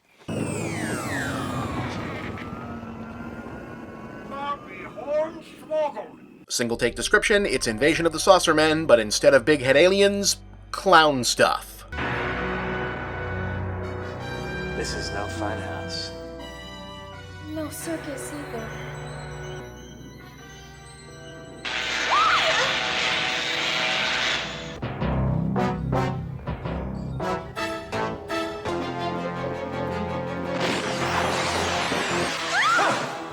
Are you okay? I think so. Popcorn, why? Popcorn! Because the clowns that's why. The spaceship looks like a circus tent, the aliens look like clowns, they're here to trap humans in cotton candy cocoons for food supply. I mean, work the rest of it out in your head. If you can think of a what-if monster movie but clown visual gag, chances are the Chiodo brothers also thought of it and put it in this movie.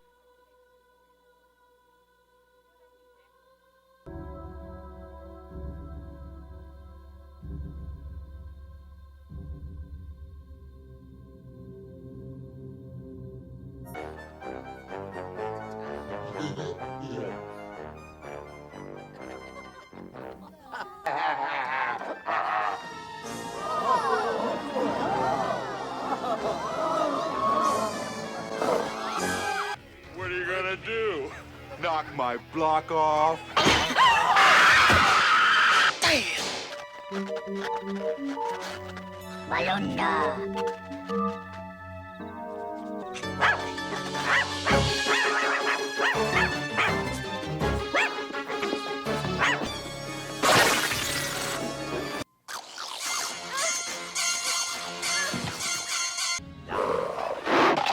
And your ability to enjoy Killer Clowns from Outer Space will rest entirely on exactly that. Do you find monster clowns doing monster clown things amusing enough in and of itself to watch exactly 80 minutes of it while a movie kinda pretends to happen around it?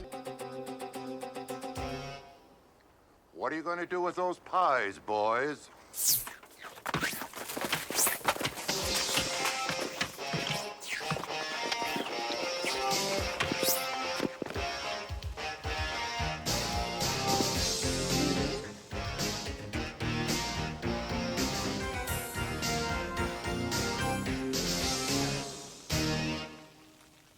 Yeah, no, this is 100% the platonic ideal of the monster effects guys making the whole movie. If your problem with every other film featuring a unique set of iconic creatures is that they didn't have enough scenes of that, Killer Clowns is your movie. There's the basic suggestion of plot, a likable enough set of protagonists and comic relief, some light gesture at satirizing the big idea style of sci-fi mythos of other invasion movies.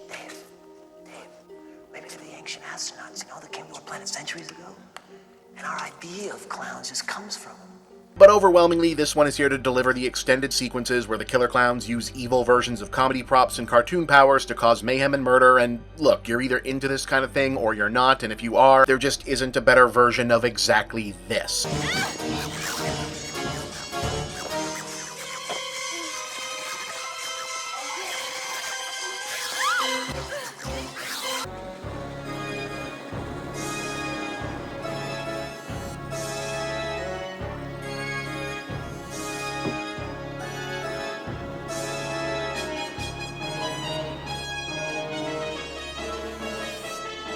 Yeah, this is one of those times where there isn't much else for me to add, honestly, other than this movie exists, and you should check it out if it looks fun to you, because it's exactly what it's advertising. How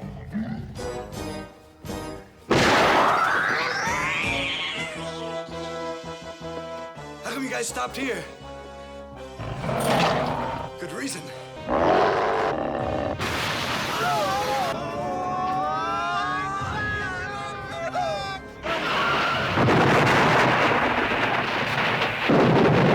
It was only a modest success, believe it or not, on its initial release, but very quickly attained cult classic status. You're shocked, I'm sure. I've loved it since I first saw it way back when on TV randomly as a kid. It's gotten really big over the last decade, with the Chiodos licensing it back out for merchandise, toys, a whole big section to itself at Universal Halloween Horror Nights, and a dedicated line at Spirit Halloween this year.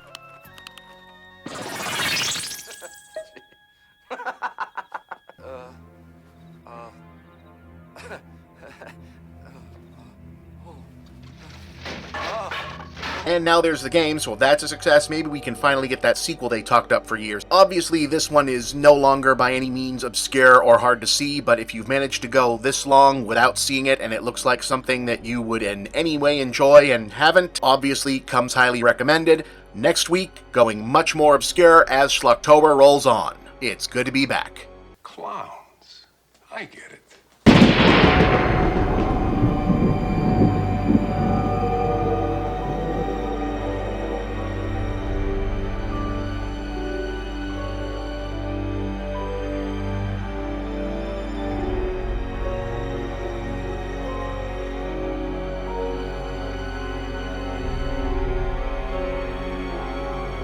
Yeah, I'm not one to complain about the internet making my job slightly more difficult, because it is my jobs, plural, but I do find myself occasionally mourning the fact that everything being much more available in terms of obscure information means I have to work just a little bit harder to surprise people with this stuff instead of just being able to say, hey, this exists, ain't that weird? How could the man who made this have murdered his only child? Evil comes in all shapes and sizes. She couldn't stop his execution. Now, her daughter has been given something she was never meant to have. I know what evil looks like. I see it in the eyes of my clients, and I'm telling you, I don't see it in my daughter. You have the power, Zoe. What do I have to do? Cut my strings.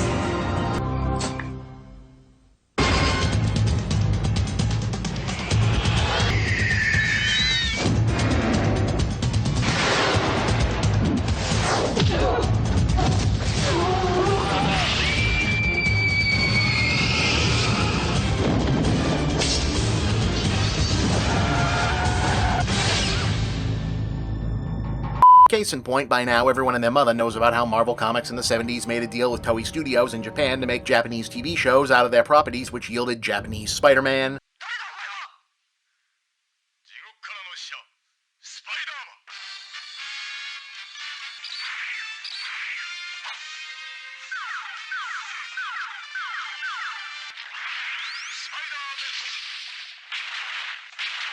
and almost yielded a Captain America show that instead mutated into an original series that became Super Sentai, aka the source material for Power Rangers.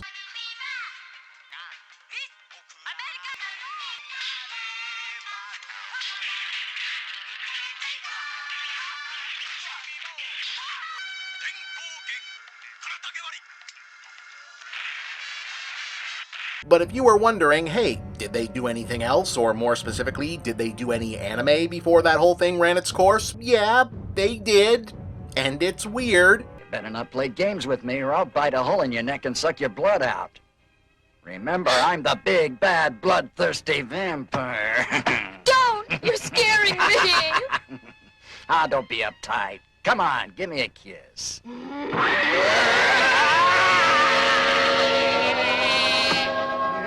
What's happening? I don't believe it! Meet the real big bad vampire!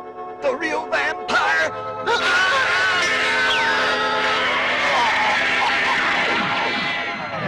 Alright, so for context here, 70s Marvel is kind of the reason that Marvel movies and TV at this exact point in time, right here and now, are weird and all over the place, because for whatever reason, that's the exact era they seem to be pulling just a ton of the current big Phase 4, Phase 5 stuff from. Wanda and Vision, Captain America and Falcon, She-Hulk, the multiversal cosmic batshit stuff, the political conspiracy Steve Englehart stuff, Eternals, just all the crazy nonsense they eventually paid off into the Bronze Age, and then Secret Wars, so I guess that all makes sense. Comics were selling huge, they had a whole TV show with the Hulk, the audience was basically, who knows, fucking everyone I guess, we broke the code, do whatever and see what works. As with every other pop culture thing from the 70s, as I continue to remind my Generation Z viewers, cocaine is a hell of a drug, it was everywhere, and that's what grown-ups did back when regular mental health prescriptions still had more of a stigma attached than they still do. Different, more serious discussion entirely. Anyway, a big thing that happened in that period for comics was the revival of the horror comics genre, which happened everywhere else with nostalgia reprint revivals for original EC horror type material, and at Marvel came in the form of stuff like Monster of Frankenstein, Werewolf by Night, and Tomb of Dracula, which, as the titles would suggest, put a smear of Silver Age superhero frosting over the basic Universal Monsters public domain staples that were pretty successful in their day, even if up until this year's splashy Disney Plus Halloween special based on Werewolf by Night, which was pretty damn cool if you hadn't seen it yet, they'd mostly been remembered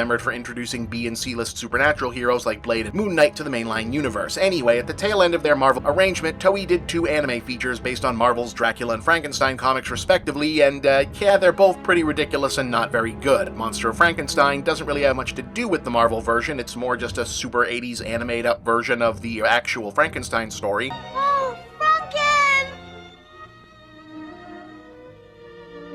Emily!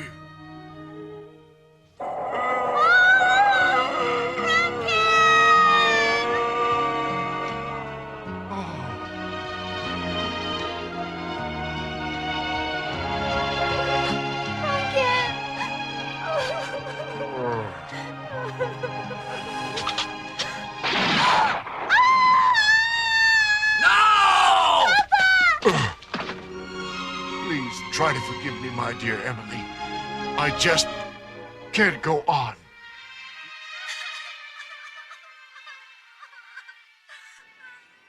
What the hell was that? But Tomb of Dracula, yeah, that one actually did try and squish a whole few years' worth of Marvel's Dracula comic story into a direct-to-video length anime, but with some of the Marvel Universe continuity stuff filed off and nobody big like Blade showing up, which means it's weird as hell and also played out as something nobody really would have cared to put out for release by the time they made it. Unless you're the people at Harmony Gold. In which case the words unreleasably bad anime are more of a personal challenge than anything, which is how this thing eventually turned up in the 1980s syndication filler rotation as Dracula, Sovereign of the Damned. From the dawn of creation, the history of our universe has been one of violent conflict, a chaotic clash of opposing forces vying to dominate the void. The very elements of nature itself are in constant upheaval, an eternal combat of opposites. Light against darkness, heat against cold, motion against inertia. And on the world of humankind, the awesome struggle of good against evil, the conflict between love and malevolence. Our story opens in Boston, sure, with Count Dracula interrupting a satanic mass where a worshiper named Dolores is being given to the devil himself as a bride, scheming to pop in and steal her for himself and betting that the Satan worshippers are stupid and won't know the difference between Dracula and the devil. Satan at war!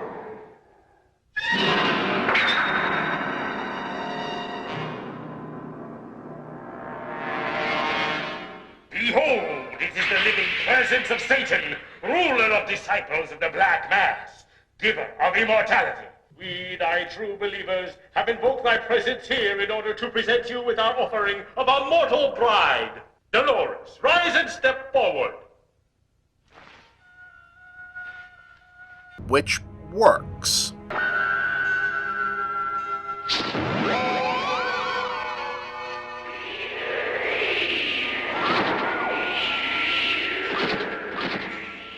Behold, our offering has been found worthy in the eyes of Almighty Lucifer. The offering was found worthy, but it was not Satan who received a bride this night. It was Dracula who bore the woman Dolores away from the devil worshippers. Baby, you are so talented, and they are so dumb. But when he tries to bite her, Dracula decides he's in love now instead, and he can't, so he'll just have to be a good husband instead.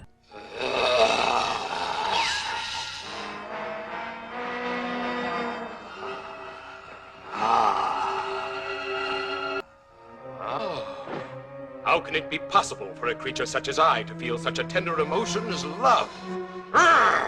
As for why he decided to punk the devil in the first place, it's gonna be a while before they decide to explain that, or, like, any of what's going on here. I'll just warn you right up front, folks. There is just no way to explain the plot of this movie without sounding like Jordan Peterson trying to explain the plot of Jordan Peterson. Well, the question, did that happen, begs the question, what do you mean by happen? Look at me, Iron Man. Anyway, meanwhile, we have to take a long detour and meet the shittiest vampire hunters ever. Hans Harker, a bearded douchebag in a wheelchair.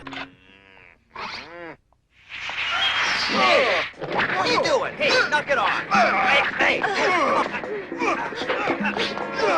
Frank Drake, a guy who does kung fu and is apparently the great-great-nephew of one of Dracula's relatives or something. Your ancestor was Dracula's first son, born before the Count became a vampire, so you were spared that evil curse. Spared, was I? I still have to carry the name of that evil monster, Dracula, and all the memories attached to it. I am your father's brother's nephew's cousin's former roommate. What's that make us? Absolutely nothing. Rachel Van Helsing, self-explanatory, I suppose. I don't think we should just assume that it's Dracula who committed all those New York murders. He isn't the world's only vampire, you know. You probably have a good point there, Rachel, and we shouldn't jump to conclusions and make assumptions where Dracula is concerned, because he could be hiding out right under our noses, right here in Boston. And their ace in the hole, a vampire-detecting dog who can do that, apparently, because Elijah was raised in a church until they caught him drinking the holy water. Elijah's nose is an unerring radar, incredibly sensitive to the scent of evil. We can depend on him to lead us to Count Dracula wherever he may be hiding. Even with his unholy powers, Dracula can't fool or confuse Elijah. Okay, wait a minute, that's actually a great origin story. Why isn't that the whole movie? Why the fuck are these other assholes even here? Why is anything else happening? Just let me see Dracula versus Air Blade here. There's no rule says dogs can't hunt vampires. Fuck yeah!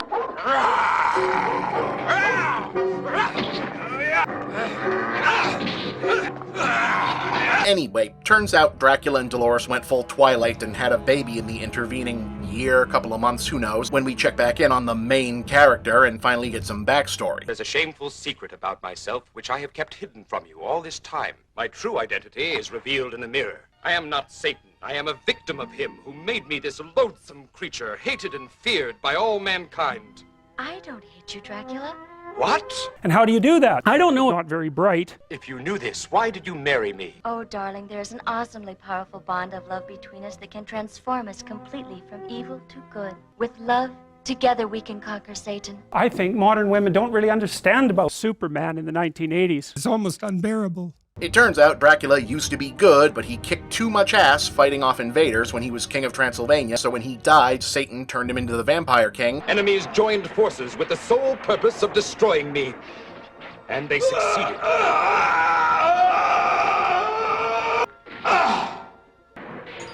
My blood-smeared earthly reputation had caught the attention of Satan himself.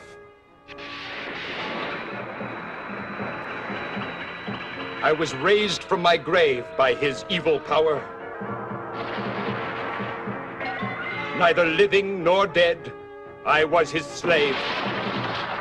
And thus were my mortal sins on earth rewarded, condemned to exist eternally as the prince of vampires. It's a great mythological story. And that's why he's wanted to get back at him by taking his bride. You never can have an ideal woman. But Satan isn't gonna let him get away with that and sends his minions to just fucking shoot him, like with a gun. Who needs courage when you have a gun? No, World, you put your hands up. Prepare to die! You fool! Put down that gun! Lord Lucifer, who gave you eternal life, also has the power to destroy that life.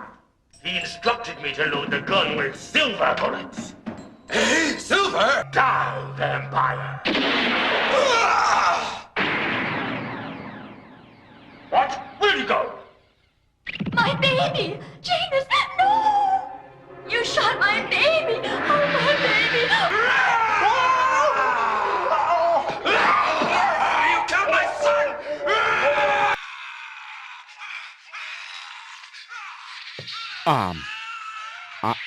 The movie is now only half over, and no, the vampire hunters haven't done a goddamn thing, really. We've got to get in there and destroy him before he gets away from us. You two settle down and quit panicking or we'll lose control of the situation and play right into Dracula's hands as so many before us have done. Just be calm, keep your eyes open, and we'll see how the situation develops.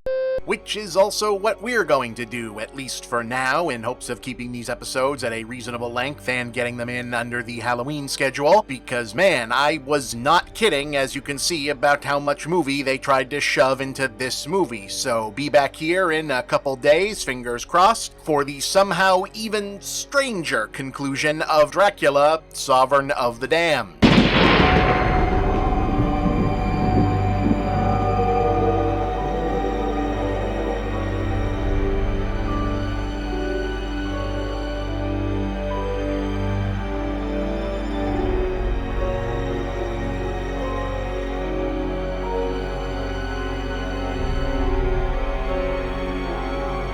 And we're back with the second half of the significantly more involved than I perhaps counted on, Dracula, Sovereign of the Damned, the 1980 anime feature adapted somehow both very loosely and much too directly from Marvel Comics' late 1970s Tomb of Dracula series and eventually scattered onto US Airways in a dubbed release by Harmony Gold.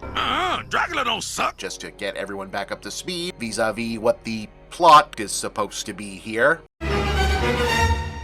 I'll just warn you right up front, folks. There is just no way to explain the plot of this movie without sounding like Jordan Peterson trying to explain the plot of Jordan Peterson. Well, the question, did that happen, begs the question, what do you mean by happen? Look at me, Iron Man. It turns out Dracula used to be good, but he kicked too much ass fighting off invaders when he was King of Transylvania, so when he died, Satan turned him into the Vampire King.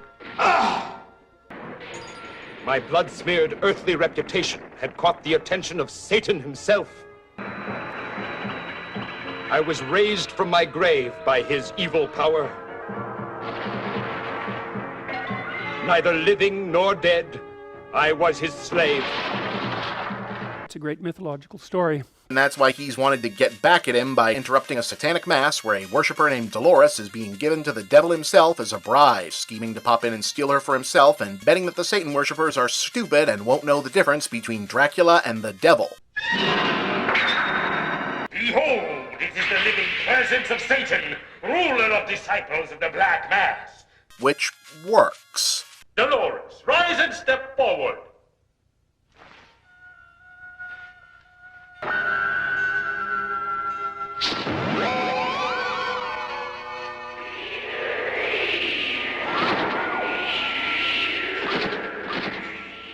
Behold, our offering has been found worthy in the eyes of Almighty Lucifer. Meanwhile, meet the shittiest vampire hunters ever. None came closer to destroying him than those two brave men. One was my father, Jonathan Harker. The other was Rachel's grandfather, Abraham von Helsing. Your ancestor was Dracula's first son, born before the Count became a vampire, so you were spared that evil curse. Dracula and Dolores went full Twilight and had a baby in the intervening year, couple of months, who knows, when we check back in on the main character. And how do you do that? I don't know. Not very bright. Oh, darling, there's an awesomely powerful bond of love between us that can transform us completely from evil to good. With love, together we can conquer Satan. A few moments later. You fool! Put down that gun! Lord Lucifer, who gave you eternal life, also has the power to destroy that life. He instructed me to load the gun with silver bullets. Silver? Die, vampire! What? Where'd you go? My baby! Janus, no! You shot my baby! Oh, my baby!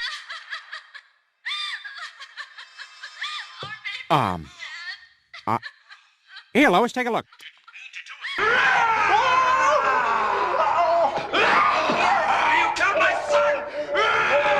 And I guess that's where we left off. Mad Devil, dead baby, vampire stuff, movie not really even half over at this point, although the stuff actually happening quotient now kind of starts to pick up a little bit, in a manner of speaking, as we finally get to see the vampire Scooby Gang take on Dracula and confirm that they're completely useless and their entire presence in this story is just a giant waste of our fucking time.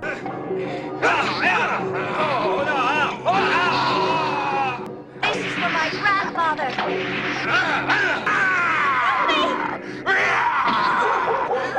Dracula gonna separate you into two groups, ugly and dummy. You ugly, you ugly, you ugly, you a dummy. Monster!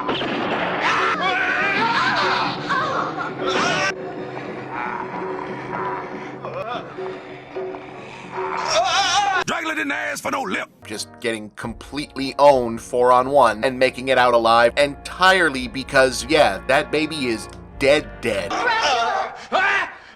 No more killing. Our baby is dead, and you can't bring him back to life by spilling these people's blood in revenge. Hear me with the human heart that I know beats within you, Dracula. No more killing, please. So it's time for this Batman to get his Bruce Wayne on and go vengeance questing. Storm clouds! All nature must mourn the murder of Janus, my son!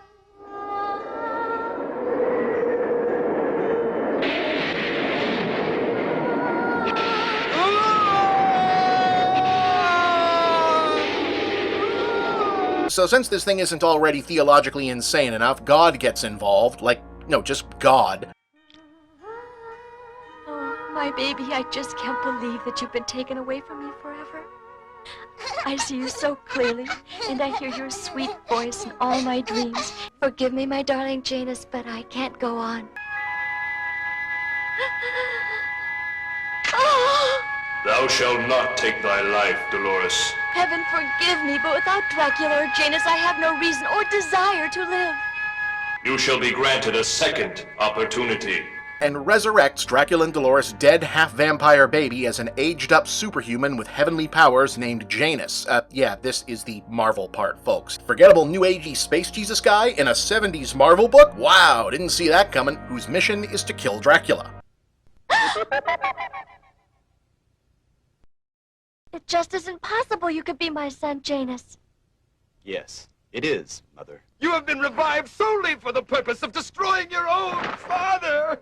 You have no idea if you're the corpse of a child. That poor tortured and tormented creature deserves your mercy. Is he not the vampire Dracula, servant of Satan? Okay, there's a couple of mysteries in that question. Mother, I have to kill him. Kill your father? I am only doing what I was created to do, Mother. I have no choice. No child ever had a more devoted father, and he has suffered so much. 500 years of hatred and torment. I'm sorry, Mother. Janus, wait! Please! Janus! That just raises further questions!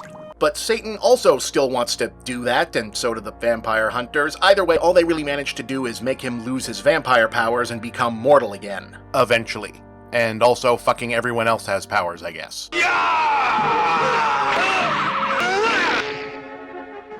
You haven't seen the full extent of the powers of Dracula!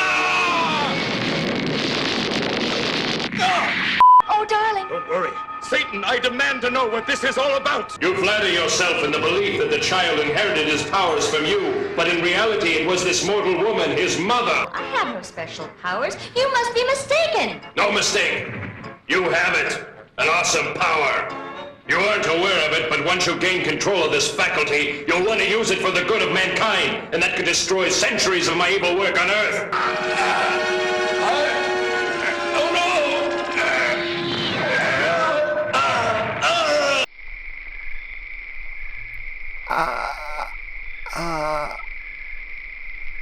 Why did he tell her that? Still not the end of the movie, though, but at least now you know where the anime Dracula eating a hamburger meme comes from. If I hadn't seen it with my own eyes, I wouldn't believe it. Count Dracula, sovereign of all vampires, exhibiting an apparent hunger for ordinary mortal food. Now's our chance to kill him if he's lost his powers. We have no justification to kill him if he isn't a vampire. We could all be arrested and convicted of murder.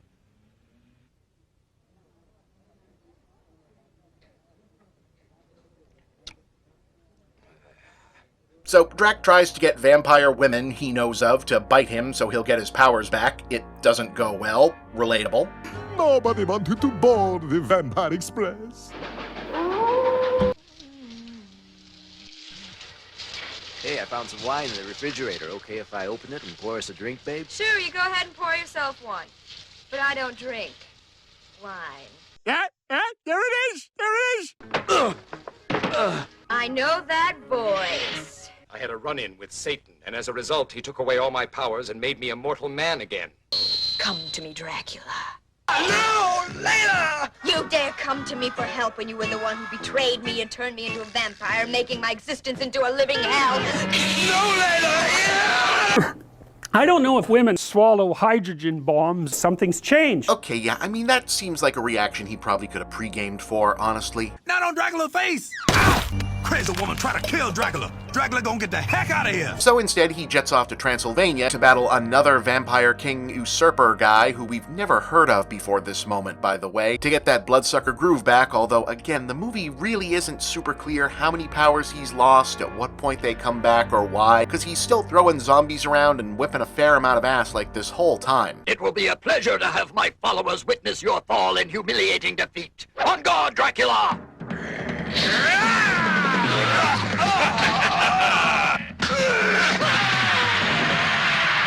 It's the mark of the cross. I didn't defeat him after all. It was the power of the cross that destroyed Tomo. I have been used as an instrument of heaven. Janus hangs around waiting for his shot. Also doesn't go well, but hey, we gotta pad this out somehow. Huh? All right, you've got me now. I hope you'll make quick work of it, my loving son. I cannot harm you now that you're a mortal human being. I am empowered solely for the destruction of Lucifer's demons. I have seen that heavenly power. Your mother possesses it. It was awesome. the awesome.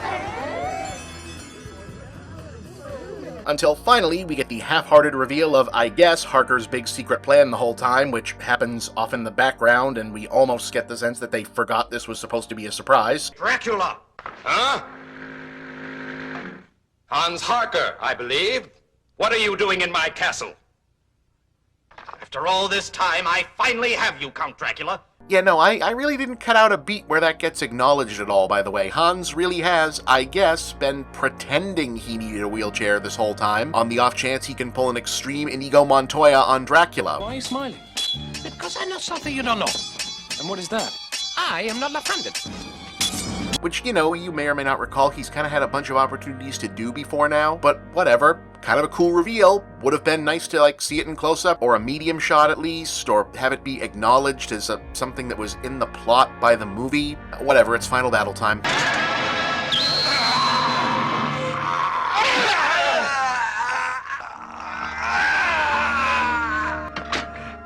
You have met your just ending, Dracula. That spoke is made of pure silver. What? Silver? I can't believe I've been so stupid as to be beaten so easily. We shall go to meet our judgment together.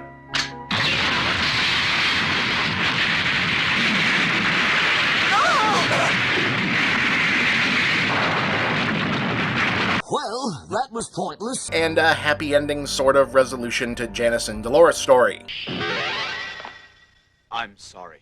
You represent the best of both of us, son. I know he's as proud of you as I am. You think so? Of course he is.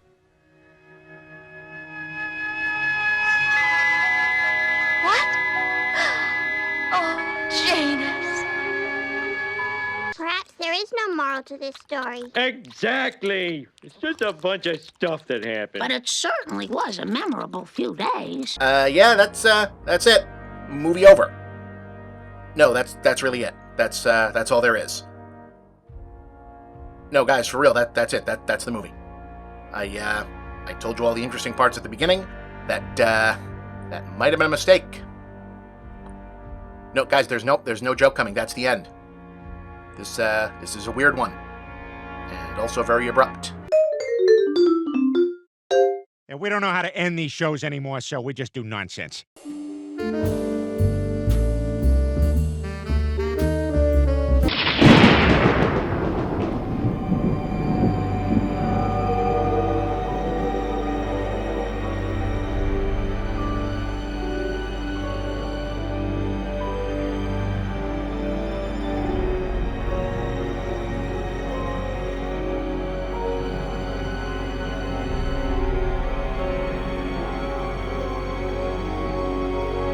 If you've been watching the show for even half as long as I've been doing it, you'll know that I often call Schlocktober my own personal escape from the weekly grind of keeping the brand relevant or topical in the era when this was a weekly reliable upload schedule. In some ways it still is that, but in other ways the show, and I'd like to think myself as host, have grown into the understanding that while escapism is healthy, there's a difference between wanting to take a break from being fully immersed in the all-encompassing noise of topical breaking news discourse and the obligation those of us in the professional opinion haver class have to have opinions on those things and tell you about them when we do, and completely willfully shutting out the world and the important things going on in it. It's one thing to recognize the need for a break from this or that argument of the day and one's own mental health, but you don't want to so actively seek total disengagement that you turn into the kind of person who not only feels unhappy with the present state of things, but flies into a white-hot emphasis on white, how dare you try to unplug me from the Matrix rage at even being reminded that the world of the present or the current year exists outside whenever you're trying to hide from it, like whatever was happening with this person-shaped thing. Anyway, that's basically a long and perhaps slightly too defensive way of me priming the pump to say if you notice any sort of topical tinge or relevant to the world around us bent to this or that selection of features this year, no, I didn't set out to make some more sweeping statement than usual. I'm not trying to spoil anyone's Halloween fun, especially my own. It's more just an acknowledgement that there's a political dimension to everything, because politics is simply the infrastructure of relations between people and the running of their society and civilization. Yes, even a movie about a serial killer who figures out how to kill people through the phone. Science has created the ultimate instrument of death,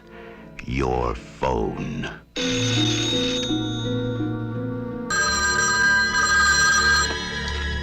Hi.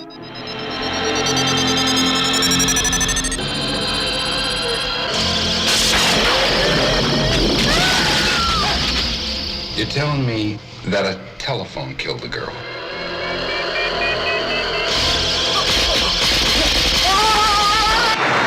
madman pushes a button and kills by phone, would you answer murder by phone? Not only because in between the reason this movie exists and or hey, I got an idea for a movie scenes of what if you picked up the phone and instead of someone yelling at you or just being weird or whatever, your fucking head got blowed up, the plot filling the spaces is sort of a corporate conspiracy thriller about how telecom monopolies are bad and the industry-funded scientific studies will be used to cover up big business malfeasance, but we're mostly still here for the phone kills. Smith.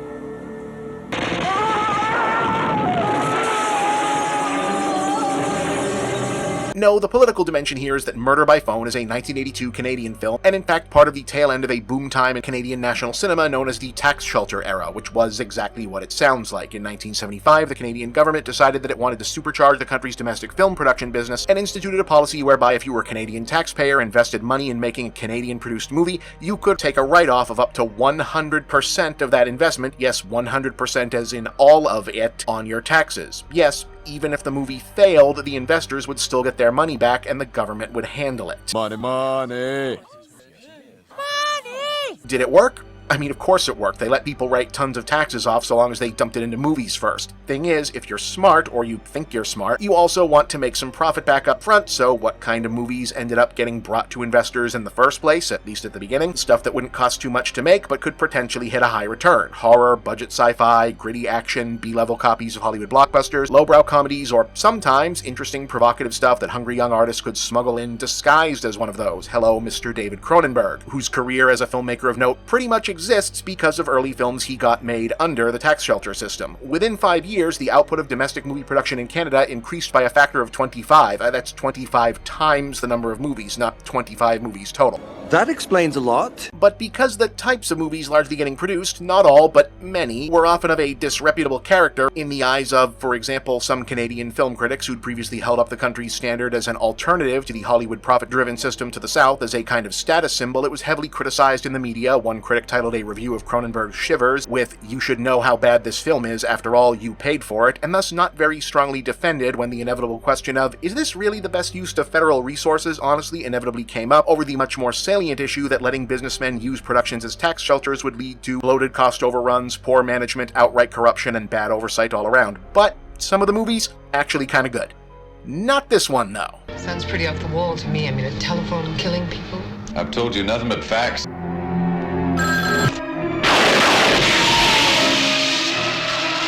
Murder by Phone almost plays like a parody of tax shelter-era Canadian sci-fi horror, except that no one making it knows it's funny. High-concept premise, elaborate violent effects-driven death scenes, slumming A-list of the B-list actors like Richard Chamberlain and John Houseman doing all they can to sell that, yes, this is really a movie about getting blown up by your phone, and some mild gestures in the direction of anti-corporate muckraking. Ostensibly, it's a murder mystery. A young woman is, well, murdered by phone in an opening scene. Oh, that's why they call it that.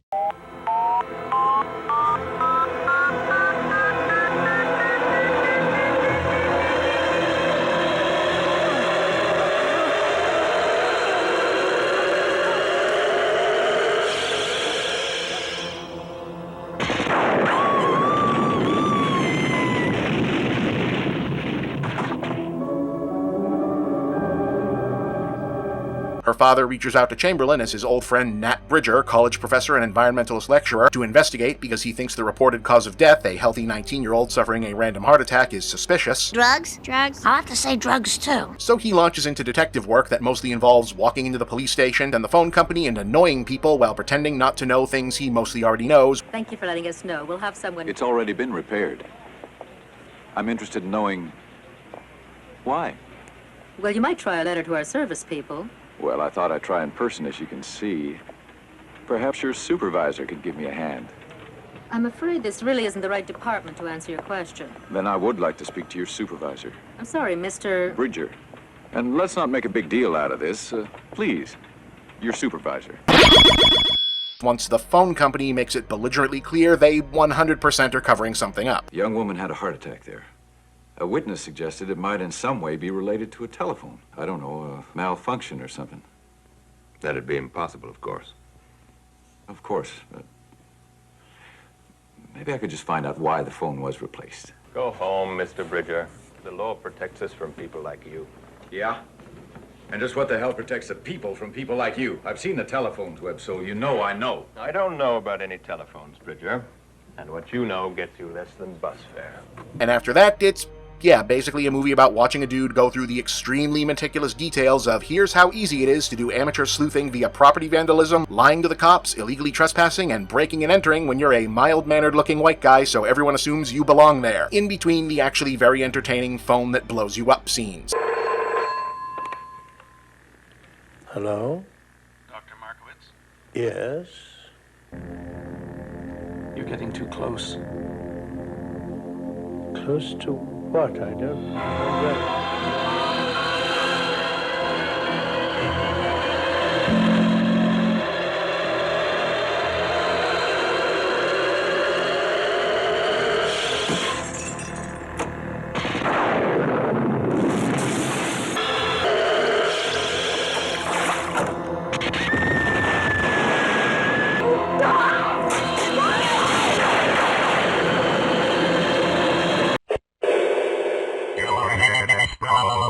Until it's time for the movie to be over, so he solves the crime just by kind of going into the right room in the phone company's basement, finding the machine that blows you up through the phone, and saying, hey, that looks like a machine that would blow you up through the phone, to another guy who then says, oh yeah, good eye, that's the machine that blows you up through the phone.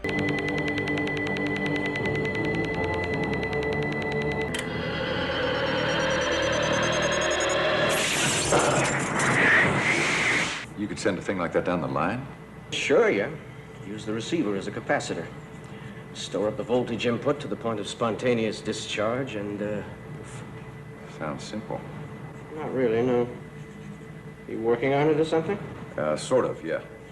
Next stop is St. Louis, and he's gonna come back through Chicago on his way to Detroit. Thanks. You know, for a security guard, he had an awful lot of information, don't you think?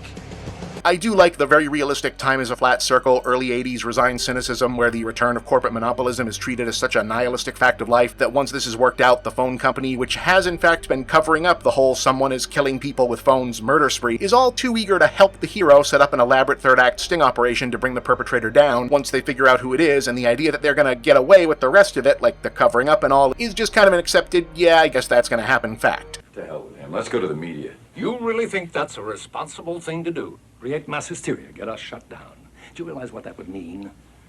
About 24 people would die every 60 seconds because they couldn't contact a doctor, a policeman, a fireman. You had any ransom demands? It's all being looked after by the brightest and best at every level. Yeah, every level except police. Later. Talk to the commissioner. This is Mr. Gilsdorf. He's here to represent the commissioner's office. Right, Mr. Gilsdorf? That's right. You know anything about electrical flashback? Of course. Odds are the call will come through on the main number, sometime just for 10. From a local exchange? Yeah, I'd say you're looking at a 4-digit trace. This is going to take some time. God damn it, I started as a lineman. I know how long it's going to take. You damn fool. I'm helping you. I'm helping you get rid of the world's real garbage.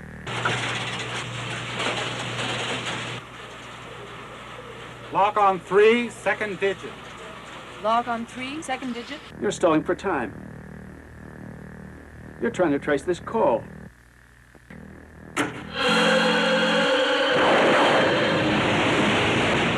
Log on 2.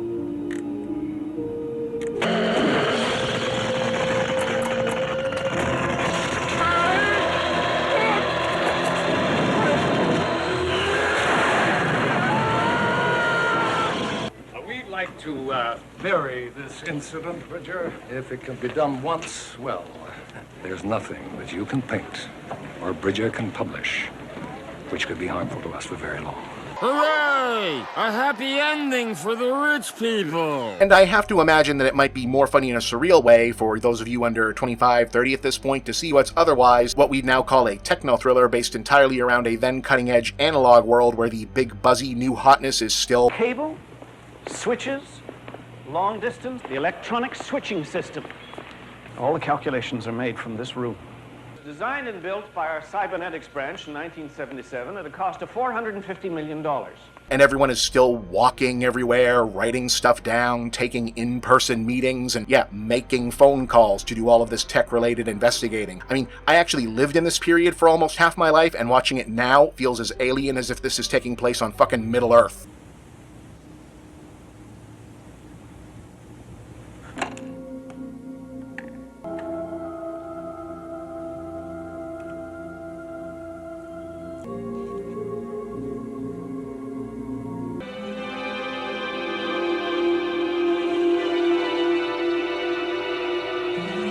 Don't let them fool you, RT. They're scared.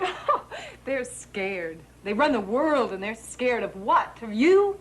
Tough Nat Bridger? What are you doing? I'm taking you up on your offer.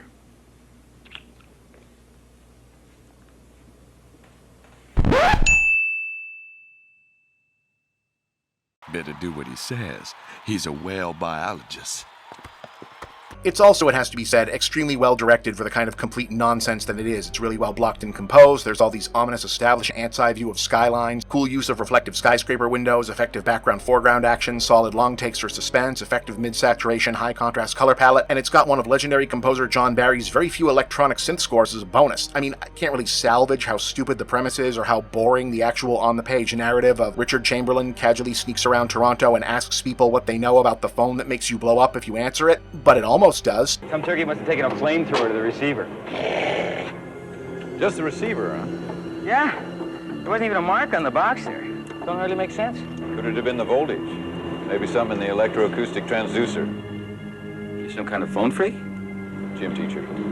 You can probably chalk a lot of that up to the director, Michael Anderson, who had a dazzlingly eclectic career before and after this. Like much of the cast, is basically working below his weight class, because this was the era when Cheap Jack movie producers understood that hiring seasoned but undervalued professionals who knew what they were doing was a smart way to save money during production, because you got better work back with fewer do-overs in a quicker turnaround. A British filmmaker who started out doing classy war movies and dramas, including the classic The Dam Busters, the first movie version of 1984, and taking over the troubled production of Around the World in 80 Days in 1956 before moving to Hollywood after that film ended up winning a Best Picture Oscar in the 60s to make thrillers and action movies like Naked Edge, Flight from Ashia, Operation Crossbow, The Quiller Memorandum, and The Shoes of a Fisherman. That one is about a Ukrainian former labor camp prisoner who becomes Pope and tries to stop a nuclear war between China and the USSR, by the way. Starring Sir Laurence Olivier, Sir John Gielgud, Oscar Werner, David Jansen, Barbara Jefford, Vittorio De Sica, Leo McKern, and Anthony Quinn as the first Russian Pope. I'm sorry, will you please repeat that? I want to show you a world gone mad, in which we starve a great country into an atomic war. Your Holiness is proposing the incredible, the impossible. You gave me absolute power. You must submit to my use of it. Words are cheap. When the future of mankind hangs in the balance, what risks do you take?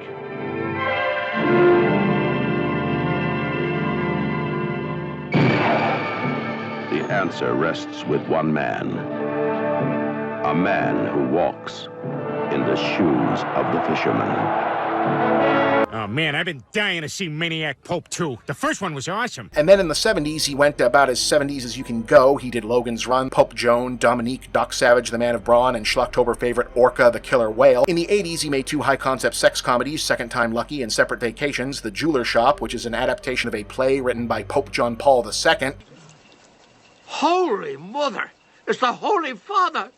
I am not worthy. And the high-concept sci-fi Millennium, the 80s TV miniseries version of The Martian Chronicles, and Murder by Phone. Throughout the 90s, he finished up with a handful of classy TV movies, a pair of family films, Summer of the Monkeys, which was generally well regarded, and the sequel to The New Adventures of Pinocchio, which was not as much. That, my friends, is the kind of life and filmography where everyone will gladly overlook the time you made a Canadian tax shelter movie about people getting blown up by their telephones. You should all be so lucky. I'll call you.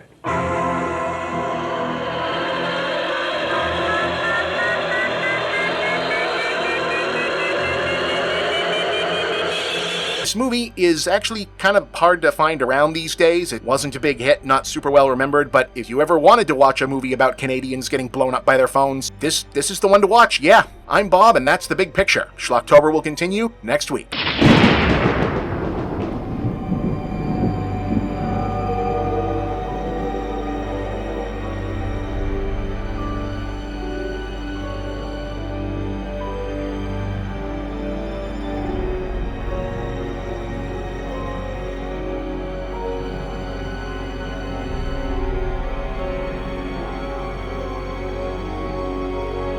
Hey, did you enjoy learning more about Canadian movie production financing history and an eclectic director's filmography than necessarily the premise of a not terribly interesting movie because it wasn't terribly interesting last time? Well, this week's movie has pretty girls in cavewoman costumes. I can't promise there's not still more to talk about around it than in it, though.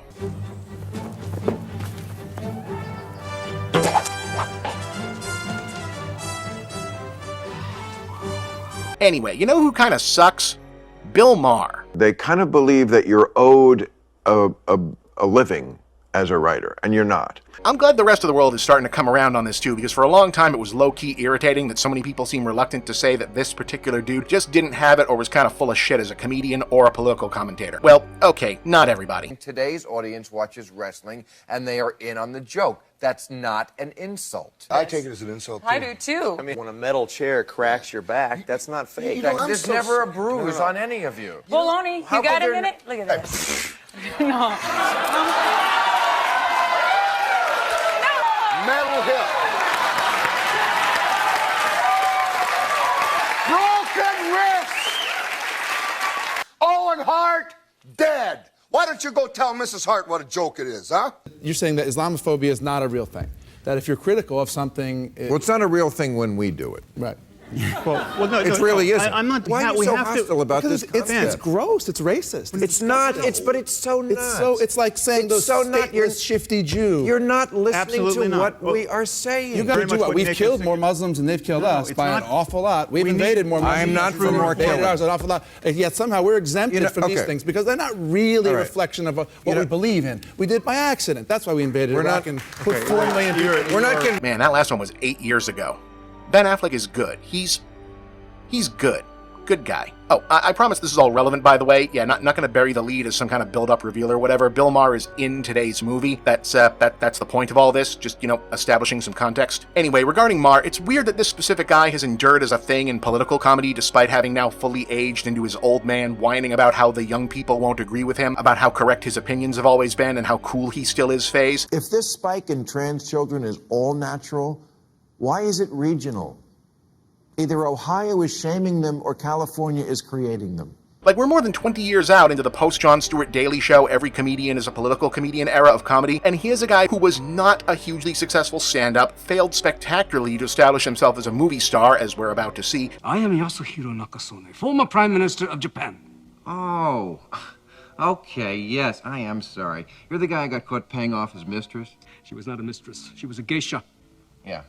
So are the girls up on Oriental Massage on Sunset. In the exact moment in comedy history where pretty much any smarmy white dude who could hit a tight 5 of observational sarcasm at the Chuckle Hut and had a marginally good LA cocaine hookup could land a sitcom pilot, and he's not only still kicking around but treated as a quasi-legit voice in political commentary, and still doing so entirely from clout built off the foundation of having been the guy in the chair on Politically Incorrect, the origin of which was someone at Comedy Central figured out that the McLaughlin Group but B-list celebrities and comedians with something to promote instead of politicians and academics to debate the news was a decent unscripted TV pitch, and Bill Maher was the level of topical comedy guy you could get to host that for what basic TV was offering in the 90s. And I'm not dropping my pants in front of other men, but go ahead. Okay. Well, how'd you get the job? But then the show got popular enough to move to ABC. He said a 9/11 thing and it got canceled, so everyone had to feel bad for him because if you didn't, you were siding with Fox News or whatever. HBO gave him basically a new version of the same show, but where people could speak uncensored, which was good, but also Maher got to do a lot more monologuing and shout down the guests and the audience when they disagreed with him, which was less good. But, it's HBO and ratings matter less and was one of the shows to get booked on for a good stretch, and now we're stuck with this fucking guy, even as he makes every effort at executing a reverse Jon Stewart and leaping backwards into his own rabbit hole of becoming everything you once pretended to hate, ignorance and regression. The don't say gay bill, first of all, it doesn't say that in it. It doesn't say don't say gay. Parents were not unreasonably concerned that schools had become a place where kids were being exposed to ideas. Like the fact that he eventually went out and bothered with Barbie, a movie he was definitely gonna hate, so he could get in on whining about it, struck me as funny for several reasons, but none so much as the reminder of how one of his earliest attempts at not even a little bit making it as a movie star was actually a cult classic trafficking in exactly the type of politics and social satire of the male ego he now apparently finds so upsetting. It's also, in hindsight, probably the only thing he's done that's really stood the test of time. Cannibal women in the avocado jungle of death.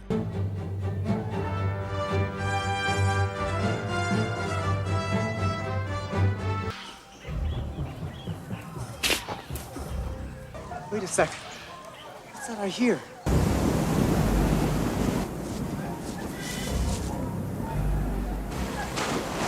Let's get out of here. What, are you nuts? Look at them. They're dangerous. They don't look dangerous. They look lonely.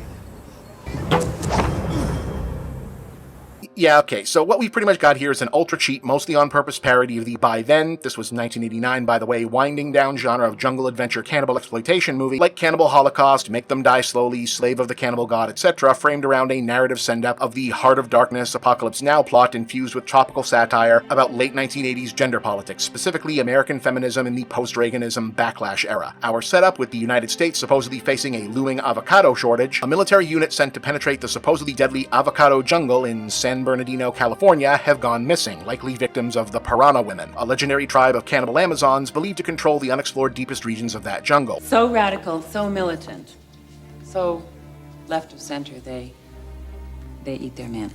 Oh, that. Well, if I like a guy, I usually started... They don't eat their men like that, Bunny. Dog tags? Look closely. They're covered with guacamole dip. Believing that a peaceful solution can be achieved, government agents reach out to Shannon Tweed as feminist studies professor Margot Hunt to lead a small non-military expedition consisting of herself, her undergraduate intern Bunny, and one guide to lead them into the jungle with the aim of making contact with the Piranha Women and offering them relocation to a condo community reservation in Malibu, with the added incentive that Margot may also discover what became of her colleague, Dr. Francine Kurtz, another feminist scholar eventually played by Adrienne Barbeau, previously sent to contact the Piranha Women who went missing some time ago. Dr. Kurtz? Internationally famous author of Smart Women, Stupid, Insensitive Men? Yes. That explains her sudden disappearance from the talk show circuit. Oh, and that's Karen Mistel from Return of the Killer Tomatoes as Bunny, by the way. Bunny! Oh, no. Bunny! I just found a big kitty. So after wrestling up a guide and settling on Mar as Jim because he's there, they're off into the jungle and yeah, this is what we're doing. This is it. The avocado jungle. Doesn't look like a jungle. The outer regions aren't very overgrown, but foliage gets thicker the deeper you go. There is no avocado jungle or any jungle in San Bernardino. That's the joke. We're very obviously just watching actors walk around the kind of woodsy parts of suburban Southern California and UC Riverside College pretending to be in a slightly less cheap version of the very cheap movie that they're in. We'll head down to some local establishments and see if we can find a mercenary to guide us through the jungle. I've never been to San Bernardino before. Don't worry, Bunny. We'll be all right. A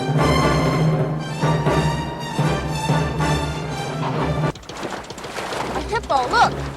A hippo? California? The Palm Springs hippo. It's a lighter version than its African cousin because of the low cholesterol diet, but it's just as deadly. Oh my God, it's charging at the boat! We're gonna down! Don't let it broadside us, Jim! Hard aport! Hard aport! Port, is that left or right? Left!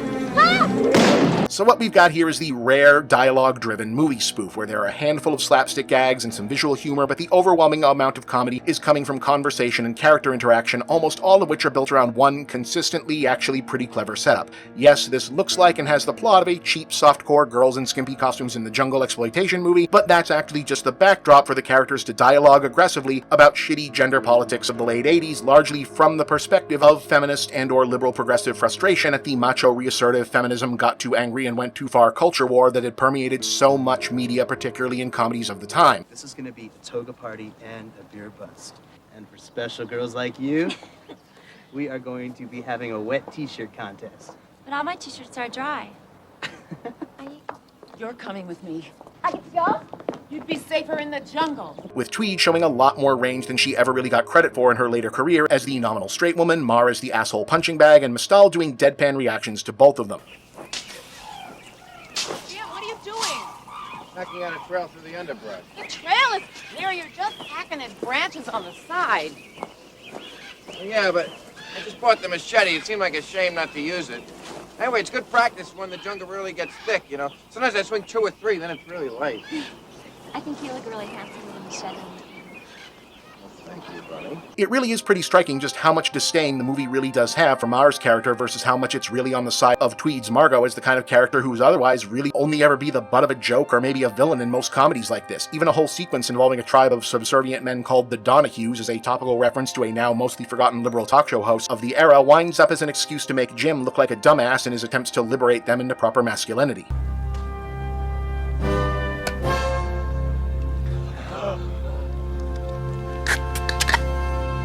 Hey, sexy mama! Hey, sexy mama. Hey, love machine! Hey, love machine. That's it. You wanna go for a ride in my vet? You wanna go for a ride in my vet? Yeah, that was pretty good. All right. Chick. Broad. Sexy mama. What? Dr. Holland, no! Dr. Holland, no! Of course, if you've seen Apocalypse Now or Red Heart of Darkness, you know where this is going when they eventually find the Piranha Women. Dr. Kurtz has in fact joined the tribe, set herself up as leader, and is responsible for the recent problems, but with a twist. The future of feminism lies in this temple. Dr. Kurtz, I'm unfamiliar with the academic guidelines at Radcliffe, but I would think any major university would consider warring on the United States and eating prisoners of war a serious breach of ethics. The reactionary male factions are terrified of them. Terrified of the example a nation of strong women might set for the rest of the country. After they succeeded in stopping the ERA, in the wake of a mainstream feminist backlash, they figured it was the perfect time to wipe out the Piranha Women for good. But the reservations in Malibu. They didn't tell you about were the thousands of subscriptions to Cosmopolitan that were timed for delivery when the Piranha Women took up residence. Not to mention the team of Mary Kay cosmetics saleswomen who were ready to pounce upon them. They had a secret plan for doing away with the Piranha Women. Something far more sinister than an armored division of infantry. Cultural assimilation. Then comes the political orientation. Yeah, and we got Billy Schlafly on standby. Within 5 years, the Piranha Women would have been just a bunch of bikini bunnies bouncing around Malibu searching for a good sushi bar. I know a great sushi bar in Malibu. You go down Sunset, turn right at PCH, and... You see? And a few more twists on the twist. If you girls are eating only men, you cannot possibly be getting everything you need from the 4 basic food groups! Thousands of years ago, the Piranha Women and Barracuda Women were as one. But we split over ideological differences. What were they? The Piranha Women believe that men should be slaughtered and eaten with guacamole dip. And you think that's wrong? Yes! We believe they should be eaten with clam dip. Outline for a book. It's true. I was planning a book, but it was going to be a scholarly work. Oh, hardly, Kurt. You spent too much time in the jungle. The field methodology is sloppy. Your conclusions shaky. Even Cher Height couldn't get away with the generalizations you make in your outline. You're no better than the chauvinist who sent us here. Right? I was exploiting the Piranha Women. You don't know what it's like trying to face David Letterman with a book on male insensitivity. David Letterman. The horror. The horror of that show. The horror. This is all very funny, and now with the benefit of time, downright fascinating as a cultural artifact considering how much has changed and also how much hasn't. The preferred narrative for social satire in pop culture tends to center on big, popular landmarks that either triggered or happened in tandem with nascent but prevailing cultural shifts like Blazing Saddles, so it's really something to see a spoof from this era aiming very much for broad appeal comedy but also hitting back at what were the prevailing and unfortunately very successful social politics of a lot of broad appeal comedy of the time, several years before much of the pop culture discourse turned around and got on the same relative page that this movie is already on. Elvis Presley. Janis Joplin. Patton. Joan of Arc. How about Tammy Baker? Jim Baker. Jerry Falwell. Jimmy Swaggart. Jessica Hunt. Fawn Hall. Done it right. Joseph McCarthy. Richard Nixon. Joan Rivers. Joan Rivers? I like Joan Rivers. I think she's funny. Well, I think Nixon's funny. I think you'd like to eat me right now, wouldn't you, Dr. Hunt? Dr. Hunt wouldn't eat Colonel, control yourself. Dr. Hunt is a respected middle-of-the-road feminist. And I'm sure she'll be happy to cooperate with us, especially when she considers how much this university depends upon grants from the Defense Department for its space weaponry program. What you do is you set up a joint committee consisting of equal numbers of Piranha women and Barracuda women. You meet bi-weekly, air any differences that might arise. Hey, let me carry the gun. Just to the edge of the jungle. Come on, I mean, you drove and everything, but let me carry the gun.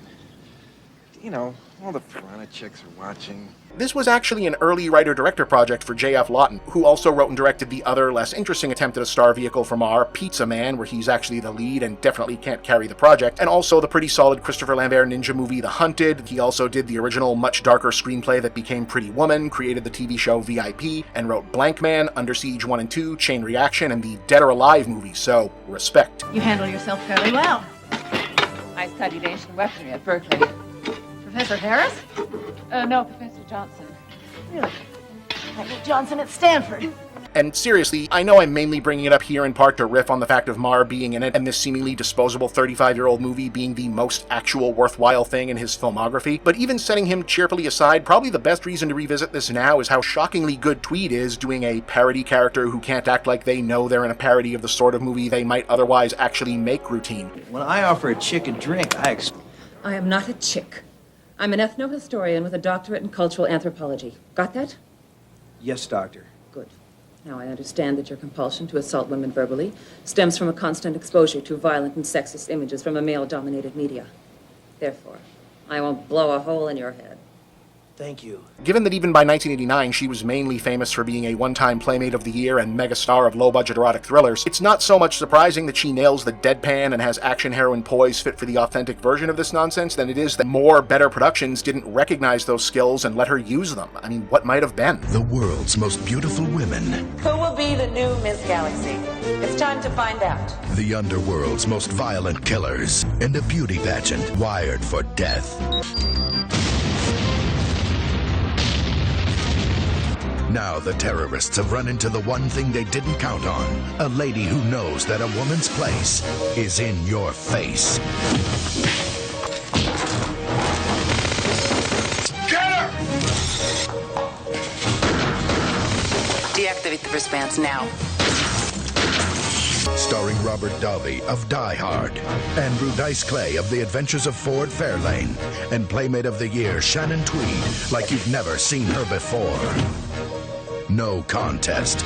Now it's up to two vice cops. One hard. The hell are you looking at? And one soft. Not much. To blow open the world of high-priced call girls who are being paid in blood. I'm gonna drop you!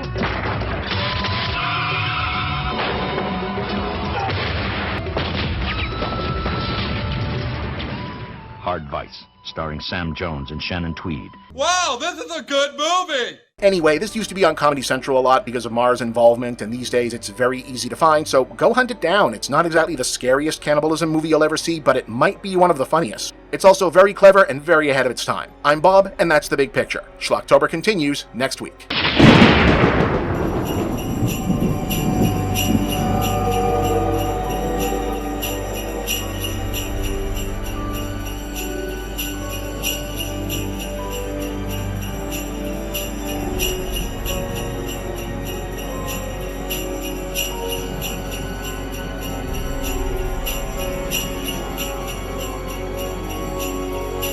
So, let's just jump right into this. Being primarily an online film critic, commentator, guy who makes the word sounds into the talk box with the pictures over it on the internet machine, whatever you want to call this, kind of means you move from platform to platform over years, and unless you're talented enough, lucky enough, already rich and or well-connected enough starting out to move up into the higher ranks of it, and I am none of those things, never have been, maybe never will be, right away, you pretty much look at audience turnover once every few years as a new crop of people file in and out of workspaces that need audiovisual distraction, and that's your job to provide. Basically, I get older, they stay the same age. Yes, they do. Yes, they do.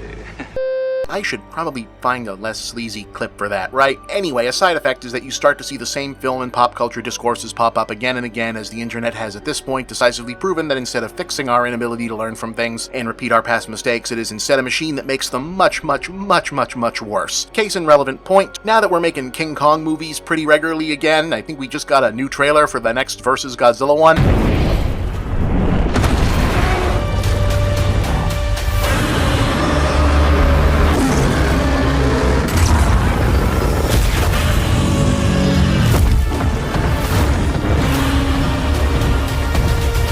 hey, yeah, that looks pretty good. Every year or two, we get a fresh round of people on the internet realizing with shock and horror that it's possible to read King Kong as a metaphor for stuff.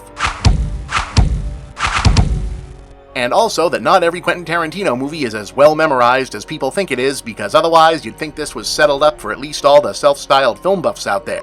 Fuhr ich da mit dem Schiff? Ja. Geschah die Reise gegen meinen Willen? Ja. Auf der Schiffsreise lag ich da in Ketten. Ja.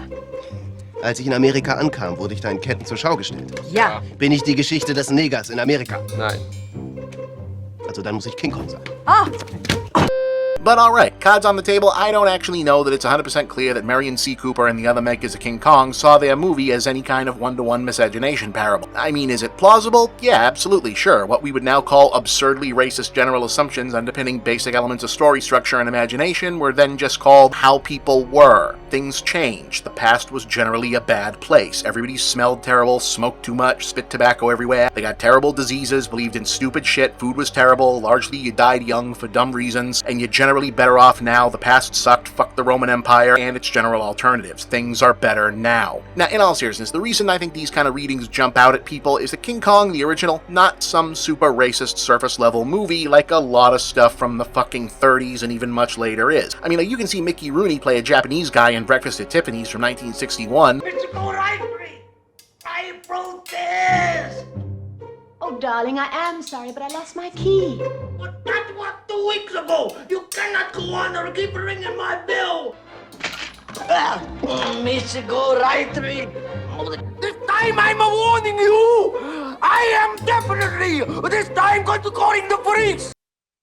That's racist, man. Yeah, that's just straight ignorant, dog. Yeah, and I think most people get why that was a problem. Even if you think it's not a big deal, you get why it's not okay. Whereas King Kong obviously has a lot of exoticism, not great representation and caricature happening when it comes to this made-up tribe of black natives sacrificing people to their gorilla god. It's mostly guilty of them being dehumanized fantasy props and cannon fodder that the film at worst vilifies and at best doesn't really care about than anything else in terms of on-screen narrative. So is that a racist movie is a question that comes down to how widely you want to apply that designation. You know, and the context is, it's a movie made in the defaults of a racist society, which also applies to movies like now. It doesn't go out of its way to be so, like a lot of other things in that era did, but I also wouldn't feel compelled to run out and give it an NAACP award just because nobody throws a watermelon or uses the N-word with a hard R. It's hard to explain this to a young person, but people of my generation are, Racist. That's it. Back to the metaphor, I think it hits a nerve for people that other readings of things don't, because you kind of get it right away, but also you don't because it's weird. It doesn't feel one-to-one when you think about it, and then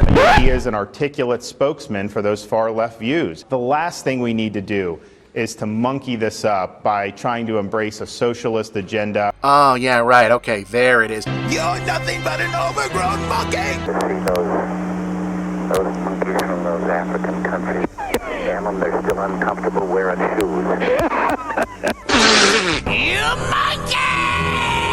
Wait, but monkeys aren't only from one part of the world, and did people really understand that back then? And, it's not like your average American racist from between the beginning of the country up through the Civil War and into even the 30s had like some deep knowledge of indigenous African wildlife, so Cletus the Grand Wizard of the Clan wasn't going, oh yeah, gorillas, that's a perfect anthropomorphic caricature animal to compare the black man to, certainly. Was that happening? Who knows? And then the whole apes crawling up and pawing at helpless women and carrying them off, that's a thing in movies, specifically way before, during, and after Kong did it with a giant ape, but it's not really a gorilla thing in reality. Chimpanzees are really more documented to be the animal that messes with humans, wounded humans, young humans, etc. Gorillas are really more of a don't start anything, won't be anything animal in reality. So where does this come from? Did it come from anywhere? Or did people just start pulling this out of their ass as a thing to say about King Kong movies for attention? Like we ran out of good movies to have discourse about, so find a hot take on King Kong. Turns out, kind of the other way around, believe it or not.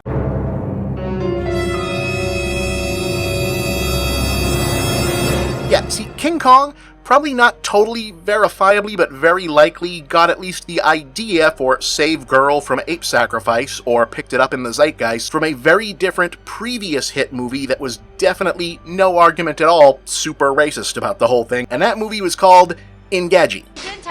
I didn't sneeze. Yeah, so now that we've successfully unburied the very buried lead here, Ingagi is a film from Congo Pictures, released in 1930, purporting to be an ethnographic documentary, comprised of footage shot by the exploration crew of London explorer Sir Hubert Winstead, in a previously unexplored region of the Belgian Congo, wherein he documented the discovery of numerous fascinating new species of animal and a tribe of natives who worship local gorillas as protector gods and placate them by gifting young women as sex slaves to the gorillas. Winstead claims to present evidence of these lascivious details and more, and most of it plays out like... Look, just here's some of the movie. Take a look.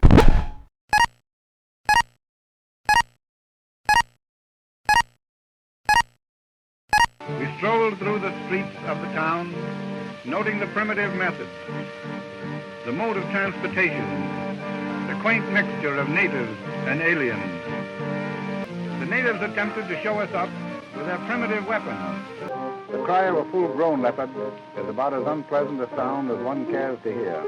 It sent a chill down my spine when I heard it for the first time. Out it came like a flash of tawny light, and I pulled the trigger. At last we had penetrated into the heart of the Ingagi country, where no white man had ever been before.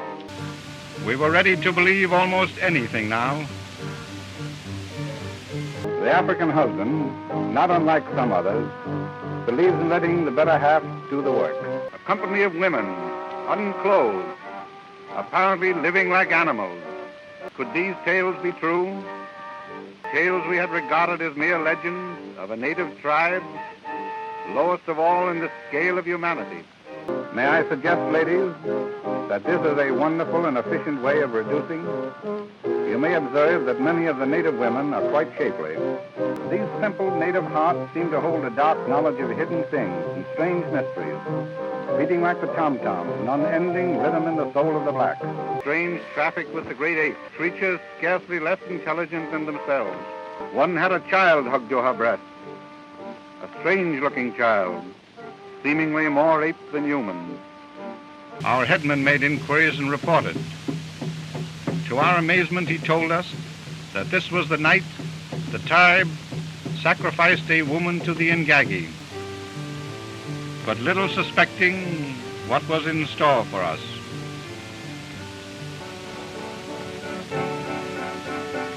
The brute pounced upon her, and she screamed like one possessed. But the limit had been reached, and at last he fired. While the gorilla is seldom the aggressor, he was now being robbed of his legitimate prey and was prepared to fight to the last ditch. Dropping the woman, he came on with roars that seemed to shake the very earth. His struggle with death was awesome, with almost human screams of agony. He twisted and turned, and at last lay still.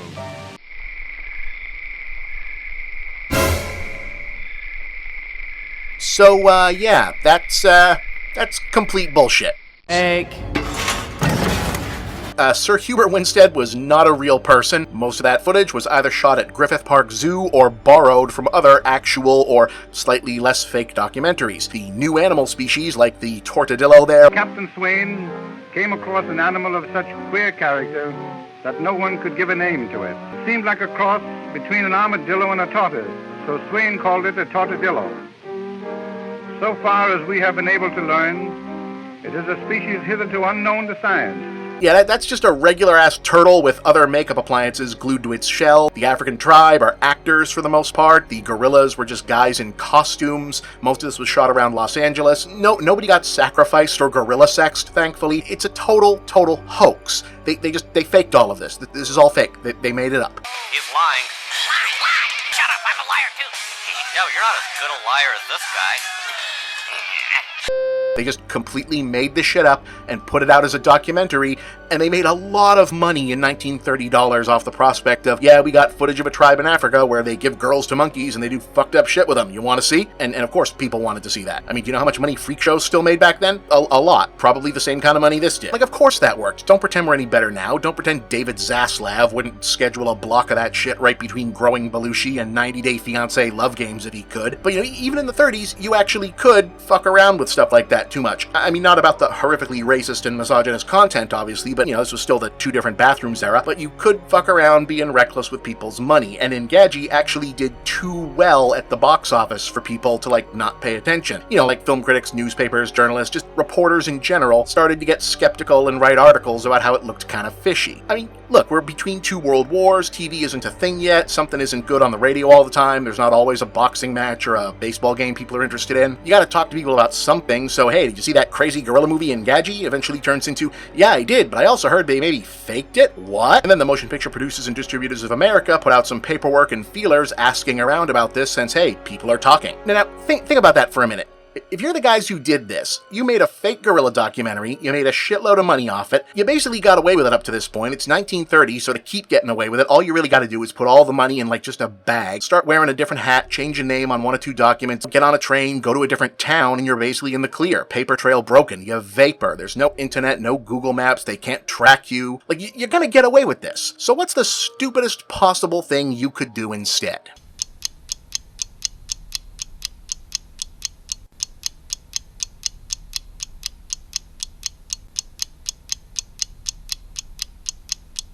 Yeah, so they did that. The guys who made Engadget sued the MPPDA for defamation, claiming damages because they'd raised questions as to whether or not their fake movie was fake.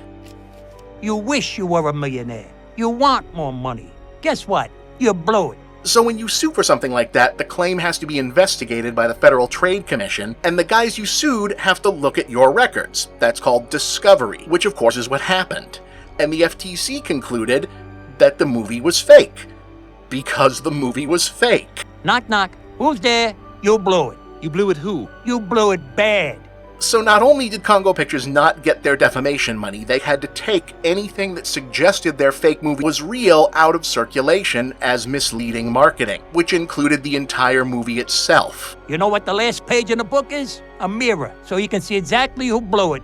Being you. So for a long time, you just couldn't see Engadget. You couldn't watch it. It couldn't be screened legally, which didn't stop that many places from showing it around, but they weren't supposed to. Not that you'd want to see it. It's terrible. It's very boring, even apart from all the gross bullshit, but for a while, people treated this as lost media. You can watch it on YouTube now, of course. There's a couple Blu-rays out. I think Something Weird still has a copy around. The legacy of the entire thing in terms of mainstream popular culture is that it supposedly played very, very well, especially in theaters that were owned by RKO, and that's the company who later put up the money for King Kong. You know, monkey see, monkey do. So it's not at all unlikely that someone looked at this piece of shit raking in all that money and said, okay, so what if we made a good version of this? And I don't know, maybe if the gorilla is like really big. And also, because its subject was so infamous, the title was borrowed as a sarcastic reference about a decade later for an otherwise unrelated mad scientist missing link horror movie made by black filmmakers called Son of Engadget, which has the distinction of being, as near as anyone can attest, the first horror movie with an all African-American cast. So that's certainly something.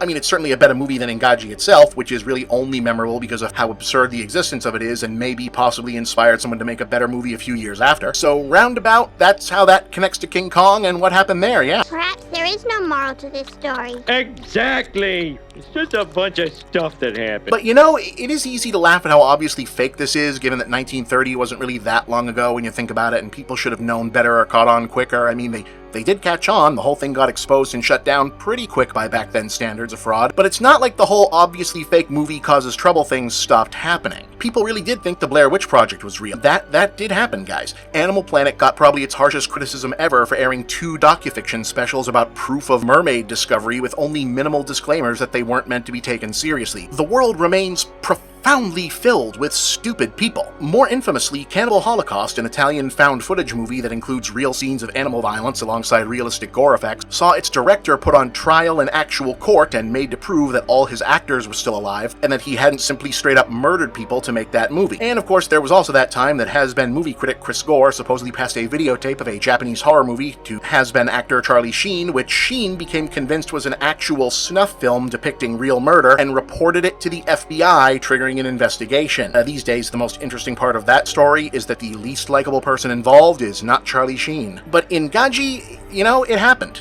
It may have inspired King Kong.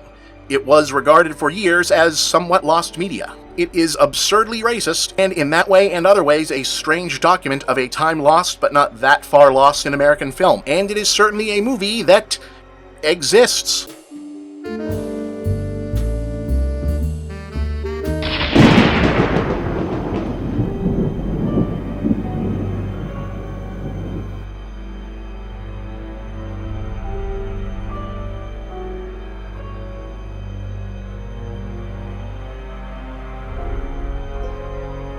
So earlier this year, when we launched our new series, This Movie Exists, I mentioned I didn't really know what it meant for the future of Schlocktober, whether I'd move the tradition there, since it's more of a movie-centered thing, or keep doing it as a yearly big picture event, since it might be odd to have 2 movie things going for a whole month, and well, with that series still being new and finding its footing, my read right now is that the future is still the future, so I'm splitting the difference and doing a cross-promotion. You're gonna get a more old-school Schlocktober classic version of at least 2 flicks here on Big Picture in a slightly different format, and a robust, different recipe combo version with the same 2 because they're a series over on TME, which, yes, also gives us more traffic for the month. What do you want me to say? I'm in debt up to my eyeballs. Yeah, pretty much that. Anyway, how long have I been doing this bit? 13 years, and in all that time we've only seen Vincent Price show up really a couple times? That feels wrong. So this year, only Vincent Price. A complicated, and many would say underappreciated or even underutilized, which sounds odd considering he made well over 100 movies and even more TV, radio, and theater appearances, known for playing larger-than-life but not always over-the-top and often oddly sympathetic villains, mostly but not exclusively in horror and science fiction films, with a cutting, sometimes catty sense of sarcastic humor. Vincent Price was a sought-after character star as early as the 1940s, but by the 1960s and 70s, with many other vintage horror and thriller stars of Golden Age Hollywood, even just a few years his senior, either too far into semi-retirement or poor health to ride the then incoming waves of nostalgia, camp appreciation, retro-gothic irony, the Euro horror invasion, etc., Price found himself ideally positioned as the classy elder statesman but with an edge actor who could reliably show up, give 110%, and never let on if he thought the material was beneath him, even if it probably was. Basically, imagine if Ian McKellen and Nicolas Cage were the same guy. I am afraid, madam, that he has made his final crossing to that Stygian shore. What? He's dead. Are you some dark-winged messenger from beyond? Answer me, monster. Tell me truly. Shall I ever hold again that radiant maiden whom the angels call Lenore? How the hell should I know? What a fall. All the way down the stairs. It's wonderful. But then you always were good at falling from a great height. Can't compare, my dear Geoffrey, with your famous death scenes, which you have played so brilliantly. And for so many years, bitch. Today in 2024, if most people think Vincent Price, I imagine what comes to mind is memorable facial expression and iconic delivery. So here's The Abominable Dr. Phibes, a movie where his face can't move and he doesn't even open his mouth. Gotta love someone who's open to a challenge.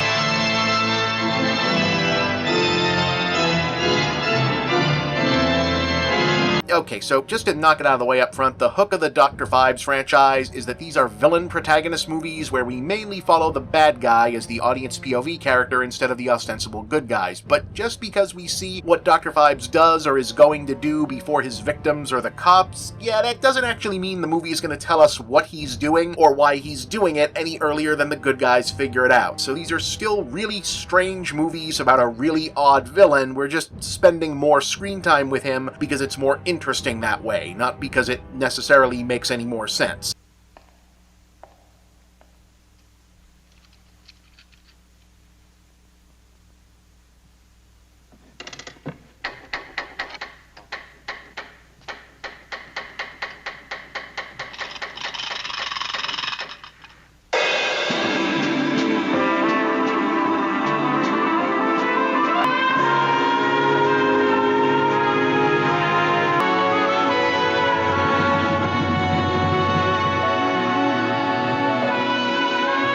Case in point, this guy playing the organ with the clockwork robot backup band and the cloak at the beginning, that's Dr. Anton Fives. The girl assistant is Volnavia. Why are they lowering a birdcage into a car in the basement? What is in the birdcage? Why does this process require musical accompaniment and a costume change for both of them? Or any process period when apparently they're the only ones involved in it, especially when we haven't been told who these people are and just kinda have to assume one of them must be the abominable Dr. Fives because the movie is called that? Only one of those questions will ever be answered. The cage has killer bats in it, and they went to put them in this guy's house.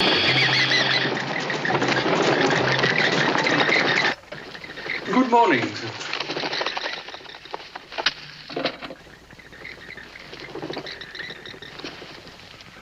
And Scotland Yard is on the case. Ooh, they're nasty looking little blighters, aren't they? Seen them in Mandalay. It's like your throat dry, they were. Yeah, well, that's where they belong, in the tropics. I mean, not here, not in a place like this. Yes, all right, thank you very much. Take them all off to the laboratory, would you? Right, sir. And have them double-checked for rabies. Yes, sir. Now, Morgan. Yes, sir? Where the hell are you? On my beer, sir. Oh, so you are. When you're finished up there, I want you to question the butler again. Oh, don't take him out like that. At least cover his face up.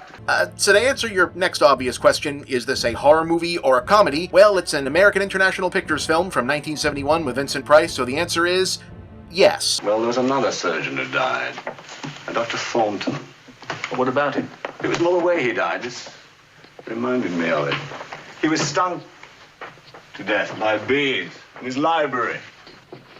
Bees in his library? Basically, by the time this came out, the successful producers of B-movies and genre fare that had been in the game for a while and wanted to stay there but hadn't yet or just didn't plan to segue over into the darker, grimier grindhouse scene or full-out avant-garde horror mode basically embraced an if you liked it, then we meant to do it approach to audience appreciation. Are the people scared? Good, we got their money. Are they laughing at it?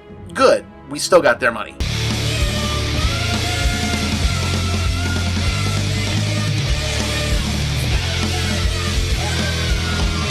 But also, the abominable Dr. Fives is actually a pretty lean, style first, second, third, everything else, distant 10th, back and forth experiential loop of a movie once it hits its groove. Apart from a fig leaf narrative conceit that this is all technically taking place in 1925, so they don't have even 70s modern forensics tools to solve any of the crimes right away, you're basically watching the most flamboyant bad guy the filmmakers could think up doing a killing spree with the most unnecessarily elaborate and overdesigned deaths he can think up, and then the ultimate caricatures of dry English inspectors show up to, oh my, I do say that's a bit of business now, isn't it? What? Over the results in increasingly bewildered but also increasingly detached frustratedness. Medical men die every day. I'm aware of that, sir. Good. They're composed of the same flesh and blood as you and I. I'm aware of that too, sir. I happen to have seen rather a lot of their flesh and blood in the past few days. Now, this is most unsettling. Thank God the newspapers have been slow in picking up these stories so far. Well, we've managed to withhold most I of don't them. propose to go into the seriousness of this crow, but if the press do get hold of this... We'd have a disaster on our hands. What the hell do you think we got at the moment? But okay, since, like I said, part of the gimmick of the movie is following the villain, but still being mostly in the dark as to what the villain's whole deal is a lot of the time, pretty much right up until it's almost over,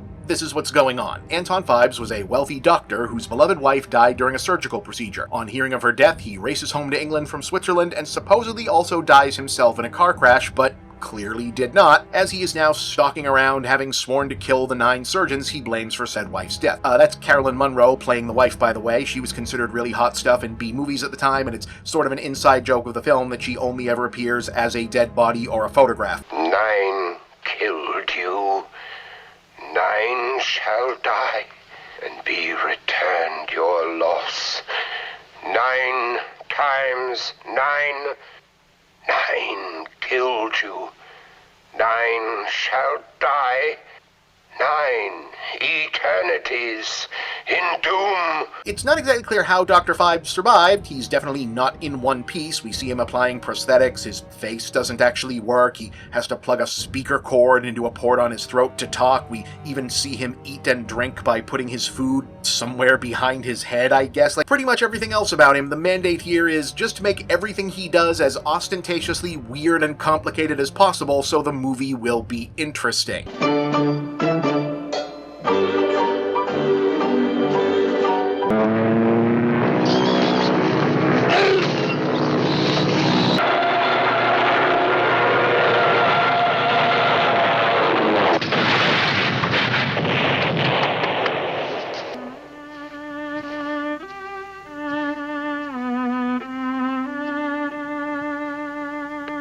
to that end, Five's murder theme is the 10 plagues of Egypt. So he kills people with, say, a swarm of locusts to represent the plague of locusts. Okay, that's pretty straightforward. Draining all of a victim's blood for the plague of blood. Again, kind of makes sense. Or tricking them into wearing a mechanized frog mask that crushes their head at a costume party to represent the plague of frogs.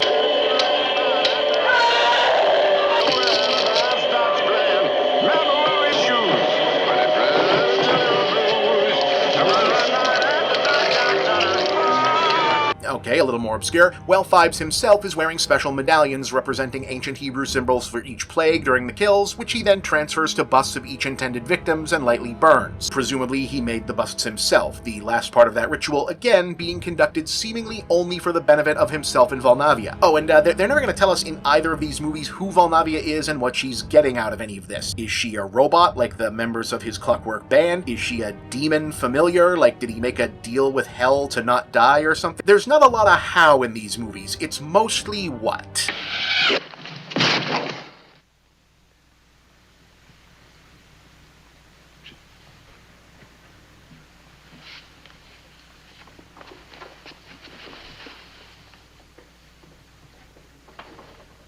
And then each time, Scotland Yard shows up after the fact to go, "Oh my, well, that's pretty unusual if I don't say so myself." It appears to have been fired by a catapult, sir. Oh, brilliant. And this time, due no doubt to some organizational oversight, you arrived there before the crime.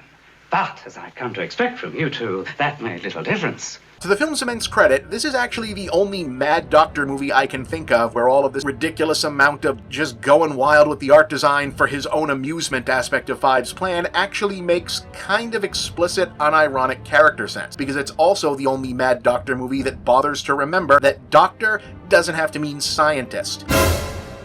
Fives was a concert organist with doctorates in music and theology. Yeah, The Abominable Dr. Fives is not a mad scientist movie, it's a serial killer movie about a mad fine art scholar.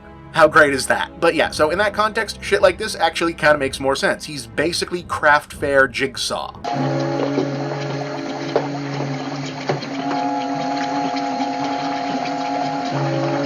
It's brass. He's cast the thing in bloody brass. And actually, his device for the firstborn plague against the main surgeon does feel pretty much just like a jigsaw trap if those movies had been made for this period. That is an X-ray of your son's rib cage. A tiny key has been lodged close to his heart.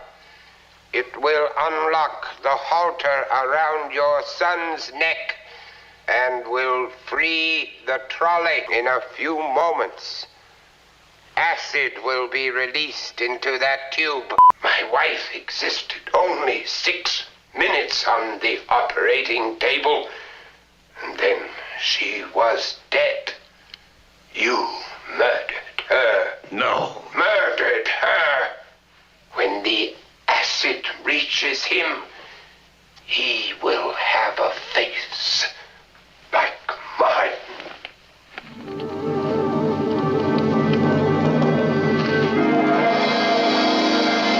And as for the final one, the Plague of Darkness, that turns out to be for him is the idea. Yeah, Fives actually does give his final nemesis basically a fair shot at winning or losing and hops into an escape pod of embalming himself alive next to his wife in a tomb the police can't discover.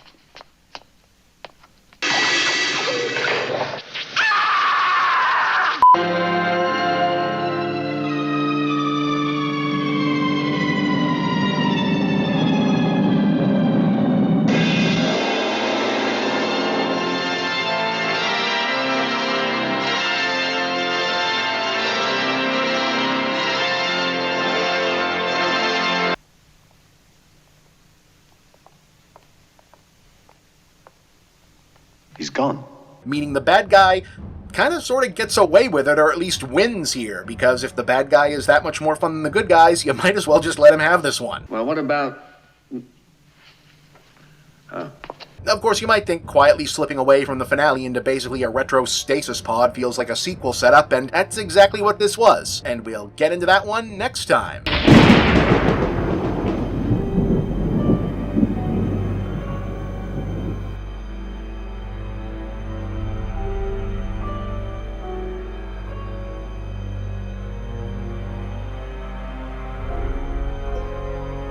So there's a term of art in movie making, or maybe there used to be, I don't know if anyone actually uses it anymore in this context, they used to call just business, or doing some business, or a bit of business, that pretty much just referred to stuff happening on screen for the sake of having stuff happen on screen. Like giving a character a prop to play with, or a task to do, or making a specific action need to follow a set of steps, or adding steps to a process, or making some contraption or procedure more elaborate than it necessarily needed to be, because people showed up to look at the movie and you want to give them something to look at, even if what's actually happening isn't important or moving the plot forward, or if it is important or moving the plot forward but isn't in itself altogether fully engaging, because, once upon a time when people watched a movie, it was assumed they were watching the movie, not kinda listening to the story while they folded their fucking laundry.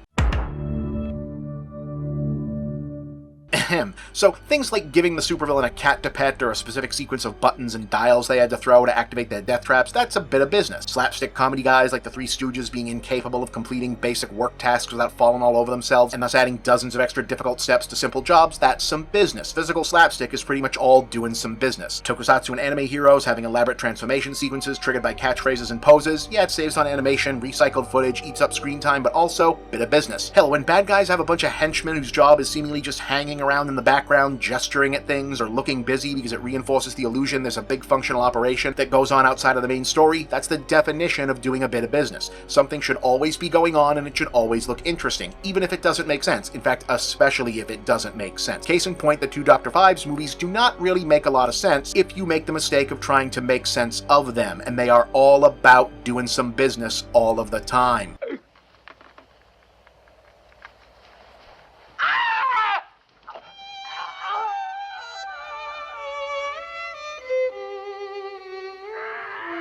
Give me excess of it. No. You've seen lots of movies where the villain does the Phantom of the Opera play the organ routine? Okay, well this guy has a whole band. Wait, even better, his own creepy robot band. Dr. Phibes can't move his face and his voice comes out of speakers, that's already pretty unsettling. But what if he also has to plug an audio cable into his neck and walk over to plug the other end of the nearest speaker whenever he wants to talk? That's giving your star and movie a bit of business to do. Or when he puts food in the back of his neck or wherever that goes. He's gonna kill people with gimmicks? They better be gimmicky. These movies are constantly standing on a bit of business. I suppose we better take him down. Why? I don't understand. Whose mind could conceive of such a bizarre way to kill? A man called Phibes, sir. Dr. Anton Phibes. And thus, a very strange first movie, full of business, was big business for American International Pictures, and that meant sequel. Lifeblood then flowed back into Phibes. Great wheels and motors sprung into motion. And Dr. Phibes once more walked upon the earth.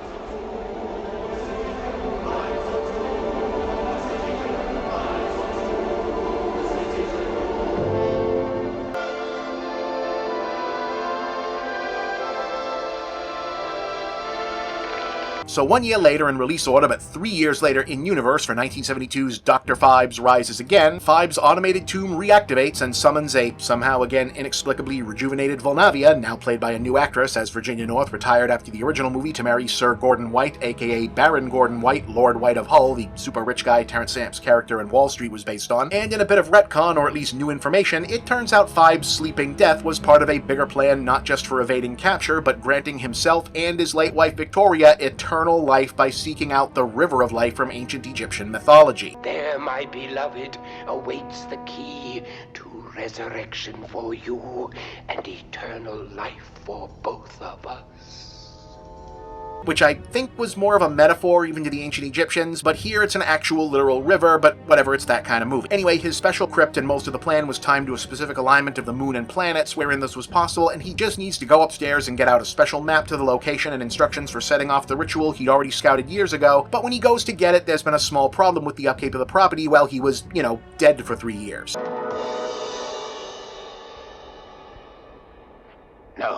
No.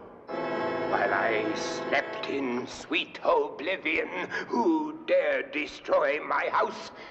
The safe. Could it still be here?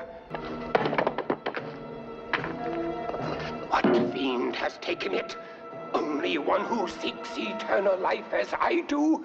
Beiderbecke. And so he is a gimmick for the movie. Beiderbecke is another wealthy, eccentric, not exactly good guy with a secret. In this case, he's a centuries-old immortal kept young by way of a mysterious magic elixir that he's just about run out of, and he's stolen Five's map to the River of Life so he can use that as the new source of renewed youth for himself and his lover Diana. You're a strange man.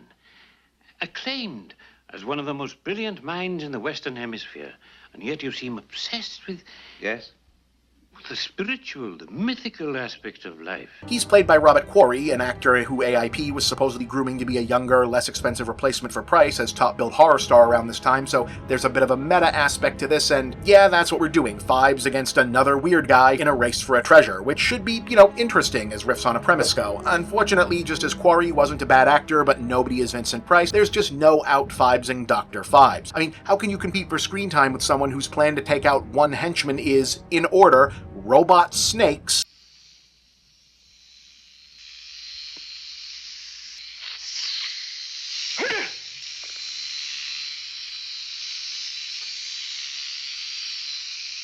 to create a false sense of security about the real snake,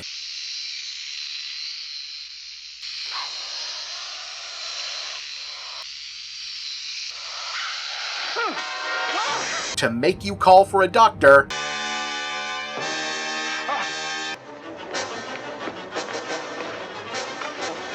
so they can trigger a booby-trapped phone. Were there perhaps other ways to ensure that henchman picked up the phone? Sure, probably, but then they wouldn't have gotten to make and use the robot snakes, and where would the fun in that have been? They won't steal the silverware. I've glued that to the ceiling. Dad, I understand the silverware, but why the dog? You understand the silverware? Cuckoo. Plus, if Fives didn't do things like stuff his victims into giant bottles and throw them off ships, because what else is he going to do with the giant bottle he brought on the ship with him, or insist on bringing his robot backup band and organ with him to Egypt, Scotland Yard might never figure out any of this was happening in the first place. A man's body had been washed up. Fallen overboard? In a sense, yes, sir. Men fall overboard all the time. That's what the locals are for. That's what I complain about in this department. This one was inside a bottle, sir. Do what? He was inside a bottle. Glass it was. About 7 feet long. Corked. Also, wait a minute. Robot band, mechanized animals, crazy guy who won't die?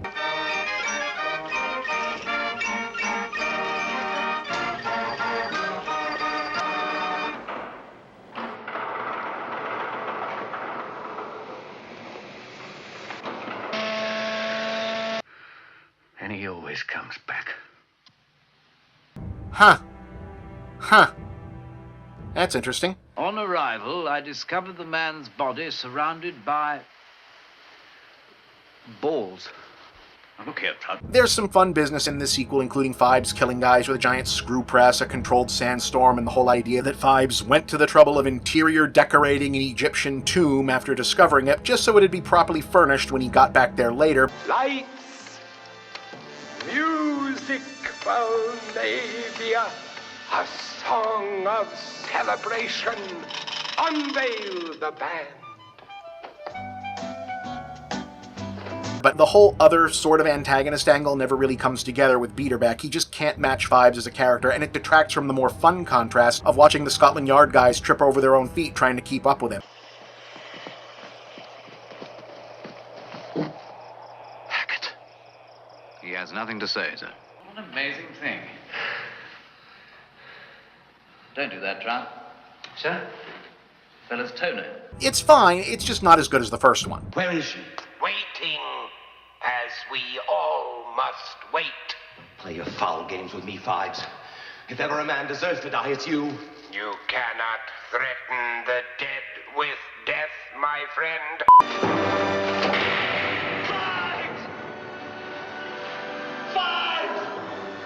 Fives! I beg you!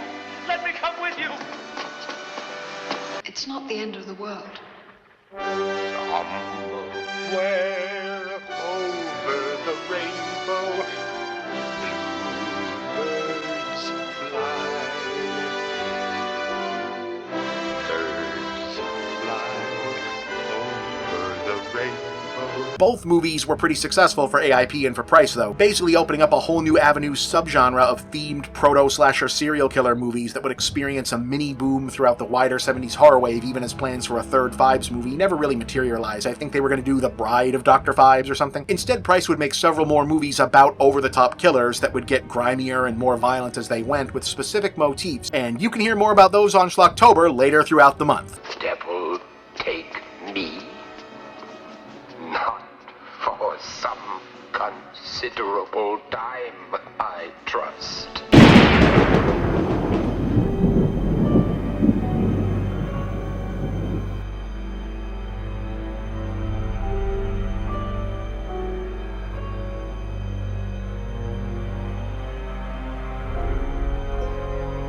So, you enjoyed Vincent Price going all style and sort of minimal personal restraint, at least as facial and verbal gesticulation is concerned, while the aesthetics went full tilt stylistically wild in a spooky but gory but somehow also kinda cozy and old-fashioned way in the abominable Dr. Phibes movies. Well, how'd you like to try the exact literal opposite of that? It's a grave tale, Snipe, and difficult to write, but I'm sure you can rise to the occasion.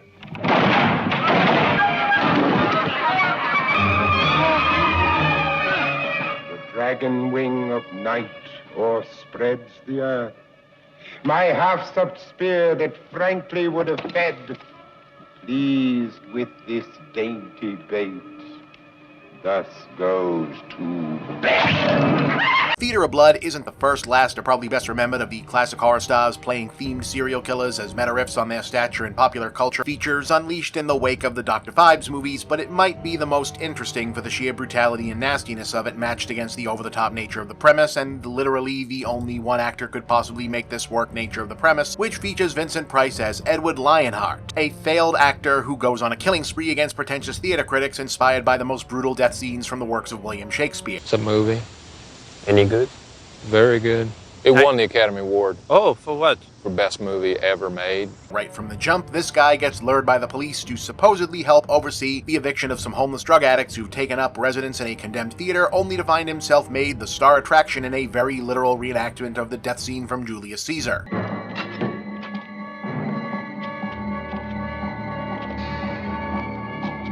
Constable! Constable! A little help here.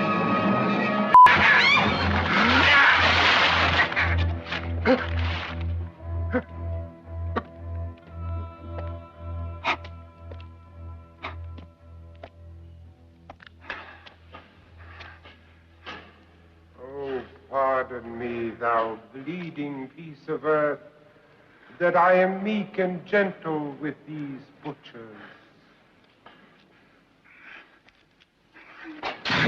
It's you. But you're dead. No. No, another critical miscalculation on your part, dear boy. Okay, so everybody got the basic idea here? Well, hope so, because this is another one that kicks off in media res and only gradually explains what's actually happening, to whom, by whom, and why, the closer it gets to the ending. Yes, well, when I see 5 weirdos dressed in togas stabbing a guy in the middle of the park in full view of 100 people, I shoot the bastards. That's my policy. That was a Shakespeare in the Park production of Julius Caesar, you moron. Produced by Harbor Productions and Cineman rather than the international horror mainstays like AIP or even British specialists like Hammer or Amicus, and often called a personal favorite of Price's, possibly just for the fact that he got to perform a bunch of classic Shakespeare standards that he'd always wanted to do on screen but could never get cast in the full versions of. This came out 1 year after Dr. Phibes Rises Again and sort of feels like a spiritual sequel but also like a thematic inversion. Though like that predecessor, it once again starts off with a killing spree already underway and expects us to just catch up. The better you know your Shakespeare and or your inside baseball jokes about the shifting power dynamics of the English stage scene of the early 1970s, the further ahead you're gonna be of the rest of the audience, at least in terms of the gimmicks. Juliet, so much pasta fazool, Romeo doesn't want her anymore. Ha ha ha. Whoa, tough crowd. They're booing Shakespeare. Which, yes, does mean that the non-murder parts of this deliver the very funny spectacle of the various cops and detectives sheepishly admitting that, they probably should know, but don't really remember their Shakespeare all that well from school, and then having to read through, like, the Cliff Notes as part of their investigation, because, yeah, this wasn't fucking around. Our premise here is Scream, but for theater nerds, but also, instead of hating random high school kids, it hates theater critics. What's the next murder, Inspector? Intended murder, you mean, Sergeant? It's Titus Andronicus. A couple of chaps are mutilated and beheaded. Another stabbed and thrown in a pit. And to cap it all, some queen is made eat her children baked in the pie. One always felt that you were striving to be complimentary, but not always complimentary. Critics make errors. After all, we're all human. An opinion I find myself incapable of sharing. Yeah, okay, let's back up again. Like I said, as part of how proto-slasher movies like this and the Five cycle held the audience interest, is that the killings start right away. We figure out the killer's theme as the investigation does, and really only find out why they're doing this to put all the stakes at full blast right at the finish. But for our purpose here, on Schlocktober, the eventual setup is that Price's Edward Lionheart was an aging star of traditional British theatre scene who had been long criticized as an over-actor too married to the classical stage, only performing Shakespeare, and it's later implied, rejecting the newer modern method acting or Stanislavski system that had come to dominate his craft in the 20th century. I understand that the greatest actor of all time never earned your approval for one single performance. Never. Not one good review. Edwina, in his entire career, your father refused to appear in anything but Shakespeare. A truly great actor illuminates the present as well as the past. I attacked your father because I thought I could goad him into the 20th century. What do you want, Devlin? After having expected to be finally awarded a British Theatre Critics Association Best Actor prize for a self-produced, self-starring run of Shakespeare productions he'd intended as the crowning run of his career, only to see it instead given to an unseen by us in the audience rising star of the method scene, Lionheart snaps and confronts the critics group at their after-party. This year, my season of Shakespeare was the shining jewel in the crown of the immortal bard. Quite insane. He must be drunk. But you, with your overweening malice, give the award to a twitching, mumbling boy who can barely grunt his way through an incomprehensible performance. Only to snap again when they take the occasion to mock him and supposedly takes his own life. There's the respect that makes calamity. So long life!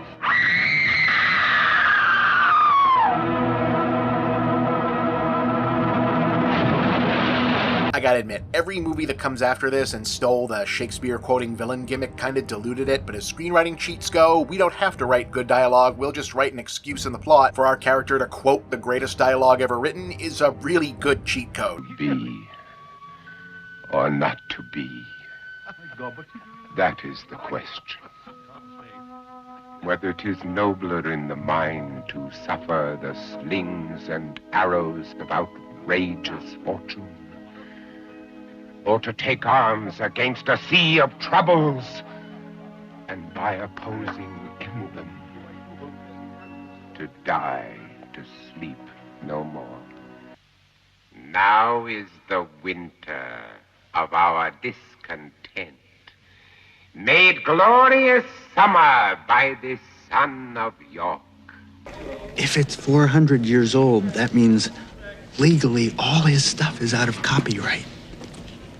What do you say? It's free. But yeah, the rest of this you can probably guess. Lionheart didn't die and was instead nursed back to health by a community of homeless meth drinkers. That was a particularly tragic subset of addiction that mostly existed in the early to mid-20th century urban UK that involved drinking denatured alcohol, aka rubbing alcohol, ethanol, etc. It's as dark as you're thinking. Oh, brave new world that had such lovely creatures in it. Whom he has assembled into his personal theater company for his now unfolding revenge scheme, using his skills at acting, costuming, makeup, knowledge of Shakespeare's most gruesome plays, etc. to exact brutal vengeance on the critics who humiliated him. So we get that stabbing from Caesar, the horse-dragging from Troilus and Cressida, the beheading from Cymbeline, drowning in a cask of wine from Richard III, tricking a guy into strangling his own wife because that's the reference to Othello, electrocution because that counts as burning Joan of Arc in Henry VI Part 1, which is kind of a reach, and I think they mostly wanted an excuse for Price to do a whole shtick in this hairdresser outfit. Hello. I'm Butch. Hey, dishy hair. Can't wait to get my hands on it. Even the pound of flesh from Merchant of Venice. It was a pound exactly, was it not? A pound, no more, no less. This is 2 ounces over.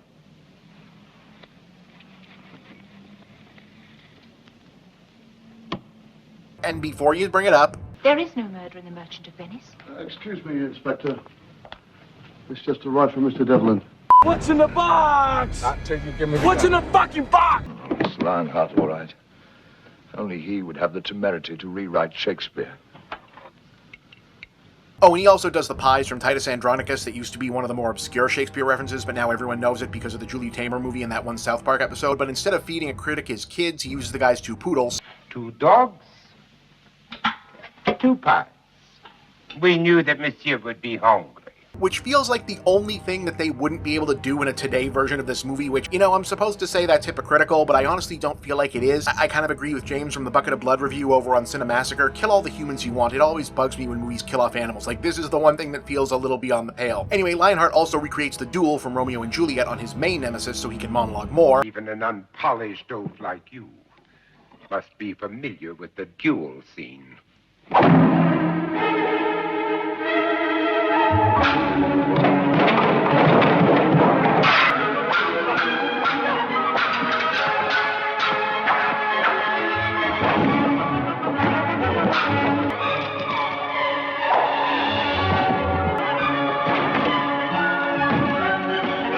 But leaves him alive so he can do the blinding from King Lear in order to force him to admit that they were wrong about his talents after all. But things there go awry, and look, how did you think something like this was going to go ultimately?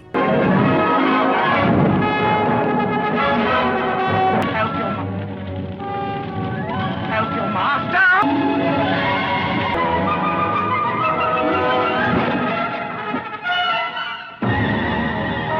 Plague upon you, murderers, traitors all! Oh, my daughter! How does my royal lord? How fares your majesty? Howl! Howl! Howl! Howl! Oh, you are men of stone!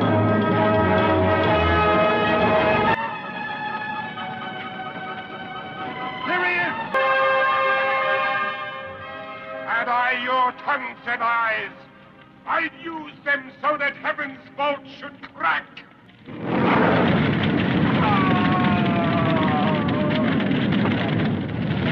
Weren't those lines from King Lear? Yes, it was a fascinating performance. But of course, he was madly overacting as usual. But you must admit, he did know how to make an exit. That's Ian Hendry as the Survivor critic and Diana Rigg as Lionheart's daughter and accomplice. They were both OG cast members of the original TV Avengers series. There's a lot of really good actors in this, given the nature of the material. The director Douglas Hickox once said that it was one of the easiest jobs he ever had because there were so many great actors in the movie. All he had to do as director was open the dressing room door and let the cameras go. Oh, and Rigg also said she thought this was her best movie, period. Lionheart, think of your daughter. Think of what you've done to her with this insane vendetta of yours. My daughter? What have I done to you, my daughter? Good my lord, you have begot me, bred me, loved me. I return those duties back as are right fit. Tell Sassy. I wanted to know it was me.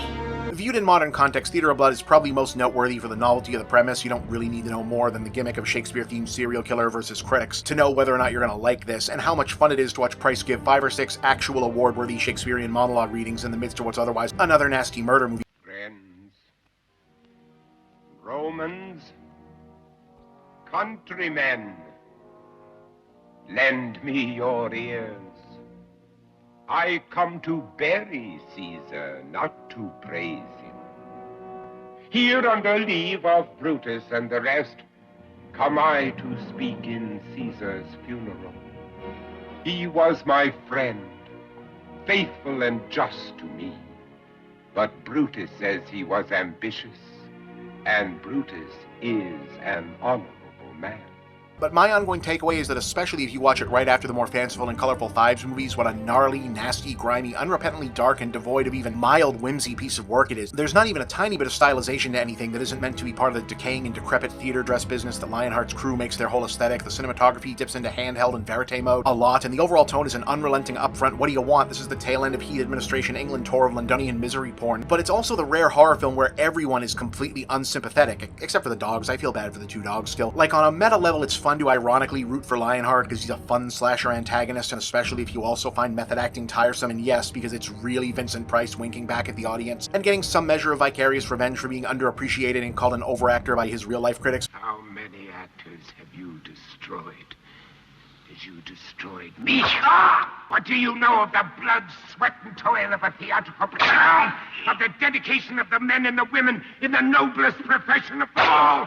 How could you know, you talentless fools who spew vitriol on the creative efforts of others because you lack the ability to create yourselves? But, you know, character-wise, when it's all revealed, he really is just this petty dude who cares way too much about what his own critics thought, and the critics, meanwhile, are these awful elitist snobs who look down on actual artists and are sleazy to their assistants, and yeah, some of them really have this coming. It's a really profoundly apocalyptic, cynical vision of its own tiny, insular world where a creature like Lionheart is almost doing everyone a favor, burning it all down and taking himself out with it. Come, fire!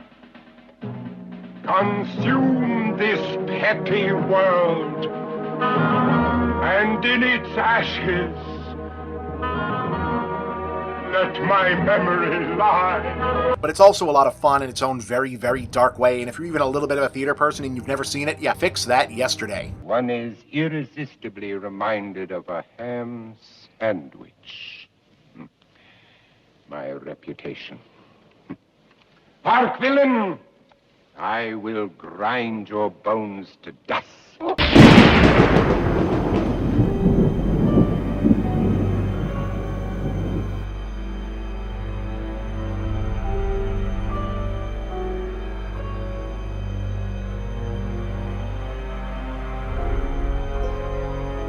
So this year, you've enjoyed Vincent Price partly inventing the slasher who commits to a theme genre as the fancifully flamboyant retro killer in the abominable Dr. Phibes movies, and watched him go the opposite direction as a brutally gnarly era contemporary serial slasher with a Shakespeare hang-up in Theater of Blood. How about something somewhere in the middle? Specifically where the same producers behind the Phibes movies saw the actually very positive reviews for Theater of Blood and said, shit, we should do one like that. I am not afraid.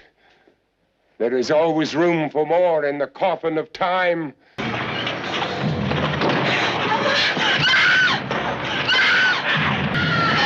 So here's Madhouse, also sometimes re-released as The Revenge of Dr. Death and based on the novel Devil Day by Angus Hall, which once again finds Price playing a meta-joke riff on the subject of being Vincent Price, here a wealthy Hollywood horror star named Paul Toombs, famous for his recurring role as a villain named Dr. Death, who based on what we see is a killer surgeon who may or may not also possess supernatural powers and kills victims, usually beautiful women, using torture, traps, and surgical tools. We must work fast before rigor mortis sets in. Hand me the scalpel. We don't really get a clear extended look at any of the Dr. Death movies because part of the film's meta gimmick is that almost all the footage of Toombs' performances are repurposed from Price's actual earlier films owned by producer American International Pictures, specifically The Raven, Tales of Terror, Scream and Scream Again, The Pit and the Pendulum, Haunted Palace, and House of Usher, which is why the film also includes a guest appearance credit for both Basil Rathbone and Boris Karloff, despite both actors having died several years before the film was made. Mind and body at peace entirely.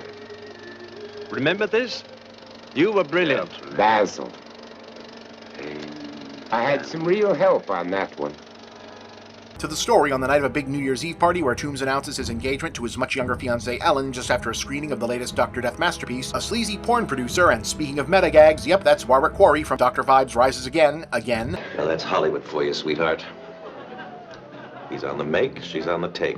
Introduces himself and pretty much just to be a dick about it, reveals that said fiancé is, unbeknownst to Toombs, a former adult film star from his company and his former girlfriend. Toombs doesn't exactly react great to either piece of news and she leaves the party, leading to them being separated exactly long enough for him to apparently pass out and her to be attacked in her room by someone wearing a Dr. Death costume. So when Toombs wakes up and goes to apologize, I shouldn't have said what I did.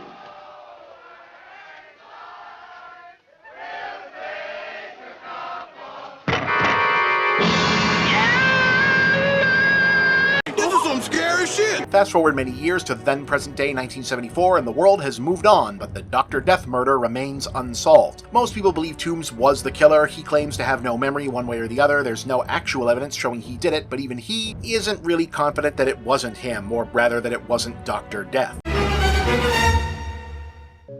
Did you do it? I don't know. The only way to conquer your fear of the past is to face it. I made you come here to bring you back to life. But you're not bringing me back to life. You're bringing Dr. Death back to life. And he terrifies me. I'm terrified of what he's done. And I'm terrified of what he still may do. But because it's still an infamous character, both Paul and his creative partner Peter Cushing, yep, him too, as actor-turned-screenwriter Herbert Flay, jointly own the rights to the Dr. Death IP, a TV studio that wants to reboot their franchise as a series has convinced Toombs to come to England to reprise the role. How did this happen? That's a very good question. The only way they can secure the funding. Oh, and the executive at the network making the show is the producer who caused the scene at the New Year's Eve party. That just raises further questions. And if you're thinking, okay, on the one hand, all of that sounds depressingly like a series of very poor decisions that still actually would 100% happen in the entertainment business in reality, but don't generally happen in movies about the entertainment business because reality often sounds more convoluted than fiction, hang on, it keeps going. Toombs keeps being accosted on his boat trip to England and then again after his arrival by a scheming starlet who steals his watch and tries to blackmail him into getting a role on the new Dr. Death show. All I need is a break. Then I wouldn't tell the newspapers a thing. Miss Peters, as they say in horror movies, you will come to a bad end. Out. Gentlemen, promise no reporters, please. Hey, Dr. Death, who's this? Miss Kiss of Death. Come on, love. Come on, out you Come on. go now. Look, I haven't wanted to I know it. He's also staying in Herbert Flay's creepy mansion in the middle of nowhere while they make the show, and it turns out Flay has actually been married for several years to one of the former leading ladies from one of the Dr. Death movies who was disfigured in a car fire, went insane, and now lives in the basement talking to spiders. How are my babies? How are my pretty, furry little babies? I used to laugh at stories of girls being beaten up by guys just for the hell of it. These guys got scared. They set the car on fire and pushed it down the hill. When I came out of it, I wasn't pretty anymore. All of which is information he, for some reason, has not informed Toombs about before this. Why didn't you tell me about Faye? Investigations began into the cause of I thought it might upset you. You're right. It did. Once again, things that could have been brought to my attention yesterday! Apparently because they called the movie Madhouse and there needed to be a madhouse in it. Logical. Also, the actress stalker followed Toombs there and gets killed by, yes, someone dressed like Dr. Death in a manner that mimics one of the Dr. Death movies.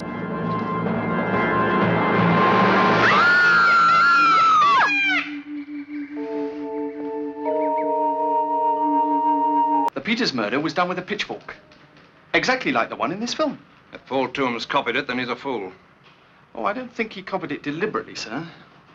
I believe he's psychologically disturbed. The movie actually runs for a while before that plot point comes up, even though it was kind of marketed as that being the whole premise. This makes the police suspicious and also brings out her parents, who immediately try to blackmail Toombs with the watch. Our little girl had it. The girl on the ship. The girl you seduced. The girl you done in. Give me that watch! Give me that watch!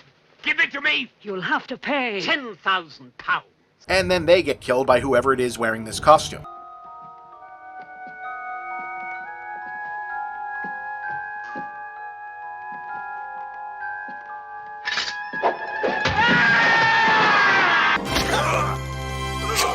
Sacre bleu! The deadly poke of Zorro! Is it Toombs? Is it not Toombs? We're meant to wonder, but on the set of the reboot, it becomes readily apparent that the sleazy producer's actual plan is to only keep Toombs around as Dr. Death for a short amount of time and then pass the role off to a new assistant character he's already cast with his girlfriend, which Toombs is not a fan of. My assistant? Dr. Death never had an assistant. Well, I figured we needed a little sex appeal in this series. I said we must work fast before rigor mortis sets in. I didn't say in who. We're recording, Paul. And then someone kills her off using another Dr. Death movie reference.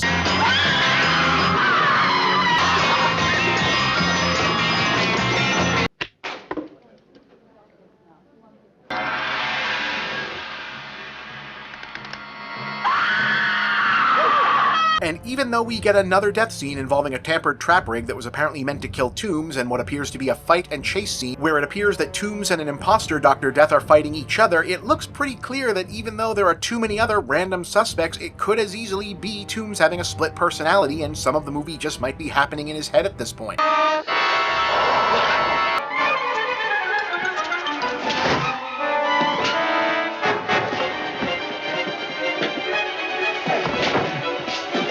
Why did he take you again, Ellen?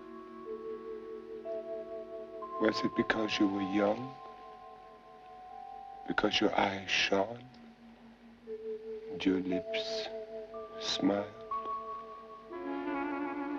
Because you were life? Heck, once the film's most sympathetic supporting character is killed off, Toombs is so convinced that he must be the one that did it, he delivers an all-timer hero-villain combo monologue and decides the only way he's going to be rid of Dr. Death is to take himself out himself. Herbert and I created him between us. No, we didn't create him. He was there. We found him in ourselves, already there. And he will always be there. Man is born to live. He creates life. He welcomes life. He cherishes life. He creates new life. But deep in our souls there lurks an instinct which welcomes death. It makes it easier when it comes. That's what we saw in the darkness. That is the sleeping phantom that we roused and formed and clothed in black. A phantom feeding on death, creating death, exulting in death.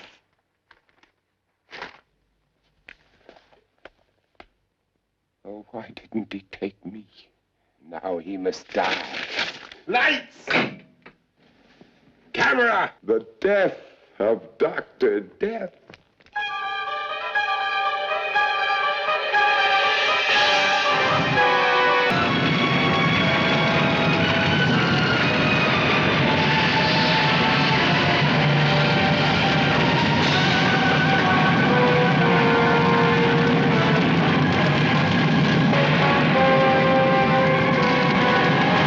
Wow. You know, yeah, this is a really uneven, random, completely nonsensical movie overall, but yeah, wow, that is a hell of a way to end this. That's, wow, bravo. That is dark and very I guess it's still going.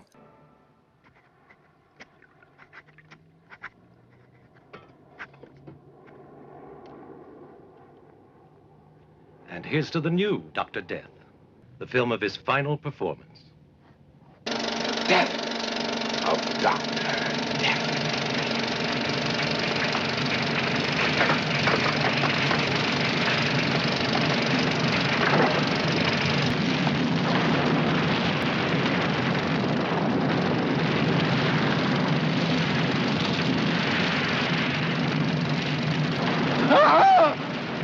Another shocking twist! You're dead! Why did you do it, my friend? You killed Helen.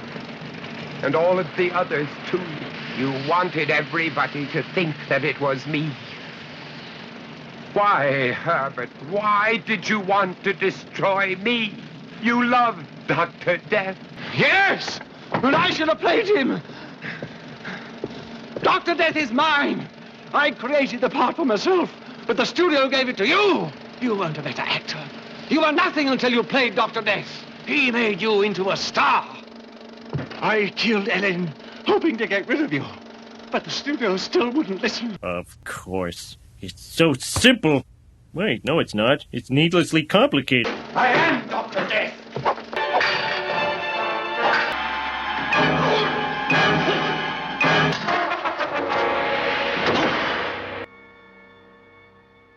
They like him now. Perhaps there is no moral to this story. Exactly. It's just a bunch of stuff that happened. But it certainly was a memorable few days. It's your favorite, Paul. Sour cream and red herrings. Yeah, so Madhouse does not really make a single bit of sense in its logic, series of events, or the actions of anyone involved, and out of left field tone shifts between is this a realistic murder mystery versus the Spider Lady stuff, and Toombs suddenly doing a maybe not resurrection gag at the end are just bizarre. And I'm his friend Jesus. But there is a genuinely haunted quality to seeing Cushing and Price just unload what feels like a ton of very real meta on meta, looking back on the business of being an undervalued horror star baggage in the midst of this weird, disposable feeling body count movie. His surgery walls decorated with gallbladders, livers, and kidneys and... Just like the great days, eh? In our day in Hollywood, the monsters didn't need makeup. They just came as themselves. It really only plays well paired with one of the other better films in this pseudo-cycle, like the 2 Fives movies or Theater of Blood, but if you get a shot, it's pretty compelling in that regard, and there are some great moments. It's definitely not short on atmosphere, and Price is very good in it, even if it is sometimes hard to tell if he would genuinely rather be anywhere else, or if he's just very good at playing a guy who would rather be anywhere else. This one tends to be forgotten, but there's an argument that it shouldn't. Why do you think that your films have been so very successful? Well, I think it's because they're not about the ordinary, everyday world around us. They're about a world that's deep inside of us, a world of impulses and instincts that we have been taught to suppress. That sounds a bit spooky, impulses. I mean, what sort of impulses? Well, they're impulses that we don't dare admit. Impulses that sometimes we don't even know we have. Animal cruelty, brutal violence, and bloodlust. They're tamed and caged. Sometimes they prowl around inside of the cages that we've built for them. And then there comes a time in between our sleeping and our waking when they whisper to us that they want to be set free, but, well, we don't set them free. I think maybe that's why the pictures are successful.